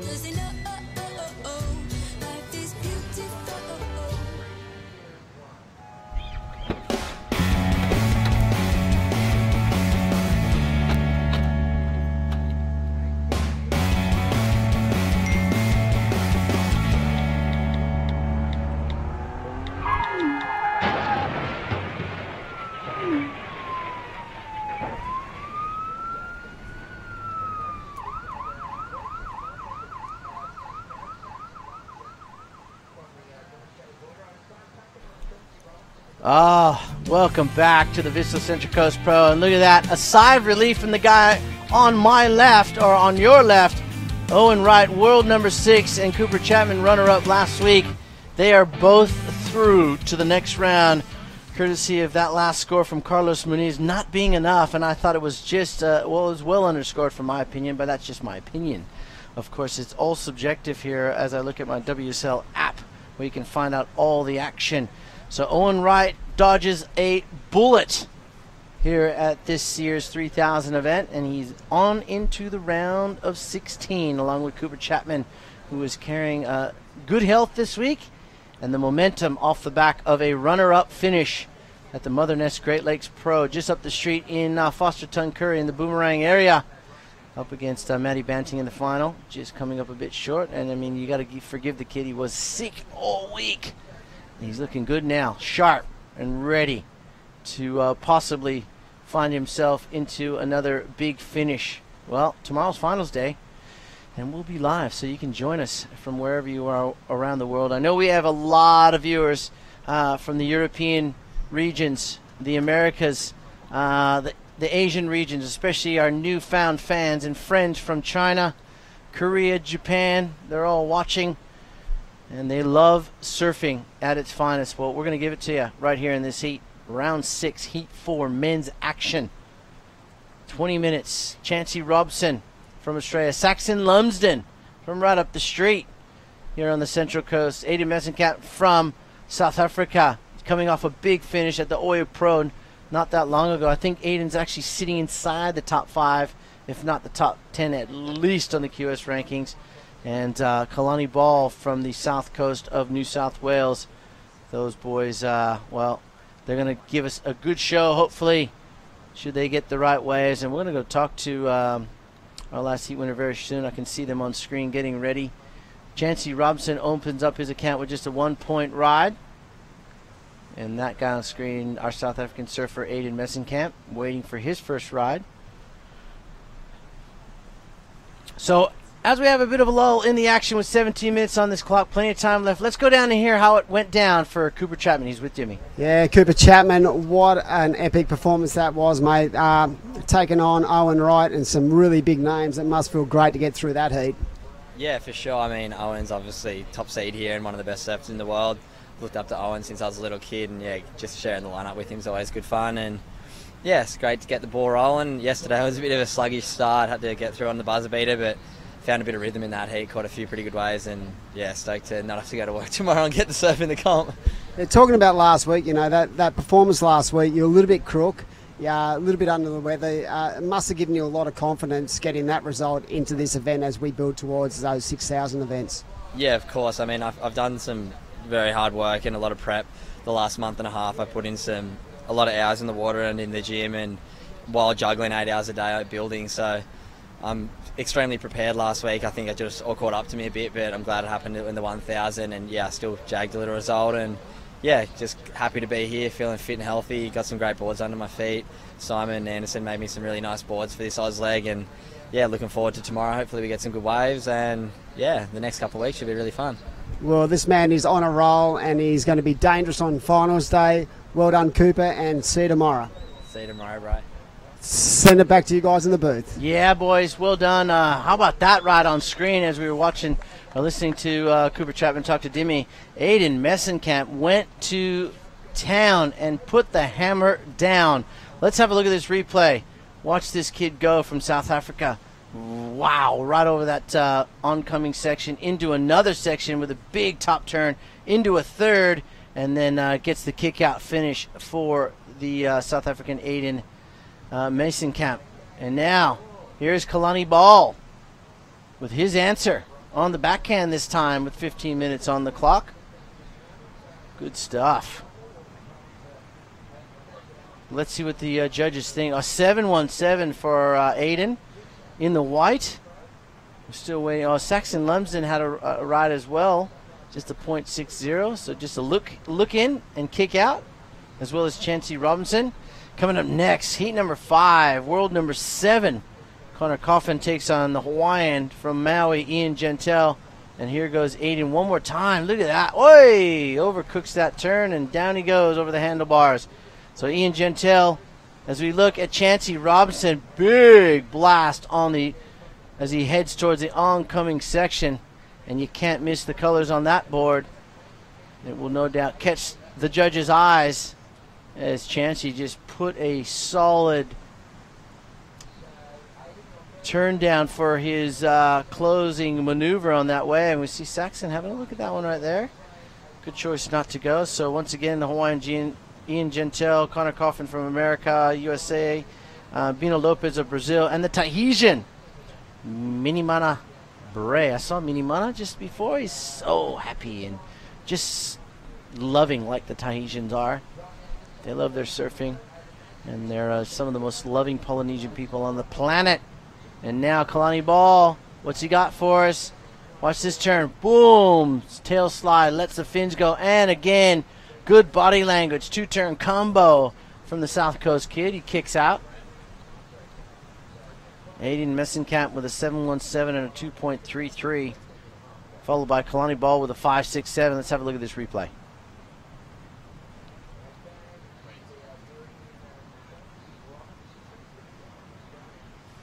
And that's all she wrote.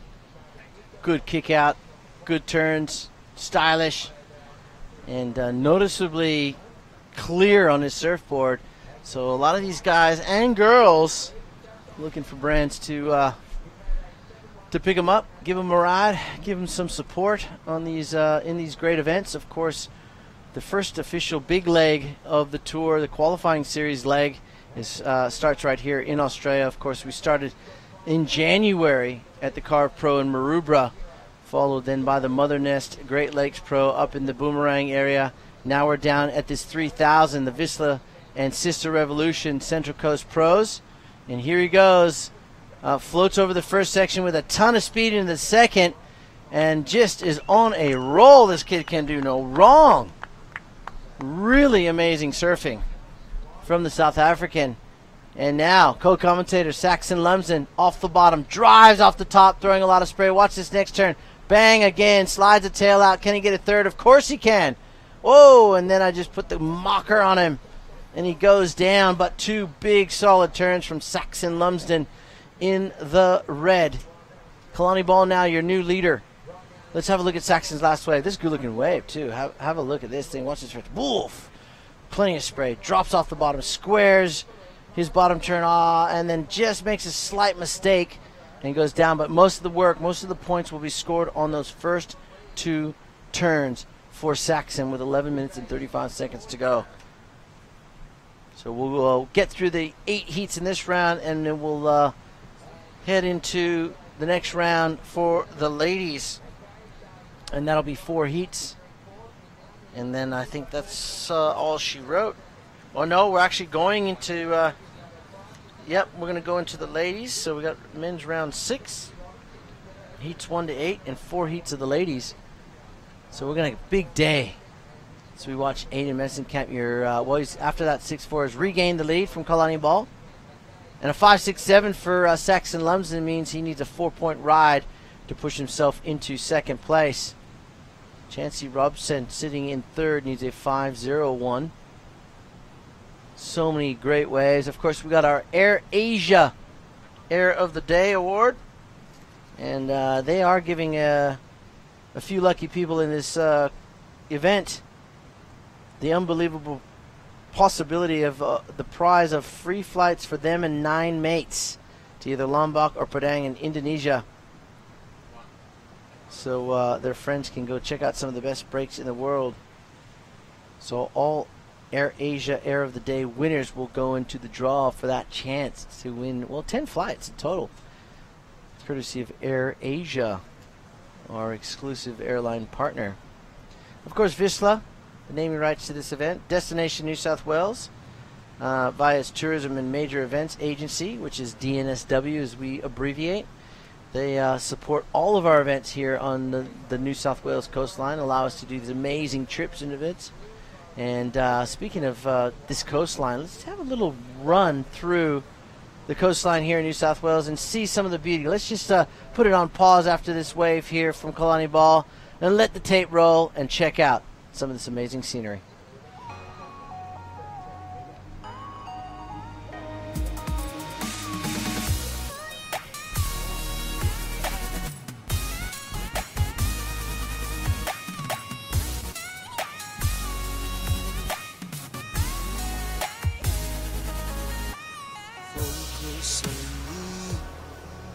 Don't need to look no further. Your eyes know who to trust, so baby, set my soul free. Just you, so focus on me.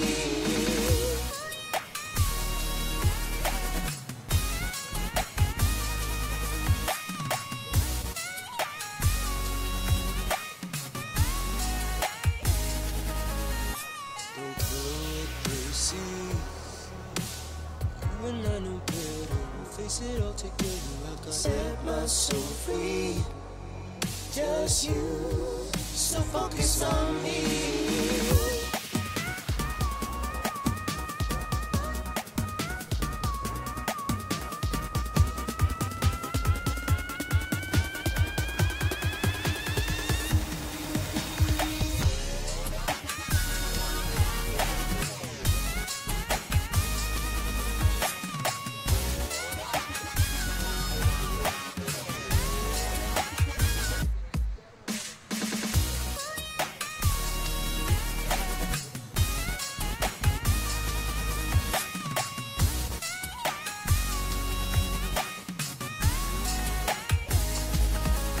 Just you, you're all I need.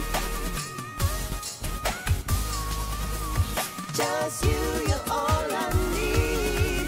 Just you, so focus on me.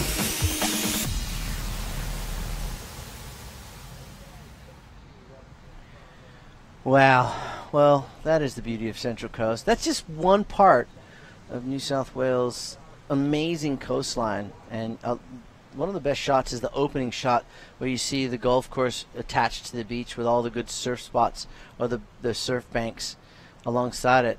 Surf in the morning, golf in the afternoon, and it gets no better than this. So come and check out the Central Coast. It is amazing. Now let's check out Chancey Robinson sitting in third. Needs an 8.9. Goes straight to the air. Oh, had he ridden out of that thing, a big score was possible for sure. Saxon Lumsden with priority sits in fourth place, needing a 7.9 or so, and Kalani Ball will just flipping and twisting in the air. There he goes. Yep. Have a look at him live now. He's telegraphing. Doesn't feel it, doesn't see it, but he's in the lead.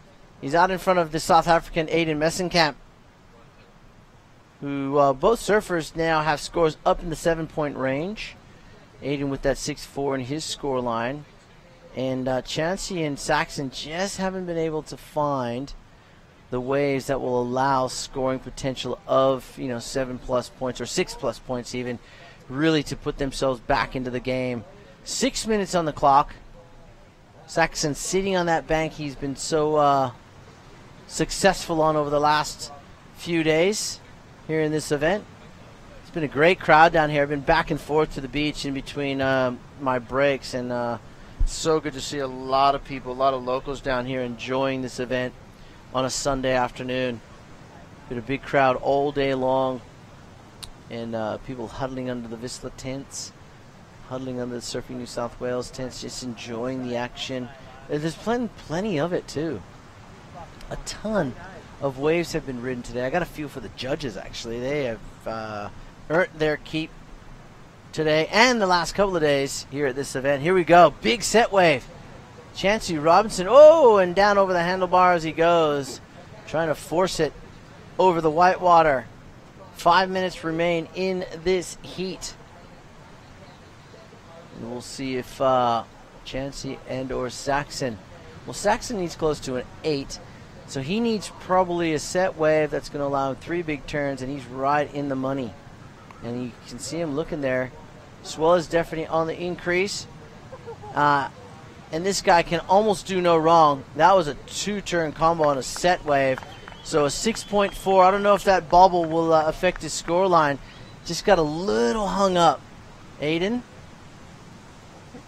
But he is surfing extremely well. And Mr. McDonald there having a look. He might be doing some work with Timmy McDonald.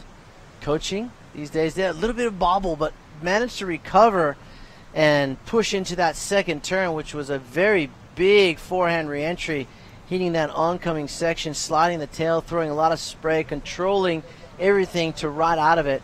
Because for a lot of people, they don't realize when the wave each side come together, there's a lot of forward pressure from the water there, and it really sometimes gets the better of you. A good example of that is in Margaret River. I mean, you see so many of the best surfers in the world getting absolutely pulverized at the end of the wave because they just don't time it right. You got to hit it first early and then get out of it, so to ride straight out of it. And a lot of guys get caught up hitting it too late, thinking that they're going to overpower the wave, and it doesn't quite work out that way. All right, Kalani Ball out in front, Aiden Messenkamp second. Now each of those two guys have sets of 7s. 7.53 for Kalani, a 7.1 for his second scoring ride. Aiden Messenkamp, who's in second, a 7.3 high scoring ride, and then a 7.17. And that looks like Ace Buck in there. Obviously Ace having to pull out of the event due to injury, and he will be prepping himself for another assault on the World Surf League for 2019. It's good to see him standing upright. That's the first positive. I wonder if he's back in the water. So 2:50 on the clock, or on this clock. It's actually 2:57 here in Australia. And well, Sunday, March 3rd. One of the best days of my life. Of course, I'm speaking in regards to my son Brandon, who is at home enjoying his 20th birthday, watching the live broadcast. Happy birthday, young man. Enjoy it. And of course, enjoying a nice probably lunch with his partner Lily and the rest of his crew down there in the Sutherland Shire on this beautiful Sunday afternoon. Why wouldn't ya? You're 20 years old, living life to the fullest. So happy birthday on behalf of all of us here at the Vissla Central Coast Pro. Hanging out with the puppies, enjoying the day with Mom and partner Lily. He should be up here at work, actually. But he's not. He's enjoying himself. All right, well, 1 minute and 45 seconds. Positions have not changed at all.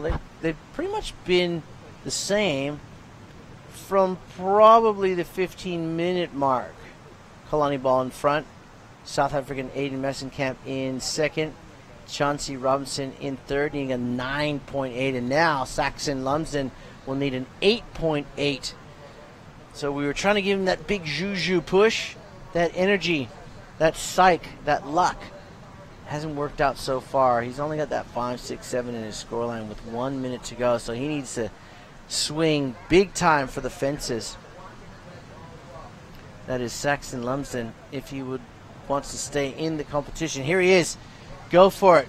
Just let rip. And he's trajectory into this big alley-oop. And whoa, and halfway through the rotation, you can see his feet become disconnected with the surfboard. And that was huge. Watch this thing in real speed.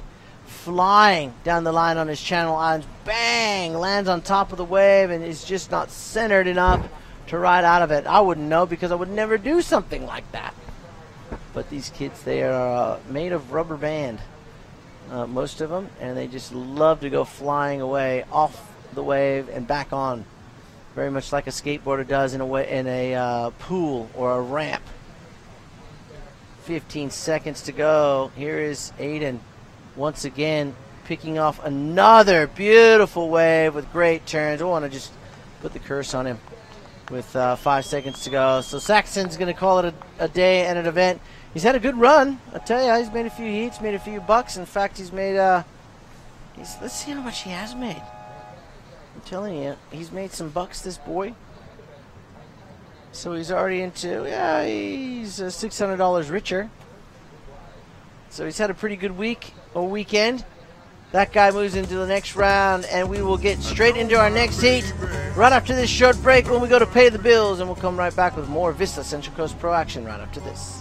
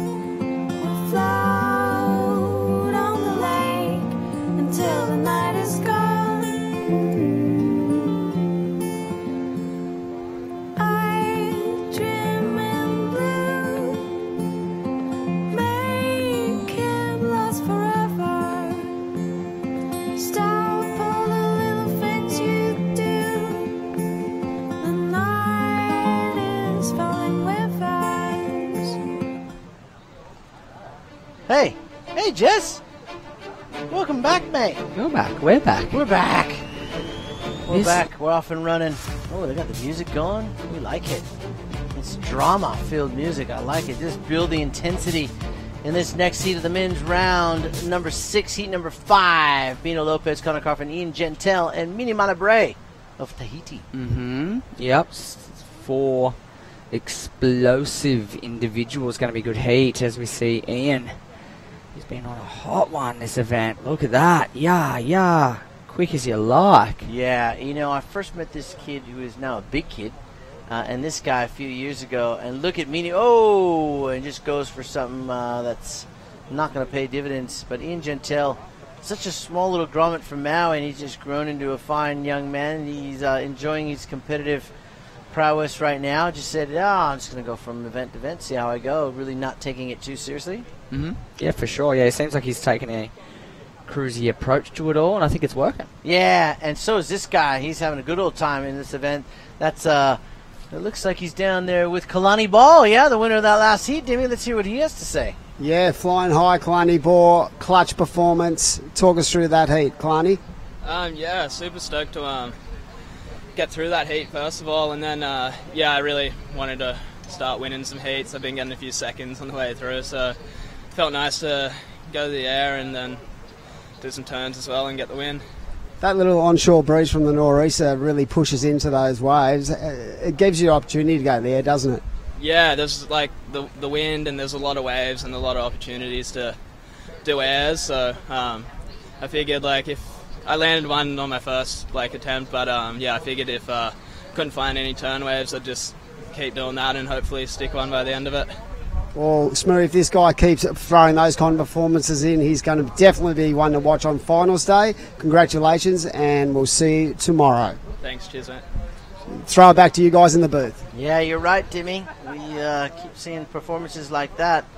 Kalani Ball will be in the mix, and well, he'll definitely be in the mix on finals day, Jesse, because he's already guaranteed a spot there. He's locked himself into the round of 16 minimum. So good stuff for K-Ball. Starting from early rounds too, he's ripping, and he's definitely got that frontside fin ditch, frontside aerial game on lock, and it's really playing to his advantage over the course of the afternoon heats. Anyway, Yeah, definitely.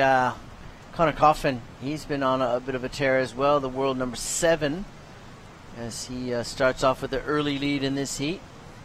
We'll see. That tide has just bottomed right out, hasn't it, Jess? And it's interesting because, like, I mean, Connor's good in the air as well, Connor Coffin, but he's more known for his rail technique and his raw power and energy on decent waves. So interesting to see how he adapts to these kind of conditions against these guys like Ian Gentile. That's brilliant in the air, you know. So the different, there'll be contrasts in approach, I think. Yeah, definitely. Until tomorrow. Well, until tomorrow, because I'd love to see Connor on the point here at Avoca in like little, 3 to 4 foot waves. They're not little. He'd be right at home. He would be. Well, I kind of sort of revert back to a few years ago where we had it on the point. Jackson Baker absolutely lit that place up. And Hiroto Ohara? Yeah, well, Jackson for me was the guy. Yeah. Yeah, he was like you said earlier. He was ditching excellent scores out of his scoreline most heats. Yeah, so it was. I kind of look at Connor with a lot of similarity to that if we're on the point tomorrow. Yeah. I know they're having a look at it right now because there's also a left going back into the point. Right. That's a really good bank, even on the lower tide and on the higher tide. So if it's a bit bigger, yeah. Right. Whoa, Ian. So look, we don't want to talk it up too much, and then all of a sudden, well, we don't mind being here either. Yeah. But if we can have the option of the point, Jesse, and or obviously that left going back into the point. Yep. Within the boys. Just a couple more feet, like another foot of swell would be nice anyway, regardless of where we're at. Yeah, definitely, and I think we'll get that overnight. As now Ian Gentile takes over the top spot with 15 minutes on the clock. Connor Coffin in second. Pino Lopez third, and Mini Montebre with just that opening ride of a 2.17 is needing a 6.0. But early days. Priority is with the Tahitian. And Mini Mana, I'm sure would love to follow in the footsteps of Michelle Perez. Oh, yeah. Who has been carrying the Tahitian torch on the World Surf League for a number of years now, probably a decade. Mm-hmm. And that little tiny Polynesian nation, or French nation as it is, deserves at least one more male and at least a female surfer on the World Championship Tour. Of course, yeah. Connor Coffin backhand. Whoa! Crash course. Head-on car crash there.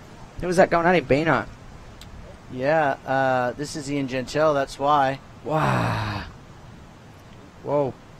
Pace down the line. I think he wanted to light up that end section, got a little caught up. But yeah, it was White going at him. Wow, that was...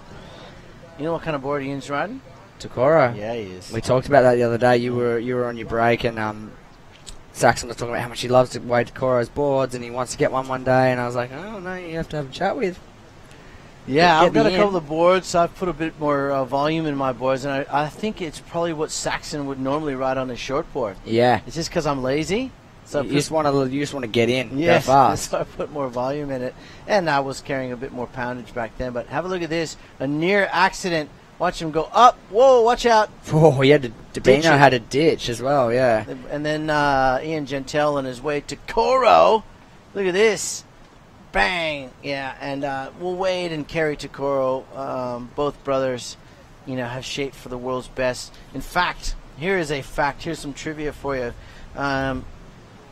Kelly Slater, out of the top 4 surfers in the Pipeline Masters last year, as we watch Bino Lopez go to town on this wave right here, out of the top 4, 2 of them were riding wave to curls. Can you tell me who they were? Last year? In last year's Pipeline Masters. Gabriel Medina? And there's another one.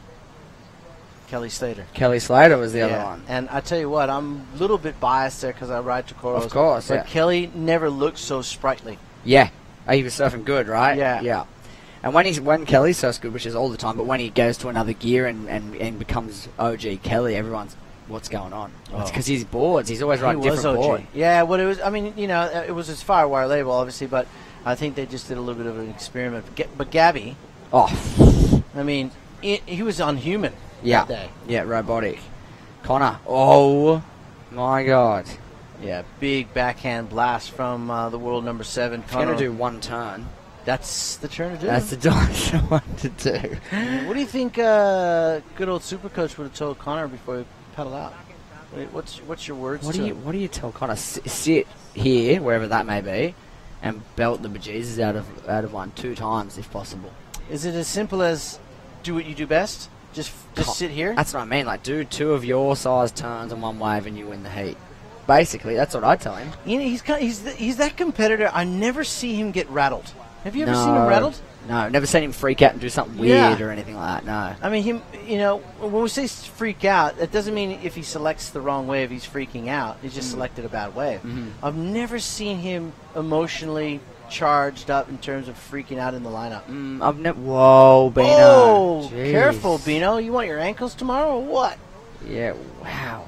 That was really gnarly. Whoa, he's checking his fins. Yeah, I've never really even seen him, like, I'm not watching him all the time, but I've never really seen him, like, properly, completely melt either. No, I can't He might recall. win, lose, or draw like everybody else, but I've never seen him, like, blow it or, like, melt down or make a weird decision either. And I think that's why he's such a great competitor. He's very composed. Yeah, totally. Great word for it. He's definitely, his composure is on point generally most of the time, if not all the time, so. I'll tell you who's composed is Ian Gentile, and then Mini Montebre. Nice forehand re-entries using that backwash on the cutback, and then finishes off that wave for the Tahitian. Now he is chasing a score here of an 8-1-3 after his first wave score of a 2-1-7. Connor Coffin back in the lead, Ian Gentile in second. Ian looking for a 5-0-7 to regain the lead. Bino Lopez looking for a 5-3-1, but Mini Mana does have a score to come in. I think it'll be better than a 2-1-7. Yep, there it is. It's a 4.9. So now he needs a 5-4-1, the Tahitian, and we are halfway through this round 6 heat number 5. Coming up next, another amazing heat. Who we got coming up next here? Let's have a look. Heat number 6. Heat number 6. Oh, here it is. Here we go. Heat number 6. Ooh. Dusty Payne. Yo. Stu Kennedy. Oof. Jacko Baker. Jesus. And Dion Atkinson. Is that the finals? Are we already at the finals? It's like, let's pick out a few, like, powerhouses and chuck them in the water together. All 4 of them. I mean, if you want to go the lightweight, it's going to be Stu Kennedy. Like, he's the lightest probably out of all of them. And then Dusty. But then you got big Leadfoot Jackson Baker and Dion Atkinson. Oh, man. Yeah, and the weirdest thing is, even though they're all kind of like super powerful and strong surfers, like even for their weight range, I guess, they're all really good in small waves. Oh, Dusty probably surfs better in better surf, but Stewie's amazing in small waves. Dion's surprisingly amazing in small waves, and so is Jacko for a big boy. Well, He's good in small waves. imagine Dusty paying off the point at Avoca. Oh, my God, please. You know, please put him out there in a rat shirt, no matter what happens. I tell you, he would absolutely go bonkers. And there's Stu Kennedy. He'd be going lightning fast. We'd have to get a radar gun. Look how Aussie that head is. Oh. It's the most Australian Our mug. production team just absolutely losing their minds, and they're going, what is he doing? He's warming up. Give him a break. He's warming up, boys. The only people allowed to pick on people is us in this commentary booth, not you guys. Just us. We can rip shreds off anyone because we're hiding behind the closed, locked door here. That's what the job's for. That, and it's a secret code. No one can get in. No one can get in. Yeah. Stu, I heard ready a few to go. poundings the other day, like, yeah, you called my heat. Oh, no, I didn't. Can't hear that you. wasn't me. There's like 100 of us. Yeah, that's right. All right, 8 minutes on the clock. Connor Coffin, world number 7, out in front of Hawaii's Ian Gentile. Oh, and he just decides to bring the rig in with him. Look at him. There he is, fresh from the drink. Fresh from. That's It's, it. He'll be able to give us a good, accurate observation of what it was like out there because he was just out there. He'll be able to give us the water temp, but also what the air temp up high in the sky is too, because apparently he's an aerialist now. Oh, he's got the rubber band on. What's he doing? Oh, is he Oh, it's the boot scooting thing he's working on.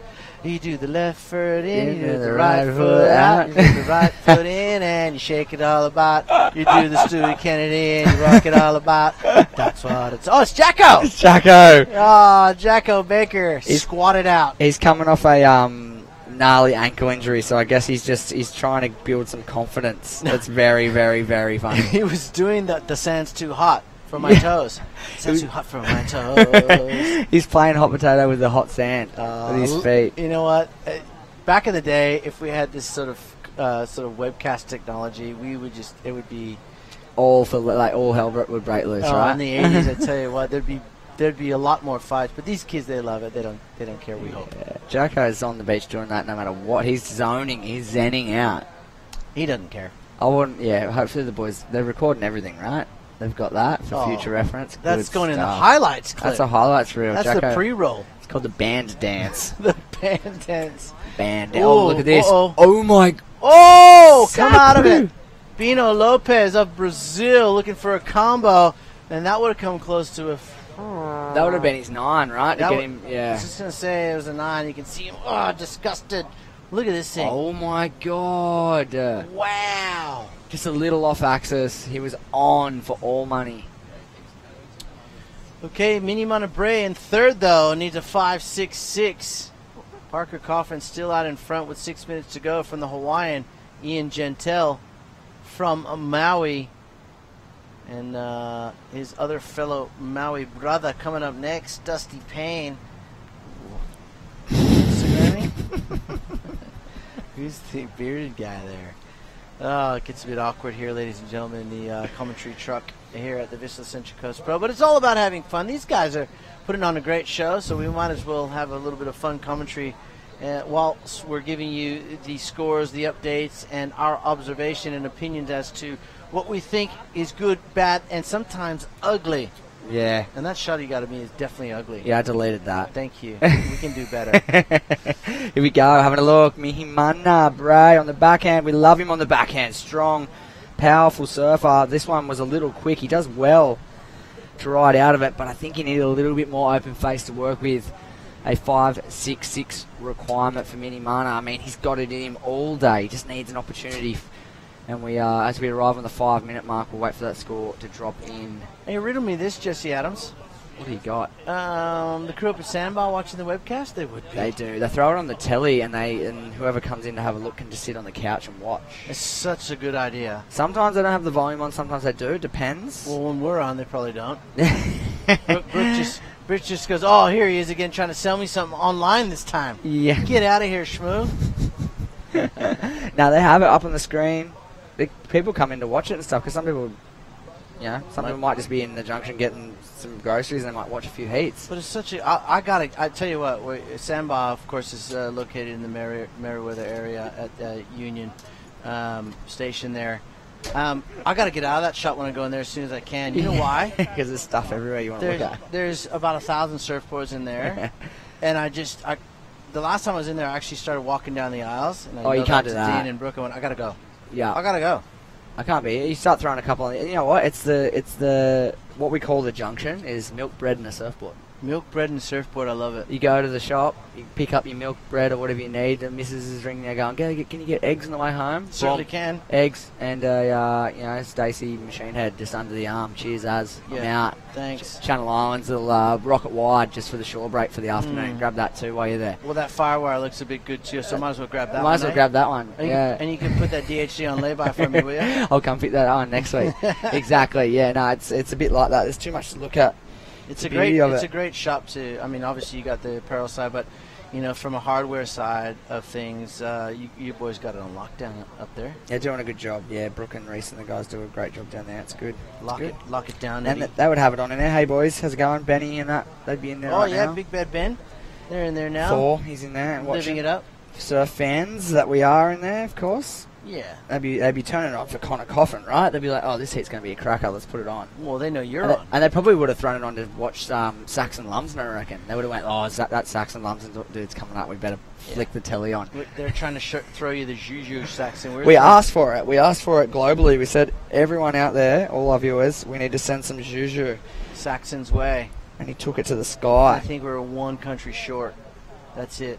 Just one big score short. That's all right. You're out there anyways. Give the Red Hut go. Yeah, doubling up on the coin barrier too. Well done, son. Yeah, we know who's stuff. throwing some on the bar tonight at the Avoca Hotel. So 2:25 on the clock. That means 2 minutes 25 seconds. Connor Coffin has not gone anywhere from the top of the leaderboard. Ian Gentile of Hawaii in second. Mini Montebre still looking for a 5.66. And Vino Lopez, man, we can only sit here and wonder what that score would have been had he made that big air reverse on a set wave. Why has he got 0 in his score line? Here we go. Ian just kicking out of that one. Yeah, 0 in his score line. That's weird. He's missing a score here. And Mihimana on a real tiny wave, just trying to get moving before the heat's ended. Hang on. That 0, did he get an interference? Oof. Well, yeah. Well, there's no score there. He's caught quite a few waves, right? Well, hang on. You know when he was coming towards Connor Coffin? Oh, he probably did. Could that have been an interference? Priority interference, right? Yeah. Because he probably didn't have priority and Connor probably had priority, right? Yeah, and we're getting the nod from our director here. Right, we should have picked up on that about, 12, 15 minutes ago. Whoops. Everyone at home. Well, I didn't see it until you pointed it out. I just went, why is he... I was looking at what he needs. Oh, since he's been comboed. That's why he's been comboed the whole time. Okay, well, we need to get our skates on here. Jesus. We were Stop talking about who's watching us. Yeah, talking about the facts. That's what the basis of good commentary I learnt early on in the piece is. The basis of good commentary is facts. Facts. Well, the fact is there's 1 minute left. There's a good fact for you. I know, and I cannot believe Connor Coffin... I can believe he's winning, but only on a pair of 5s right now. Yeah, he hasn't had a whole lot of opportunity. He's just been absolutely blitzing sections when he gets the chance. Low-scoring affair indeed.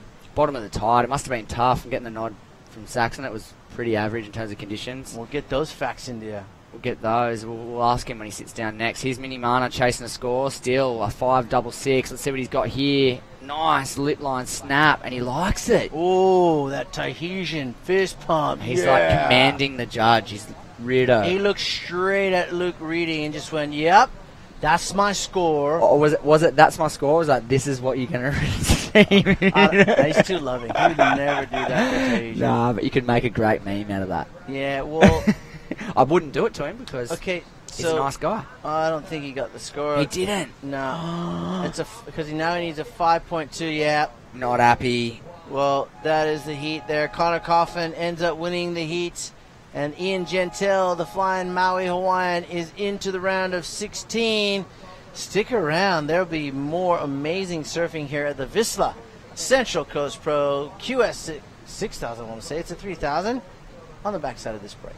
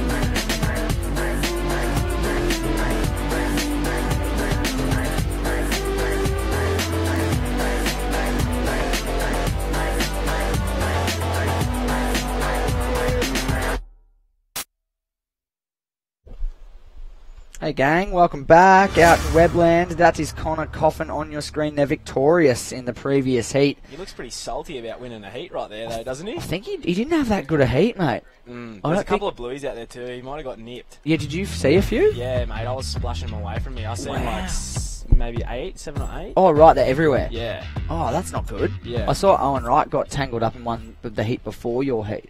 I was kind of trying to splash one, but it was right near me after they read out my first score. And I was kind of trying to splash it away, but I was trying to do it slyly. I didn't want to be splashing it like people were thinking I was salty about my score. Yeah.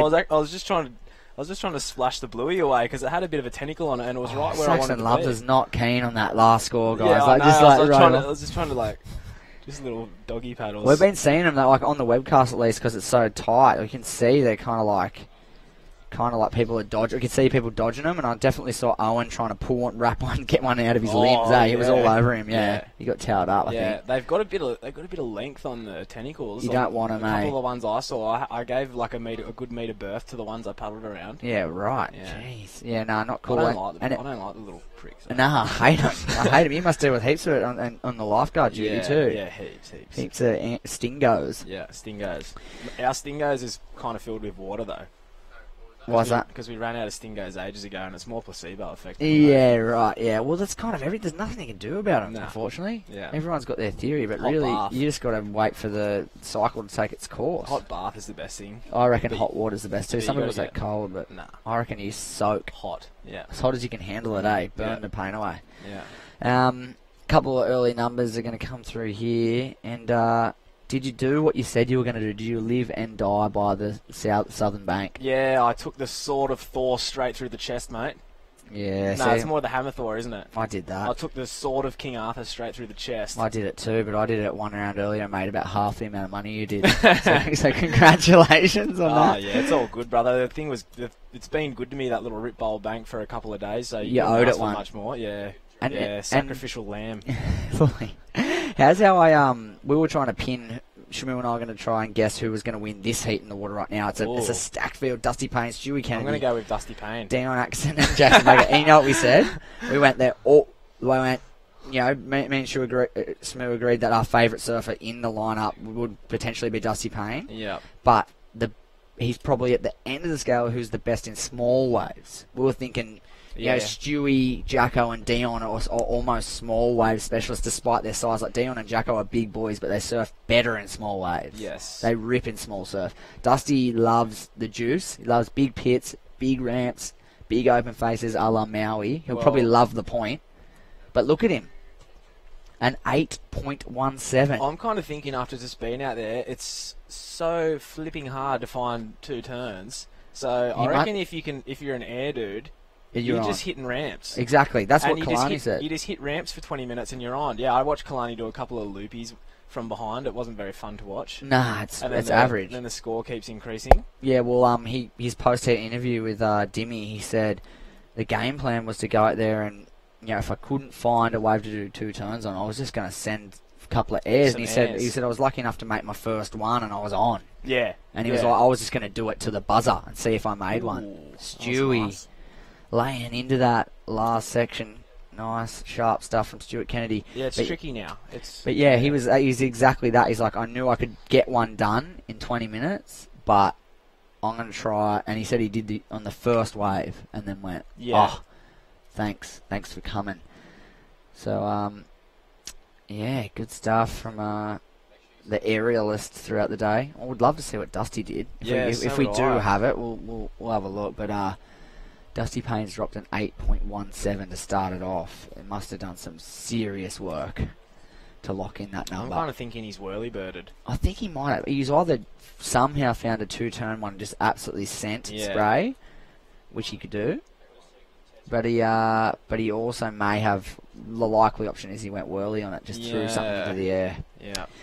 Righto, well, we'll try and load up that replay. We'll see how we go. In the interim, I think we've got Tezza McKenna down there with Connor Coffin, I believe, previous heat winner. Okay, yeah, thanks, guys. Down here with Connor Coffin. And first question I'm going to ask is, guys, what are you doing down under beating everyone in the QS 3000?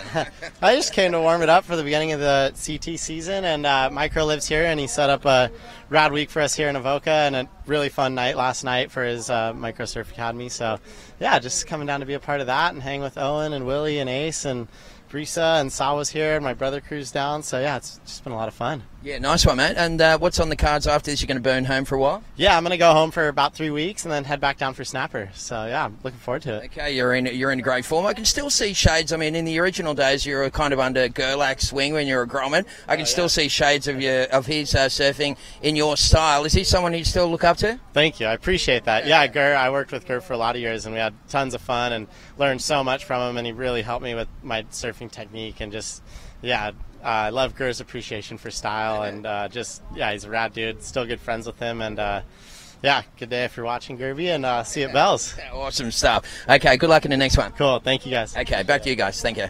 How's that response? Thank you.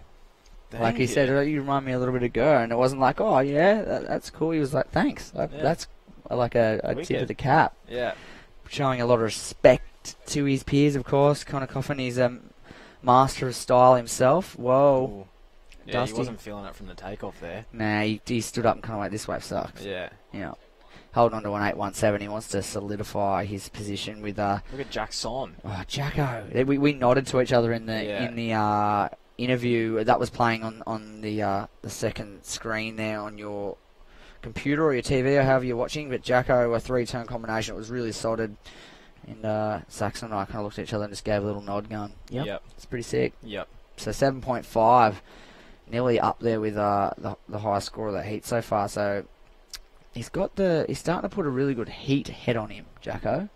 He doesn't really take that many. He's the kind of guy that just waits. He doesn't scramble around frantically like a lot of other people. Like 90% of the people at this event are just catching waves. Well, he kind of sits there. What he's been saying is that the injury he's had has kind of forced him to just do, not safe, but just standard solid surfing, because he's kind of a bit worried about flaring fins too hard and hucking airs and doing all that kind of business. So it's kind of made him take waves that where he's just kind of doing solid surfing. Yeah, I only really want to push it a couple of times, so I'm only going to take off on a wave it looks like I can do a good hit. Then that kind of takes you back to just cruising. Yeah, well, and not worrying about it too much, because you just got to do what you got to do. And then you don't have to take off on a little one and try and force some silly stuff. He is. What's Dion going to do? Looks like he's going to have a little whacker. And another? No, opts out. His wave was alright too, a 5.93 on his one that he got right behind Jacko, or right in front of it. It was side by side. The judges would have been able to analyse those two waves together. And Jacko getting the best of that exchange. But Dion off to a start too, a 5.93, needing a 3.52 for second at this point. And Jacko doesn't need a lot.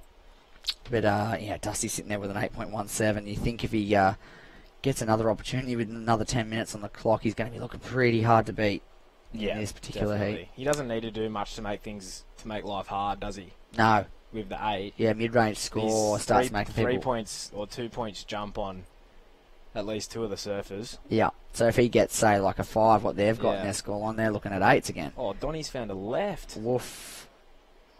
And keep him busy under priority. Donny's got another score to come on through. Is that a 3.52? Probably.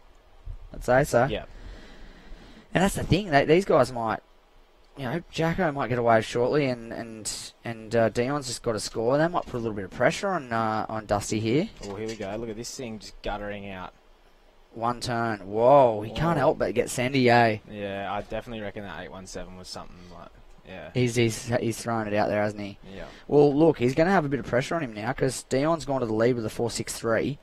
Stewie with priority in second. Now Dusty's back into third, and Jacko's probably in, arguably, other than Dusty, is in the best position with the second highest score. So if Jacko grabs a mid-range score in the next few minutes, Jacko's golden right now, I reckon. Dusty's got a little bit of pressure because he's had a few cracks now. He hasn't had priority in a little while, and looks like Jacko's on the South Bowl too. So hopefully it's had enough. It's fed on its sacrifice, and it's just going to open up for the bloke. That's what I think it did when it came to you and I yesterday. Yeah. It had Maybe its feed. It just The chopped me. megalodon. It chopped up two of us, actually. Chopped up me and No Mama Goggle. Yeah. Didn't have a bar and No Well, Mama Goggle. he was way down on the left. Did he, actually, we were trying to work. Did he get told to move? No, I don't think so. No. Okay. Why? Because he was on the left for like 8 minutes on the other side of the rip that you were surfing. Like and ridiculously then far like down. so far down, like way outside the area. Because, you know, the one we're on is like on the edge of the area. Like, Yeah. you go Stewie. Wow. Well, that's a nice little runner right there. Wow, slide of the fins and one more for good measure. That's a nice little runner. That's a good little runner. Yeah. That's going to be one of his scores. Yeah. See what happens here. But yeah, he was like clearly by miles out of the area, but I think he was still in fair sight of the judges, so maybe they kind of let him roll with it. Whoa, explosive as always. Still on the firewire, still on the How tomo. are those turns? It's like a carve, but it's not even really a carve. It's like he starts doing a carve and then he just lifts his arm so far around that all of a sudden his fins are going backwards. Yeah, like the rail hasn't really gone through the water, but it's like yeah, I don't know what happens there. Yeah, must be a lot of concave or something in and that like board. really, really front-footed. Yeah, it's definitely Kind of pivots around his front heel. Individual to his own surfing, isn't it? It's his brand. So we see Dusty looking to build on that score still, and he's hating life right now, isn't he? Got to get off that left. Yeah, it's not paying dividends for him. Maybe that's where he got his 8. He might have just went, skits on it. Stewie drops a 7. Whoa, 7. So yeah, look at it, making it harder and harder. I mean, he still needs nothing. Dusty needs a 2.39 to jump Dion, but Dion's gonna grab another wave here. If Dion grabs a 7, then Dusty's kind of freaking. Look at him. Oh, look at this runner. Yeah. Oh, no. Stick it. No, he slipped off. He slipped his front foot off a little bit, huh? Oh, Sturo. Uh-oh. Flippo. Whoa, what actually happened then? It was kind of sick, but he did the sickest bog rail claim I've ever seen. He doesn't care about those ones, does he? I love the fact that he bog rail claimed. It was pretty cool. Here's Donny. Went so close. He slashes sets this one up, jams, and loses his foot, front foot. It got real sucky too. That was going to be in his top 2. There's a Stew in the backwash. Yank. Bogs claim. So cool. So funny. Oh, you got to love a pro surfer that can take the piss. Yeah. It's good stuff. Making fun of himself, Stu Kennedy, but he's in the lead. In the heat of action. In the heat of action, he's making fun of himself, but it's good. It's good. Shows a bit of character. He's got a 7 and a 5.77. He's in the lead. And Dion, well, could have had his second highest or even his highest score if he stomps that turn. May have even... maybe not, but he may have even gone close to that. He needs a 6.85 to take the lead. It would have been a pretty good score if he stomps that turn. But he needs to stretch out his scoreline to get away from Dusty Payne. He's got second priority, Dusty, in the red. He only needs a 2.39. But really, if he locks in a 5 or a 6 right now, he's kind of going to just win the heat, right? Same with Jacko. He's got to be thinking about that. Jacko's got a 7.5. He's still got the second highest score. I'm slightly on the edge of my seat here, biting my fingernails for Jacko. I know. I feel like he's right in the zone. He's at the point. I just didn't. There was at points there. I just thought about moving, but then I was like, nah. I did that exact thing. I did it twice because it just wasn't happening for so long. But did you get in and people were like, you should have went up and sat with so and so? Nah. See, every single person I spoke to said, what did you do that for? Every single person. Nah, well, the only person I spoke to was Wade and Donnie, and they know I was never leaving the Rip Bowl. So, but like Baker got the 7.5 on it. That's the thing. The good waves are there when they come. Yeah, you just got to jag them in your 20. Yeah, he's probably going to get another, you'd think, wouldn't you? But the thing is, the 3 or 4 waves that Dusty Payne's got in that left, Jacko does 1, and if he gets lucky 2 turns, he's winning the heat. Yeah. You know? Well, at that stage, straight after he's 7, if he paddled off and did that. I think it's too early to leave right now when you only need a 3. Yeah. Yeah. Because in reality, you can just pick a closeout from anywhere and hit the lip. Well, that's what you know what? He had in his last post-season interview that you and I watched, he said, I only need a minute to get a 4. He said that. He said, if I'm sitting there waiting patiently... He's that smart, isn't he? He went, maybe if I go... Oh, there's Dusty finally... I was about to say finally riding out of a turn. Still haven't seen his 817. Is it a myth? I don't know. Is it a myth? I don't know. He's in 3rd with an excellent scoring ride. It would be absolutely disastrous if he bombed out with a huge score. It would be, wouldn't it? And same with Jacko. That'd just be heartbreaking. Like Stewie and Dion are just Jacko is just the coolest cucumber ATM. He is, eh? He's just sitting there. I bet he's freaking, though. I don't reckon he is. He said he was wigging out last time, and you know he looked super cool last time. He said in his interview that he was... Well, I'm just thinking for him that he's a seasoned veteran. I'm pretty much a kook, and I was just at the stage there I needed a 4, and I was feeling golden. I'm good. I was like, I'm sweet. Yeah. And then the boys started whirly-birding, and all of a sudden I needed an 8, and I'm like, well, now I really need a bomb, so I'm definitely not leaving. Is that a 239 for Dusty? He can't even... Come on, dude. That's incomplete. One of the world's best surfers, in my opinion. I reckon Baker's going to nab another 7.5 here and go to first. I've got that feeling in my plums too. And then I don't know what else is going to happen other than that, but I feel like he's going to nab one. He's looking around though, isn't he? Well, you know what? He is getting. Do you reckon Timmy's on the beach with his sarong, just going, "Stay put"? Or do you reckon he's just going down the beach? Because what Timmy would have told Kalani is going to be polar opposites to what he told Jacko. Of course, different surfers, yeah. But this is what's going through my head now. Stewie and Dion have caught 3 or 4 waves each in the time that Jacko has been sitting to the south, and like they were all probably over 3.6. Yeah. In terms of what they had on offer. But do you go for the 3.6? Like with 8 minutes to go? Well, if you did it with 14 minutes to go, you wouldn't be worried right now sitting with priority. Yeah, but it's just like, would you waste priority on just a 3.6 with 14 minutes? Not right, yeah. But now you're kind of looking for a 3.6. Now you're like, well, maybe I just need a 3.6. Which he also did say he knew that it would take him 1 minute to get his 4. Well, that's maybe what he's doing. Maybe he's waiting for Dimmy or Tezza to say 1 minute. And then he's just going to rip into something like this. But it's just when guys are catching a lot of waves down the beach, you start thinking, like, are they bettering that? Like, is this better? Like, that's not better, but you watched 2 spray turns out the back and you're like, oh, hang on. Here he goes. He's got it. He's found one. Oh, it's a sick little one. It's bending in the rip. Look how nice and clean that lip is. Here it is, section. Up into the lip. Oh, it's a bit stuck. He's got to get one more. He gets it. Yep. Oh, that's a 3.61. He forced that 3.61. He misread those first 2 sections. You know what? Went, oh gosh, now I really need to have it. Nervous. Yeah. I reckon on that first 2 turns. Here we go. Dusty's in second with a 2.93. Crucial. Whoa. Because if this is better than Baker's going to get into second and then he's going to get back into third. Well, it is. Because I don't think Baker's done enough to beat Stewie.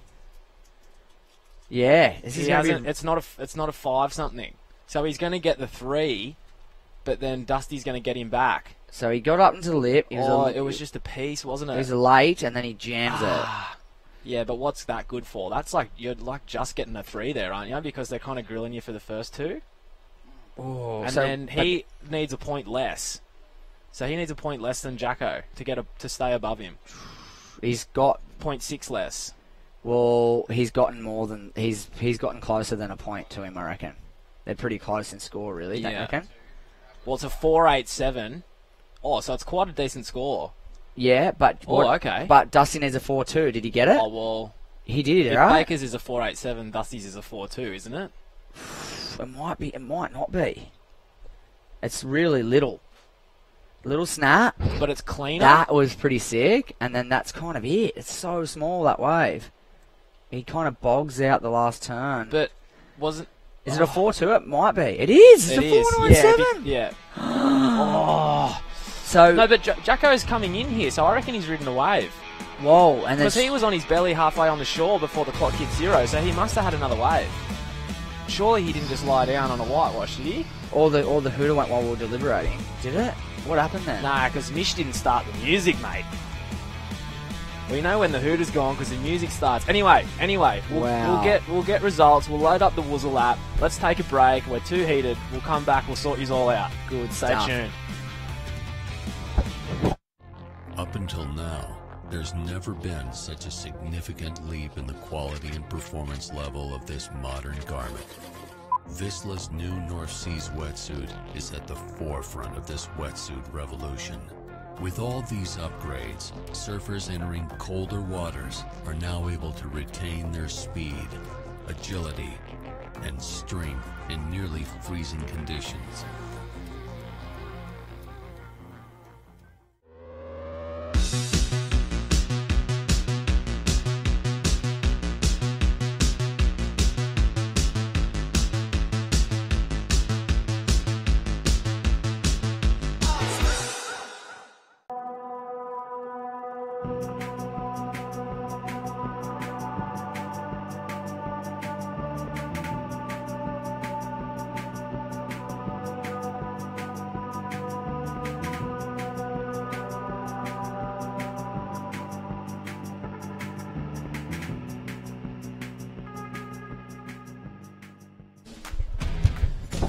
Alrighty, look, it is. There it is. That's T-Mac. That's the man we've been talking about.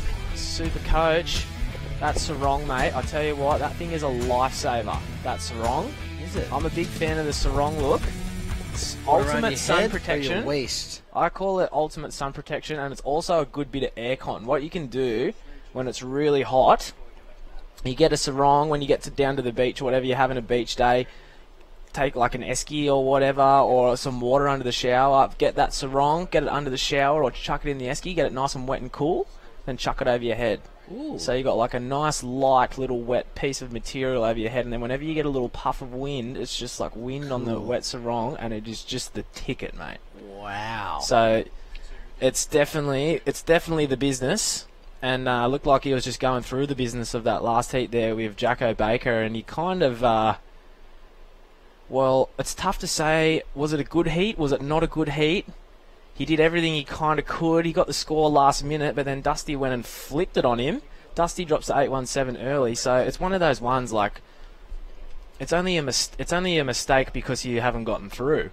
Yeah, that's a good way to put it. If Saxon. Chip had just ripped that one, so it's not really it's not like he surfed a bad heat, but now that he didn't get the score or Dusty gets the score back on him, it's like maybe you should have gone and gotten that earlier, or maybe you should have taken some more waves, but it's just hindsight. Yeah, it's hindsight. It's J-Dub just went mental bananas. But Jesse and I were discussing that. Like, he had priority and he needed a 3.6 for about 14 minutes, but there's no way you use priority to get a 3.6 with 14 minutes left. You're not going to surf to a 3. And then all of a sudden there was just nothing happened for him. But Dusty Payne got the jump early, was looking super shaky, I must admit, and then found one last minute, just full-on clutched it. Neck minute. Yeah. He was advancing into the round of 16. Yeah. Which, you know what? Is his first event back for him? Oh, no, he did Volcom. He did pipe. He did pipe. But, but it's like first, like... You know what? Is that really an event? You know... It's more of a tube fest, isn't it? It's not really an event. Well, he's already into... I'm calling... semis. If you can get the semis, it's a keeper. Well, if it's on the point tomorrow, you better watch out. I said that to while you were in the water to Jesse. I said, man, if we get this kid on the point, Dusty Payne. Dusty, yeah. Well, there's little runners out there now. Yeah, well... I'm going to go put in a formal protest to the contest director and say we should have had it at the point. Can I have my heat over again tomorrow at the point? Can I save you some riding? Maybe a commentator's cup. Yeah, that'd be all right. What, before the final? Yes. Who's going to call it, though? The surfers. Yeah. Let's get two surfers Two in here. surfers. Yes, because Adam Hubin was just up there, our contest director from Surfing New South Wales, and I think one of the WSL. Yeah, he said it's fun up there now. He said it's surfable. Yeah. If you had 4 people out there, it's surfable. So you called it. Who said that? Hubin? Hubin. Yeah. Ben, there's that left going back into it, too. You don't want to be surfing that. No, but not close to it. But you could set up in between there and still get view of the point for the high tide. You got to pick one or t'other. You think so? Yeah. You can't have the point and the corner lefts. Why not? Because there's no way you can score that. Okay. Well, we'll get up in the There's morning. no way you can. I love the debate. Though. Yeah. I mean, you got to look at it. He went up there. I didn't catch him since he's been back, but he did say quickly as I was running out, because I did go down the beach. I looked at him and said, "How's the point?" He goes, "Yeah, there's some good ones out there." Well, it's much more north, much more north than it has been. So J-Dub, Jacob Wilcox. Oh, cop that. Yeah, take that straight up. Put that in your pipe and smoke it. That's right. Well, look at Caius King now with some color and flair. Oh, down he goes.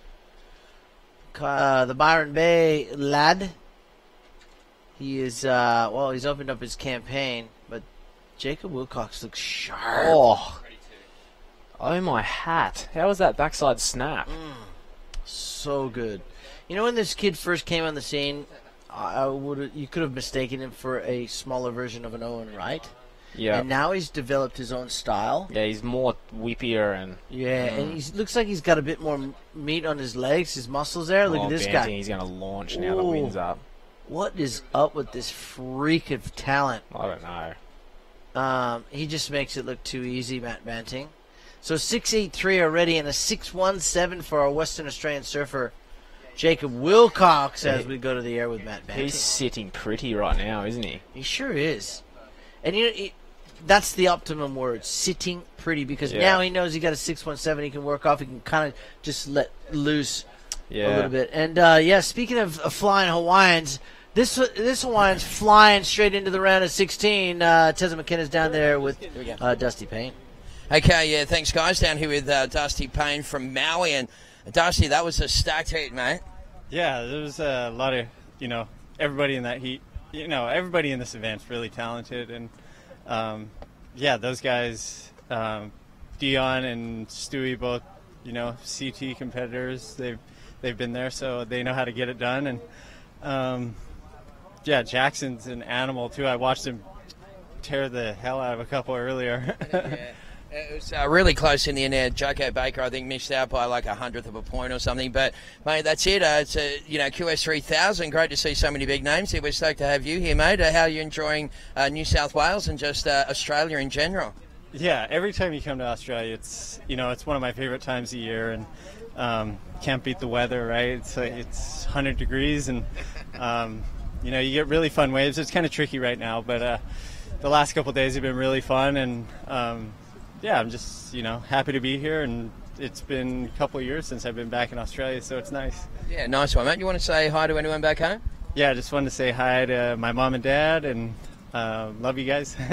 Awesome. Good luck in the next round. Thank you. Appreciate it. All right, that's Dusty Payne. Back to you guys in the booth. Yeah, very good words there from Dusty. You can see that he's matured quite a bit over the last couple of years. We've spoken about it. It's no secret that look at this guy just Well, where did he find that thing from? That was a full-on four-turner. Yeah, Caius King. I listened to that interview, and I watched Dusty's facial expressions there as look at this. As we just watch this replay, it's going to be a great score for Caius.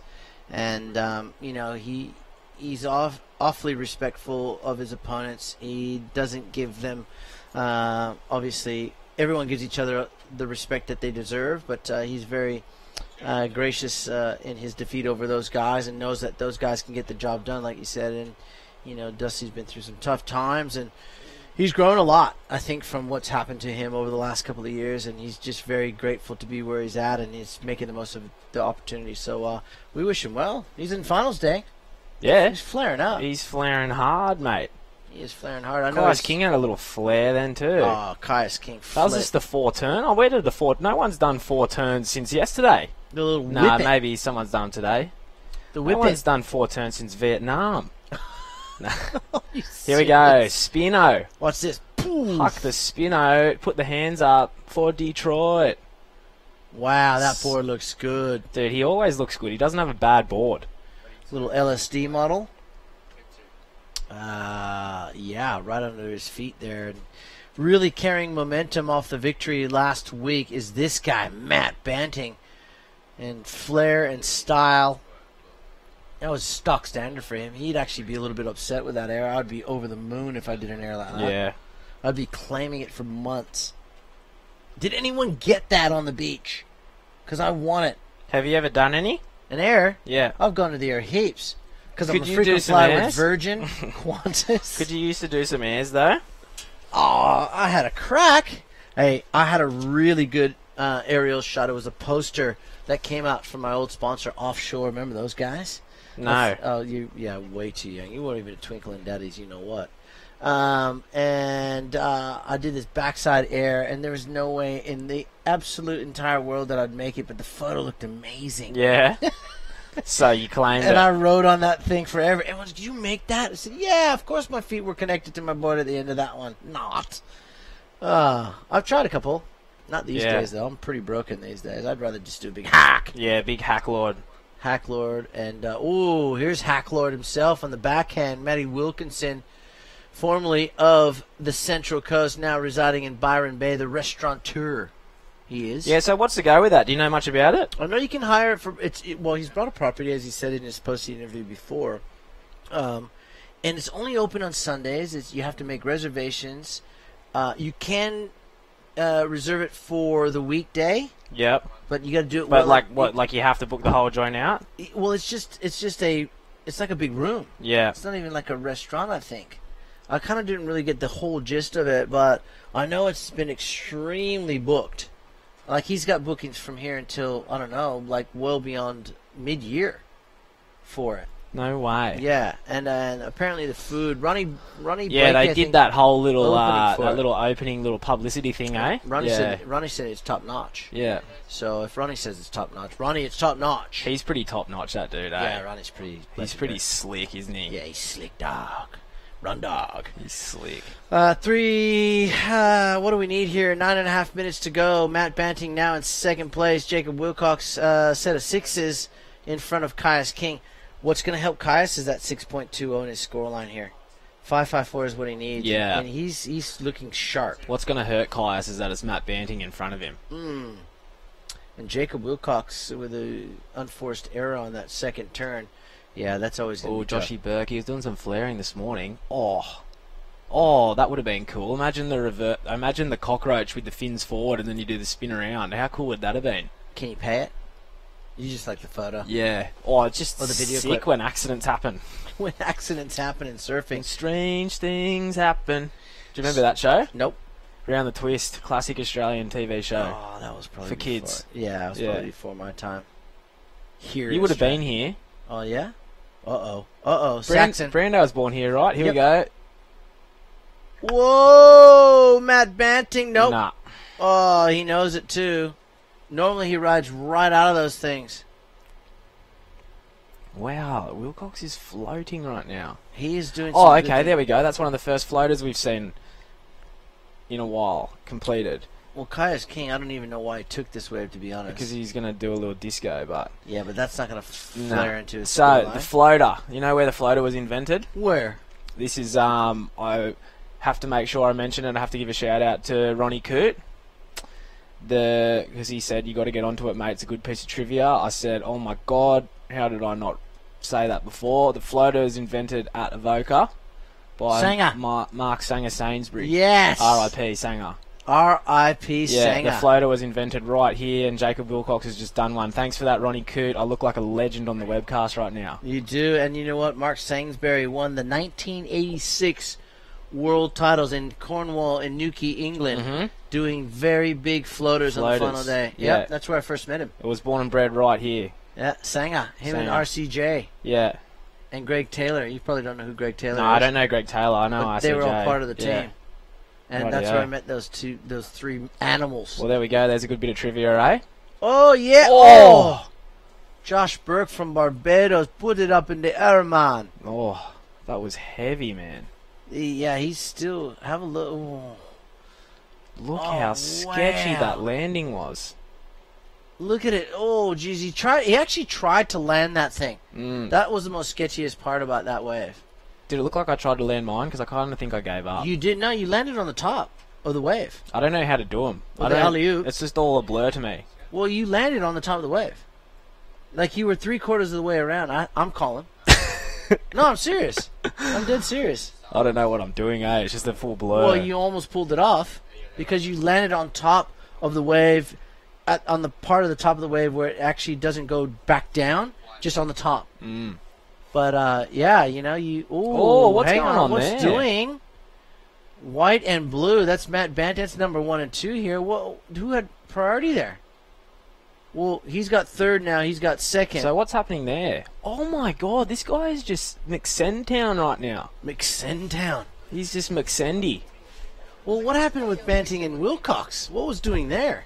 Well, inquiring minds want to know. I think Wilcox had priority over Banting, and I think Banting was the deepest, and I think he was trying to milk a little score underneath Wilcox, maybe. I don't know. And then Wilcox took off, and then Banting kicked out, but it looked like Wilcox was angry about something. How they changed the priority around, though? Well, because Banting kicked out, and then Wilcox kind of kicked out, but threw his arms up, so Banting would have beat him back out and got second. Right. So it's nothing's happened. It's just they've just swapped priority. Okay, but I think Wilcox looked like he was kind of filthy about it because maybe he wanted to go down the face, and he looked like Banting was coming back up the face to kick out. Yeah, but the wave was a piece anyway. Yeah, no, but if you're Jacob Wilcox, to argue for him in terms of priority, if you knew you had priority, you could have kept going. Why didn't you keep going? I think maybe he was trying to go back. So here he is. There, look. Oh, he's had a look and he's forgotten he's had priority, and then he's just had a flip out. That's what he's done, because he was in the wave and then he looks across. If we can look at it again, he looks across at Matt Banting and then he kicks out. If we can get that again, you'll see it. Yeah, so Because he's up. He's up right here and he's like, sweet, oh crap, oh, who's got priority? And then he has a flip out and then he tries to save himself by chucking his arms Well, up. then Matt Banting did nothing wrong. Yeah, it's all good. Yeah, it's all good. We're just wigging out. Yeah, no. We're just confusing Yeah, because everyone as soon as someone on the throws their webcast. arms up and they look salty about something, then you're like, oh, what happened? Okay, so we're all good people. 4.5 minutes to go. White still leads blue. Matt Banting now with priority. Jacob Wilcox with second, but Jacob has the lead. Caius King. Here is Jacob Wilcox. And That's a little nougat. Wow, he is looking good. Yeah. 617. Put him in the list of favourites for the rest of the event, mate. I reckon. You know what? You've probably got a good point to argue here. Matt Banting's definitely got to be in that conversation. Joshua Burke, though, from Barbados, is just throwing caution to the wind. He just has that I don't care attitude. I'm going to go for it. Now, this board looks so good under his feet, this DHD. So Darren Hanley, he's doing some flaring, eh? DHD, I want what he's riding, and I want it delivered to the offices of Surfing New South Wales by next week, because I want to surf just like Jacob Wilcox. Ripping out there. Did you hear me, DHD? Text me. DM. Put something in my DM. Instagram mailbox. Or my message box. You know what I mean? 3.5 minutes to go. Jacob Wilcox leading Matt Banting. Caius King chasing the 5.54, and Joshua Burke still. He needs a combo. Wow. I mean, he's been going bananas, but just ones? I thought he would have had better than a few ones here. And a great piece of trivia from Saxon Lumsden. Of course, the floater king himself, Mark Sangsbury, the 1986 World Amateur Champion, was a master at the floaters. I mean, he just used to get up there and stay up there on the biggest, craziest sections. And it all started right here in Avoca. Ooh, and down he goes, our heat leader, with a 7.4 and a 6.83 now. So Matt Banting needs an 8.29 to catch the Western Australian surfer, that is Jacob Wilcox, in the next 2.5 minutes. Caius King, a 5.54, as I made mention. Joshua Burke needs an 8.94. What we got coming up in that final heat? Let's have a look. Oh, wow. Heat 8, geez, round's done. Yeah, it's done. It's all done. Matthew McGilvery. Dexter Muskins. Oh, he surfed good this morning. Callum Robson and Matt Wilkinson. He surfed good this morning. It's going to be no walkthrough, that's for sure. And then we're going to get back into the ladies. The ladies in the round of, what should be the round of 16. I've got the wrong draw. No, I do have the right draw. Where is it? It's right here, I think. There it is. All right, the ladies' heats. Wow. Here we go. Joshua Burke, a 2.80, but he definitely needs an 8.94. That's for sure. It's on the score. It's on the screen there. 1 minute 44 seconds. How's this first heat of the women's round of 16? What is it? Isabella Nichols, Paige Hara, Bianca Batendock, and Leilani McGonigal. Oh, fair enough. Fair enough. There was a young fairy. Her name was Nuff. Well, 1.5 minutes to go, and we'll close this heat out. But I can, I can't safely say that Matt Banting is in right now, because Caius King and now Josh Burke are back in the game. Both of them needing 5+ scores to unseed Matt Banting, who's had a relatively low scoring heat by his standards, with 1 minute to go. And priority is with Caius King, and sets approaching. Fourth priority goes to Josh Burke. Matt Banting is definitely going to want to flare up on something in the next 50 seconds, if he can, to try and pull away further from Caius and Joshua. Let's see if he can maintain that second place. Jacob Wilcox, I think, is pretty much safe with a win, and at worst maybe second, with 33 seconds on the clock. So let's see what happens here. What do you think's going to happen? I don't know. I don't think Caius King's... Oh, hang on. Ooh. What's that? A 5.82. This could be the comeback of the round right here if he gets it. For Josh Burke, 10 seconds to go. Caius King, will he have another crack at it? Where is he? Let's find him. 5, 4, yeah, he's going, okay. countdown. Well, that's it. Joshua Burke, he might have squeaked through the 5.82 or better. It looked like he was kind of grovelling for a little whitewashy there, so I don't know if he was completely satisfied with what he'd done.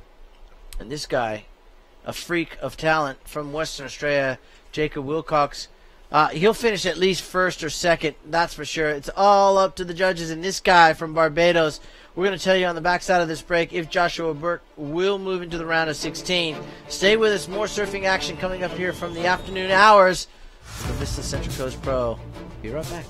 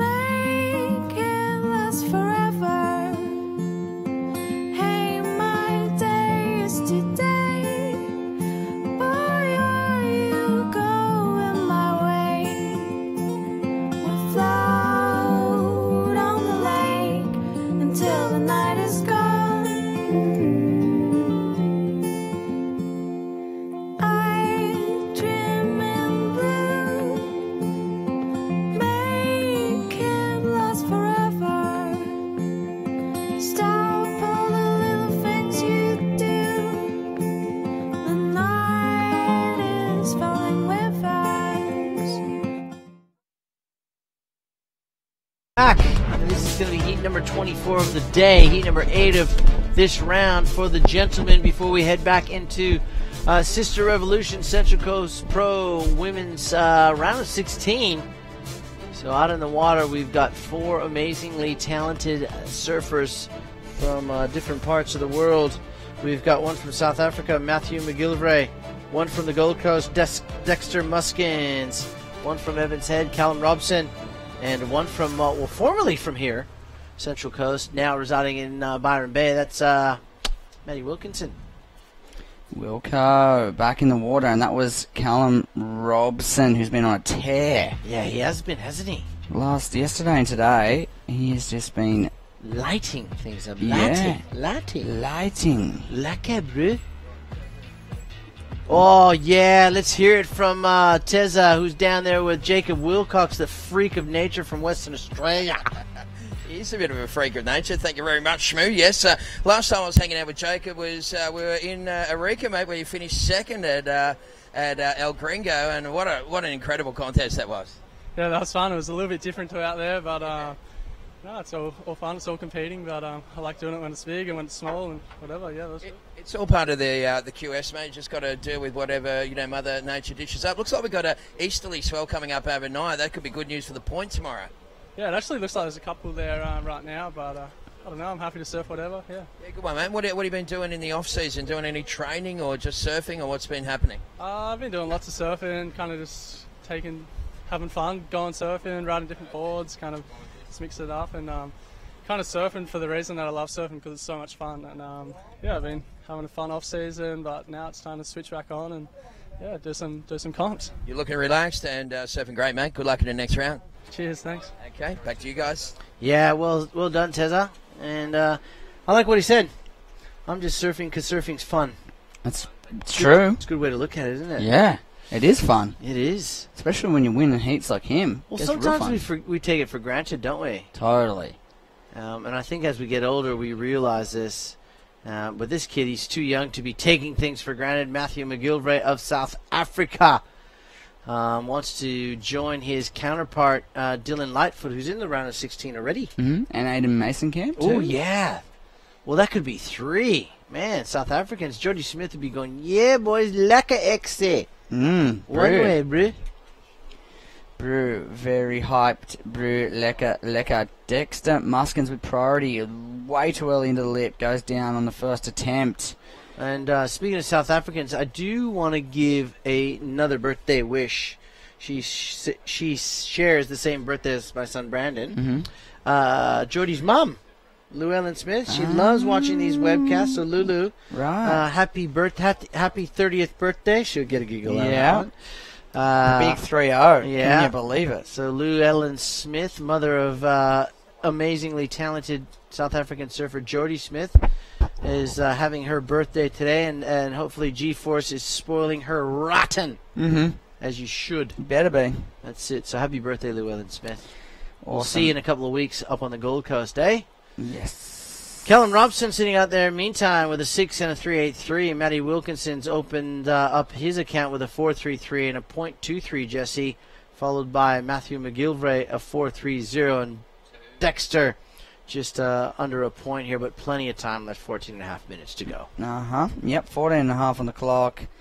And Callum off to the best of the early exchange with a 6. And as we said, he's been on fire, getting busy early and getting busy quickly. And it's been paying off for him throughout the event. Surfing, he's one of those surfers left from the earliest rounds, trying to build up a seed, fresh off the Australasian Junior Series, where I believe he finished in second to Kihu Butler. He was leading the Junior Series for the majority of the year too, and put up a valiant fight right to the end, as you see. Matt McGilvray had a cracker year on the QS last year too, so a couple of informed surfers taking on one of the world's best, who's hungry by the looks of things to get back on the WSL World Surf League.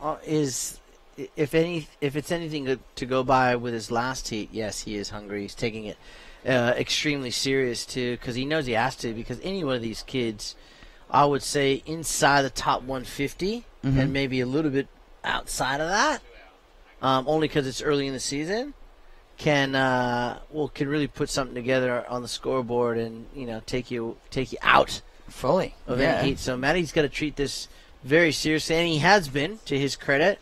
Surfed extremely well in the round before this one, and looking to put himself into the finals day tomorrow, which we could have him surfing the point of Avoca. And he'd feel right at home right there. Yeah, he would feel very much at home out there. Here we go. This looks like Callum Robson. Finding another one. Can't stop him. Into the lip, front side, end section. Nice snap. Oh, that wasn't the end. One more. Here it is. Wow. This guy. He just built momentum through that wave. This guy is, well, he's putting people on notice. He is. Hey, don't forget about me. And trust me, we're not. We're definitely not. South Africa now up and riding, up through the white water, looking for some inside connection from Matthew McGilvray. He kicks out, but Callum Robson drops another big score of a 7.5 as Dexter Muskins answers back, the young surfer from the Gold Coast, trying to post some scores here. That'll be his first score there for Dexter. But Callum Robson, look at this. This is a 7.5, people. Into the lip straight away. Builds momentum. Bigger second turn. And then watch this thing. Light it up. Well, the wave slowed down for him. Didn't it what? Because I didn't even think it was going to get to that third turn there. I said it was the end section when he hit the second turn. On the when it was happening live, I thought that was going to be it. That was like a bonus section, wasn't it? And which added that extra, probably 1.5. Yeah, at least. Yep, I reckon he's giving himself another 1.5, 2 points with that last turn. It was the biggest turn on the wave, 7.5 and a 6. He's off to a stellar start. And as I said, I called it before he did it. He's fast to get moving, and he's continuous and relentless in his wave catching and his score building. Yeah, without a doubt. So. Picking up right where he left off, doing some good things, Callum Robson. And Dexter has his score drop on in, a 3.53. So he's on the board. And dangerous for Matt Wilkinson to have priority right now in this part of the heat. He'll be looking to open up on this one. Here he goes, Wilco. Straight up into the lip to get moving. Drives off the bottom. Oh, wow. That was cool. He just, how cool was that? Oh, he took the elevator up. Yeah, he to just the top floor. Top floor, lingerie. Thank you. Going there. Very good from Matt Wilkinson. Let's have another look at it. It was like a nothing wave. It definitely was. He got a nice floater here, but watch this. Just rock and rolls his way up to the top. Like he actually he climbed and then he hit another level. You had to you got like a little rocket boost into the top. Yeah, he just turned a proper closer into a two-turn combo. He needs a 4.24, Matt Wilkinson, with 10 minutes and 15 seconds to go. We'll see what the judges think of that wave. You don't see a lot of that either. No, it was an interesting maneuver. It's really nice to watch. Which means he probably gets an okay score. You'd have to think, right? And, in previous waves that are rights, i.e. snapper rocks, Matty's been underestimated by his opponents and has been absolutely smashed. They have actually absolutely been smashed by it because he's got a lethal backhand. Look, 617. There it is. Straight up into second. Yeah, he can hear it now. There he is on the screen. Yeah, I was mentioning earlier in his first heat yesterday that I think he's more often than not in that conversation for the best backhand in the world conversation. I think he's in there for the most part. Genuinely, he is one of the better back-to-the-wall surfers in the world on his day. Ace Buchan, Keanu Singh comes to mind. Keanu Singh, yeah. Italo Ferreira, I love his backhand. Yep.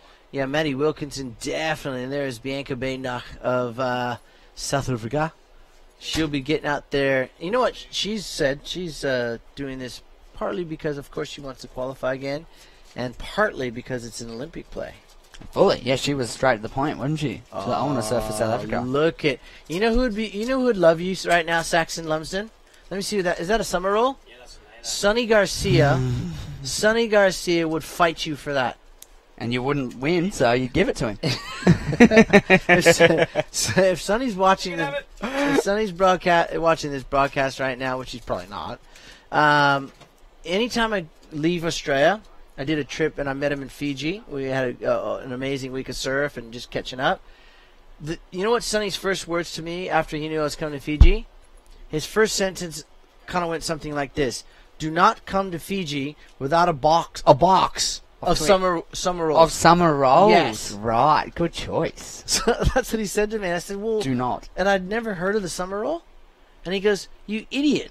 And I think he sent me a photo of what it looked like, or I Googled it or something, and I go, okay. And I had to go to the store, and I bought him. I went to go buy him a couple of boxes. They only had one full box, right, and a couple of loose ones. So I took them. I got to Fiji, and he goes, "Why didn't you get me more?"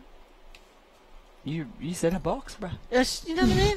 You bring a guy a box of summer rolls, thinking he's stroking them out. He goes, "Why didn't you bring me more?" You're kidding. That's just greedy, son. I would have brought you more. I'm not allowed into Hawaii unless I take a substantial amount of caramello koalas.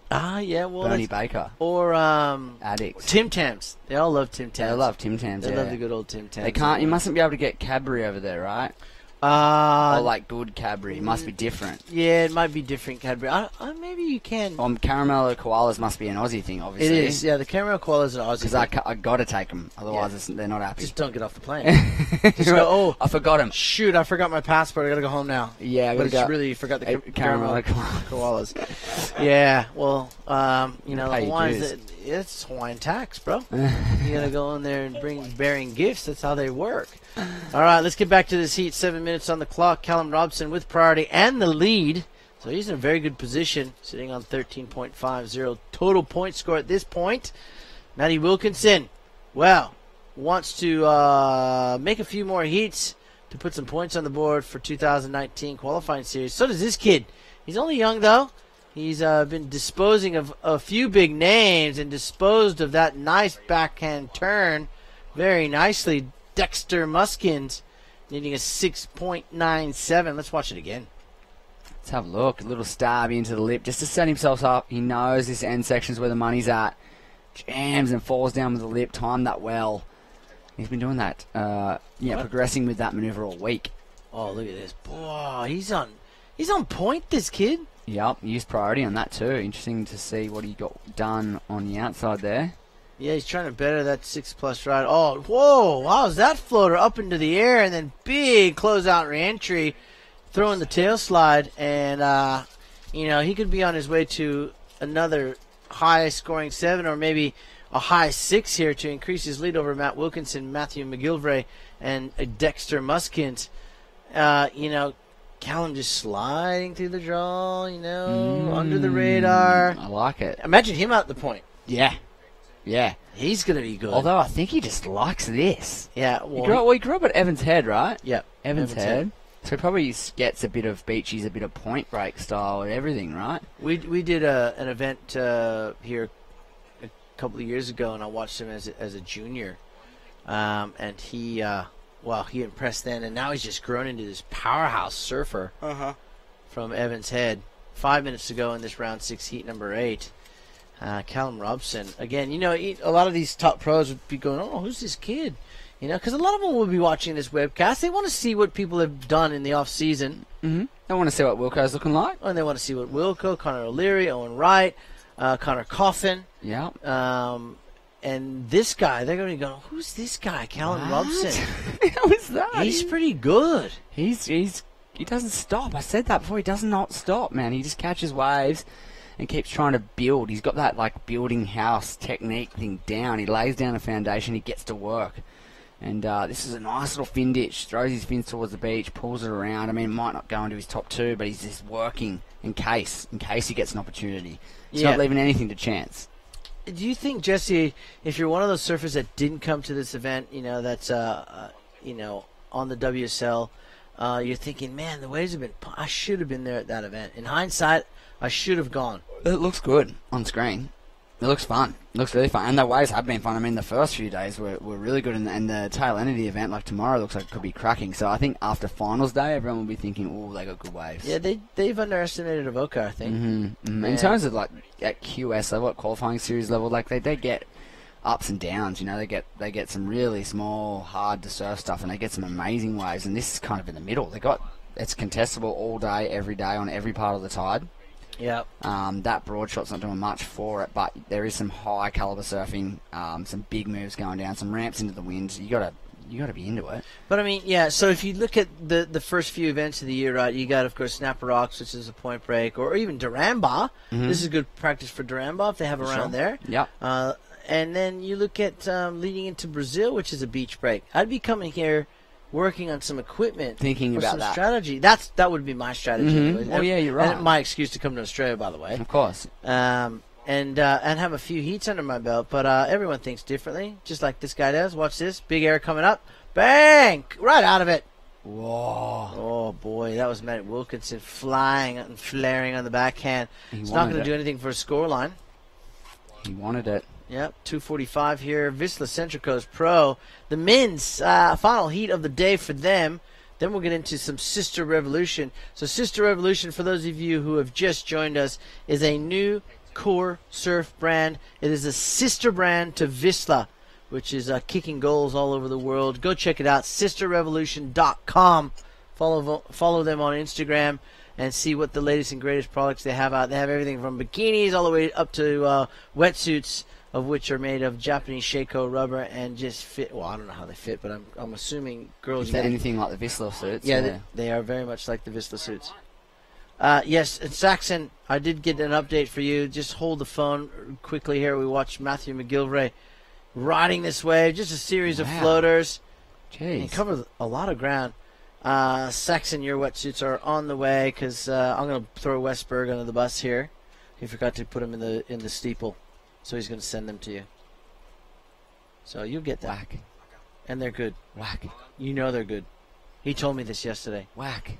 And I know I was watching them. He just did 3 turns on a wave that had no section on it. But a 5.8, 5.18? No.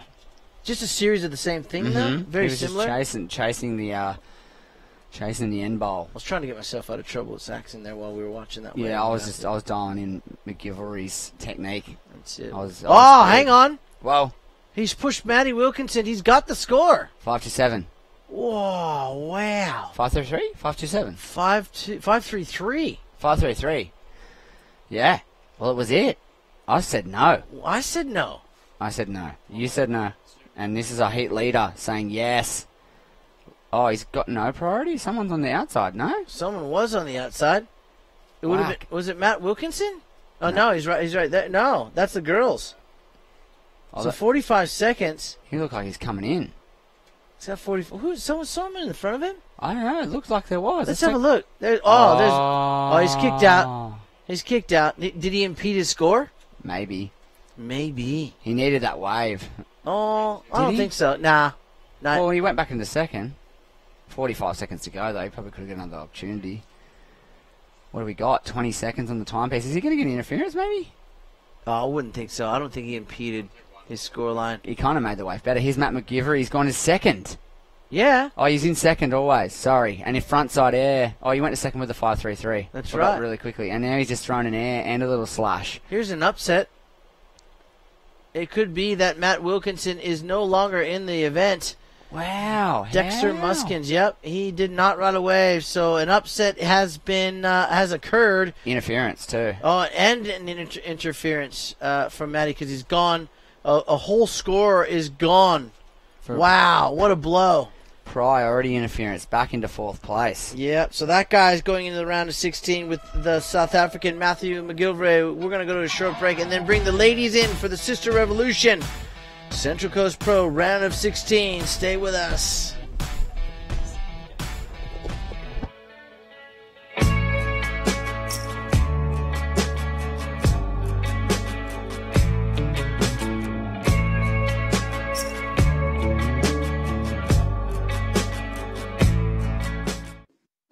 I've lived here for years and never seen it before. How did they keep this a secret? It's no secret. We go there all the time. Avoca Beach Hotel and Resort. Life is beautiful.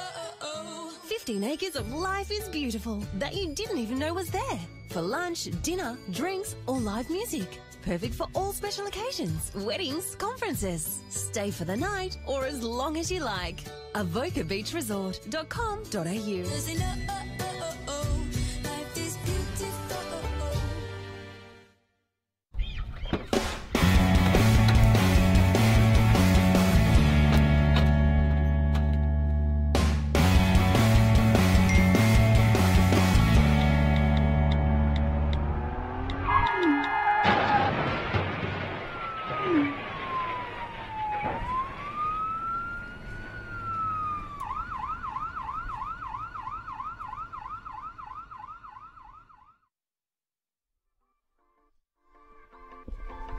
Yeah, Justin Juggerson, Allport. He's watching. He's been sending me multiple text messages. He's loving the Webby. Oh, tell you who's loving the surf out there right now. In the coral.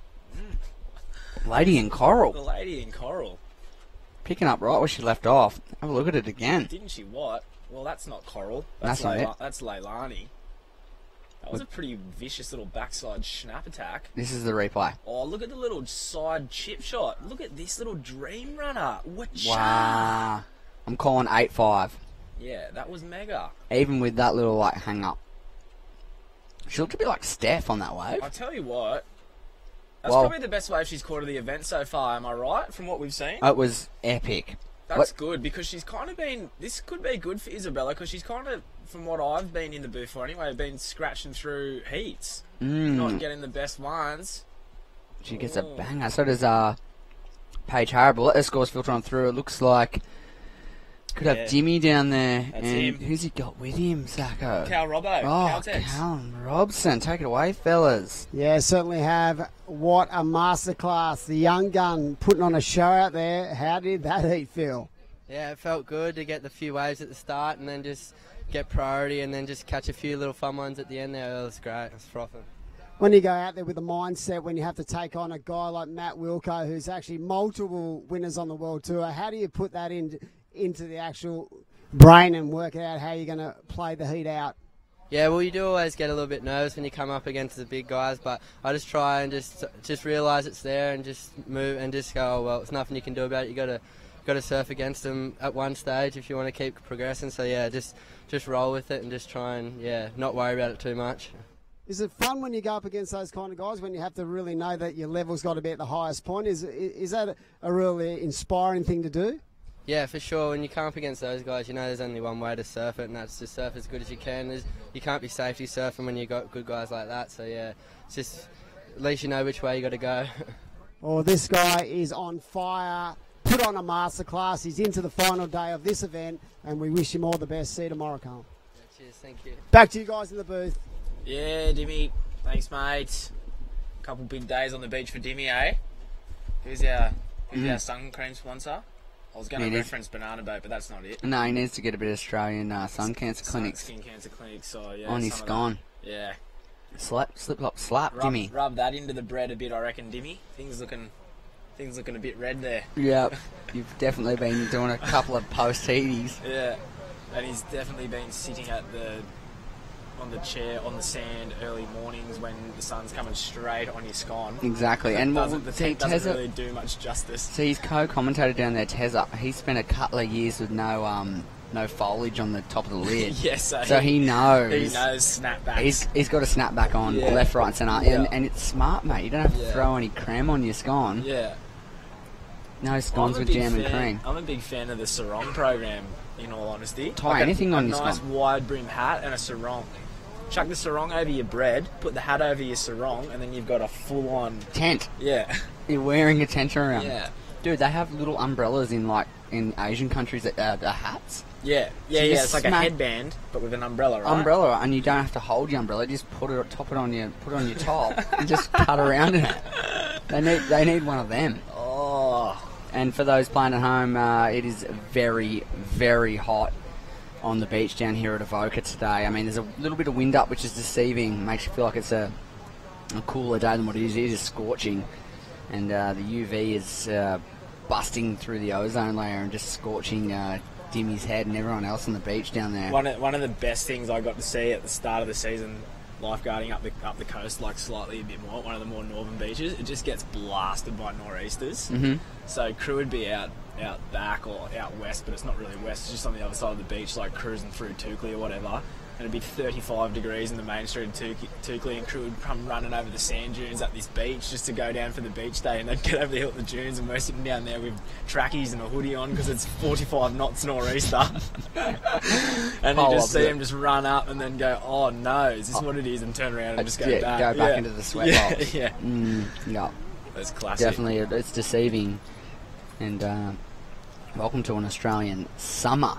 And welcome to the Sister Evolution Central Coast Pro. This is the ladies' side of the draw into the first heat of round number 5 here.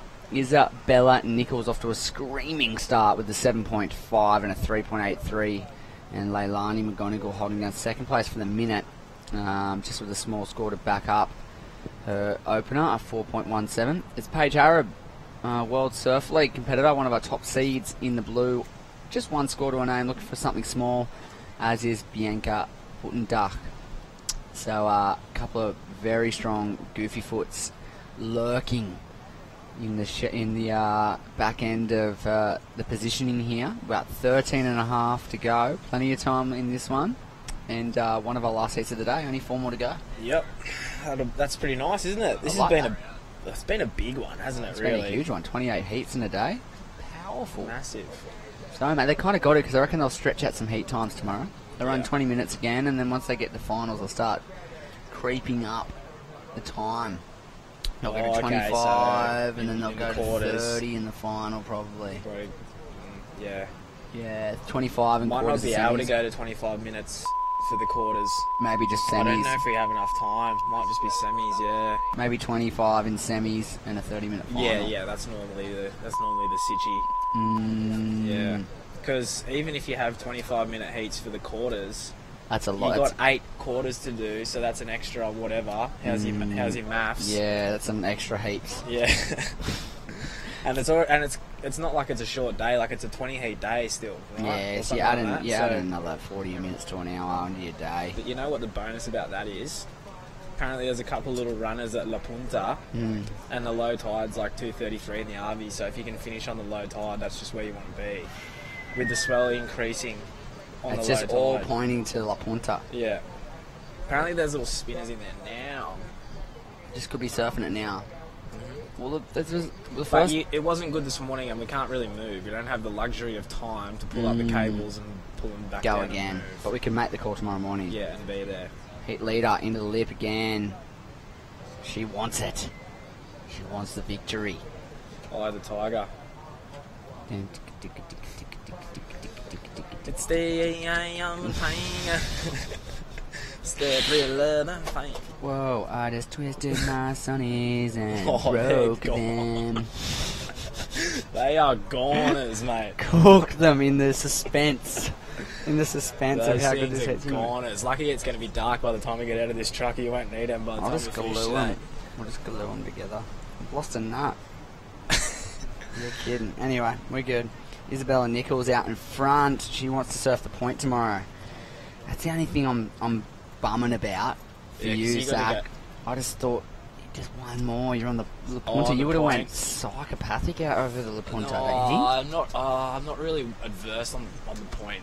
Nah, no one surfs here if they don't live here. Like eh? I get it, like I know how to surf it, but not like What the I local, was just saying. Not like the local boys do though. Tell you who's a bit of a lord out there? Who's that? Dane Atcho.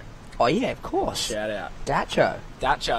Datch Lord. Yeah, Datch Lord jumps off the slide rock, which is like the rock around the back, chips into a bomb from around the back, gets past a little Gilligan's Island rock, and then just squares it up 4 times, and then you don't see him again for 5 minutes, and then the next set wave comes, and he's back on it. And you're like, how did he do that? And he just does a run around and jump off the slide rock. You know how he does that? Yeah, he just jumps off the slide, the deepest rock off, and just ploinks himself on the inside of it. How he does that is his Datch Lord. Yeah, Datch Lord. That's how he does it. So he Yeah. goes, you know what? I'm Datch Lord. Yeah. So Josh Hayes a good one at that too, Pigsy. oh, true. Pigsy's pretty good one. Pretty Yeah, good one I at can that. imagine. Yeah. All those Avoca boys, they got it worked out. You never paddle back out because there's no point. You jump off the deepest rock and then you're on the inside for the next set and you just Yeah. take it because it's Why not? crowded chaos. What about Bo Atchinson? Yeah, Bowie. I haven't seen Bowie for a little bit. I saw him the other day down here. Did you really? Yeah, he waved with he had the Mises and the kid Oh, yep. down here watching probably some of the local boys. Yep. Local lords. Yeah, attack the lit, and hopefully we get to see some local. Well, we couldn't see any locals on the point tomorrow. We won't. No. Leno Shell gone. Wade Carmichael gone. Matt Wilkinson just Gone. bombed. Yep. Jeez. Well- Vinny all gone. Yeah. There was a lot of them in the draw. A lot of good surfers Well, down there's here. going to be a lot of sneaky ones going unridden tomorrow if we're there. Because that way you got to pick it. Some people just don't. Yeah, some of the boys can pick some good ones. Yeah, that you don't right. think are good ones. Yeah, I understand. That's what it's like where I live. Yeah. Right, okay, it's a bummer. In the summer, girls? So a lot of crew will be sitting up in the car park tomorrow. Local crew with their in the cars, like lined up the point if we're up there, just going, "Oh, look at that thing!" Paddle and then there'll be in. no one on it. What about the girls? Is Loc Dog girls? Molly Pickles is still going. But she surfed the point much? She would have had a couple. And Where's our draw gone? Where's the men's draw gone? Is it in the bin already? Because we're done with them for today. We binned it. Schmoodog probably took it. Well, I think the only Central Coaster left in the whole event is Pickles. Pickle 'em. Which is kind of huge, right? Well, considering, yeah, I mean, it's hard out there, like for sure, but there was that many good surfers. I guess it is a 3,000. And we're getting a lot more international intake than the standard ones that we have here. Yeah. Yeah. You're right. There is it's a deeper not really feel. like an Australian event. It's more of an international. And there's some crew that are on tour here. Yeah, we had 6, 7 So- World Tour surfers on both sides of the draw. Are only On two both- tour surfers left going? Did Owen get through? Yes. Owen got through? Owen kind of What about Cooper? Did Cooper get through? Cooper got through. Chapman? Yep. But he's Just not. out of interest? No, but Yeah. just because Connor he's one of my mates. Connor so Coffin got through. Connor Coffin got through. So he's the other CT guy that got through. Connor O'Leary was on last year, will be on next year, so we may as well call Yep. him. You know what? I've got the app. You I got don't Wuzzle? need a piece of paper. You got the Wuzzle? Yeah, we'll find out. Should we make some predictions while we got a little bit of downtime in this one? If I Mhm. can get the Wuzzle going. Yep. Okay. Well, we shouldn't predict the ladies right now because they got a round to go. Is that fair? Yeah, let's leave it. So the guys don't surf again today, so we can make some calls. Okay. All right. No waves ridden still. So Cole Houshman, Owen Wright, Connor O'Leary, Aiden Mason Camp is heat number 1 in the round of 16. Far out, Brussels sprout. That's round 7. Can you believe it's a round 7? Can you believe that? That is phenomenal. Heat number 2, Coops, Imai, DeVault, Cable, Dylan Latfoot.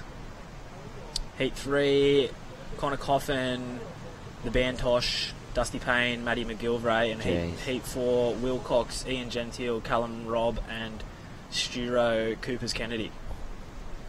Coop Kennedy. So there's some heaters, eh? So there's no Central Coasters left. Yeah.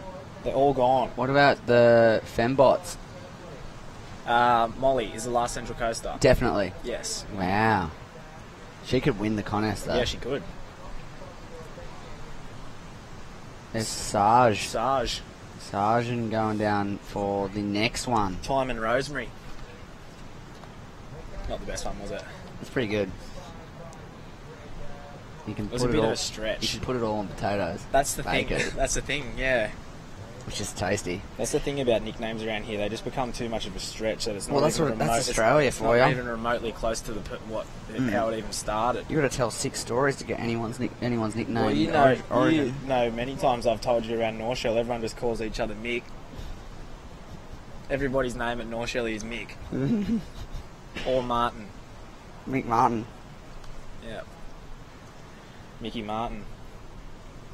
Ricky Martin. If you hear Mick, you got to turn around because it might be you. Oh, goodness Here we go. All right, 5 minutes. That'll straighten us out, right? Isabella, 7.5. She's had it going from the get-go. Yeah, Right? she got that 7.5 in moments of the heat starting. That one straight away. Chip shot deep on the rip. The King Arthur bank. I think that was one of the best waves of the day in terms of like waves. Wave quality. And then she surfed it insanely good Yes. too. But Yeah, like the way it bent along, like a nice little softy first bit that you can get your wrap going, start feeling good, get over that little thing, and then you get a nice little lip, and then you're feeling good from your first wrap, so you can give it a bit more and you huss it. And yeah. I reckon, maybe lacking a bigger end section. The end section was a bit small, but but in terms of like the wave ran, didn't close out, gave her opportunity, and she absolutely oosed it a couple of times. And it's in the first 2 minutes. Yeah, it's the best start of the day, nearly. Yeah. 7-5 in the lead. Leilani. McGonigal on the backhand. Slice out of the lip. Wants another section. Not going to get it. Get out of there. She's in second, though, at the moment. 5.67 and a 4.17. And the two seasoned veterans of the World Surf League are hanging back in the traps. Paige Harab, Bianca Buttendach. Well, that just shows you the QS, isn't it? You just got to find the waves. Got to find them. That's what it is. It's not perfect J-Bay out there, is it? No, and if you're used to having waves come to your left, right, centre, or picking off amazing waves all the time, you need to buckle up. Yeah. Get moving. Says the guy that couldn't get a wave in his seat. But you know what I mean, though. Watching it. Here's Bianca. She's finally got moving. Look at this. Swoop. Go again. Up into the lip.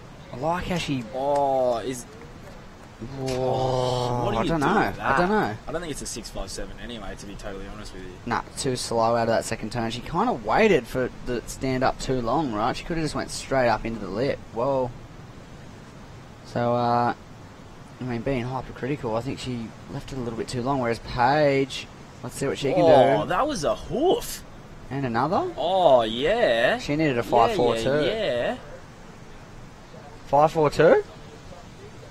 I reckon. I don't know if we've been paying enough attention to make Well, I reckon they're look how strong the nor'easter is. That was a horrible wave too, and she just turned that into a 5. Yeah, that's why we're kind of thinking maybe not the 5, but I reckon it's a 5. Like it's a in the flat 5. I reckon it's in the 5-point range. I just don't know if they're going to pay it a 5.42. You know what?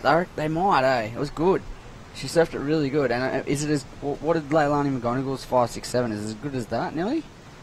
I've gone blank, mate. Yeah, I don't know. It's hard to say. We'll let them spit the score out. How many waves of surfing we've watched today?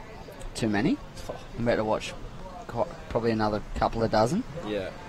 Pretty wild. I bet you everyone at home's loving it, though. Team in SA and abroad that follow Bianca's progress, they'll be here. They'll be watching. And look at that. What'd she grab? A 5.67? Oh, so what did she need? She was so close. She now needs a 4.17. Leilani trying to hold on to second place. Check this. Oh, no, so we're looking at Bianca. Oh, yeah, she got the 5.67. Yep, and Paige gets a with 4.8. Yes. So the wave... Wow, they liked Bianca's better? Dudley Doolittle. Yeah. Huge, kind of. We've been just... Well, not on the money, but hey, let's let them do it. I mean, this was an inconsequential wave, but it may have been a major mistake using priority there. She's holding on to second, and now she's got two very seasoned competitors breathing down her neck with 90 seconds to go. Paige needs a 5.05 after her last, and Bianca only needs a 4.17.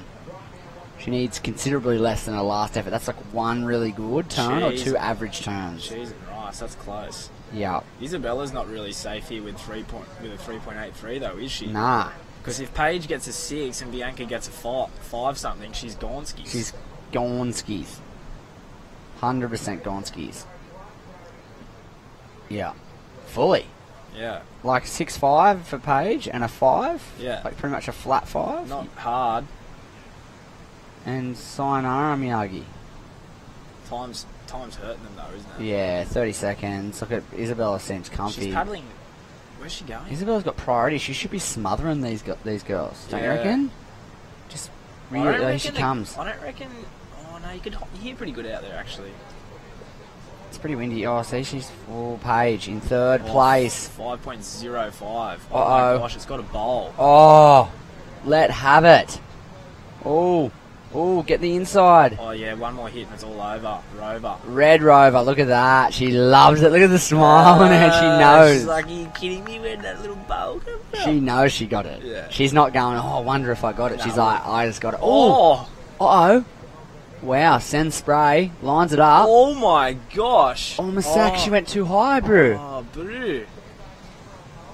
What happened then? Oh, she's got it all day. This She is gets a a nod. sick little spinner. You know what's heavy? Leilani McGonigal just bombed out. Yeah, well...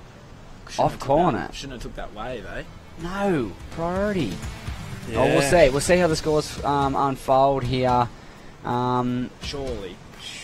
We'll see. Bianca needs a 4.17, mate. We might have to. We'll Yeah. take a break. We'll bring those scores back to you shortly. This is a Sister Revolution Central Coast Pro. Stay with us. We'll load up a new heat. We'll be back with you shortly.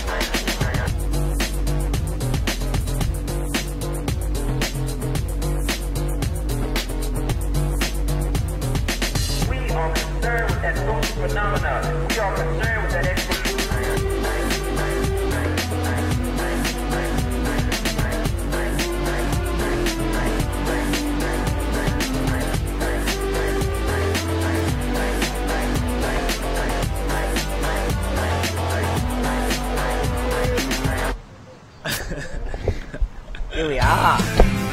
You're kidding, we're back. Sister Revolution Central Coast Pro, welcome. We're still here. We're live. We're alive. We're live. Action. Aren't we? Turtle White? Man, yee. Yeah, we're Turtle here. Man, yee. And another heat. Look at Hey, this. I'm kind of shook about this heat because I love the shimmy disc. I love my sage and rosemary on Taties. Mhm. I really love the Molly Percocet. Like This this it. is my girl right here. Wow. This is my girl right Can there. you hear the That's my black little- and black and yellow army in the background That's my clapping? little sister. And then Canel Bullard, I've been backing her since You're 1992. torn. Yeah. You're torn. You're Natalie Imbruglia right Yeah. now. Nothing's right, I'm down. I'm torn. Yeah, She's from the coast, you know. Stop it. Yeah, she's from Wombi, I'm pretty sure. Pretty Wombi or much. She Terrigal. become Honourable Nova Catherine after she went out with Daniel Johns for a few years. Oh. I've seen her around quite a bit, actually. That's a bit of a vicious couple, eh? Like vicious. One's torn, one's confused. Yeah. Anyway. One's a freak. Of nature. Yeah. 18 minutes. Nothing to write home about just yet, but there are some scores coming through. Molly Picklum looked like she jammed a couple of sections there. She's taking on Sage Eriksson, who's looking to jump back onto the WSL World Tour. And current event favourites for us in the booth here, Canel Bullard and Dimity Stoyle, the Shimmy Dimmy Disco. Well, a couple of great lady competitors here. Sarge. And Sarge, a 6.33 for the lady in blue. Sage Eriksson off to a good start. Dimity, a 4.17. Molly nets herself a 3.5. With a fall. With a fall, yep. Would have been a 5 something. Would have been a 5 something for Shell. And Canel, just a short, quick start for her. And everyone's on the board. It's going to be a good heat. It's going to be a really good heat. I've got... She'll be a scorcher. I'll tell you what, there's a bit of vibe around the local area, like extending up to sort of, you know, all the way up to the Goldie and sort of down past Sydney and this whole east coast region of Australia. There's a lot of vibe getting about for this Molly Picklum. I'm hearing whispers. Mate, she's vibing. She's vibing. I know Yeah. you guys obviously know. You're right there, but Yeah.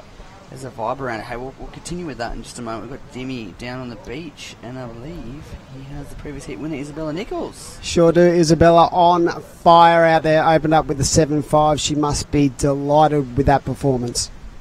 Yeah, I'm just happy to get to another heat, really. Lucky to get that first 7.5 and start the heat off. Otherwise, I mean, I don't know how it would have gone down, but yeah, stoked. Talk about having to take on people like Paige and Bianca. A lot of experience there. Must give you a lot of confidence moving forward, knowing that you have the arsenal just to clearly match it and beat those surfers. Yeah, you know, like it's such a mental game out there. Just having self-confidence really helps. Like I reckon it's 80% mental game, and a lot of it, especially when the conditions are like this, it's a lot of luck that goes into it. Just finding the right wave and just surfing it to the best of your ability. And yeah, I mean, like those girls surf really well, and I knew it was going to be a tough heat, and I had to really bring it. So yeah, happy to get through that one. Well, she was on fire. She's going to be one to watch tomorrow for sure. She's a rising star of Australian surfing, and we wish her all the best tomorrow. Thank you. Thanks. Thank you. Back to you guys in the booth. Sure, we do. We wish her all the best. Yeah, she sure is a star too. I'll put my money down and say she'll be on the World Surf League Tour one day. Are you going to call this year or not? No. Oh no, after this first leg. Yeah, that's true, because most of the points will be gone, right? Yep. 6,000 in Newey, 6,000 in Manly. Yeah, I mean, okay. Alright. Back against the wall. I'll call it. I'll say she qualifies this year. Woof. Dimmy. Well. Oh, unfortunate. And you know what? I reckon Isabella is in my top 3 for who could win tomorrow if it's at the point. Yep. Who else are you going? Dim Sam? Sage Eriksson will be good off the point.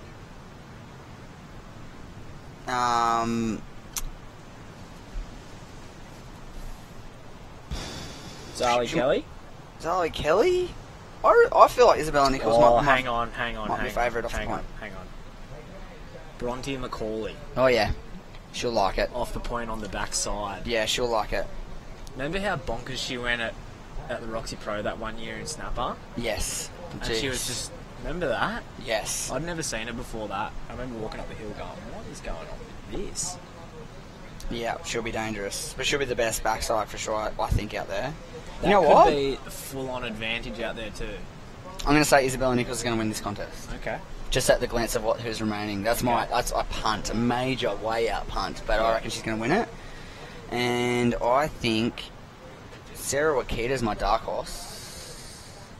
She's been... Sarah Wakita's your dark horse? She's the dark horse. I got 2 dark horses in this heat. In this heat? Yeah. You've got Canel Bullard and Pickles. And Molly Picklum. Yeah. So ideally for me, my 2 dark horses get through. Yeah, that's where you're at. Shimmy Dimmy and Sage Erickson got something to say about that. Oh yeah, do they what? Sage is one of my picks for the back end of this event, so I reckon it's going to be hard. Here we She go. would have surfed La Punta a few times too, hanging out with Woodrow. She reckons she's never surfed it. Are you serious? She said it's the only spot on the coast she hasn't surfed. Are you? Because they were always like, oh, you must spend a bit of time here and surf it. She goes, I've never surfed it. That's like a point. It's not that common. No, not really, nah. Is Woodrow a Voca? Copa. So yeah, but he's a lord.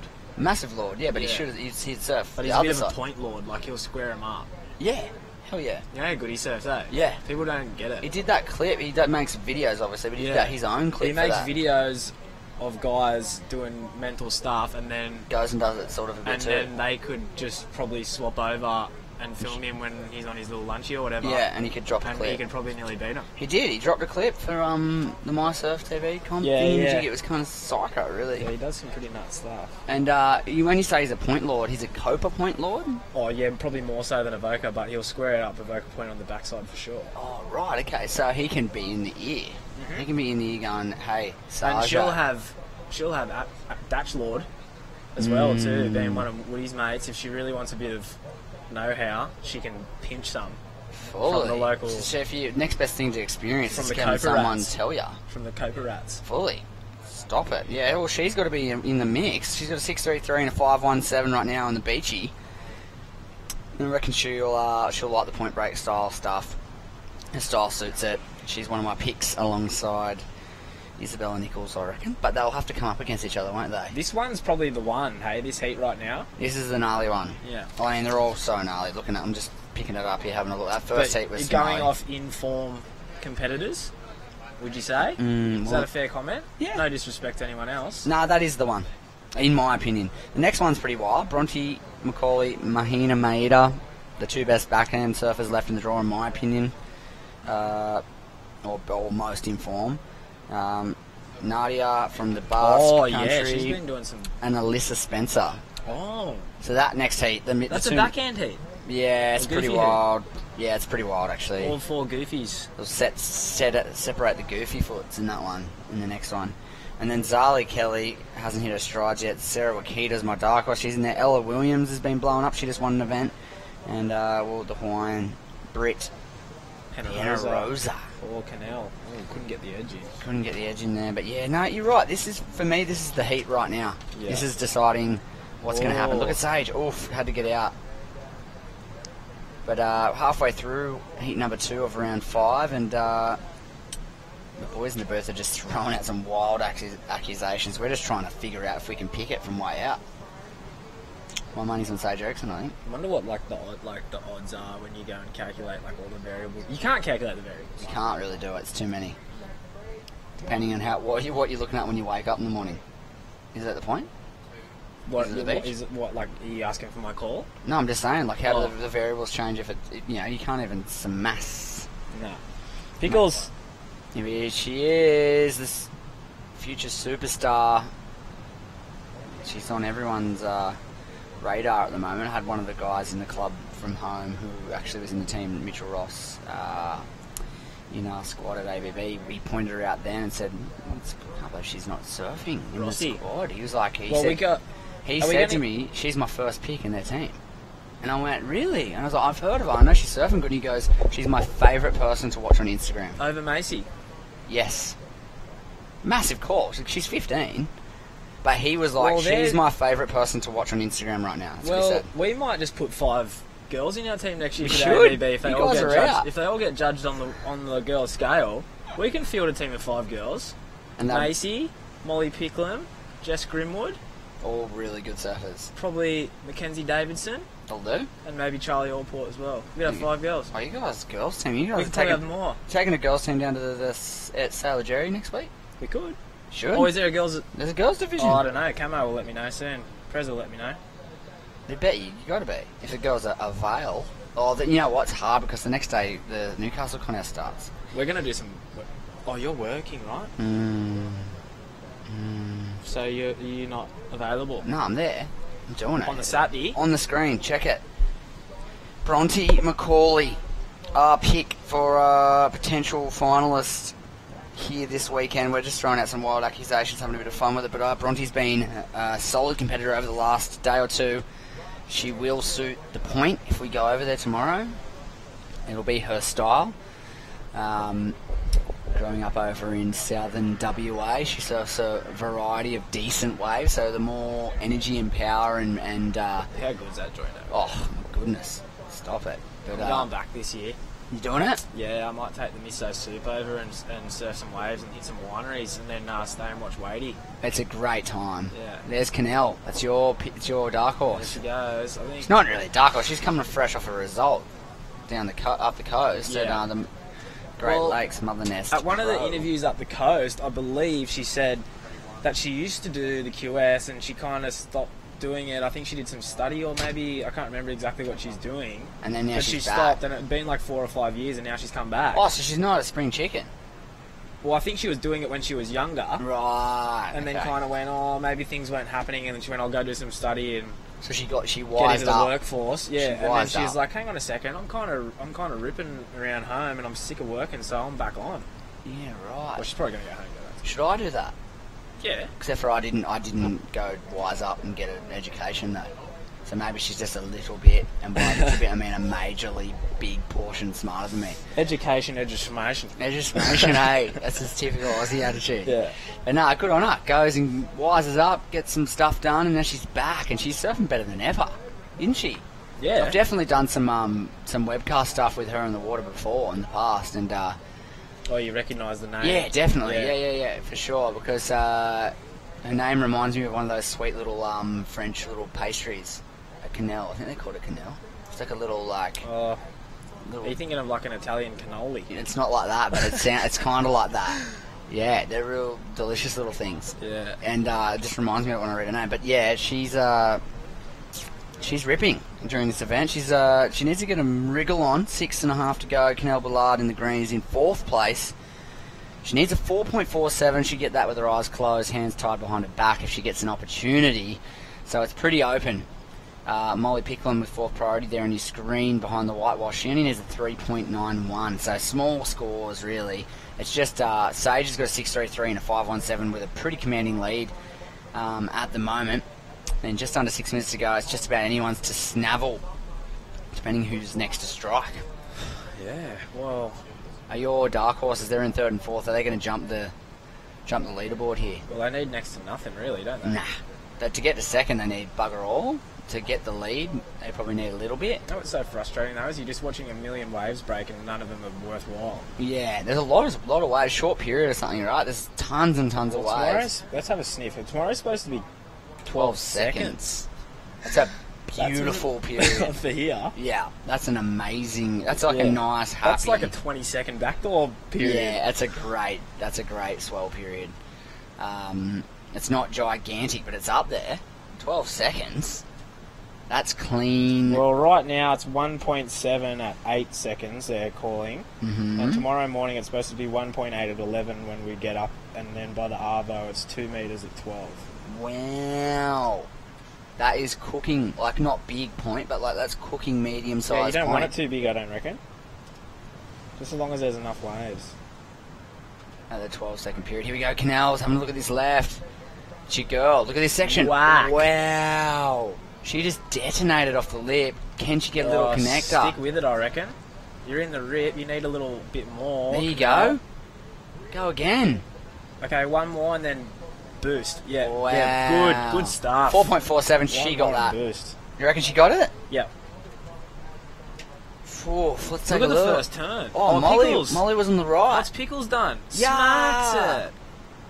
Mental turn, but Just one time. This was money. Check this. Ready? Woofy. That's spray. And down the line speed. It's a bummer she couldn't get up into that foam, but it was smart because she gets this little link. Yeah, she knew that was pretty worthwhile. Stick with it and you might salvage a 5 or something. Is that turn worthwhile? Yep. And that was a bit of nothing, but she kind of got another. She squeezed another point out of it. Molly, 5.2. Whoa, for the one lip line smack, and Canel gets a 4.63, so she didn't even get it. No. Or did she already have the 4.63? She had to have. Nah, they must have given her a 4.63. Is that right? Did she only have a 3? Nah, they might not have put it in yet. Can't be that big a spread between Molly's wave and her wave, right? Wow. Oh, that was sick. Imagine if she gets 2 turns in right now. She's home and hosed. She's in second.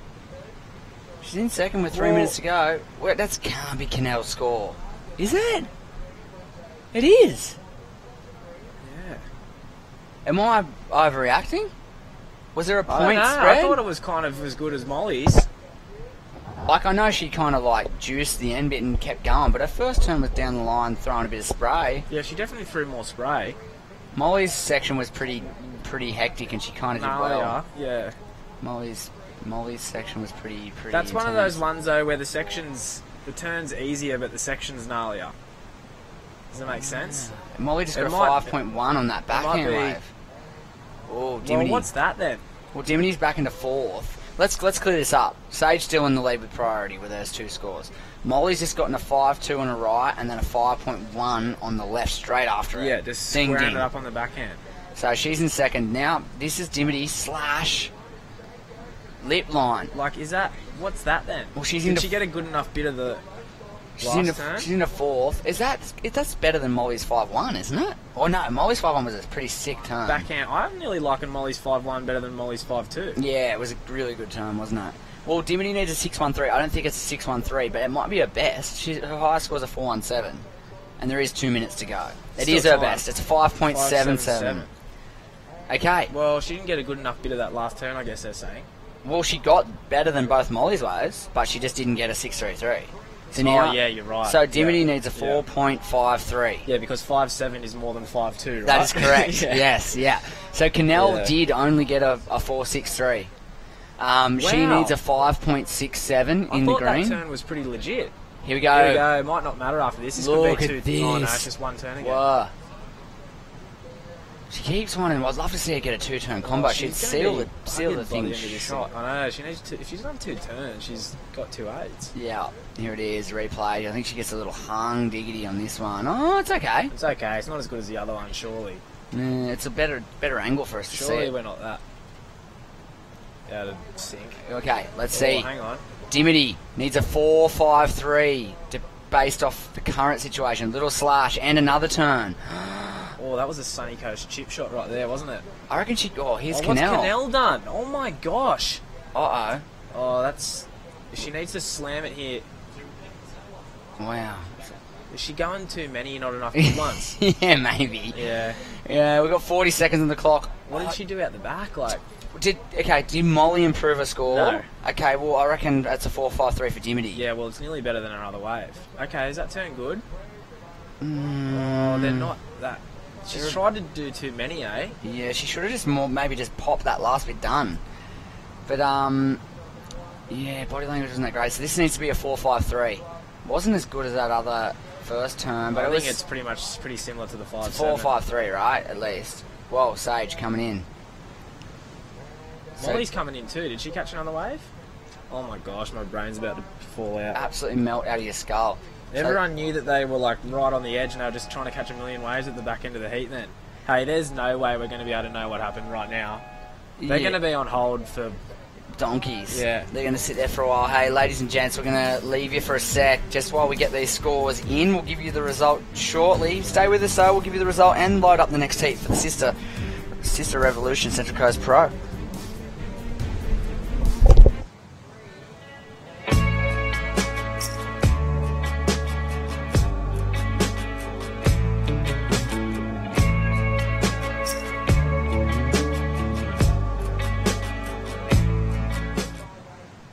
I've lived here for years and never seen it before. How did they keep this a secret? It's no secret. We go there all the time. Avoca Beach Hotel and Resort.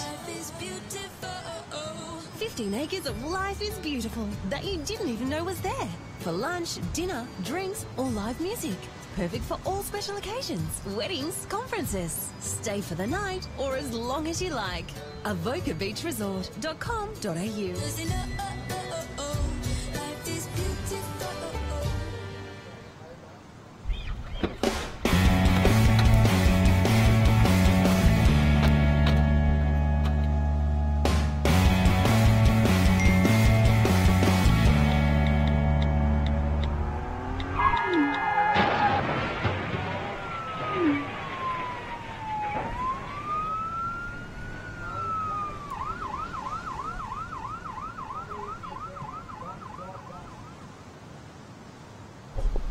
Ooh, welcome back, Sage Erickson and Dimity Stoyle there. What happened? What, did you get that last wave?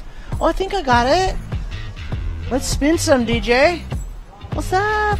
They look pretty stoked. Hug it out. They look pretty stoked, so I think that might be your answer right there, but I'll go double check. Yeah, well, Sage is really smiling. Well, did you see what happened at the back end of that heat then? I didn't. I was too busy watching you two hug it out. Nothing happened for like 15 minutes pretty much, and then everything happened in the last 2 minutes, and there was about 400 waves ridden. How good's the boys club in here? I'm sorry, Britt Nickel and Shannon Brooke Hughes, but we smashed it. Thank you, Jesse Adams. Yeah, see you, J-Man. J-Man's out of here. J Adams. Got to go back to his... Yeah, he's going back to the his crew job at tomorrow. Sandbar Surf. So tell me, do tell, as we lock in some scores for the first wave of Alyssa Spencer. Well, Sage topped at 11.76. Dimity's last wave was a 5.23. It was enough. It was 11 finishes on 11 points. Molly Picklum, 10.3. But those two scores, the 5.2 was one turn on the right, and the 5.1 was one turn on the left. So if she got a couple of turns in, she had 2 8s and she was home and hose. So she'll be looking to do that in the next event. And Canelle Bullard finished in 4th position. We thought she went close on her other score. They didn't really like it, and then on the last one, she kind of forced it a bit too much. Okay, that's so kind of the rundown. in a nutshell, you're saying Sage and Dimity Stoyle will be into the quarterfinals. Yes, that is correct. Oh boy, correctamundo. And they'll be going into quarterfinal number 1 and 2, respectively. Yes, correctamundo. Who will meet them? We'll find out. Well, we'll know already because this is Heat 3. Erstabe. Oh, this is Heat 3. So, yes. 1 of 1 was Isabella Nichols. 2 of 2 was Dimity Stoyle. So Isabella Nichols, Dimity Stoyle. 2 of 1 was Sage Erickson. 1 of second of the first heat was Paige Harrop. Okay, so Dimity and Isabella, I think, and Paige and Sage. Yeah, Paige and Sage so far. Yeah. Sage the Page. It's almost like Save the Page. Wow. Okay. Well, a bit of sand in this bus. I know. I mean, these guys need to really clear it up. I'm just. I will not enter the Fresh Air Broadcast OB truck tomorrow unless Lewis absolutely gets down on the hands and knees, scrubs the floors, and sweeps. Bit of elbow grease, bit of spit shine. I mean, what do we pay you for, kid? Come on. Honestly, I wish we had a camera on them. Let's get a sneaky little camera on them. But anyways, 17 minutes to go here. Let's see Mahina Maeda on the backhand. Good looking section. Whoa. Kabam! Down she goes. Whoa. And now I guarantee you our director is going to tell us we got an interview coming up. Yeah, we can see it getting loaded up on the screens over there. I can see Tezza's got the earpiece in too. He's ready and rock and rolling. Oh, hang on a second there, Tezza. We got Nadia Eristab up and riding, but that's just a quick up and down. So, yep, let's going to throw down to you, Tez, with the winner of the last one, Sage Erickson. Yeah, what a great performance from Sage Erickson, and congratulations. Looked really tricky out there. Yeah, I mean, normally anywhere the wind comes on shore pretty fast, and luckily we've got more size today, so the waves are actually, even though it's hard to find corners, there's still sections, and you're always going out in those heats not really knowing where exactly the best wave is, and I just felt in a really good mood and happy to compete again and have a new fresh slate for this year, and so I was just excited to surf, and I was yelling at Dim, we're staying together to go on those last 2 ones, and I've actually just gotten to know Molly the last few days and being here, and she absolutely rips. And so I was actually a little bit nervous that she was in my heat today. And I'm like, wow, at 28, a 16-year-old still makes me nervous. It's so funny, but yeah, so I'm happy to make it, and super stoked Dim did too. All right, well, I mean, you've been on the Dream Tour, you fell off, you re-qualified, you're back off, so you're on a mission this year? Yeah, definitely. I think everyone's journey is different, and you learn so many different lessons in losses and in victories. And, you know, of course, you could look at it on paper and say that's not your typical consistent performance, but I found in my off years I learned a lot more lessons and things that implement into my life every day. So I'm excited to put my head down this year, and that's why I'm at a 3,000. And these are some big points, and I hear we might be moving to the point at Avoca, which should be a really fun ride. And yeah, I'm up against Paige, so that's going to be cool. She's pretty strong, and yeah, it's good. It's good sparring practice, and excited to keep going. Okay, awesome. Great performance. And just finally, working with Jim Hogan, I noticed, is your new coach. How's that going?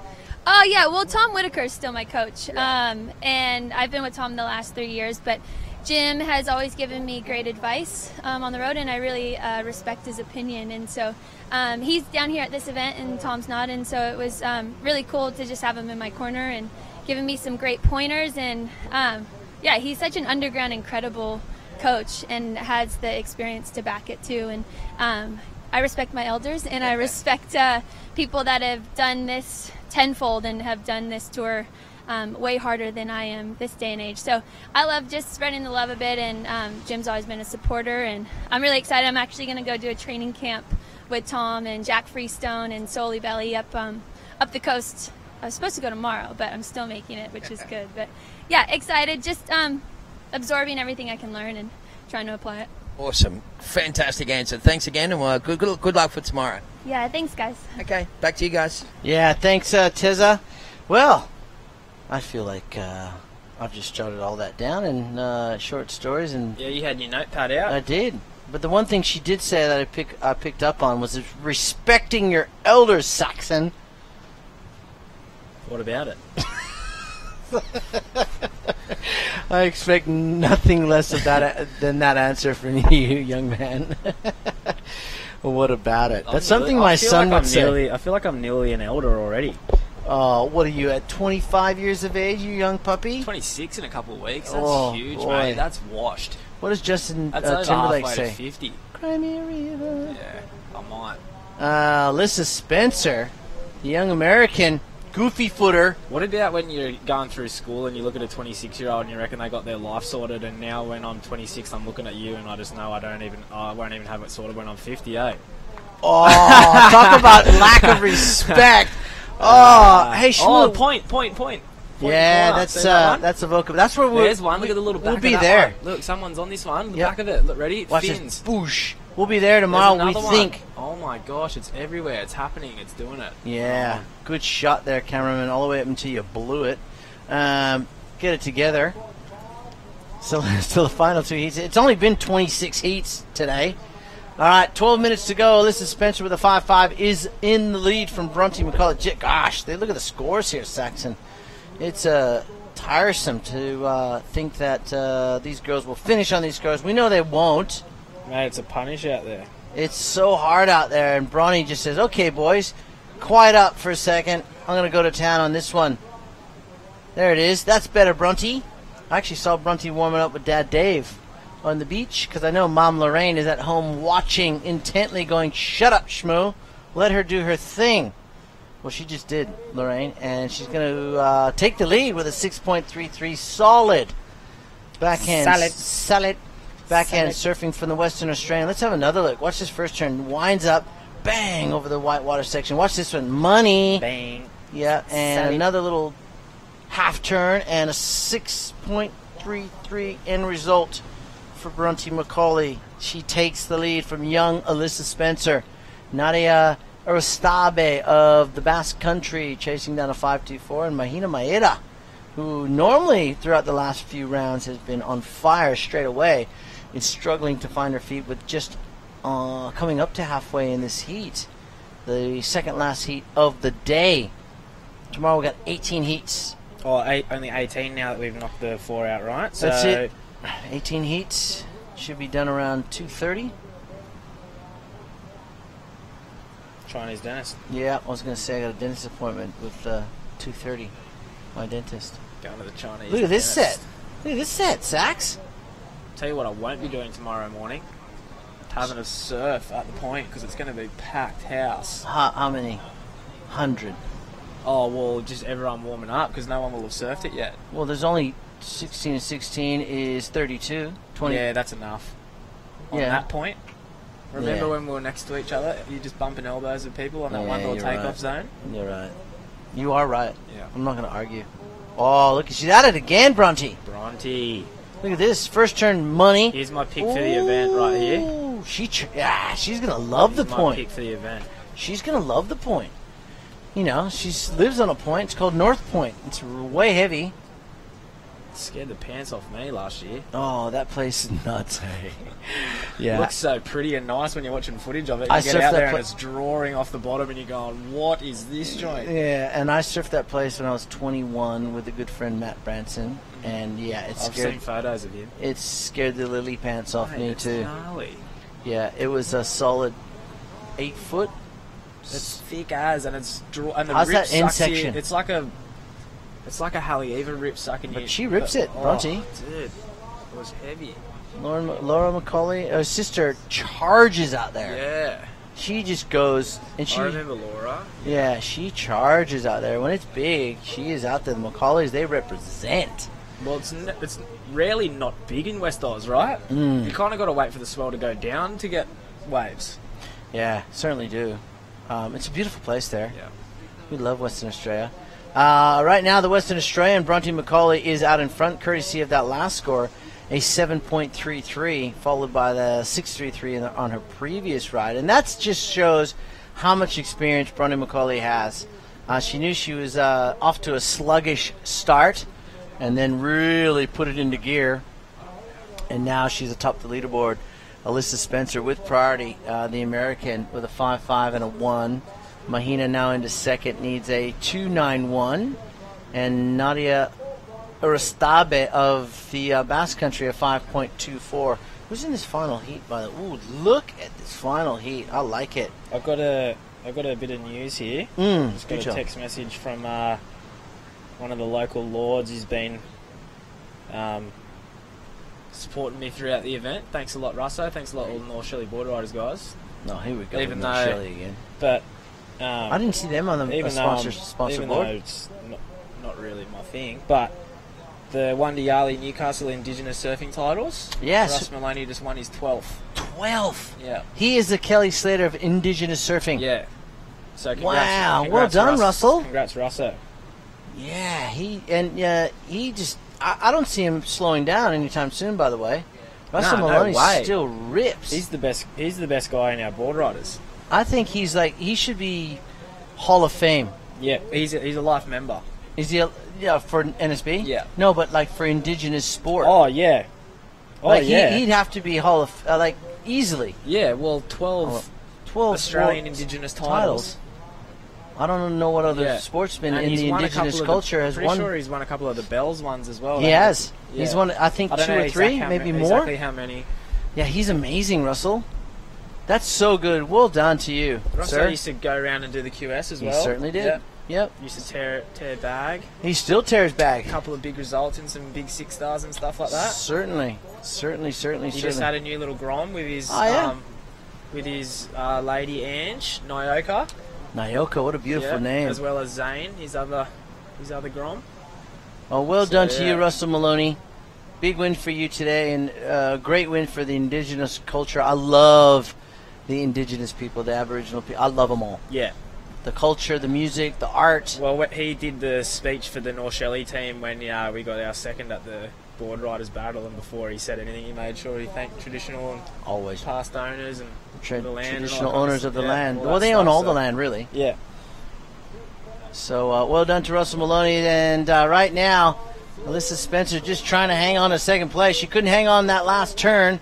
Unfortunately, she goes down. 5:50 remaining. We got one heat left, and it's a doozy to finish off today. I've loved being here with you, Shmoo, but I'm upset I missed the NXS cover band, but that's all good.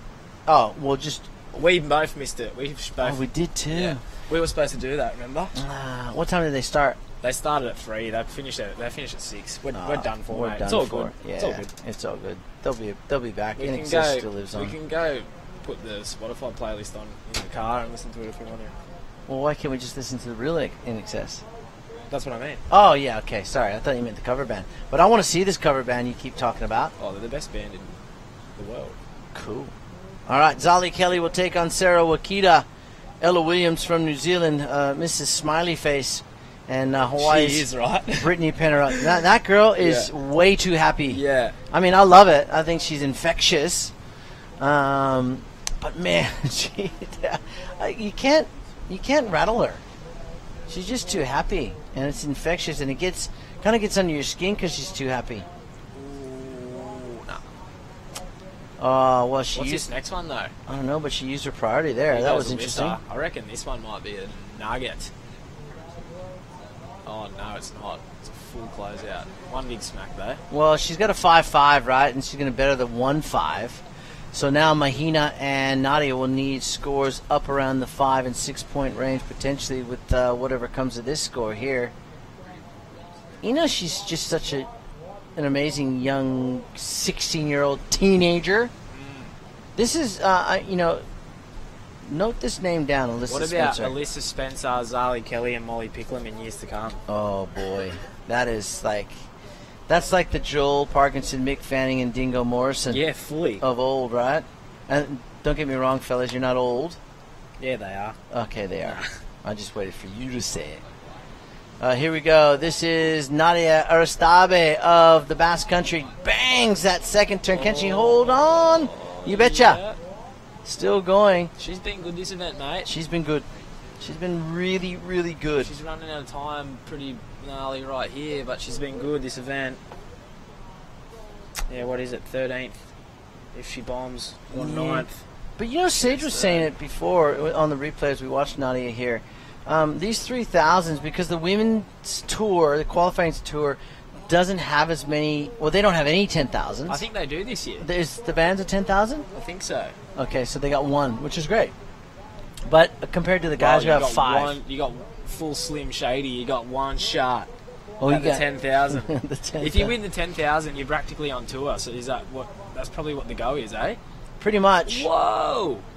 Pretty much. No. But so what I'm saying here is probably from the quarterfinal onwards, because it's 1,000 points, It's okay. 1,200. Yeah, it's a full keeper. Whereas the men, you got to go semifinals to think about keeping it. Oh, you probably And got to more final. win the 3,000 to get on tour. Well, Keanu did it with 2 wins. 2 wins in the 3,000. Yep. Well, that's 6,000 points. That's right. Yeah, that's good. Mm. That's what I mean. You probably got to win. Excelente. Unless you win a 10,000 and then you get like a semi or whatever, and yeah. It's too early to do the maths and too late in the day. Well, there hasn't been any events yet, really, has there? Well, you had Oi the Pro 6,000, Vulcan Pipe, which is 3,000, and for the girls they had the Ranjan 3, which was a 3,000. Caroline Marks won again. Ranjan. Yeah. Is that the most American name for a Hey, contest? Ranjan's is open 24 hours a day, Saxon.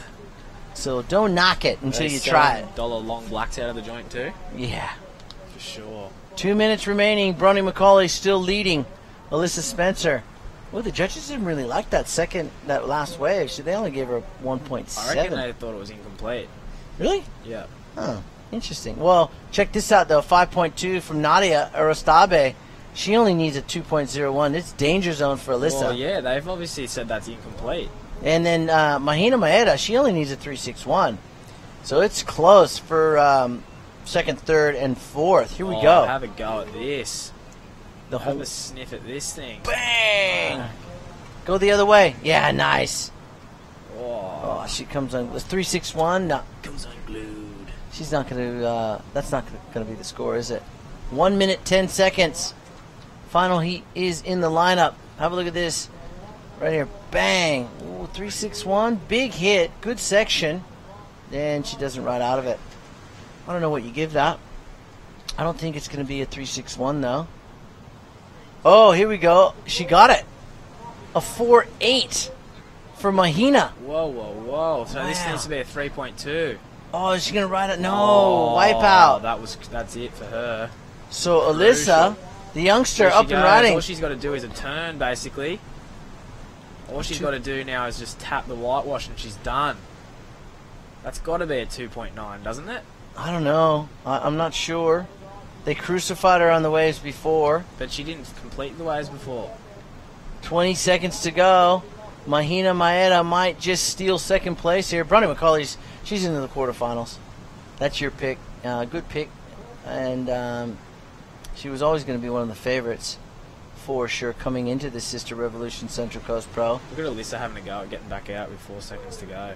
Okay, so... That's just warrior spirit. She got it. Yeah, she's had in. to be. So, unofficially, Bronny McCauley and Alyssa Spencer dodges a bullet here in round 5, heat number 3, and they are both into the quarterfinals unofficially. And I'll tell you what, we come right back after this short break with the final heat of the day. Stay with us.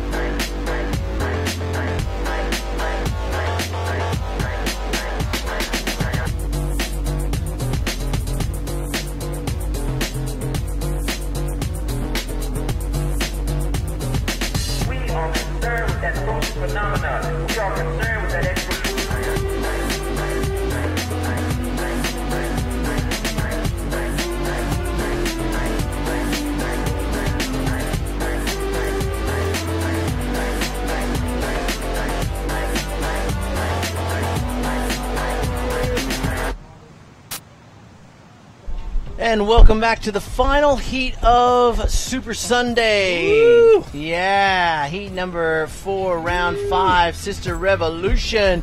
The new brand on the block for core surfing for the ladies. And well, they are the naming rights partner here for this event, of course. We are working our way towards finals day on the Monday, and this young lady would love to book herself into the finals. Or the finals day, I should say. That's Zali Kelly. That was Sarah Wakita, daughter of Takayuki Wakita. San. Konnichiwa. Takayuki-san. Takayuki-san. Wakita-san. We just call him Wakita-san. Yeah, he'd be watching over there in Japan, of course.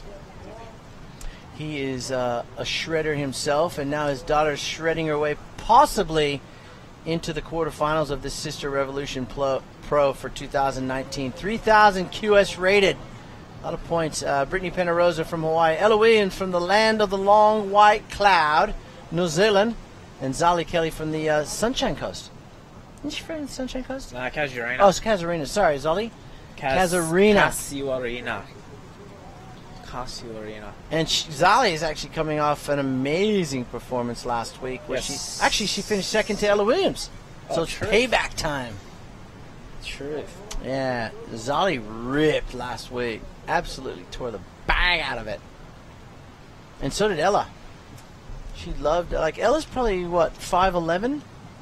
I don't know, mate. Yeah, she's pretty tall. I've been in here most of the time. Oh, here we go. I've been working the whole time. Haven't been out there Oh, to it's see. not like, it's not Do you like not that. socialize? I just haven't been out there to see. You don't even socialize. Nah, You're so unsocial. this is the only time I talk. Do a bit of work in here while I'm here, eh? Yeah, multitask. Look at him go. Should Instagram that. Look Pretty Sam good at is. multitasking. Well, like you missed a spot. I'm just putting it over near your feet, mate. All right. So just sweep it up. Hey, look, you can't I just need to stand up. You That's why I can't was just start and stop. I was just having a joke. I just need to stand up. And then you bent the broom too. You know what that broom cost? Oh, true. Did I do that? Yeah. What's the deal? No, We're gonna have to pay for that out of your wages. Oh, our director. We won't put that out on the web. Yeah. Don't put that on the World Wide Web. What They hotel might we be staying watching, mate. All right, let's get back to the action. Sarah Wakita takes the early lead. Zali Kelly in second. Brittany Penarosa is in third. Ella Williams waiting out there patiently with priority. Waiting for what? Her first ride is what she's waiting for. Yeah, she's in the little rip bowl zone, mate. Oh, no, she's not. She's out the back. So, Saxon, just while we wait for this next ride, what are we in store for tomorrow? Just give us your last words of wisdom. Like wave-wise? Yeah, what do you think? What are you predicting is going to happen? Well, sometimes willy weather tends to be late, but maybe 3-footers off the point with the wind coming up northeast, getting stronger and stronger throughout the day, but that's okay. I like it. Because that's a good safe call, I think. Yeah. I think you're really close to the mark. Because if there's a bit of swell moving, then the rip will be moving, which is good, and an easterly direction is good for the point. And if the rip's moving, then it won't matter so much about the wind because it will kind of be smoothing it out a bit like a rip bowl, especially when you get to the inside. So you might get a couple of crumbly little lips out the back, but as you get to the little bend in the rock pool, then it will hit the rip and it will start really bowling. So you probably get a big bowl. And I don't know what the sand's like right next to it, but sometimes if the sand's good, you get a really good end section. But if it's not good, then it's a full tricky gurgler. Okay. But sometimes it's real fluffy. That being said, if we are at the point, in relation to set ways, are you taking the first, second, and maybe third? What would It's you going to be a longer period, so probably whichever one has the best looking line on it. When it's shorter period, I reckon you want the second or third, but I'm not too sure. Yeah. We're gonna have to get up in the morning. You and have need a look. to get Ace in here. Oh or yeah, Wilco saw him on the beach. Or Wadey, and they'll know. Yeah. Well, maybe we might get Wade in here tomorrow and just have a little bit of a chit chat. This young lady would love to be able to surf it with just one other person. Are we still down on crew? Maybe we can get some athletes in tomorrow. Hey. Yeah, do let's some scouring of the beach if get- anyone's hanging around and see, like, maybe Crowy might want to pop in, or he might be busy, or Let's do that. Let's someone definitely might do wanna that. pop in. Yeah. Well, we'll have to get up in the morning and start talking to people. Have my people talk to your people. I'll tell you who'll love to pop in. He's still going in the event though, Cooper. He can motor mouth. He'll pop in if he's done, probably for sure. Yeah, I would But love to have he's Coops still in here. going. Yeah, let's get him in here for sure. I mean, I like you a lot, but I'd like to look at someone we else. need a too. break. If it's just me and you, we'll need a break, won't we? We certainly will. We can give each other a bit of a break. So, Sarah Wakita of Japan. Oh my set! Look at that thing just rolled in. That was a full nugget from out the back. Well, Ella Williams somehow got a wave and still retains priority. Well, everyone else must have got one too. Yeah, we got scores coming in everywhere. Zali Kelly with just a... Gosh, it looks tough out there, mate. It does. It looks, once that wind got up, it just got real hard. It looks really tough. It's a real potluck. It's a potluck, exactly. Those exact words were in my brain as soon as you said that. Yeah, we'll see who can deal with the potluck the best. Jesse and I said yesterday, you know how people say make your own luck? I reckon that's bull dust. Why? Because it's Mother Nature. So, yeah, I know, it's just kind I of like the sentiment of it. Like, I understand the whole point of work hard, create your own luck, but nah. Well, you can't create luck. We all know that. It's just bull dust. It is. It's what do they call it? It's piffle. a It's piffle. piffle. Where did you come up with piffle? Honestly, That's what I do all day. I'm gonna Just Google just piffle waffle. Piffle. Yeah. Like honestly, what does piffle mean? Just nonsense. Does it though, or is that one of Saxon Lumsden's made-up words? Britt Penarosa, here she goes. Oh, she didn't really read that section, but she's going to keep going. Just out of time, pretty much the whole way across that wave. These lefts would be incredibly difficult to surf with the strengths of this northeaster right now, just pushing lumps down the line. My gosh, it would be so hard. Have you got it? Oh! Nonsense? You are 100% correct. See, I stand corrected. I do the crossword at work, mate. Oh, is that what you do when you're actually supposed to have eyes on the beach? I don't. Like, honestly. In my lunch break. Yeah, okay. Which is all day. No, me and my mate I work with pretty much all the time, Nate Foster, we tag team the crossword. Piffle. Yeah. It's an absolute piffle to say that violence is okay. Synonyms: nonsense, rubbish, garbage, claptrap. Yeah. Claptrap. Claptrap. Boulder dash. Yeah, boulder dash. It's a bunch of boulder dash. Well, I think the old create your own luck. Obviously, you can't really. What is luck? Luck is, you know, you can't create it, but it's a cliche that's been used for decades and centuries. It's a cliche, yeah. It works in other sports. No, how so? How do you create luck from basketball or tennis or motor racing? Well, you train real hard and you get better. Well, what's the difference in surfing? You train real hard and you get better. You can train as hard as you want and get better as much as you want, but if a wave doesn't come to you in your heat, then you're gone. Yeah. See? But part of that training is mental training of knowing how to pick the right part of the bank. So you're creating opportunity. Yeah, but what if it doesn't come there? It's Mother Nature, mate. We Who could go knows on if a for wave's going hours. to come You and there? I need to lock ourselves into a room with a nice case of beer and have at it. We've been locked in a room for 3 days and the beers haven't shown up, mate. I know. I'm terribly disappointed in our broadcast team. There's no good service around here. But, you know, hey, we might get somewhere tomorrow. I know where we're going to get in 9 minutes and 40 seconds. We're going to get to say goodbye to everybody. It's been a great day. And before that, we're going to see this lady, Ella Williams, who's in fourth. Needs to. Oh, she got her. So what happens there? Oh, she missed Zolly Kelly. Zolly wasn't intentionally getting in her way. As Sarah Wakita just lights that first section out, bangs that oncoming section for the second turn and kicks out. She'll bet her a 3.93. But if we can get that replay, Zolly wasn't in her way intentionally. She was just duck diving, and She's Ella was trying to better get off hitting the lip because then she wouldn't have. Well, Ella was trying to get to that Sarah section. Wakita's just banging it, mate. Yeah, she smashed that one. The little tiger. The little samurai. She smashed that thing 467. That's a nice little total for right now. 10 points right now, I reckon, is pretty handy, mate.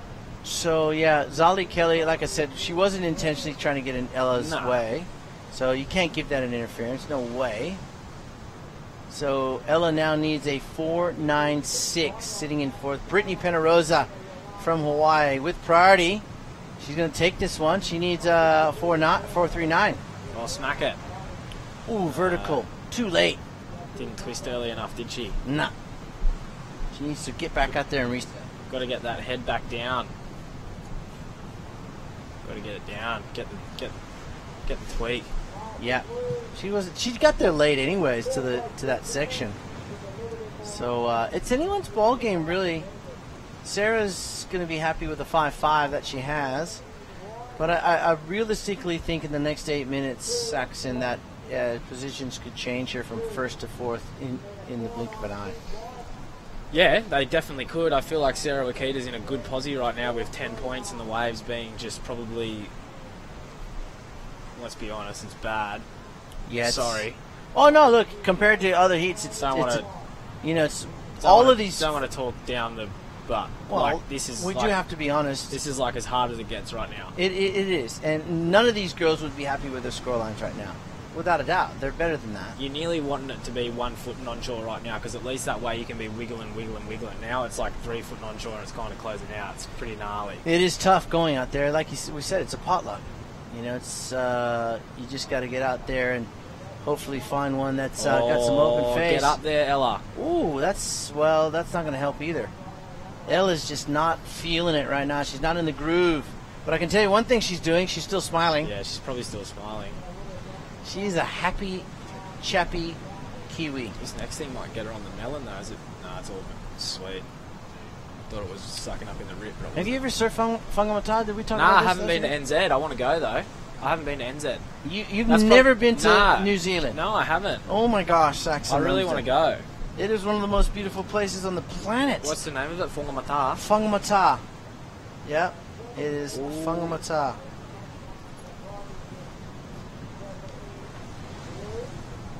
Yeah, well, I'll go. You've Should got have a to. comp there. They used to. Remember they had that Cold Water Classic over there? Yeah, they did. The thing with Whangamata... I'm just talking about Sandra? NZ. Oh, yeah. Well, you had Piha. We had the Quicksilver Air shows over there. Oh, is Whangamata this left? Yes. Yeah, okay, I've seen it. It is absolutely amazing. So, I actually showed someone last week what it actually looks like.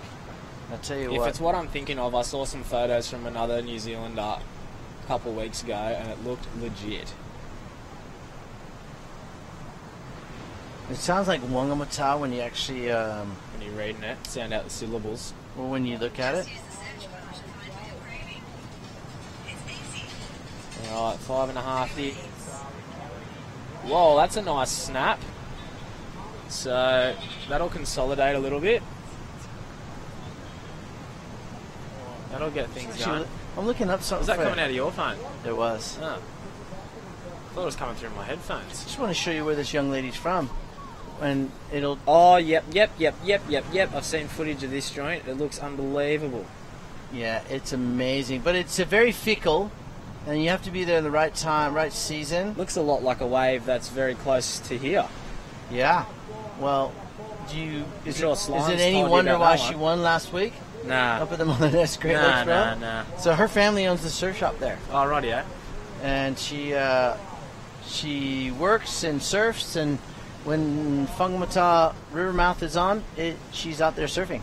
So is this girl, Sarah Wakita. She's finding them right now, eh? Yeah, she rips. Oh, yeah. Oh, flare it out. Go Sarah. Zali Kelly hanging on to second place. Ella Williams back with priority. 4 minutes and 15 seconds to go. Looking for a 6.4. Look at this one from Sarah Wakita. Look how nice the style is. She's probably got one of the nicer female styles I've seen, to be honest. Do you think there's a little bit of similarity to Coco Ho? Yes. Yeah? Yes. I think so. Maybe it's a Volcom sticker. I'm not sure, but I think she's got a lot of similarities. Yeah. To Coco Ho. Sure. Just that really beautiful style to watch, flowing. Well, she'd look up to her being from the North Shore, right? Definitely. Yeah. Definitely, of course. What do they do? Part time? 6 months, or? I'm not quite sure. I should ask Wakita. Yeah. Yeah, I see him in Japan a lot when I'm there. I always see him in Japan, obviously, but I know they do spend quite a number of months because Wakita likes to go and surf the pipeline season. Surely they've got a place there, right? I think they do. Yeah. Yeah, I think he's got a small little place there. I can try and get that confirmed, but yeah, he spends a lot of time there. Here we go, Zali Kelly. Ooh, second place. Just got to finish it, and it's trouble. Yeah, big trouble for green and white right now, I reckon, Shmoo. Yeah, she's going to better that 3.73. Well, they're going to be chasing 8s now because Sarah Wakita's on 10 points. Zali Kelly's probably going to go to 10 points as well. They're going to be needing 8s. Massive scores out there. 8s or lates there, mister. Massive scores out there. Yeah, in the context of what we've seen so far, yes. They will be massive scores that will be needed. Look at this thing. It's not overly exciting, this wave, but she surfed it well. Looks like back cabba. Back cabba. Okay. She'd surf that a million times for sure. Or out the front Casuarina on a Northerly. Yeah, in amongst training sessions at the HPC up there at Surfing Australia. Ooh, Ella, what could this thing do? Oh, it needed to be on that thing out there, maybe. Oh, no. Backwash, high tide. Well, if you'd have gotten it out 6'5". there, you would have got a wrap and then blasted that inside. Yeah, well, see, now they need 7, 8, and 8.4. That's huge with 2 minutes to go. Ooh, wow. That's massive. For Ella, it's a backside 3 vertical snap combo. And for Brittany, probably the same thing. Yeah. 7.73. 2 minutes. Final heat of the day. Sister Revolution. The newest what are you up to, ladies Savo? core brand on the block, making a splash. What am I up to?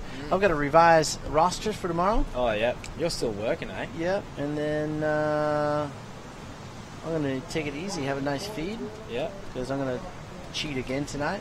I should be eating dinner right about now. Yeah. What do you mean? You're going to go to bed early? No. Or you're going to go We'll talk party? about it off camera. I'm doing this new diet thing. Oh, okay. It's working. So, it's like the 5 and 2. How many litres are you down in your surfboard? None, because I refuse to go down any leaders. We got 1 minute and 15 seconds to go in the final heat of the day. Here's Ella, and she has not been able to find any rhythm whatsoever in this heat, unfortunately, for the winner of last week's event. Looks like Zali Kelly will get her revenge over Ella Williams in this heat. Yeah, it looks as though it's going to go that way. It hasn't been the Arvo for Ella or Britt, has it? Definitely not. Really? So it's been a big day, though, I can tell you. There's so many different highlights. Not heaps you can do right now. If they're not coming to you, they're not coming to you. Imagine the highlights people are going to get to roll in with tomorrow. That's truth. Been some ripping. Imagine the highlights package tomorrow after the points been firing all day. Oh, yes. I'm excited about tomorrow. Hey, we might see more 9s and 8s tomorrow. I'm thinking we will. We got under 30 seconds to go, and we'll book in our last two quarterfinalists. We see Zali Kelly looking for the win to book herself into the quarterfinals that could possibly take place on Avoca Point tomorrow. And Sarah Wakita, she could book herself into the quarterfinals as well. She's golden, I reckon, mate. She's golden. Priority, take it off her, boom, gone. And there it is. She will be into the quarterfinals. That little lady from Japan has got to be over the moon at the opportunity to possibly surf Avoca Point. Zali Kelly gets her revenge over Ella Williams, defeating the field in first and second, those two young ladies. Saxon, it's been a great day. Yeah, it's been good, Shmoo. Yeah, Tomorrow, been fun. It's been some ripping, been some little right rip balls hung in there. Look at this, it's pulsing already, mate. We're on tomorrow. We're Rodney on scones. All right. And where's a bit of wood? Where's a bit of wood? Yeah, touch wood there. We're going to leave you with that to ponder from Saxon Lemsden. We could be out at Avoca Point in some amazing conditions, but I got to tell you, today was equally as amazing in the surfing department. Both the Sister Revolution Central Coast Pro and the Vissla Central Coast Pro for the men were just on fire today. We got a lot of highlights to go through to make that clip to roll in tomorrow's finals day. Make sure you join us around 8 a.m. Australian Eastern Standard Time, and we will crown champions. That's for sure. Saxon Lumsden on behalf of the entire crew here in Avoca. Be nice to your mom.